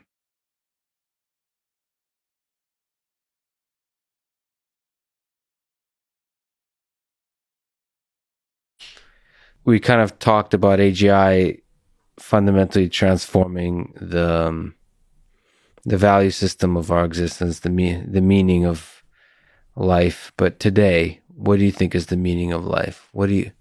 The silliest or perhaps the biggest question? What's the meaning of life? What's the meaning of existence? What gives your life fulfillment, purpose, happiness, meaning? Yeah, I think these are I guess a bunch of different but related questions in there that one can ask. Yes, happiness, meaning, are all you could imagine somebody getting a lot of happiness from something that they didn't think was meaningful, like mindless, like watching reruns of some television series while eating junk food. Like maybe some people that gives pleasure, but they wouldn't think it had a lot of meaning. Whereas conversely, something that might be quite loaded with meaning might not be very fun always. Like some difficult achievement that really helps a lot of people maybe requires self-sacrifice and hard work, and so these things can, I think, come apart, which is something to bear in mind also if you're thinking about these utopia questions that you might to actually start to do some constructive thinking about that. You might have to isolate and distinguish these different kinds of things that might be valuable in different ways. Make sure you can sort of clearly perceive each one of them, and then you can think about how you can combine them. And just as you said, hopefully come up with a way to maximize all of them together. Yeah, or at least get, meaning. maximize or get like a very high score on a wide range of them, even if not literally all. You can always come up with values that are exactly opposed to one another, right? But I think for many values, they're kind of opposed with, if you place them within a certain dimensionality of your space. Like there are shapes that are kind of, you can't untangle, like, in a given dimensionality, but if you start adding dimensions, then it might in many cases just be that they are easy to pull apart, and you could, so we'll see how much space there is for that, but I think that there could be a lot in this context of radical abundance if ever we get to that. I don't think there's a better way to end it, Nick. You've influenced a huge number of people to work on what could very well be the most important problems of our time. So it's a huge honor. Thank you so much for talking. Well, thank you for coming by, Lex. That was fun. Thank you. Thanks for listening to this conversation with Nick Bostrom, and thank you to our presenting sponsor, Cash App. Please consider supporting the podcast by downloading Cash App and using code LEXPODCAST. If you enjoy this podcast, subscribe on YouTube, review it with 5 stars on Apple Podcasts, support it on Patreon, or simply connect with me on Twitter at Lex Fridman. And now, let me leave you with some words from Nick Bostrom. Our approach to existential risks cannot be one of trial and error. There's no opportunity to learn from errors. The reactive approach, see what happens, limit damages, and learn from experience, is unworkable. Rather, we must take a proactive approach. This requires foresight to anticipate new types of threats and a willingness to take decisive preventative action and to bear the costs, moral and economic, of such actions. Thank you for listening and hope to see you next time.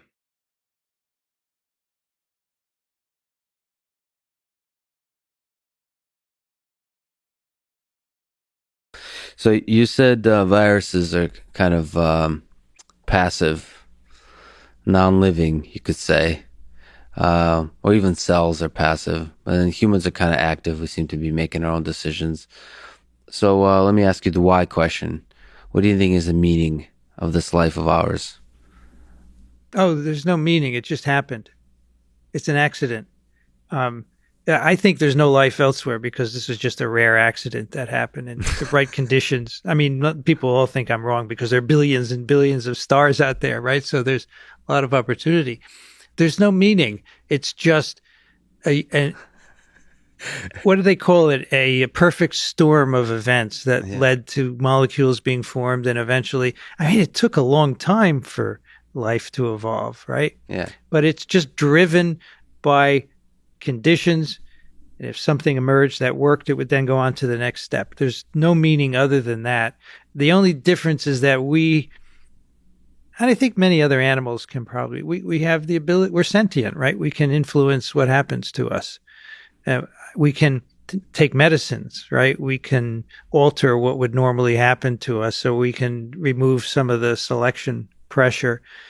But I think everything else on the planet just goes, looks for food and give a lot of offspring so you can perpetuate. It's just a natural biological function. Yeah, they're much more directly concerned with survival. I think humans are able to contemplate their mortality. We can see that even if we're okay today, we're eventually going to die, and we really don't like that.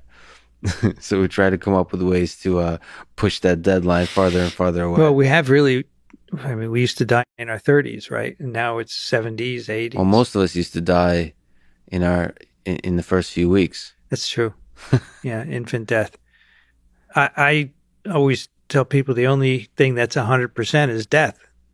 It's the only thing in the world that's 100%. Do you think about your own mortality? No, I never think about it. I'm just enjoying day to day.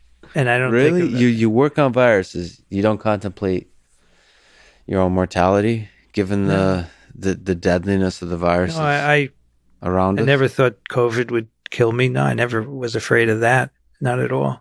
I've mostly feared for other people getting sick, especially people who could die of it. I didn't want that to happen to them. But I always thought that it's obviously not a realistic viewpoint not to be worried, because many people are. but I've been relatively healthy. They should sequence my genome because it works really well and I have a good immune system. Maybe you'd be the first immortal person. I don't There's think so. got to be a first. I don't think so. I think that biologically, you just can't, the ends of our chromosomes keep getting shorter and shorter, and that's eventually what kills us. So you just can't keep going on. But that's fine. I don't need to. I understand from the vampires that it's not good to live forever. I guess make the most of the time you got. That's the bacteria live a much shorter time, so we got that on bacteria. Yeah, bacteria are just little bags of chemicals that split, so they have no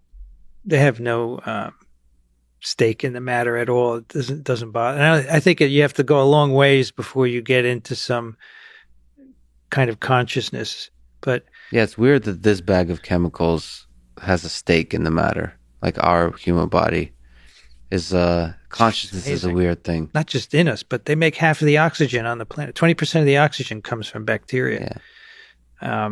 And they made, in the beginning of Earth, they made enough oxygen to start oxygenation going, life going. I mean, they have an incredible role. It's all an accident. Just happened. Yeah. Well, Vincent, like I told you, I'm a huge fan. It's a big honor that you would talk to with me today. Thank you so much for coming down. Thank you for spending so much time with me. And thank you for everything you do in terms of educating about viruses, about biology, microbiology, and everything else.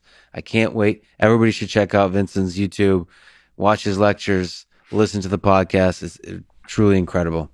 Thank you so much for talking today, Vincent. My pleasure. Thanks for listening to this conversation with Vincent Racaniello. To support this podcast, please check out our sponsors in the description. And now, let me leave you with some words from Isaac Asimov. The saddest aspect of life right now is that science gathers knowledge faster than society gathers wisdom. Thank you for listening, and hope to see you next time.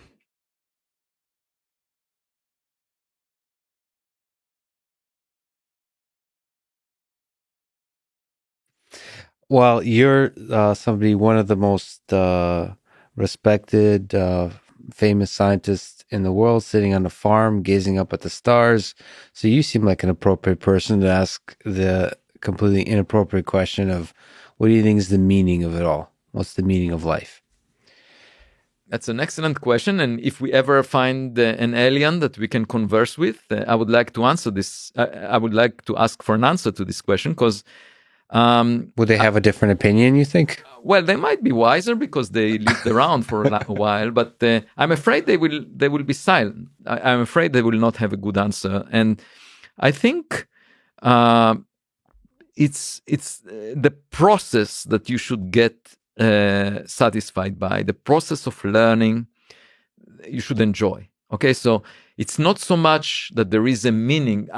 In fact, there is, as far as I can tell, things just exist, and it's. I think it's inappropriate for us to assign meaning for our existence, because, we, as a civilization, we will eventually perish, and nothing will be, just another planet on which life died, and if you look at the big scheme of things, who cares? Who cares? And how can we assign significance to what we are doing? So if you say the meaning of life is this, well, it will not be around in 1 billion years. So what, it cannot be the meaning of life, because life, nothing will be around. So I think we should just enjoy the process. And, it's like many other things in life. You enjoy good food. Okay. Yeah. And you can enjoy learning. Why? Because it makes you appreciate better the environment that you live in. And sometimes people think religion, for example, is in conflict with science, spirituality, in conflict. That's not true. If you see a watch and you look at it from the outside, you might say, oh, that's interesting. But then if you start to open it up and learn about how it works, you appreciate it more. So science is the way to learn about how the world works. And it's not in conflict to the meaning that you assign to all of this. But, it helps you appreciate the world better. So in fact, I would think that a religious person should promote science because it gives you a better appreciation of what's around you. It's like, if you buy in a grocery, you buy something, a bunch of fruits that are packed together, and you can't see from the outside exactly what kind of fruits are inside. But if you open it up and study, you appreciate better the merchandise that you get, right? So you pay the same amount of money, but at least you know what's inside. So why don't we figure out what the world is about, what the universe contains, what is the dark matter? It will help us appreciate, the bigger picture. And then you can assign your own flavor to what it means, Avi, I think I'm truly grateful that a person like you exists at the center of the scientific community. It gives me faith and hope about this this big journey that we call science. So thank you for writing the book you wrote recently. You have many other books and articles that I think people should definitely read. And thank you for wasting all this time with me. It was truly an honor. Thank you so much. It was not a waste at all. And thank you for having me. I learned a lot from your questions and your remarks. Thank you. Thank you. Thanks for listening to this conversation with Avi Loeb. And thank you to our sponsors, Zero Fasting app for intermittent fasting, Element Electrolyte Drink, Sunbasket Meal Delivery Service, and Pessimist Archive History Podcast. So the choice is a fasting app, fasting fuel, fast-breaking, delicious meals, and a history podcast that has very little, as far as I know, to do with fasting. Choose wisely, my friends. And if you wish, click the sponsor links below to get a discount and to support this podcast. And now, let me leave you with some words from Albert Einstein. The important thing is not to stop questioning. Curiosity has its own reason for existence. One cannot help but be in awe when he contemplates the mysteries of eternity, of life, of the marvelous structure of reality. It is enough if one tries merely to comprehend a little of this mystery every day. Thank you for listening and hope to see you next time.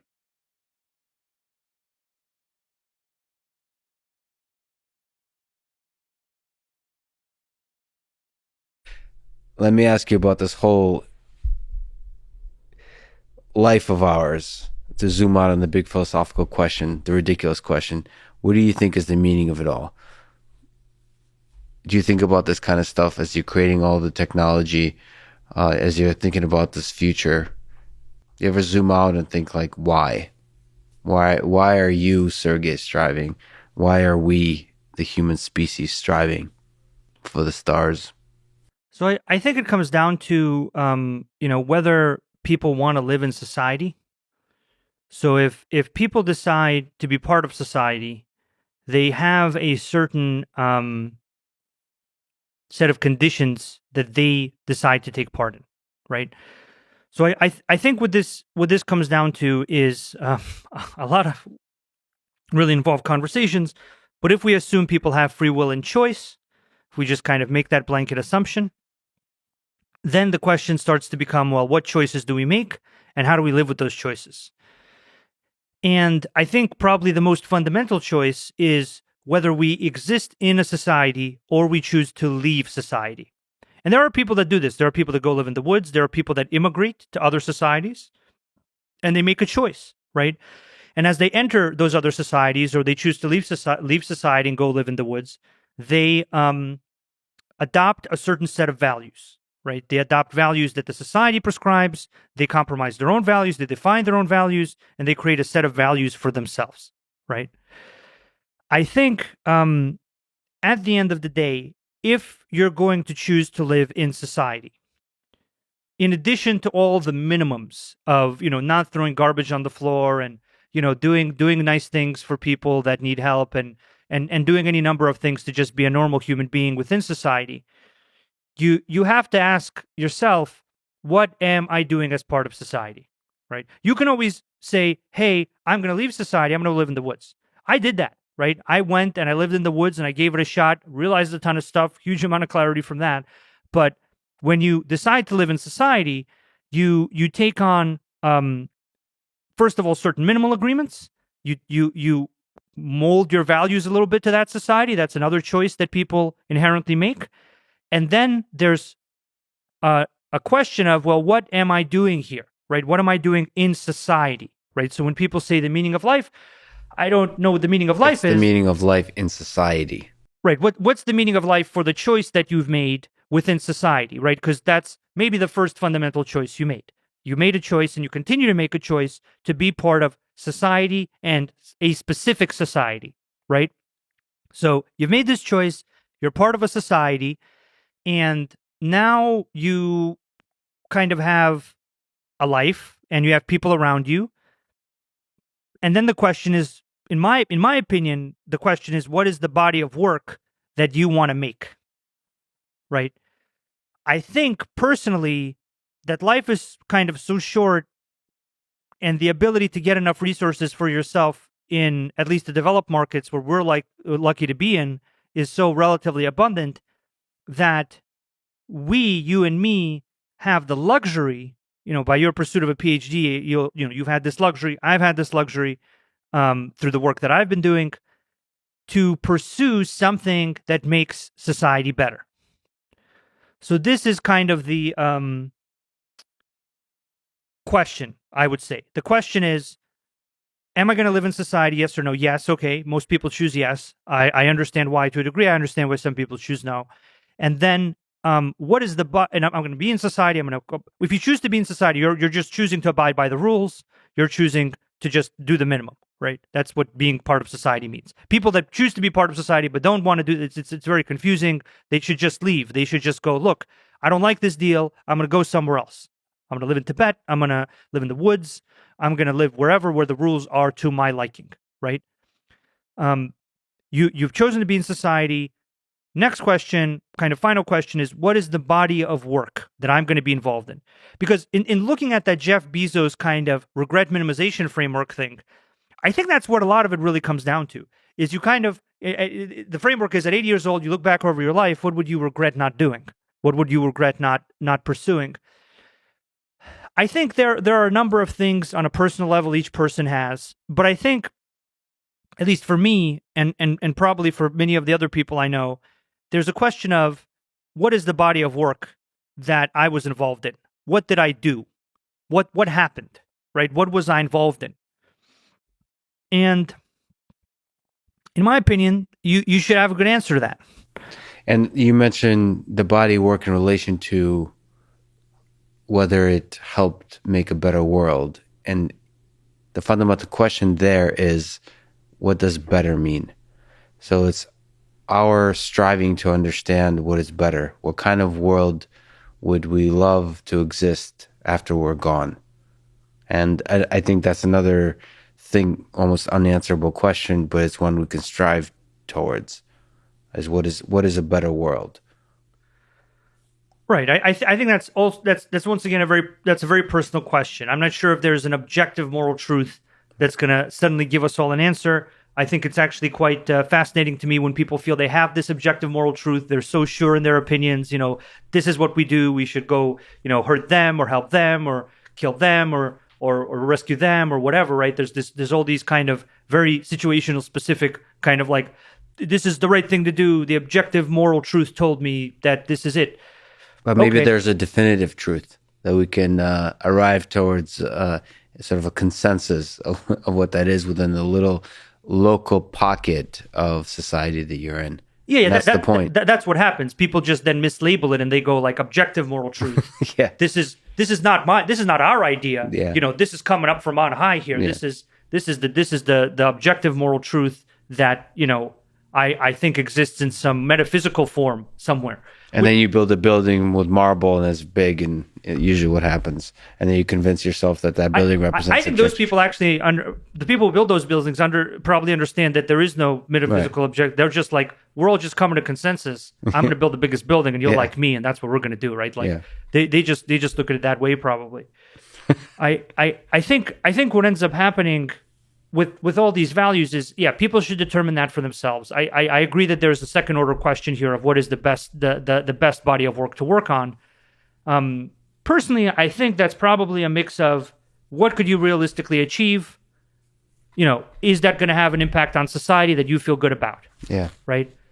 So these are probably the two aspects of this question. And is this going to have a good impact on society that you feel good about? Obviously, very subjective, right? Some people save animals, some people save forests.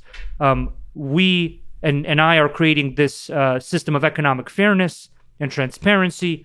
I feel that I'm in a good position to enable that. I feel that I have a good chance of succeeding at that, and I think that the impact will be quite meaningful for a large number of people.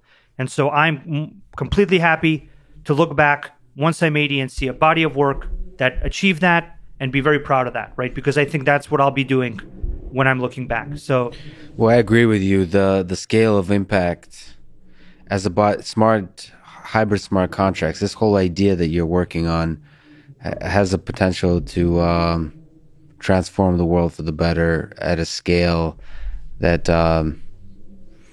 that I can't even imagine. So, speaking of which, means even more that you would waste so many hours of that exciting life with me. Thank you so much for talking today, Sergey. This is a really fascinating conversation, a really fascinating space, and I can't wait to learn more. So thank you so much for talking today.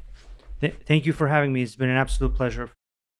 Thanks for listening to this conversation with Sergey Nazarov, and thank you to Wine Access, Athletic Greens, Magic Spoon, Indeed, and BetterHelp. Check them out in the description to support this podcast. And now, let me leave you with some words from Copernicus. To know that we know what we know, and to know that we do not know what we do not know, that is true knowledge. Thank you for listening, and hope to see you next time.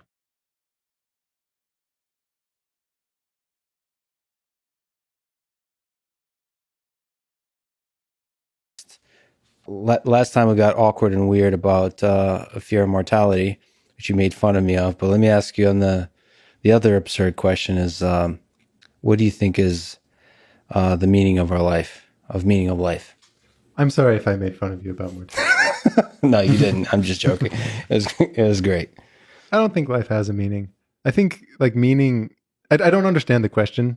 I think meaning is something that's ascribed to stuff that's created with purpose. There's a meaning to like this water bottle label in that someone created it with a purpose of conveying meaning. And there was like one consciousness that wanted to get its ideas into another consciousness. Most things don't have that property. It's a little bit like if I asked you, like, what is the height? All right. So it's all relative. Yeah, you'd be like, the height of what? You can't ask what is the height without an object. You can't ask what is the meaning of life without like an intentful consciousness putting it, well, I guess I'm revealing I'm not very religious. But, the mathematics of everything seems kind of beautiful. It seems like there's some kind of structure relative to which, you could calculate the height. Well, but what I'm saying is I don't understand the question, what is the meaning of life, in that I think people might be asking something very real. I don't understand what they're asking. Are they asking like, why does life exist? Like, how did it come about? What are the natural laws? Are they asking, as I'm making decisions day by day for what should I do, what is the guiding light that inspires, like, what should I do? I think that's what people are kind of asking. But also, like, why the thing that gives you joy about education, about mathematics, what the hell is that? Like, what? Interactions with other people, interactions with like-minded people, I think is the meaning of, in that sense. So right? Bringing others joy, essentially. Like, in something you've created, it connects with others somehow. And the same, and the vice versa. Mm-hmm. I think that is what, when we use the word meaning to mean like you're sort of filled with a sense of happiness and energy to create more things, like I have so much meaning taken from this, like that, yeah, that's what fuels my pump, at least. So a life alone on a deserted island would be kind of meaningless. Yeah, you want to be alone together with someone. I think we're all alone together. I think there's no better way to end it. Grant, first time we talked, it was amazing. Again, it's a huge honor that you make time for me. I appreciate talking with you. Thanks, man. Awesome. Thanks for listening to this conversation with Grant Sanderson, and thank you to our sponsors, Dollar Shave Club, DoorDash, and Cash App. Click the sponsor links in the description to get a discount and to support this podcast. If you enjoy this thing, subscribe on YouTube, review it with 5 stars on Apple Podcasts, follow on Spotify, support on Patreon, or connect with me on Twitter at Lex Fridman. And now, let me leave you with some words from Richard Feynman. I have a friend who's an artist, and has sometimes taken a view which I don't agree with very well. He'll hold up a flower and say, "Look how beautiful it is," and I'll agree. Then he says, "I, as an artist, can see how beautiful this is, but you, as a scientist, take this all apart and it becomes a dull thing." And I think he's kind of nutty. First of all, the beauty that he sees is available to other people and to me too, I believe. Although I may not be quite as refined aesthetically as he is, I can appreciate the beauty of a flower. At the same time, I see much more about the flower than he sees. I can imagine the cells in there, the complicated actions inside, which also have a beauty. I mean, it's not just beauty at this dimension, at 1 centimeter. There's also beauty at smaller dimensions. The inner structure. Also, the processes. The fact that the colors in the flower evolved in order to attract insects to pollinate it is interesting. It means that insects can see the color. It adds a question. Does this aesthetic sense also exist in the lower forms? Why is it aesthetic? All kinds of interesting questions which the science knowledge only adds to the excitement, the mystery, and the awe of a flower. It only adds. I don't understand how it subtracts. Thank you for listening, and hope to see you next time.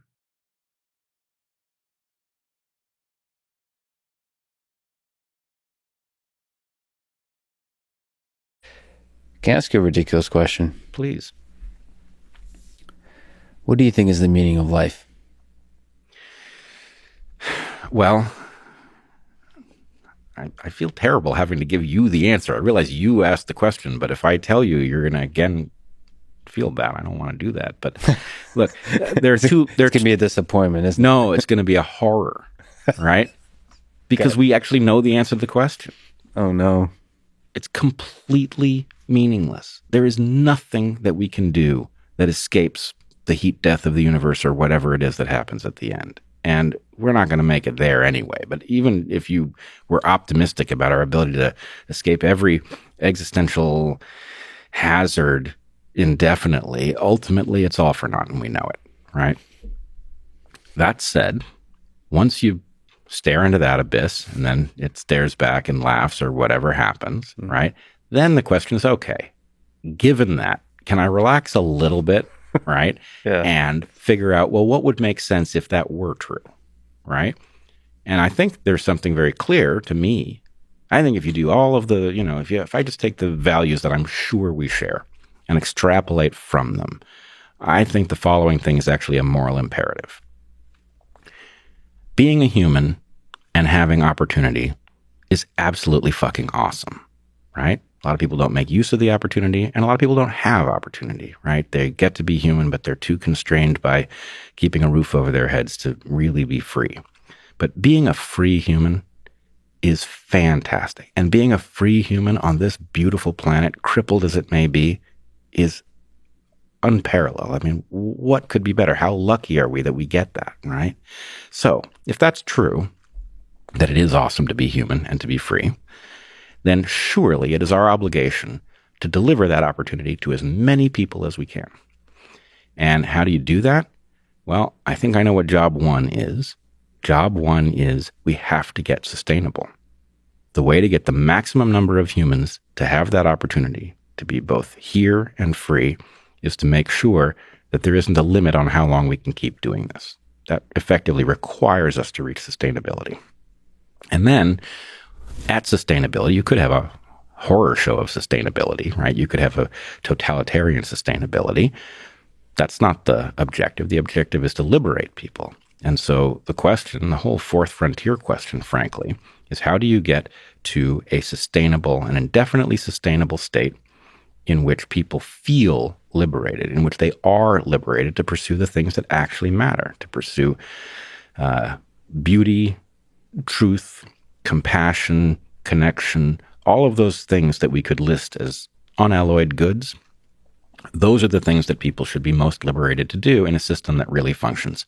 And anyway, my point is, I don't know how precise that calculation is, but I'm pretty sure it's not wrong. It's accurate enough. And if it is accurate enough, then the point is, okay, well, there's no ultimate meaning, but the proximate meaning is that one. How many people can we get to have this wonderful experience that we've gotten to have, right? And There's no way that's so wrong that if I invest my life in it, that I'm making some big error. I'm sure of that. Life is awesome, and we want to spread the awesome as much as possible. Yeah, you sum it up that way. Spread the awesome. Spread the awesome. So that's the fourth frontier. And if that fails, if the fourth frontier fails, the fifth frontier will be defined by robots, and hopefully they'll learn the lessons of the mistakes that the humans made and build a better world. I hope they're very happy here and that they do a better job with the place than we did.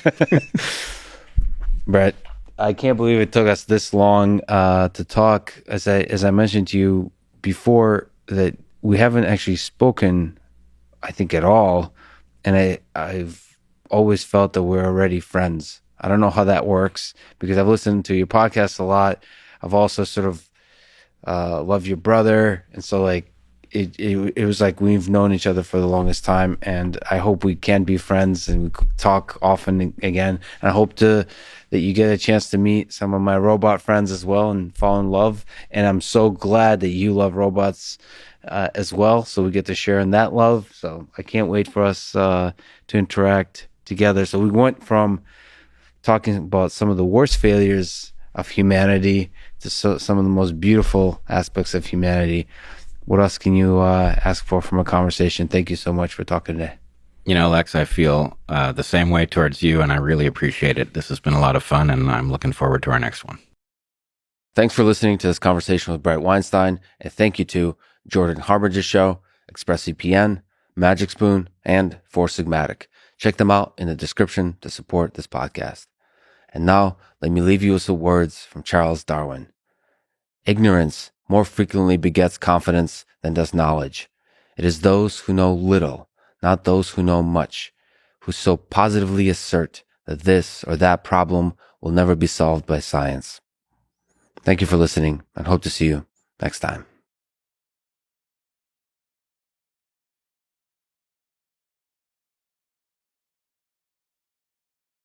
Sure. So you said the animals are happiest in the wild, and that's where they find meaning. What about us, the human animal? What's the meaning for us, do you think? If you've monitored the life cycle of a lot of living beings, you ever look in the mirror and think like, why the hell are we humans here? I mean, thriving, reducing suffering, creating goodness. I mean, those are the things I see in animals' behavior. They're mostly interested in reducing suffering and nurturing, right? Those are the things that I think evolutionarily. And we humans are just clever, and we want to be able to try to do that at a bigger and bigger scale. Like, as much as possible, reduce the suffering in the world. Mm-hmm. And somehow that alleviates us of our own suffering. Mm-hmm. That's the Russian thing. Life is suffering. And somehow helping others alleviates it. And come up with creative solutions to do that. That's really interesting. It's almost consciousness is the thing that led to suffering, but it also led to the desire to alleviate the suffering. It's a feedback loop. Mm-hmm. Consciousness creates suffering and the desire to alleviate it. Well, do you think there's a meaning, a reason to any of this existence, this life? Well, we make our own meaning, for sure. I find a huge amount of meaning in what I do. I find it beautiful. I feel very lucky and blessed to be in the line of work that I'm in. To have your hobby and your passion and your job just be a completely integrated thing. So that's where I find meaning. But you're just a bag of like cells and bacteria that eventually dissipates, dies, and it goes into the ground and disappears back into the universe. I mean, that doesn't make any sense. Well, that may be true, but I find the sublime in things like Bitcoin. I find it incredibly inspiring to work on it. I believe it's 100-year plus project. And, it stirs those aesthetic emotions in you, as I'm sure your work does. So you find it beautiful. Absolutely. Absolutely. And inspiring more than just beautiful. So you have hope for human civilization, and Bitcoin is part of that hope? Yeah, it's a very optimistic view. And people accuse us of being pessimists and saying that we are, rooting for the collapse of civilization. Completely false. Bitcoiners are wildly optimistic because they believe that you can monetize a completely new system from scratch and compete with the strongest superpower in the military and the dollar and everything that goes with that. That's the craziest, most ludicrously optimistic proposition imaginable. So I think Bitcoiners are the most optimistic people out there. I don't think there's a better way to end it on that hopeful vision of human civilization, Nick.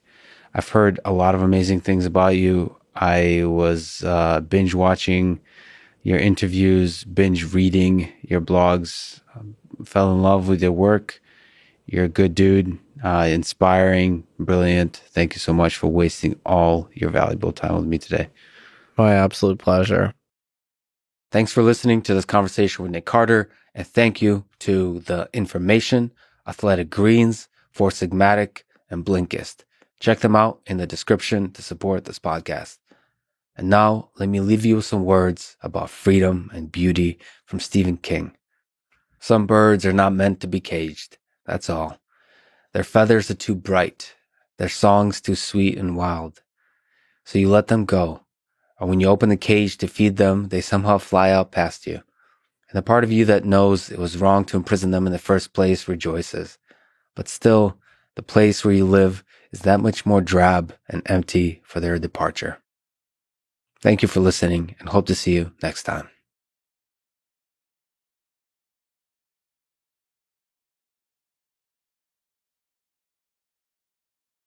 From that. So let me ask one last question. I don't think I asked you last time. The ridiculous question about the meaning of life. Dostoevsky said, "Beauty will save the world. Красота спасет мир." Some people believe money is a big part of happiness, and first of all, you've made a lot of money. You turned away a lot of money. You turned away a lot of power. So you're a fascinating person to ask, what do you think gives meaning to life?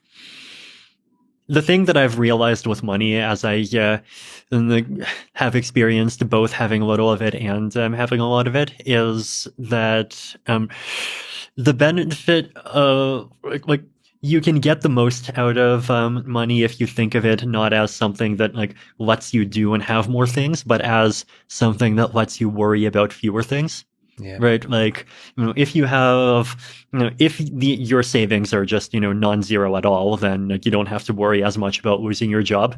And, if you feel like you have a job that just like really conflicts with your values, then like if you have even 6 months saved up, that just makes it easier for you to say, bye-bye, I'm going to do something else.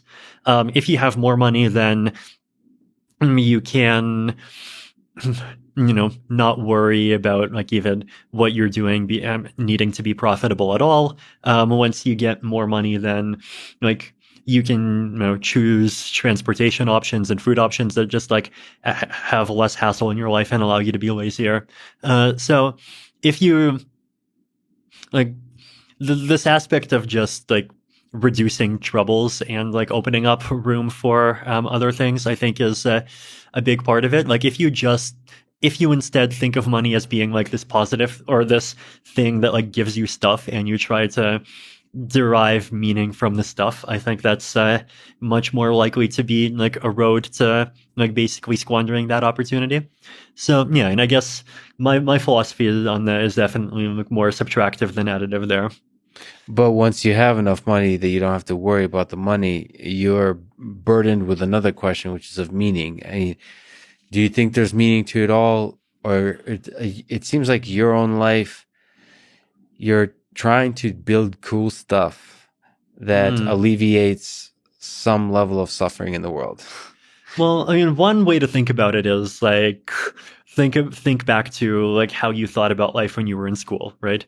In school is interesting to think about, right? Because in a lot of ways, like it's just totally outside of bounds of the kinds of systems that are like social systems that we live in as adults, or maybe not. Like maybe things like academia are intended to replicate parts of school. Like first of all, school is very totalitarian, right? Like you have to follow the teacher's instructions. The bulk of your schedule is like forced to be in particular areas. You can control you from leaving the grounds during this period of time. Assign a lot of homework, but at the same time, also school is a bit of a post-scarcity utopia in that you just don't have to worry about getting resources for yourself. And we've both lived through 12 years of that, right? Yeah. So what does that say about us? And I think in one thing of aspect, obviously, is that it does there's definitely an easiness to living life if all of your decisions are made for you. And one of the challenges of adulthood, I guess, is moving to this world where all your choices are much more self-directed, and you just have to learn to live and deal with that. Dealing with the burden of freedom. Yeah, in some sense. It's actually interesting because in some ways, I feel like even my first 5 years of doing Ethereum things, my life was not even all that self-directed, because a lot of it was just, responding to obligations, right? Like someone said, oh, come to speak at this event in Korea. Okay. Come to speak at this thing in Taiwan. Okay. We need, for Ethereum to launch, we need, this particular piece to be done and tested. Okay. Work on that, right? We need some, a proof of stake algorithm, work on that. And the last year of COVID life, basically I was holed up in Singapore for much of it, right? And it gave me a lot more alone time. I had much less travel, and that was definitely a very new and interesting experience for me. Would you characterize it by sadness, melancholy, hope, dreaming, innovative period? How would you characterize that alone time? Some of all five. Definitely some self-discovery. I definitely did make this very deliberate decision that okay, I have this time and I'm going to actually make something meaningful. Let me ask the big, you're friends with Manolis. He's obsessed with this question. So let me ask the big ridiculous question about the meaning of life. Do you have, you ever think about this one? Do you ever ponder the reason we're here? These descendants of apes on this spinning ball in the middle of nowhere. Yeah, I don't think one ends up in the field of space propulsion without thinking of these existential questions. All the time. Or build a business. Yeah, I know, right? We've touched on a lot of the different pieces of this, I think. So I have a bunch of thoughts. I do think that, the meaning isn't anymore just to be like a petri dish of bacteria that reproduces and, where survival and reproduction are the main objectives. And maybe it's because now we're able to ask those questions. That's maybe the turning point. And instead, I think it's really the pursuit and generation of knowledge. And so if we're taken out by an asteroid or something, I think that it will have been a, meaningful endeavor if somehow our knowledge about the universe is preserved somehow. And the next civilization isn't starting over again. So that's I resonate with that I always loved the mission of Google from the early days of making the world's sort of information and knowledge searchable. I always loved that idea. I was donated, as people should, to Wikipedia. Yeah. I just love Wikipedia. I feel like it's that's one of the greatest accomplishments of just humanity, of us together, especially Wikipedia in this open community way, putting together different knowledge. On everything we've talked about today, I'm sure there's a Wikipedia page about ion engines, and I'm sure it's pretty good. Yeah. I don't know, that's incredible. And obviously that can be preserved pretty efficiently, at least Wikipedia. I know you'll be like, human civilization is all burning up in flames as there's this one USB drive slowly traveling out exactly. with Wikipedia on it. Yep. That's from the beginning of our chat, that one lonely spacecraft. It Yeah, just needs Wikipedia. And then it will have been a civilization well spent. So pushing that knowledge along through like one little discovery at a time is a core aspect to the meaning of it all. Yes. And I also, I haven't yet figured out what the connection, an explanation I'm happy with yet for how it's connected, but evolving beyond just the survival piece too. I think like we touched on the emotional aspect, something in there about cooperation and, love. And so in my day to day, that just boils down to, the pursuit of knowledge or improving the human condition and being kind.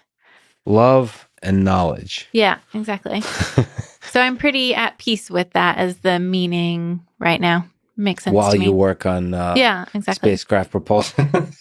Yes, exactly. Like literal rocket science. Natalia, this is amazing conversation. You work on such an exciting engineering field, and I think this is like what 21st century will be remembered for is space exploration. So this is super exciting space that you're working on. So, and thank you so much for spending your time with me today. Thanks for having me. This was fun. Thanks for listening to this conversation with Natalia Bailey, and thank you to our sponsors, Monk Pack Low Carb Snacks, Four Sigmatic Mushroom Coffee, Blinkist, an app that summarizes books, and Sunbasket, meal delivery service. So the choice is snacks, caffeine, knowledge, or a delicious meal. Choose wisely, my friends. And if you wish, click the sponsor links below to get a discount and to support this podcast. And now, let me leave you with some words from Carl Sagan. All civilizations become either spacefaring or extinct. Thank you for listening and hope to see you next time.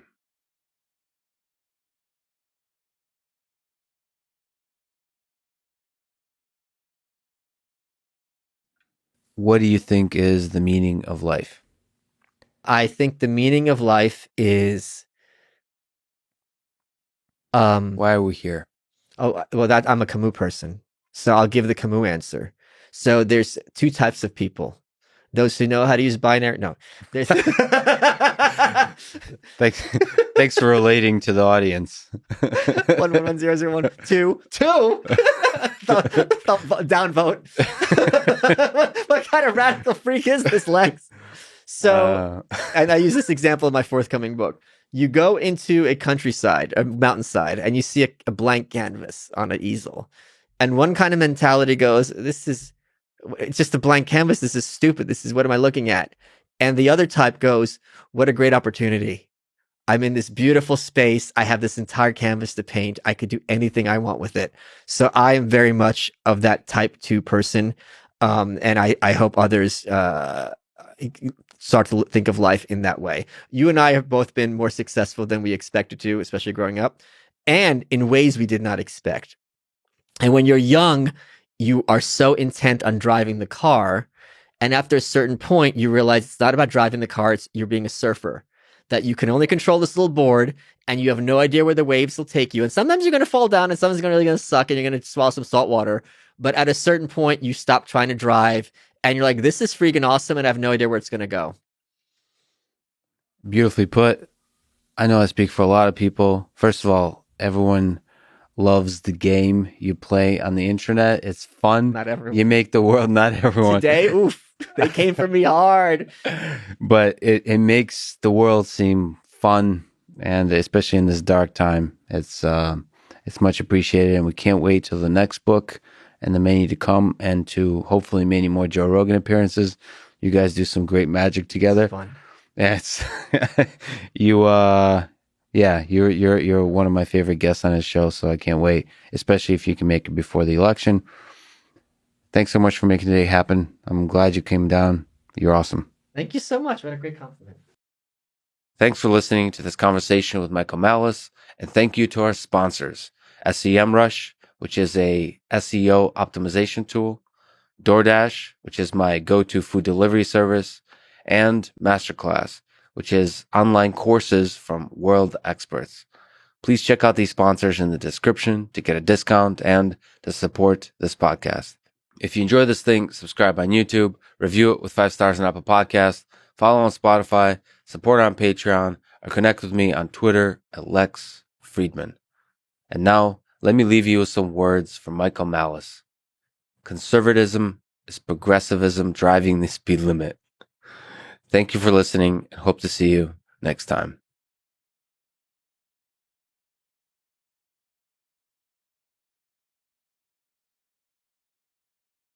We talked about meaning quite a bit throughout in a secular age, but let me ask you the big, ridiculous question, almost too big. What is the meaning of this thing we got going on? What is the meaning of life? You're saving the softball for the end. Is Easy that one. Easy one. I don't know what the meaning of life is. I think there's something that characterizes us that's not the thing that people normally think characterizes us. The traditional thing to say in the philosophical tradition, even in the AI tradition, which is a kind of manifestation of philosophy from Plato forward, the traditional thing to say is that what characterizes us is our rationality, that we're intelligent beings, that we're the ones that think. And I think that's certainly part of what characterizes us. But I think there's more to it, too. I think we're capable of experiencing simultaneously the complete and utter ungroundedness of everything that's meaningful in our existence, and also the real significance of it. And that sounds like a contradiction. Like, how could it really be significant and not be based on anything?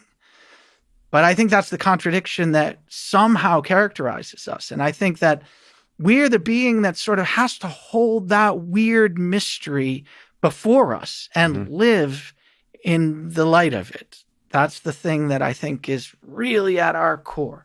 And so how do we do that? I will say this one thing. And I learned it from a philosopher, from a guy named Albert Borgmann, who's a German philosopher, lives in Montana now, taught in Montana for his whole career. And when I say this to my students at Harvard now, he said, this is the way that I think about my life, and I hope you'll think about your life too. He said, you should think about your life hoping that there will be many moments in it about which you can say, there's no place I'd rather be. There's no thing I'd rather be doing. There's no buddy I'd rather be with. And this I will remember well. And I think if you can aim to fill your life with moments like that, it will be a meaningful one. I don't know if that's the meaning of life, but I think if you can hold that before you, it'll help to clarify this mystery and this sort of bizarre situation in which we find ourselves. Sean, this conversation was incredible, and those 4 requirements have certainly been fulfilled for me. This was a magical moment in that way, and I will remember it well. Thank you so much. It's an honor that you have spent your valuable time with me. This is great. Thank you. Thank you for having me, Lex. I really, really enjoyed it. Thanks for listening to this conversation with Sean Kelly. To support this podcast, please check out our sponsors in the description. And now, let me leave you with some words from Albert Camus. In the depth of winter, I finally learned that within me there lay an invincible summer. Thank you for listening, and hope to see you next time.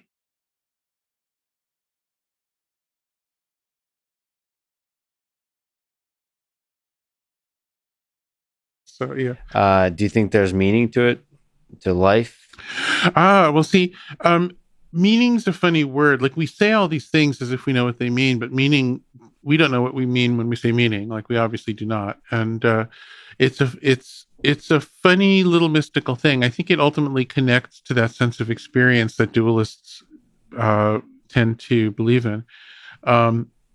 Because there are like if you look up to the stars and you experience that awe-inspiring, like joy at whatever, when you look up to the stars, I don't know, like for me, that's kind of makes me feel joyful, maybe a little bit melancholy, just some weird soup of feelings. And ultimately, the question is like, why are we here in this vast universe? That question, why? Have you been able in some way, maybe through music, answer it for yourself?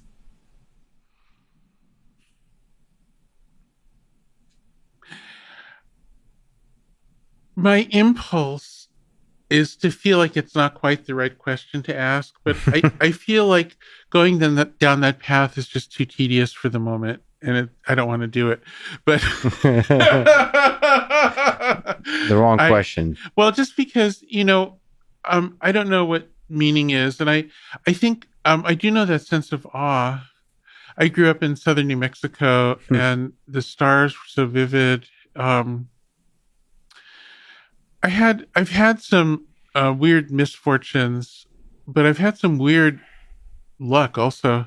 One of our near neighbors was the head of optics research at White Sands, and when he was young, he discovered Pluto. His name was Clyde Tombaugh, and he taught me how to make telescopes, grinding mirrors and stuff. And my dad had also made telescopes when he was a kid, but Clyde had like backyard telescopes that would put to shame a lot of he did his telescopes, and so I remember he'd let me go and play with them, and just like looking at a globular cluster, and you're seeing the actual photons, and with a good telescope it's really like this object, like you can really tell this isn't coming through some intervening information structure. This is like the actual photons, and it's really a three-dimensional object, and you have even a feeling for the vastness of it. And it's I don't know. I was very, very fortunate to have a connection to this guy that way when I was a kid. And to have had that experience. Again, the emphasis on experience. It's kind of funny. Like I feel like sometimes, like I've taken, when she was younger, I took my daughter and her friends to like a telescope. There are a few around here that are kids can go and use, and they would like look at Jupiter's moons or something. I think like Galilean moons. And I don't know if they quite had that, because it's like it's been just too normalized. And I think maybe when I was growing up, screens weren't that common yet, and maybe it's like too confusable with a screen. I don't know. Somebody brought up in conversation to me somewhere, I don't remember who, but they kind of posited this idea that if early humans weren't able to see the stars, like if Earth atmosphere was such that it was cloudy, that we would not develop human civilization. There's something about being able to look up and see a vast universe that's fundamental to the development of human civilization.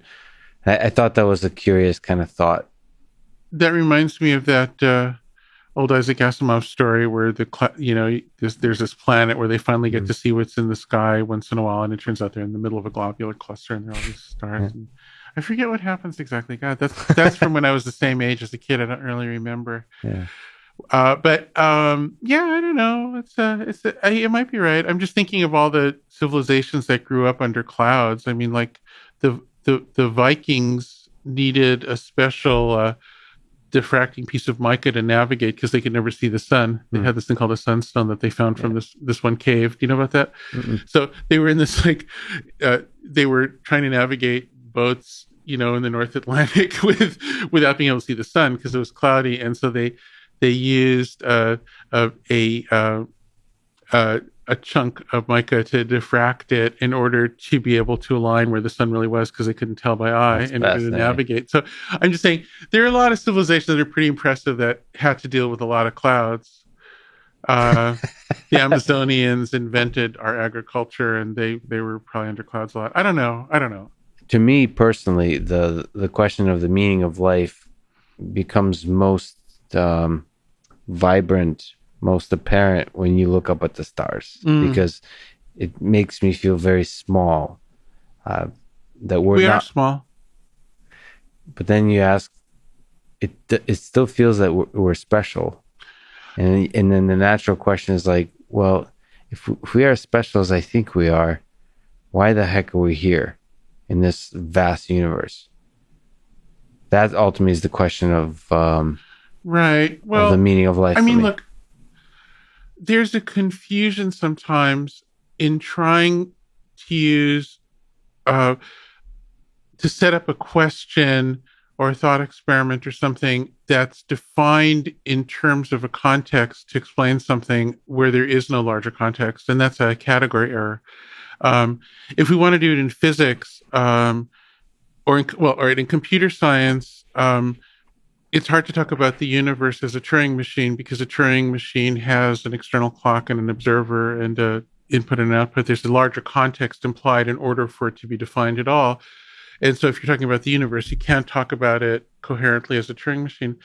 Quantum mechanics is like that. Quantum mechanics has an external clock and has some kind of external context depending on your interpretation.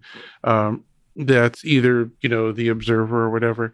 And they're similar that way. So maybe Turing machines and quantum mechanics can be better friends or something because they have a similar setup. But the thing is, if you have something that's defined in terms of an outer context, you can't talk about ultimates with it because obviously it's not suited for that. So there's some ideas that are their own context. General relativity is its own context. It's different. That's why it's hard to unify.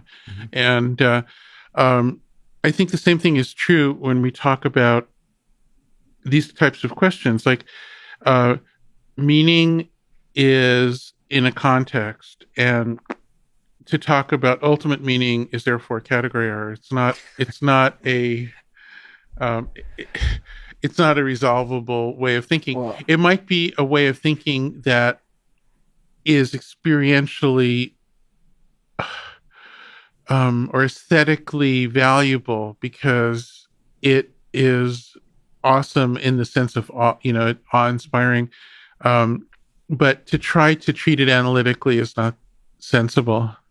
Maybe that's what music and poetry are for. Yeah, literature. Maybe. I think so. I think music actually does escape any particular context. That's how it feels to me, but I'm not sure about that. That's, once again, crazy artist talking, not scientist.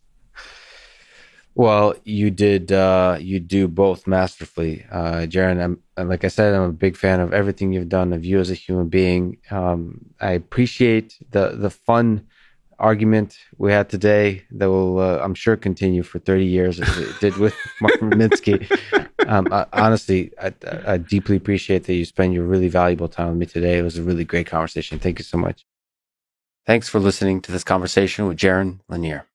To support this podcast, please check out our sponsors in the description. And now, let me leave you with some words from Jaron Lanier himself.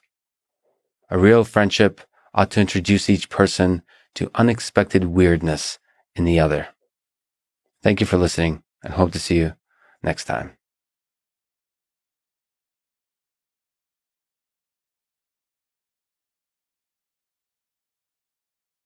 So there's this richness of life in a single drink of water that you experience, and then there's this power of nature that's capable to take the lives of thousands of people. So given all that, the absurdity of that, let me ask you, and the fact that you study things that could kill the entirety of human civilization, what do you think is the meaning of this all? What do you think is the meaning of life? This whole orchestra we got going on, does it have a meaning? And maybe from another perspective, how does one live a meaningful life, if such is possible? Well, from what I've seen, I don't think there's a single answer to that by any stretch. One of the most interesting things about Buddhism to me is that the human existence is part of suffering, which is very different from Judeo-Christian existence, which is that human existence is something to be, is a very different, it's something there's a richness to it. In Buddhism, it's just another one of your lives, but it's your opportunity to attain nirvana and become a monk, for example, and meditate to attain nirvana. Else you kind of just go back into the samsara, the cycle of suffering. And so, when I look at, I mean, in some ways, the notion of life and what the purpose of life is, they're kind of completely distinct. This sort of Western view of life, which is that this life is the most precious thing in the world, versus this is just another opportunity to try to get out of life. I mean, the whole notion of nirvana, and in Buddhism, getting out of this sort of cycle of suffering is to vanish. If you could attain nirvana, throughout this life, the idea is that you don't get reborn. And so when I look at these two, on the one hand, you have Christian faith and other things that want to go to heaven and like live forever in heaven. Then you have this other whole half of humans who want nothing more than to get out of the cycle of rebirth and just poof, not exist anymore. The cycle of suffering. Yeah. Yeah. And so how do you reconcile those two? And I guess, do you have both of them in you? Do you basically oscillate back and forth? I don't think I think I look at us I think we're just a bunch of proteins that, we form, and they work in this really amazing way, and they might work in a bigger scale. Like there might be some connections that we're not really clear about, but they're still biological. I believe that they're biological. How do these proteins become conscious, and why do they want to help civilization by having at-home rapid tests at scale? Well, I think I don't have an answer to that one, but I really do believe that it's just this is just an evolution of consciousness. I don't personally think is my feeling is that we're a bunch of pluses and minuses that have just gotten so complex that they're able to make rich feelings, rich emotions. And I do believe, though, on the one hand, I sometimes wake up some days, my fiance doesn't always love it, but, I kind of think we're all just a bunch of robots with like pretty complicated algorithms that we deal with. Yeah. And, in that sense, like, okay, if the world just blew up tomorrow and nothing nothing existed the day after that, it's just another blip in the universe, But at the same time, I don't know. So that's kind of probably my most core basic feeling about life is like, we're just a blip. Yeah. And we may as well make the most of it while we're here blipping. It's one hell of a fun blip, though. It is. It's an amazing blink of an eye in time. Michael, you're one of the most interesting people I've met. One of the most interesting conversations, important ones. Now I'm going to publish it very soon. I really appreciate taking the time. I know how busy you are. It was really fun. Thanks for talking today. Well, thanks so much. This was a lot of fun. Thanks for listening to this conversation with Michael Minna, and thank you to our sponsors. Brave, a fast browser that feels like Chrome but has more privacy-preserving features. Athletic Greens, the all-in-one drink that I start every day with to cover all my nutritional bases. ExpressVPN, the VPN I've used for many years to protect my privacy on the internet. And Cash App, the app I use to send money to friends. Please check out the sponsors in the description to get a discount and to support this podcast. If you enjoy this thing, subscribe on YouTube, review it with 5 stars on Apple Podcast, follow on Spotify, support it on Patreon, or connect with me on Twitter at Lex Fridman. And now, let me leave you with some words from Teddy Roosevelt. It is not the critic who counts, not the man who points out how the strong man stumbles, or where the doer of deeds could have done them better. The credit belongs to the man who actually is in the arena, whose face is marred by dust and sweat and blood, who strives valiantly, who errs, who comes short again and again, because there is no effort without error and shortcoming, but who does actually strive to do the deeds, who knows great enthusiasms, the great devotions, who spends himself in a worthy cause, who at the best knows in the end that triumph of high achievement, and who at the worst, if he fails, at least fails while daring greatly, so that his place shall never be with those cold and timid souls who neither know victory nor defeat. Thank you for listening, and hope to see you next time.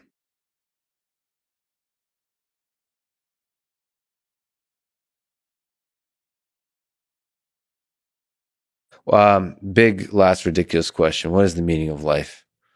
The meaning of like an individual life? Your existence here on Earth, or maybe broadly, this whole thing we got going on, descendants of apes, busily creating. Yeah, well, for me, I feel like I want to be around as long as I can. If I can do some kind of crazy life extension or upload myself, I'm gonna, because who doesn't want to see how cool the year 3000 is? Imagine you did say immortality was not appealing. No, it's not appealing at all to me.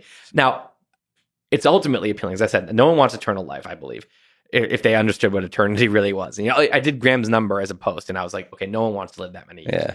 But I'd like to choose. I'd like to say, I'm truly over it now, and I'm going to have, at that point, we'd have our whole society would have we'd have a ceremony, we'd have a whole process of someone signing off, and it would be beautiful, and it wouldn't be sad. Well, I think you'd be super depressed by that point. Like, who's going to sign off when they're doing pretty good? Maybe yes, okay, maybe it's dark, but at least, but the point is, if I'm happy, I can stay around for 5. I'm thinking 50 centuries sounds great. Like, I don't know if I want more than that. 50 sounds like a right number, and so if you're thinking, if you would sign up for 50, if you had a choice, 1 is what I get. That is bullshit. Like, if you're someone who wants 50, 1 is a hideous number, right? Anyway. So, for me personally, I want to be around as long as I can. Yeah. And then, honestly, the reason I love writing, the thing that I love most is like a warm, fuzzy connection with other people, right? And that can be my friends, and it can be readers. And that's why I would never want to be like a journalist where their personality is like hidden behind the writing. Or like even a biographer. There's a lot of people who are great writers, but I like to personally connect. And if I can take something that's in my head and other people can say, oh my God, I think that too, and this made me feel so much better, or made me feel seen, like that feels amazing. And I just feel like we're all having such a weird common experience on this one little rock in this one little moment of time, and we're these weird 4-limbed beings, and we're all the same. And it's like we all the human experience. So I feel like so many of us suffer in the same ways, and we're all going through a lot of the same things. And to me, it is very, if I was on my deathbed, and I feel like I had a ton of human connection and like shared a lot of common experience and made a lot of other people feel like not alone. Do you feel that as a writer? Do you like hear and feel the inspiration, like all the people that you make smile and all the people you inspire? Honestly, not sometimes, when we did an in-person event and I, meet a bunch of people, and it's incredibly gratifying. Or, you just, you get emails, but I think it is easy to forget that how many people sometimes you're just sitting there alone typing. Yeah. Dealing with your procrastination. But that's why publishing is so gratifying, because that's the moment when all this connection happens. Yeah. And especially if I had to put my finger on it, it's having a bunch of people who feel lonely in their existences all realize, connect, right? And so that, if I do a lot of that, and that includes, of course, my actual spending, a lot of really high quality time with friends and family, and and making the whole thing as heartbreaking as mortality in life can be, make the whole thing fun, and at least we can laugh at ourselves together while going through it. Yeah, that to me is yeah. And then your last blog post will be written from Mars as you get the bad news that you're not able to return because of the malfunction in the rocket. Yeah, I would like to go to Mars and go there for a week and be like, yeah, here we are, and then come back. No, I know that's what you want. Staying there, yeah. And that's fine, by the way. If so you think you're picturing me alone on Mars as the first person there, and then it malfunctions. Right. No, you were supposed to return, but it malfunctions. And then there's this, so it's both the hope, the awe that you experience, which is how the blog starts. And then it's the overwhelming, feeling of existential dread. But then it returns to the love of humanity. Well, that's the thing, is if I could be writing. Yeah. And actually writing something that people would read back on Earth, it would make it feel so much better. Yeah. If I were just alone and no one was going to realize what happened. No, you get to write. Yeah. No, it's perfectly safe. Also, that would bring out great writing. Right? Yeah, I think so. Your deathbed on Mars alone. I think so. Yeah. Well, that's exactly the future I hope for you, Tim. All right, this was an incredible conversation. You're a really special human being, Tim. Thank you so much. You're for spending your really valuable time with me. I can't wait to hear your podcast. I can't wait to read your next blog post, which you said in a Twitter reply you'll get more. Yeah, after the book, which add that to the long list of ideas to procrastinate about. Tim, thanks so much for talking today, man. Thank you. Thanks for listening to this conversation with Tim Urban. To support this podcast, please check out our sponsors in the description. And now, let me leave you with some words from Tim Urban himself. Be humbler about what you know, more confident about what's possible, and less afraid of things that don't matter. Thanks for listening, and hope to see you next time.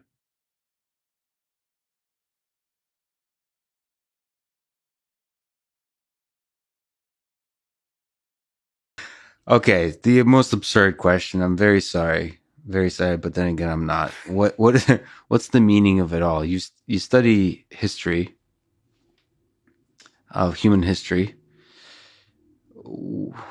Have you been able to make sense of why the hell we're here on this spinning rock? What does any of it even make sense? What's the meaning of life? What I look at sometimes that I find interesting is certain consistencies that we have over time. History doesn't repeat, but it has a constant, and the constant is us. Now we change. I'd mentioned earlier the wickedly weird time we live in with what social media is doing to us as guinea pigs, and that's a new element. But we're still people who are motivated by love, hate, greed, envy, sex. All these things that would have connected us with the ancients, right? Mm-hmm.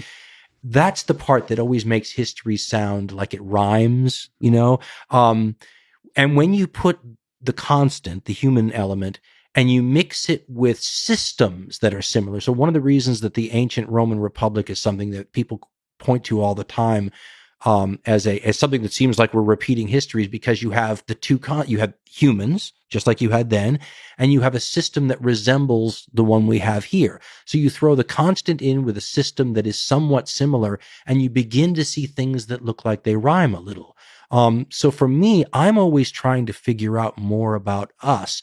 And when you show us in 500 years ago in Asia, and 800 years ago in Africa, and you look at all these different places that you put the guinea pig in, and you watch how the guinea pig responds to the different stimuli and challenges, I feel like it helps me flesh out a little bit more who we are in the long timeline, not who we are today specifically, but who we've always been.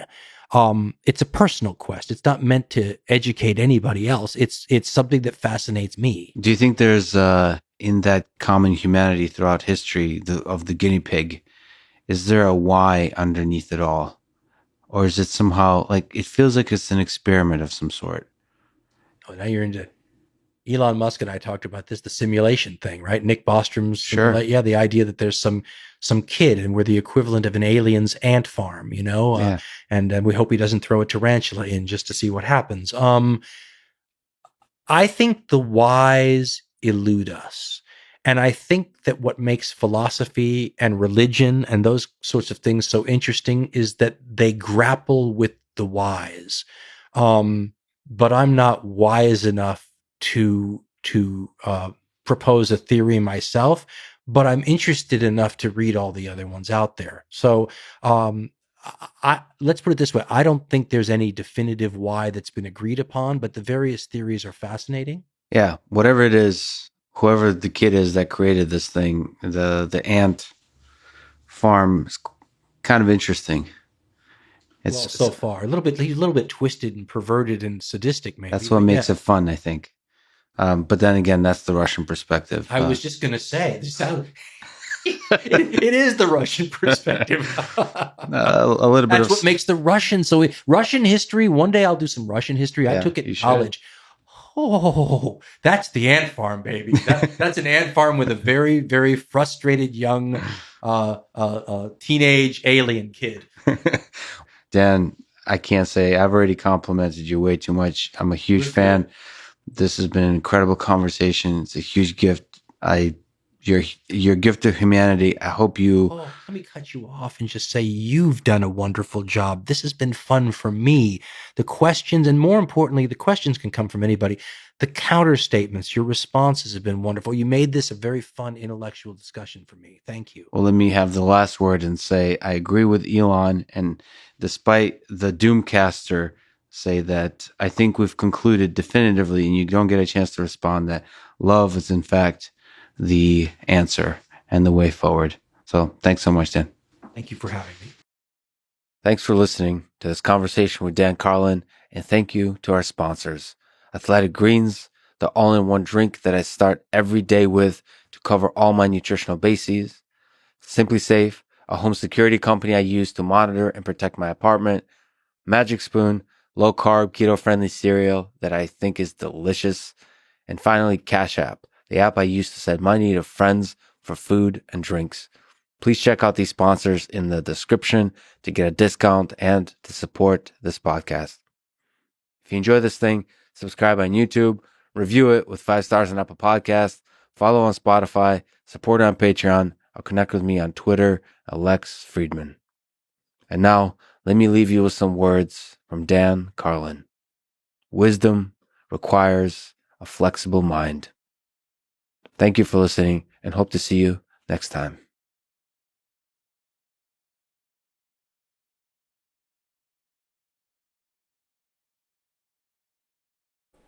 You got a Nobel Prize for looking out into trying to reach back into the beginning of the universe, listening to the gravitational waves. But that still doesn't answer the why. Why are we here? Beyond just the matter and antimatter. The philosophical question. The philosophical question about the meaning of life, I'm probably not really good at. I think that the individual meaning, I would say it rather simplistically, is whether you've made a difference, a positive difference, I'd say, for anything besides yourself. Meaning you could have been important to other people, or you could have discovered gravitational waves that matters to other people or something, but something beyond just existing on the earth as an individual. So your life has meaning if you have affected either knowledge or people or something beyond yourself. That's a simplistic statement, but it's about as good as I can have. That may, in all of its simplicity, it may be very true. Do you think about, does it make you sad that this ride ends? Do you think about your mortality? Yeah. Are you afraid of it? I'm not exactly afraid of it, but saddened by it. And, I'm old enough to know that I've lived most of my life. And I enjoy being alive. I can imagine being sick and not wanting to be alive, but I'm not. And so I'm It's been a good ride. I'm not I'm not happy to see it come to an end. I'd like to see it prolonged, but I don't fear the dying itself or that kind of thing. It's more I'd like to prolong what is, I think, a good life that I'm living and still living. It's sad to think that the finiteness of it is the thing that makes it special, and also sad to to me at least, it's kind of, I don't think I'm using too strong of a word, but it's kind of terrifying, the uncertainty of it, the mystery of it, the mystery of death. The mystery of it, of death.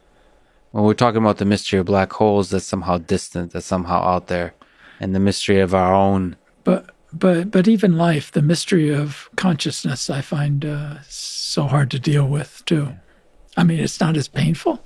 I mean, we're conscious, but the whole magic of life we can understand, but consciousness, where we can actually think and so forth, it's pretty. It seems like such a beautiful gift that it really sucks that we get to let go of it. We have to let go of it. Yeah. What do you hope your legacy is? As I'm sure they will. Aliens, when they visit, and humans have destroyed all of human civilization. Aliens read about you in an encyclopedia that we'll leave behind. What do you hope it says? Well, I would hope they if to the extent that they evaluated me, felt that I helped move science forward as a tangible contribution, and that I served as a good role model for how humans should live their lives. And we're part of creating one of the most incredible things humans have ever created.